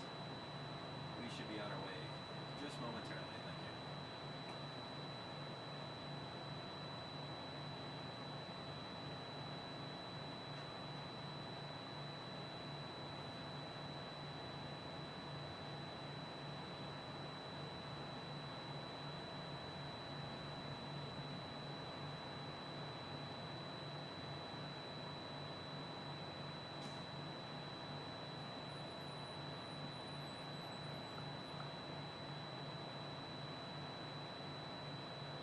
South Central, Monorail Orange, Gap 1 radio check, how do you read? That's 2, I mean. Digital also. Reset complete.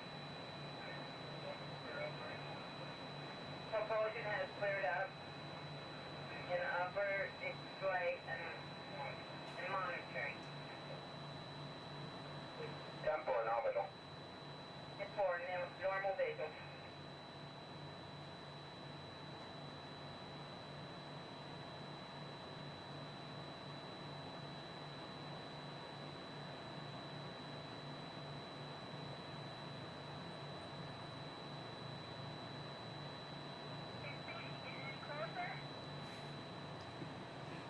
Almost there.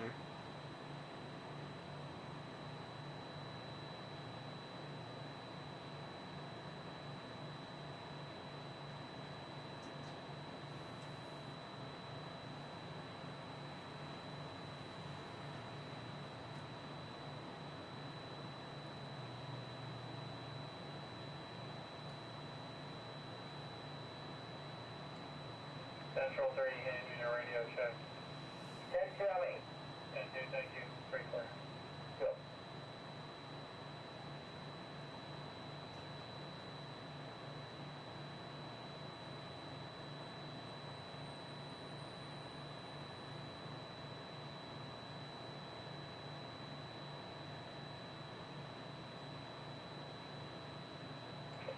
Black, Magic Kingdom.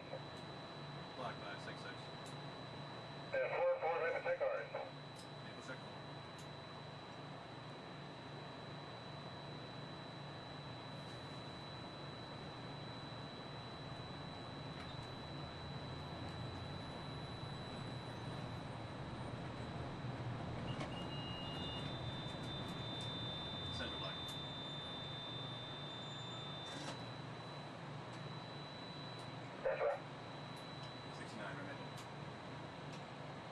clear, now they go.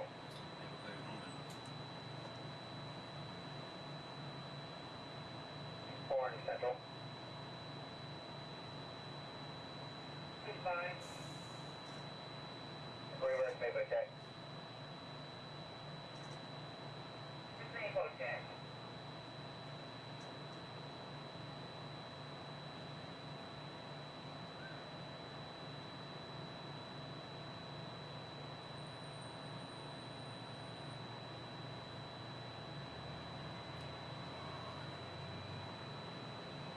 Another reason why it's going so slow is it's a trainee and that train. Yeah. Usually we get this done a lot quicker. Yeah, it's a good time to do it too. Yeah. Nice and slow. Yeah, it's probably hardly on the train anyway. Forward, with dispatch, normal vehicle.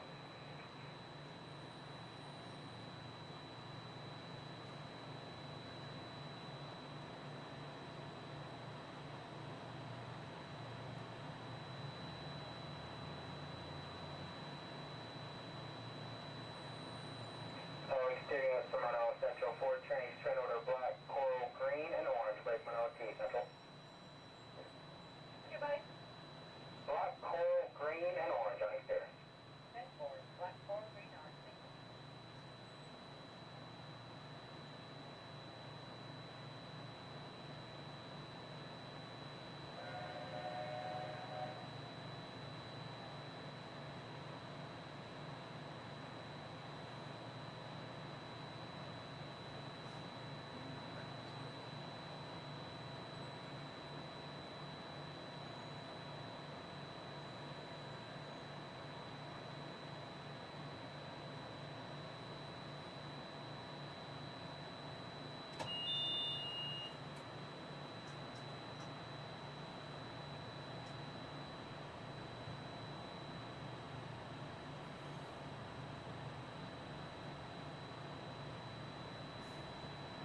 Better pull out fast enough or she's gonna make a liar out of me. If she doesn't, I'm gonna stop one more time.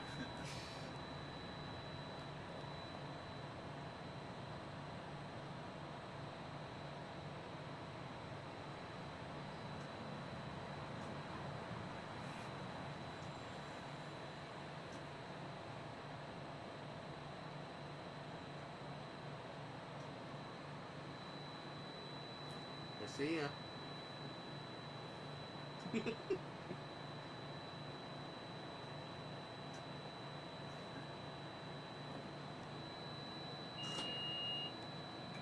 Ladies and gentlemen, we are approaching our station at the entrance to Main Street, USA, gateway to the 7 themed lands of the Magic Kingdom. Smoking is not permitted at the Magic Kingdom except in designated areas. Please consult your guide map or ask a cast member for the location of designated smoking areas. If you are standing, please hold on to the handrails and stay clear of the doors until the monorail stops completely and the doors open. Ladies and gentlemen, this is the Magic Kingdom Monorail Station. On behalf of the cast of the Walt Disney World Resort, we'd like to welcome you to the Magic Kingdom.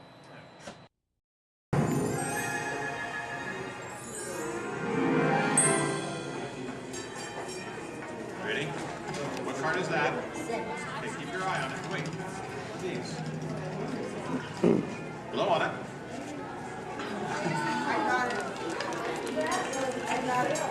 Hello and welcome to Disneyland's 50th anniversary celebration. For this truly historic event, no ordinary host would do. No, the Disney folks wanted someone who's been here from the beginning. They wanted a household name. A name that means family entertainment. Donald, calm down. You're just too animated. I'm referring, of course, to me, Steve Martin. Oh, really? Well, I don't remember him calling that show the Donald Duck Club. Now just waddle along. As I was saying, the Disney folks came to me because I began my career right here at the Magic Shop at Disneyland.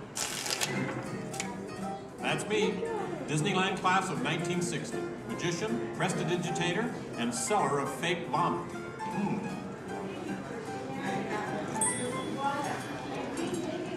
So young Steve Martin starts performing magic here, and lo and behold, they start calling the place the Magic Kingdom.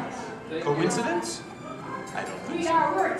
But right now, I'd like to introduce you to the man who started it all, Walt Disney. Walt, tell us how it all Well, this is the original. Now this is the original, so we get from the original show here at Disneyland. And This is a then, milk. So we start out. yes, it was Walt planning him, and then when they Take the merry-go-round and let's go to different places. As I sit there while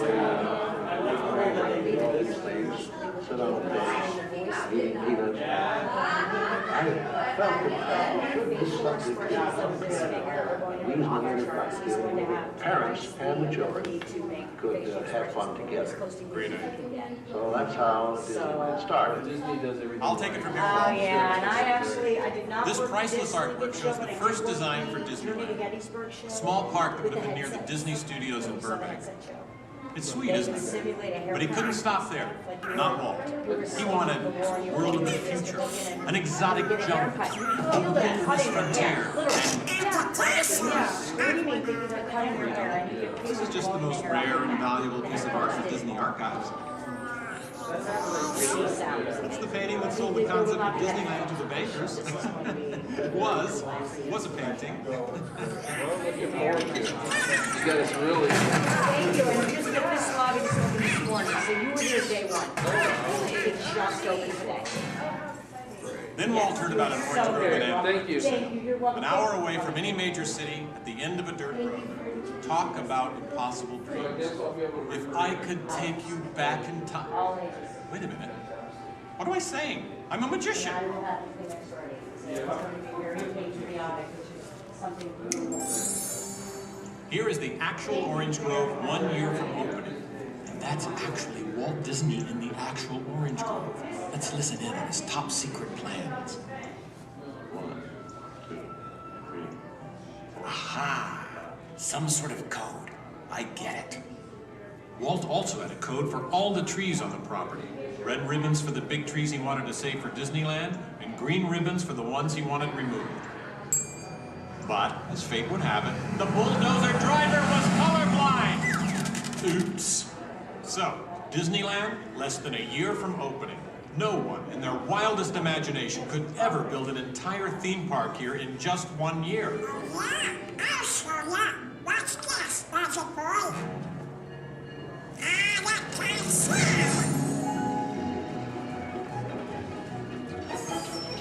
Keep going, boys. Faster, faster. That's it, good one. That's it, good one. Opening day. Take it away, Walt. To all who come to this happy place, welcome. Walt's dream had finally come true. And to celebrate, ABC organized the biggest live telecast in history. Some of the most famous stars in Hollywood showed up, including host Art Linkletter. Frank Sinatra. Hello, Franco. Who's driving? Sammy Davis Jr. Hello, Sammy. Bob Cummings, Ronnie Reagan. Come on in. Davy Crockett. Buddy Epson's there, too. But right now, it's my pleasure to introduce the famous star whom Mr. Disney has asked to christen the Mark Twain. Ladies and gentlemen, Mr. Disney. I'll take it from here, Mr. Linkletter.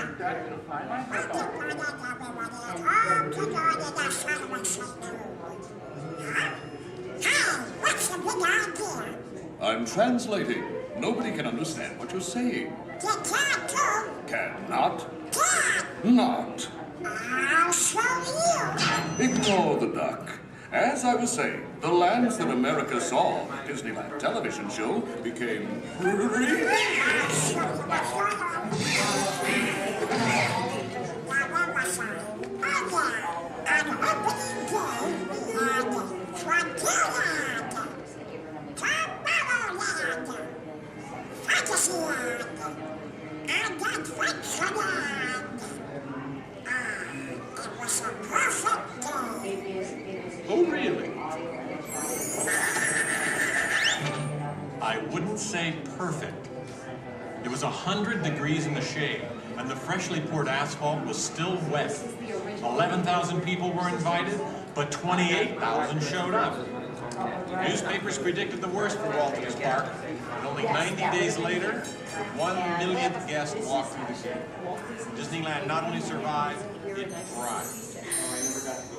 First great one was with Mr. David Show, and then we had another show in 2008 that was called The Journey Again. We've been down since 2005, where we've been singing for the Steve Martin Show. This is honoring Disneyland's 50th year. So this film is what's left. So it's going to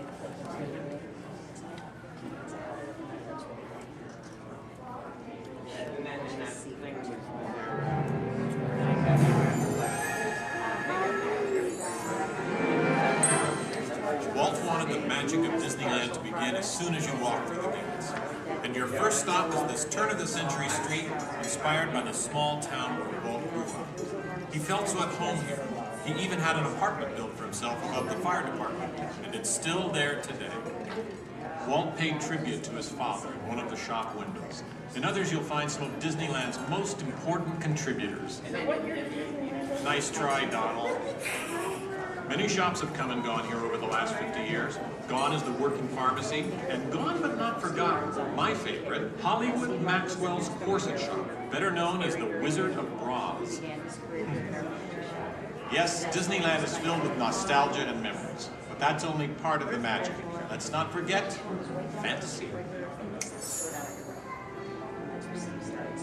Ah, hear that? When you wish upon a star, your dreams come true. For Walt, that was the very essence of Fantasyland. Of all the lands, this was closest to Walt's heart. He even placed the Disney family crest right above the castle gate. Fantasyland was created by the same artist who created Disney's animated films at the studio. And soon those storybook tales came to life in an orange grove in Anaheim. For the first time, we could step into those worlds and become a part of the adventure. In Adventureland in New Orleans Square, surprises happen all the time. In fact, Disneyland is the only place I can think of where you can be attacked by pirates, frightened by ghosts, and nearly crushed by a giant boulder, while keeping your arms, legs, and feet inside the vehicle at all times. And here's the adventure that started them all. Remote rivers through a treacherous jungle. Could something go horribly wrong? Only a punchline. Over the years, the Jungle Cruise has become a showcase for handsome and witty river guides. Oh no! That big elephant is coming up to us and it looks like he's going to squirt us! Everyone in the back, get down! Don't worry, it never happens.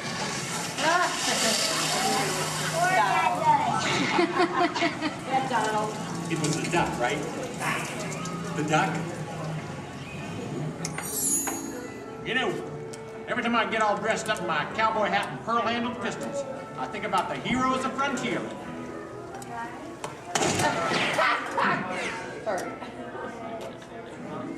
You see, Walt believed it was important to pay tribute to the pioneers who blazed a trail across frontier America. And I agree. Especially when it involves saloon girls and blazing six-guns! In Frontierland, you could meet popular Disney heroes of the day, like Davy Crockett and Zorro. For a while, there was an authentic American Indian village.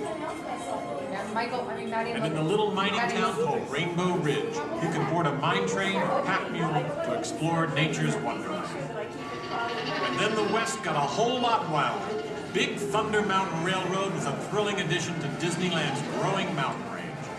The first peak was the Matterhorn, one of Disneyland's first e-ticket attractions.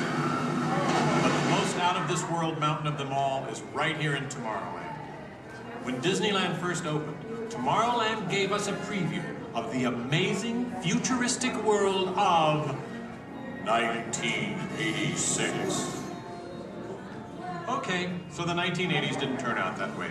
But Tomorrowland is really about imagining the possibilities of the future. So we got to go to the moon before real astronauts did. We got to travel through the mighty microscope on atommobiles, beyond the realm of normal magnification.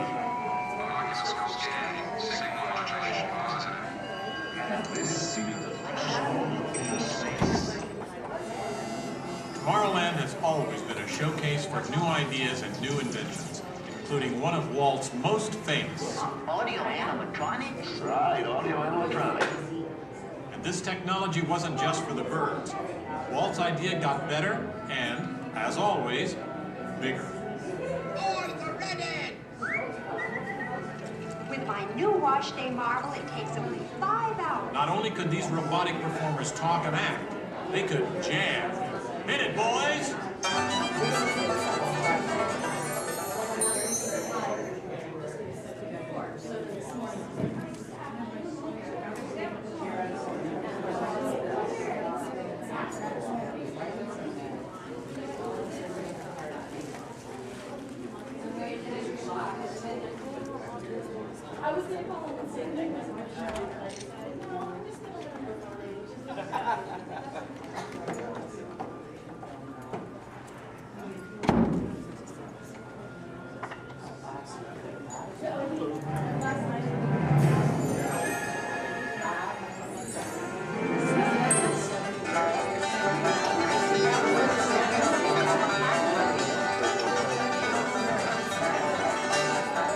Yes, Disneyland has had thousands of great entertainers over the years, and not all of them have had servos and circuit boards.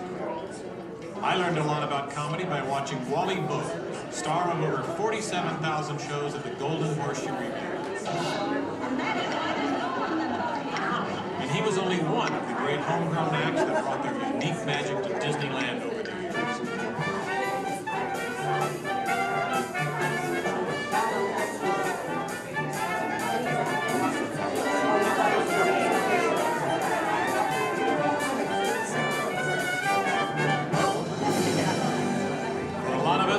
Disneyland's best magic trick happens every day at dusk, when all the lights come on and the Magic Kingdom is transformed before our very eyes.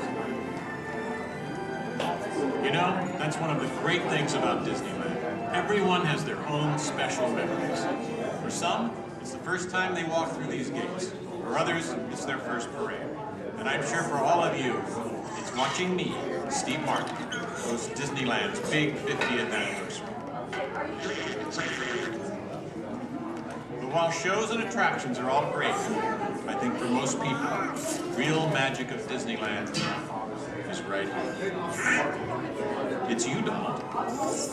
Yes, it's you and Mickey and all the rest of the gang who always make us feel like home. Shall we? Let's do it! Goodbye, everybody. You know, I have to admit, you would have made a perfect host. Next to me.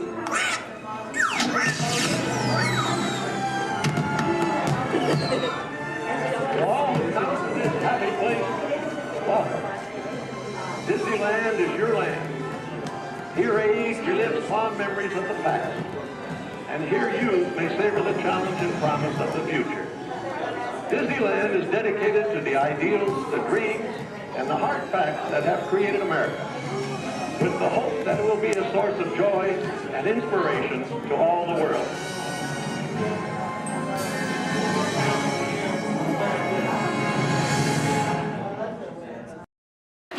Remain seated with your hands, arms, feet, and legs inside the vehicle and supervise children. Thank you. La estación de control de cinturones de seguridad está a la vuelta de la esquina. Por su seguridad, mantenga sus manos, brazos, pies y piernas dentro del vehículo y cuida a los niños. Vehicle 3 is clear for hill climb. Okay, here we go.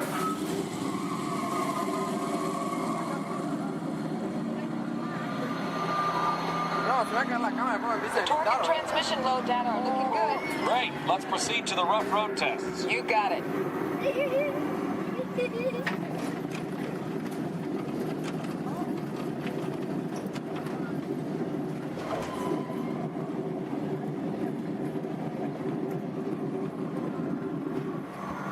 Okay, I'm going to take you right up to the cones, hit the brakes, and see if I can steer you through. Hold on.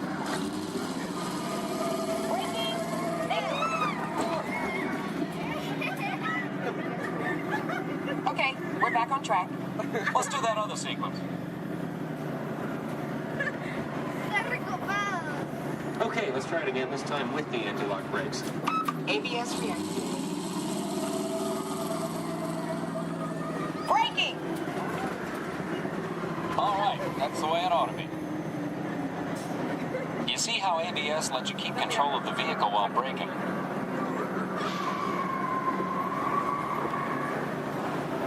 Let's demonstrate some extreme test conditions.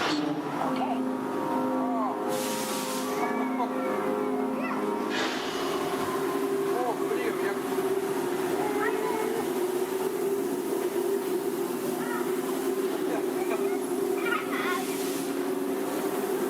Did you remember to turn off those robots?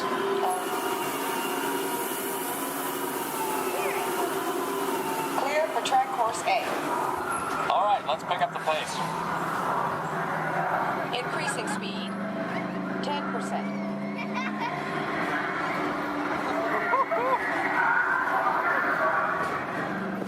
20%.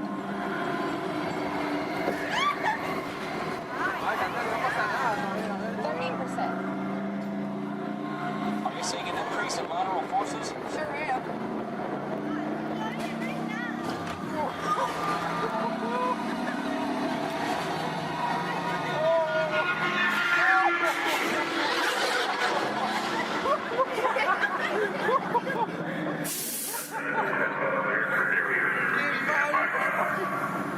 Ready for the barrier test. Oh, chocamos acá.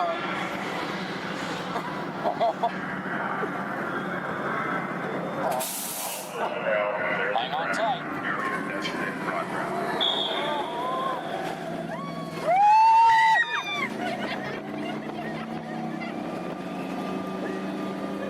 Increase speed.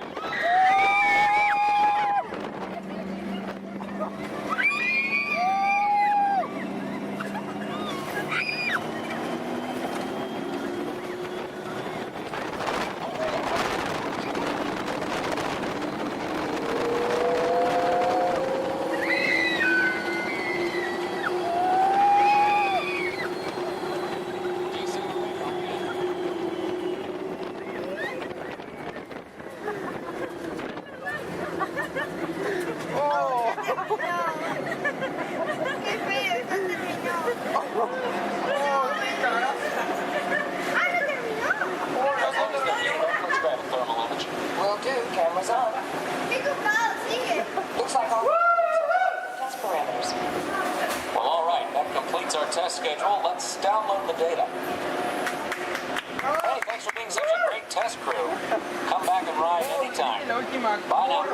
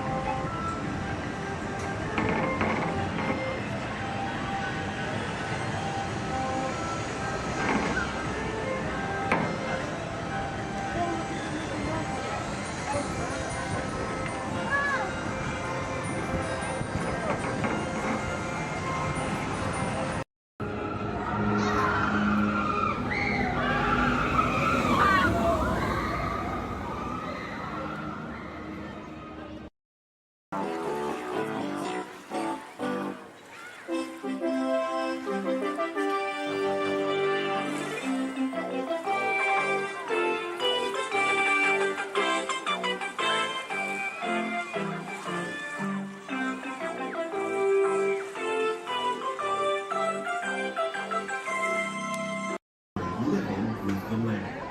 Por su seguridad, permanezcan sentados con sus manos y brazos, pies y piernas dentro del parque y cuídalos pequeñitos. A manera de recordatorio, no tomar fotos con flash y luz de video antes de llegar a la entera.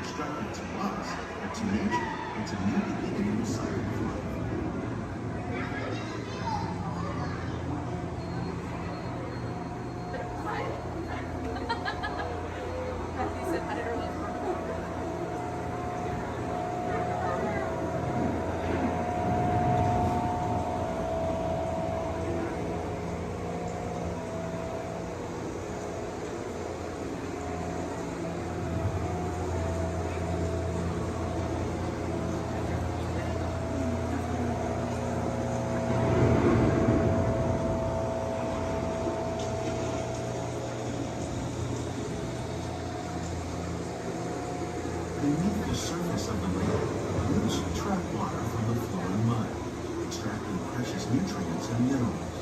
These winds, when combined with sunlight, create the diverse living systems of our planet.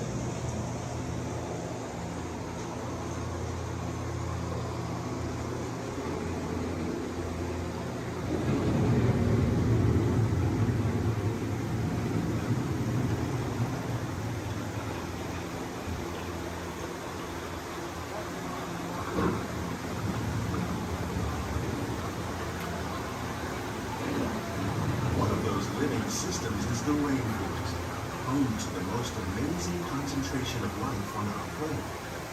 These dense and beautiful forests cover only a tiny portion of the Earth's surface, but they contain more than half of its plant and animal species. Rainforests are also extremely rich and productive living systems, providing us with oxygen, food, medicines, and other elements essential to our lives.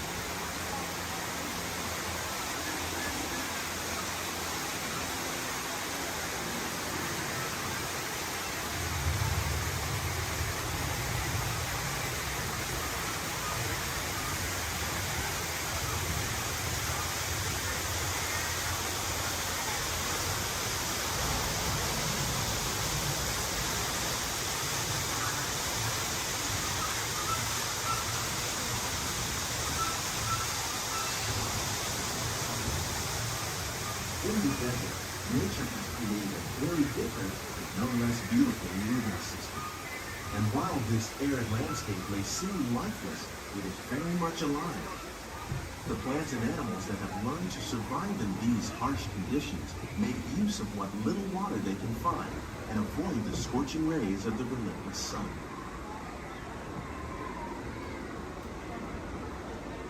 The American prairie once appeared as desolate as the desert. But over time, rainwater and nutrients gradually penetrated the hard surface of this land. Even the hooves of the mighty buffalo helped create the rich soil, one day become home to the American farm.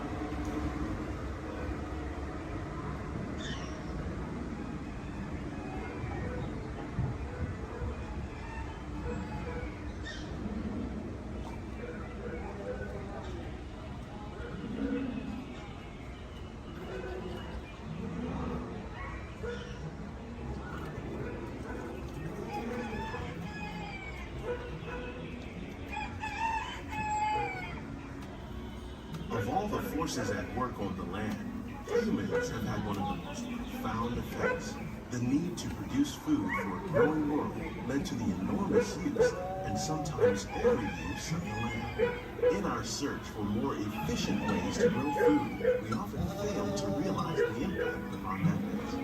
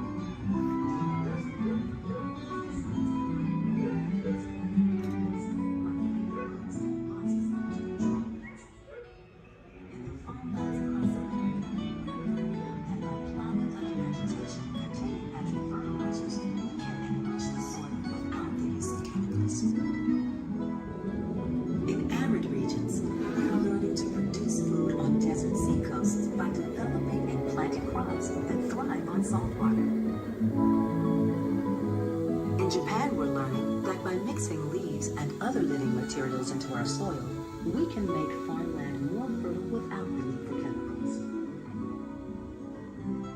Here at Epcot, we're learning to reduce the need for chemical pesticides by breeding and using natural predators, like ladybugs and wasps, to control pests. How will we meet tomorrow's growing needs for food production, yet still respect the needs of the land? Some of the answers are being discovered just ahead. To help us maintain these carefully controlled ecosystems, and for your safety, please remain seated in your boat at all times.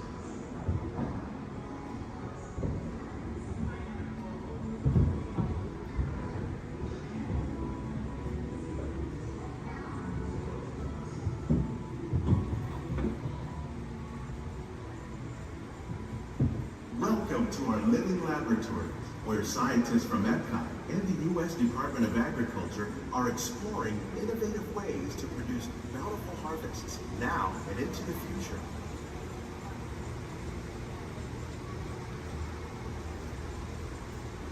The tropics are home to the greatest diversity of plants on the planet. Many of these, like papaya, bananas, cacao, coffee, and rice, are well known around the world. These are just a few of the edible plants that have been an important source of nutrition for people living in the tropics. Many are rich in vitamins and minerals, while others are well adapted to growing in less than ideal conditions. Some, like the water lily, thrive in wet, swampy areas and waterways. All parts of this plant, even the flower petals, are edible. The starchy root of the plant has long been used to make flour for baking.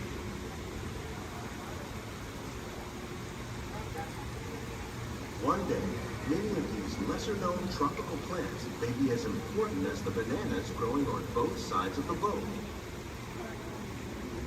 More than 28 million tons of bananas are eaten annually, making it the most popular fruit in the world.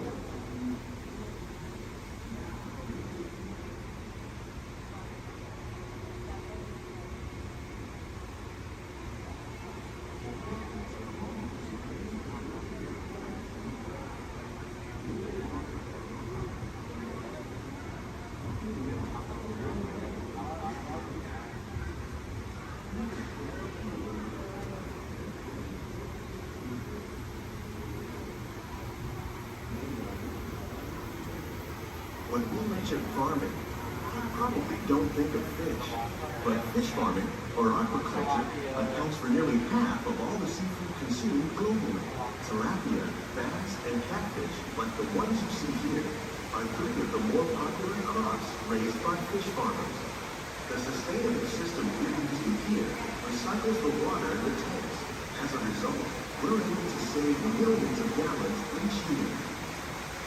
Our small fish farm produces nearly 5,000 pounds of fish each year to serve in restaurants around Walt Disney World. Innovations like this one can play an important role in our efforts to produce bountiful harvests and still protect natural resources.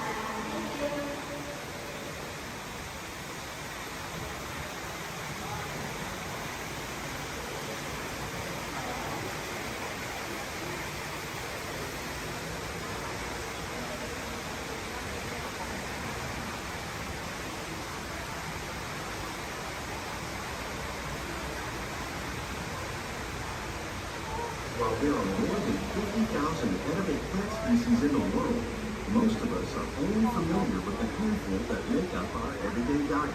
The common grains growing here, maize, sorghum, and millet, plus rice, account for nearly 2/3 of our global food consumption. Learning how to increase yields of these staples is an important goal of research around the world.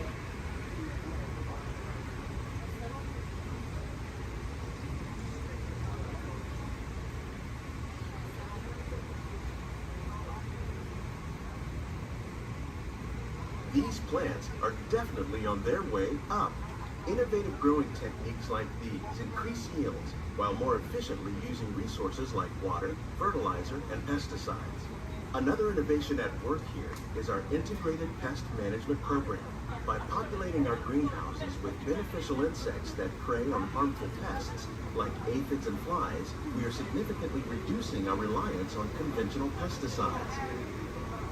We're growing these crops using our nutrient film system. This technique precisely controls and recycles water and nutrients. With it, we can produce over 27,000 heads of lettuce a year in this one small area.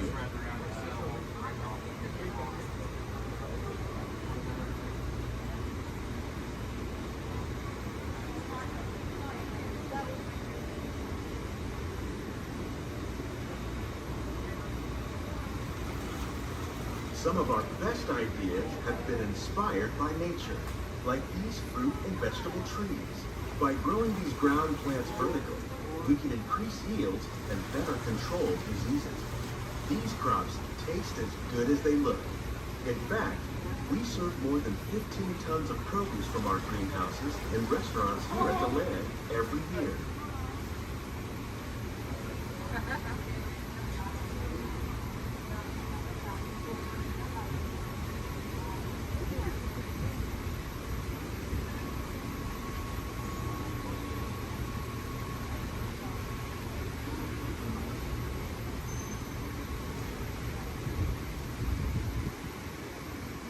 The future of agriculture may include innovative ideas like this vertical growing system. Plants grown in this way use a fraction of the space required by traditional growing methods. That saves water and increases production. The aquaponics system on your left combines hydroponics with aquaculture. The fish provide a natural source of fertilizer for the plants, and the plants help keep the water clean for the fish. It's another great way to produce more while using less. In our lab, Epcot scientists are working with the U.S. Department of Agriculture on a number of innovative projects. The goal of these efforts is to produce higher yielding and better quality plants.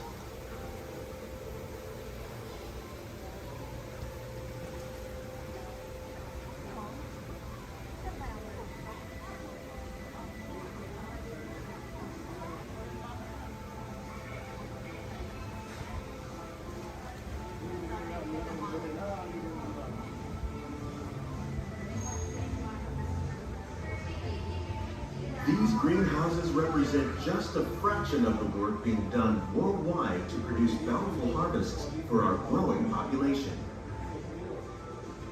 Scientists, farmers, and even backyard gardeners are doing their part to improve the quantity and quality of foods that we all rely upon. Together, we can continue to find more ways to increase food production and protect our precious natural environment. Only then will we truly be living with the land.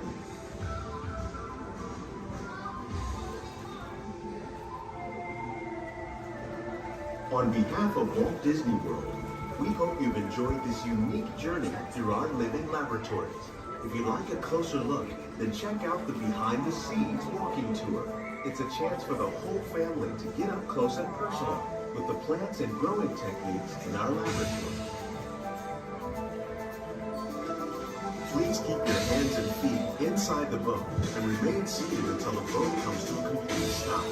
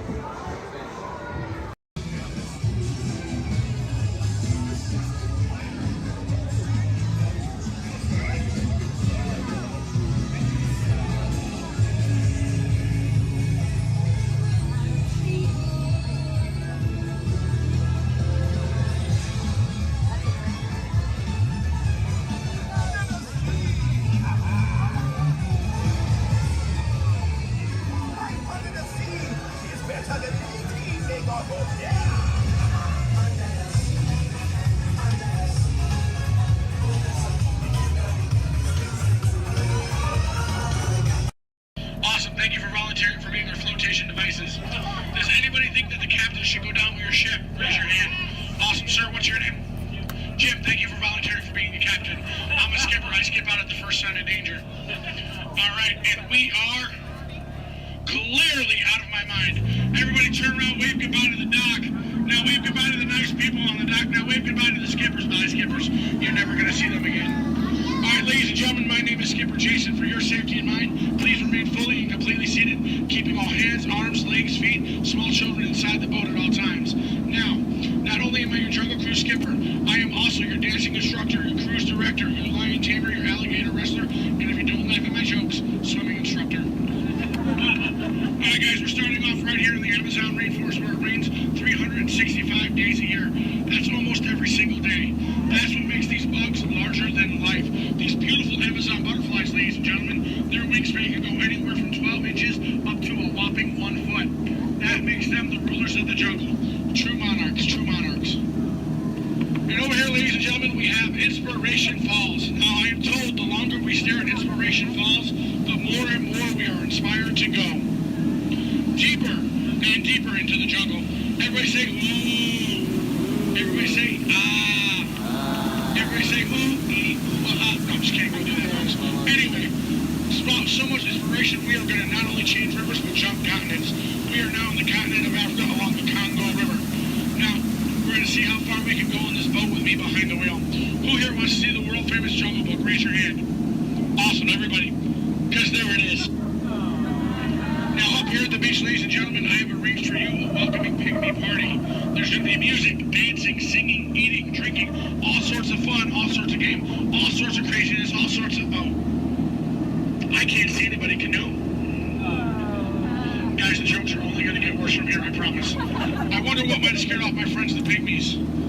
Anybody see anything that might have scared them away? Yes, that giant python could have done it, princess. They can grow up to 33 feet in length, but don't get too close. They can develop a crush on you. They're really friendly. So let's stop by my base camp, guys, and pick up some supplies. Oh. This is what happens, guys, when you leave your door open in the jungle. You get unwanted house guests, and they break every single thing that you own. Good news, though, guys, they got my Jeep to turn over. I wonder if they used a monkey wrencher called 888. All right, ladies and gentlemen, we are now cruising along the Nile River. It is the world's longest river. It goes on for miles and miles and miles. If you don't believe me, you are in... False. You're in disbelief. We are on the Nile River. Right over here, ladies and gentlemen, is Jimbo. He's an African bull elephant. I taught him some tricks. Jimbo, speak. Jimbo, speak. Okay, we're getting the silent treatment. That's fine, that's fine. Esmeralda, speak. Really? What did I do? Come on, guys. Get with the program. There they go. All right, right over here, guys, we got the sandstone rock formation. A lot of people take it for granted, but I think it still rocks. It's one of our bolder attractions here in the jungle. Now, ladies and gentlemen, we got the wildebeest, we got the giraffes, gazelles, impalas, zebras, and lions. Hey, guys, those zebras in the back, they are the oldest zebras on property. You know how I know that? They are still in black and white. Don't worry about that zebra with the lions, everybody. He's just dead. Dead tired. Dead tired. All right, ladies and gentlemen, over here, we're going to say hi to one of my oldest friends in the jungle. Her name is Ina. So as we go by, I want everyone to wave and say hi to Ina for me. Here we go, everybody. Say it. Hi, Ina! By the way, Ina is the zebra in the back. It looks like those guys on that tree are in some trouble. Oh, boy. All right, ladies and gentlemen, we are now cruising along in crocodile country. Crocodile country, there's a lot more dangers than just crocodiles. There's monsoons, there's rapids, and there are these giant things called waterfalls. So if you guys see a waterfall, point it out for me so we can avoid it. We don't want to go over it just yet. We want to go through it later. What's that? Where? Where? Oh, that is Schweitzer Falls, ladies and gentlemen, named after the late great Dr. Albert Falls. As we go by, I want everyone to lean. Lean, lean. Don't worry about looking stupid. I'm doing it for you. Lean, lean, lean. And we will make it. All right. Ooh, that was close. Man, I know a lot of people will ask me, Skipper Jason, how is it you became a world-famous Jungle Cruise skipper? And I tell them, quite frankly, isn't it plain to see I took a crash course? Toughest thing about flying, ladies and gentlemen, is the ground. It's totally the ground. So we're going to keep cruising right along, people, until this pool full of hippos. It had to be hippos. All right, guys, cover your ears. This is going to get loud. They gave me something to scare away the hippos. Cover those ears. Shoo, hippo, shoo! Make way! Be gone! Be gone, hippo, be gone! I showed those hippos who's boss. Alright guys, we're now cruising out of this hippo pool and right into headhunter territory. It is not the greatest of places to be headed. If you don't believe me, you can ask my last crew. Those boneheads did not believe me. Wait, you guys hear those drums? Are those warriors dancing? Yes, they are. That can only mean one of two things. They're either going to attack the boat or they've lost the key to the men's room. Do me a favor, guys. Keep your eyes peeled out on this side of the boat for an ambush. If you see an ambush, point it out and let me know. I'm going to look over here. Where? Princess, that's not an ambush. That's an ambush. You can tell by its leaves. Alright, ladies and gentlemen. This is what everybody got up early to come to Disney for. Are you ready? Are you ready? Here we go. The eighth wonder of the world. The backside of water. Kids, do not try this at home. You'll hit your head on the faucet and that hurts. Don't ask me how I know. Alright guys, we're now in the Mekong River here in Southeast Asia. There's this really cool temple I want to show you guys. It's awesome. It's amazing. The entrance is just up over here. It looks like there's been an earthquake since the last time I've been through. What do you guys say? Do we go in? Yeah. There could be danger. There could be adventure. There could be treasure. Or worst of all, it could be another Disney gift shop. Alright guys, stay seated, keep your eyes open. I'm gonna stay seated and keep mine closed. Oh wait, it's just a root canal.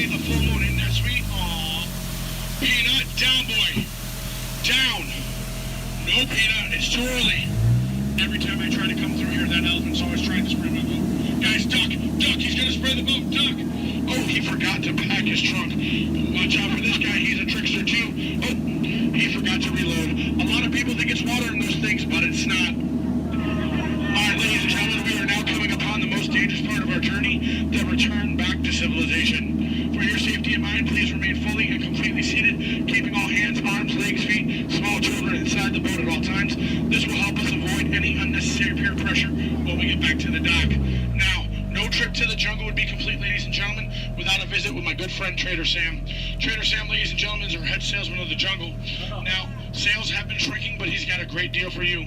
3 of his heads for the price of 1 of yours. Any way you slice it or dice it, you're going to come out ahead. Do we have any takers? No? It's all right, guys. It's all right. Now, ladies and gentlemen, when we get up to the dock, we're going to rope this boat. When we rope this boat, stay seated till I give you guys the all clear. When I give you guys the all clear, then I want everyone to stand up together. That does 2 things. 1, keep the boat balanced, and 2, look like you're giving me a standing ovation.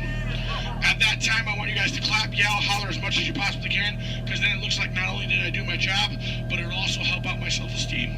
When you guys go to exit out the boat, you are on my jungle side, you will stand up, exit out through the back. You here on my dock side, you will stand up, exit out through the front. At no point in time do you ever cross those crates in the center. It is not a crate idea, it is very disgraceful. I don't go to your house and cross your crate, so please don't cross mine. Once again, guys, it's also a tripping hazard. You might trip, fall, and that'd be 2 bad trips in one boat. I'm only responsible for the first. Now, guys, I really want to thank you guys for joining me out in the jungle today, but most of all, I want to thank my legs for always supporting me. I also want to thank my arms for always being at my side, and I really do want to thank my fingers and toes because I can always count on them, always. All right, ladies and gentlemen, out of all my crews today, you guys have been my first. Yeah, you've been my first. You guys have been obviously the most recent. Now, guys, you've been awesome. You've been amazing, and pretty soon you're going to be outstanding on that dock. All right, guys, here we go. Once again, guys, for your safety, please remain fully and completely seated, keeping all hands, arms, legs, feet, small children inside the boat. Linda, Skipper Linda, what are we teaching that rope today? 2 plus 2. Okay. Now, we're going to wait. Linda has been practicing for like years. She's been training for months. She's going to learn and show you guys how to rope this boat at the first shot. All right, Linda, here we go. It's your turn. You can do it, Linda. You can shine like a star. No. Back of the boat, Linda, not the guest. Stay seated, guys. Stay seated. So now we're going to teach this rope about 2 plus 2. Now, in some cases, rope secure. A lot of people think 2 plus 2 equals 4.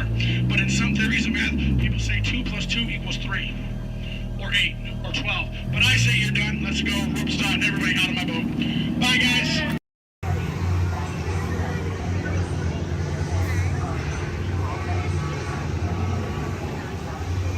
Time travel commencing in T-minus 10 seconds and counting. This is Seeker. Listen up. We've got to get in, grab the iguanodon, and get out before that asteroid hits.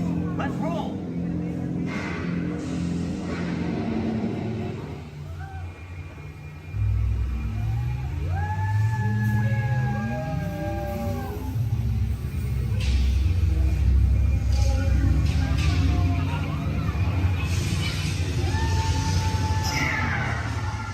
Okay, now, let's go get that dino.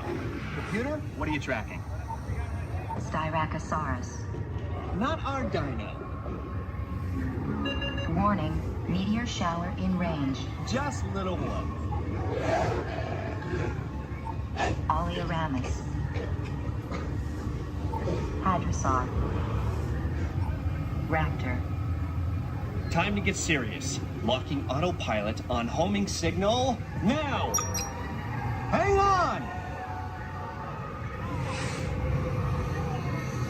I'm tracking a big dino on the scope. Could be ours.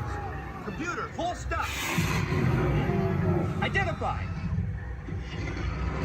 Carnotaurus. Definitely not our dino. Go, go, go!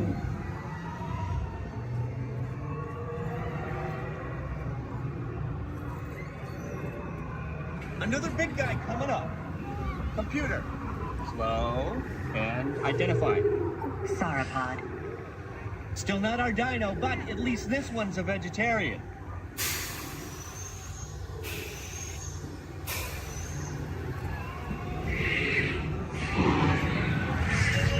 Asteroid impact in 90 seconds. We better move it. Pterodactyl. Incoming!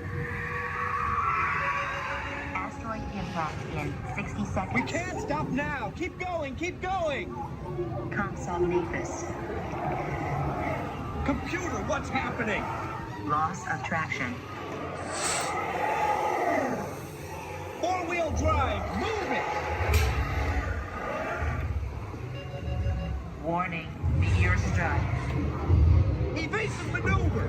Left! Right! Left! Right! That was close. Computer, now what? Carnotaurus. That's it! Abort mission! Abort! Abort! Iguanodon. Forget it! Get them out now! Asteroid impact. Brace yourself! This is it! They're not gonna make it! They're not gonna make it! Mission accomplished. You made it! I knew you would, and guess who made it back with you? I better find him before security does. Thanks for everything!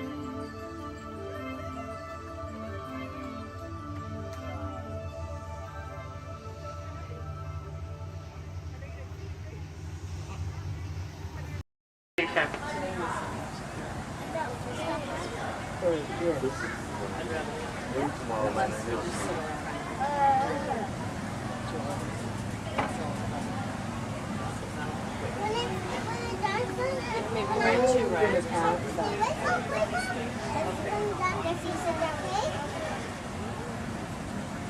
should go get the fast pass. Oh, Lord!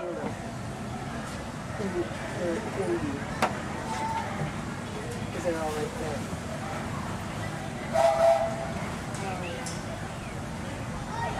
And folks, on our way to Main Street Station, we'll be passing through the Grand Canyon and Primeval World. This is a perfect opportunity to take out your cameras and snap a few pictures. However, as a courtesy to those around you, we ask you please turn off the flash photography and video lighting on your cameras. Once again, no flash photography or video lighting inside the tunnel.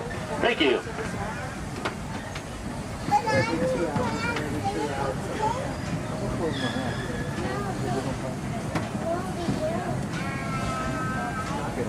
To those joining us, welcome aboard.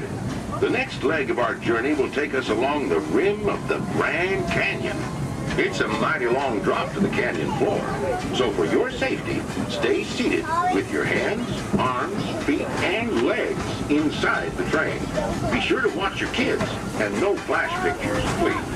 Para su seguridad, permanezca sentado y mantenga las manos, brazos, pies y piernas dentro del tren y cuide a los pequeños. Por favor, no tome fotografías con flash.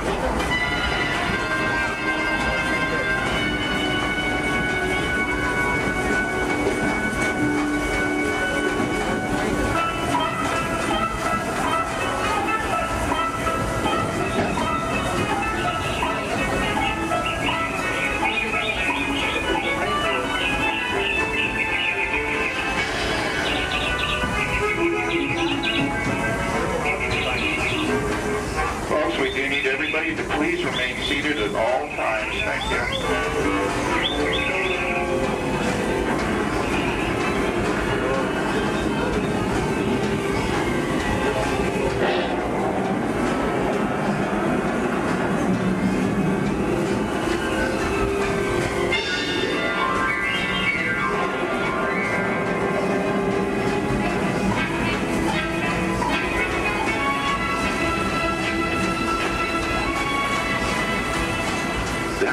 Grand Canyon as we know it today, but it wasn't always that way. Right now, as we travel back in time, back to the fantastic primeval world, land of the dinosaurs.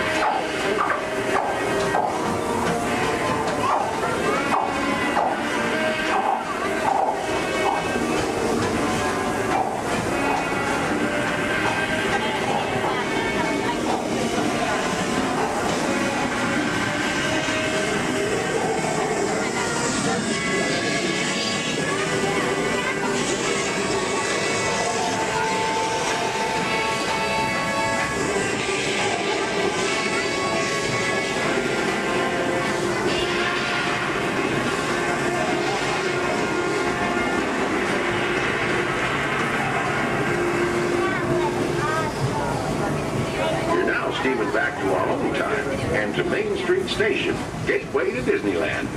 If you'll be leaving us here, stay in your seat till we come to a full stop. And remember to gather all your personal belongings, including the young'uns if you got any, and step carefully from the train. I'd especially like to thank those of you who've been with me for the Grand Circle Tour of Disneyland. We surely hope you enjoyed your travels with us and that you'll come back and see us again real soon. For those of you traveling on, we'll be on our way again in just a few minutes.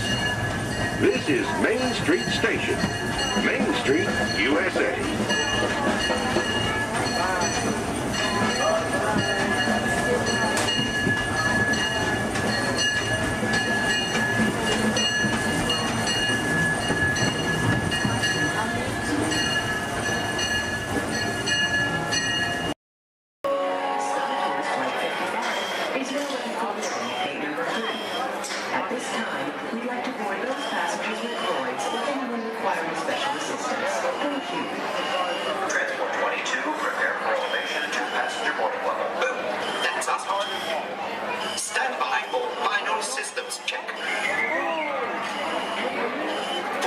lamps. Check. Deflector shield. Check. Laser cannons. Check. I said check up. Shut them down before you blow up the whole place. Sometimes, Arthur, I can't understand your logic at all. No, not at all. We'd like to continue the boarding of Flight 55 to Indoor. All passengers will be confirmed tickets may board at this time ticket number 3. Thank you.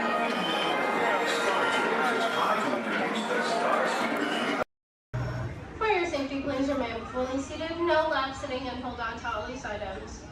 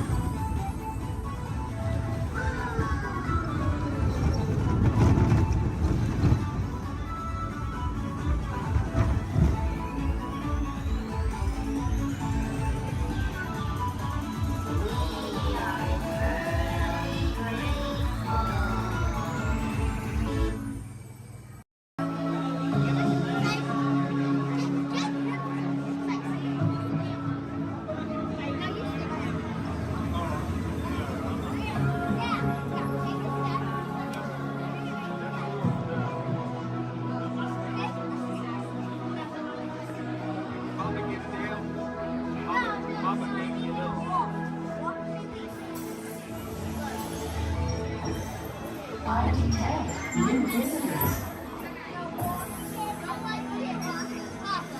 Welcome, Terrans.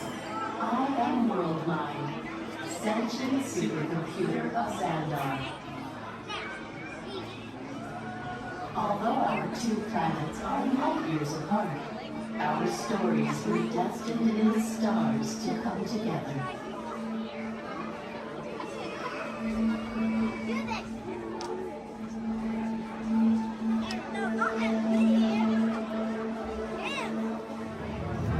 The early stars of our cosmos were enormous, hundreds, even thousands of times larger and brighter than your Terran sun.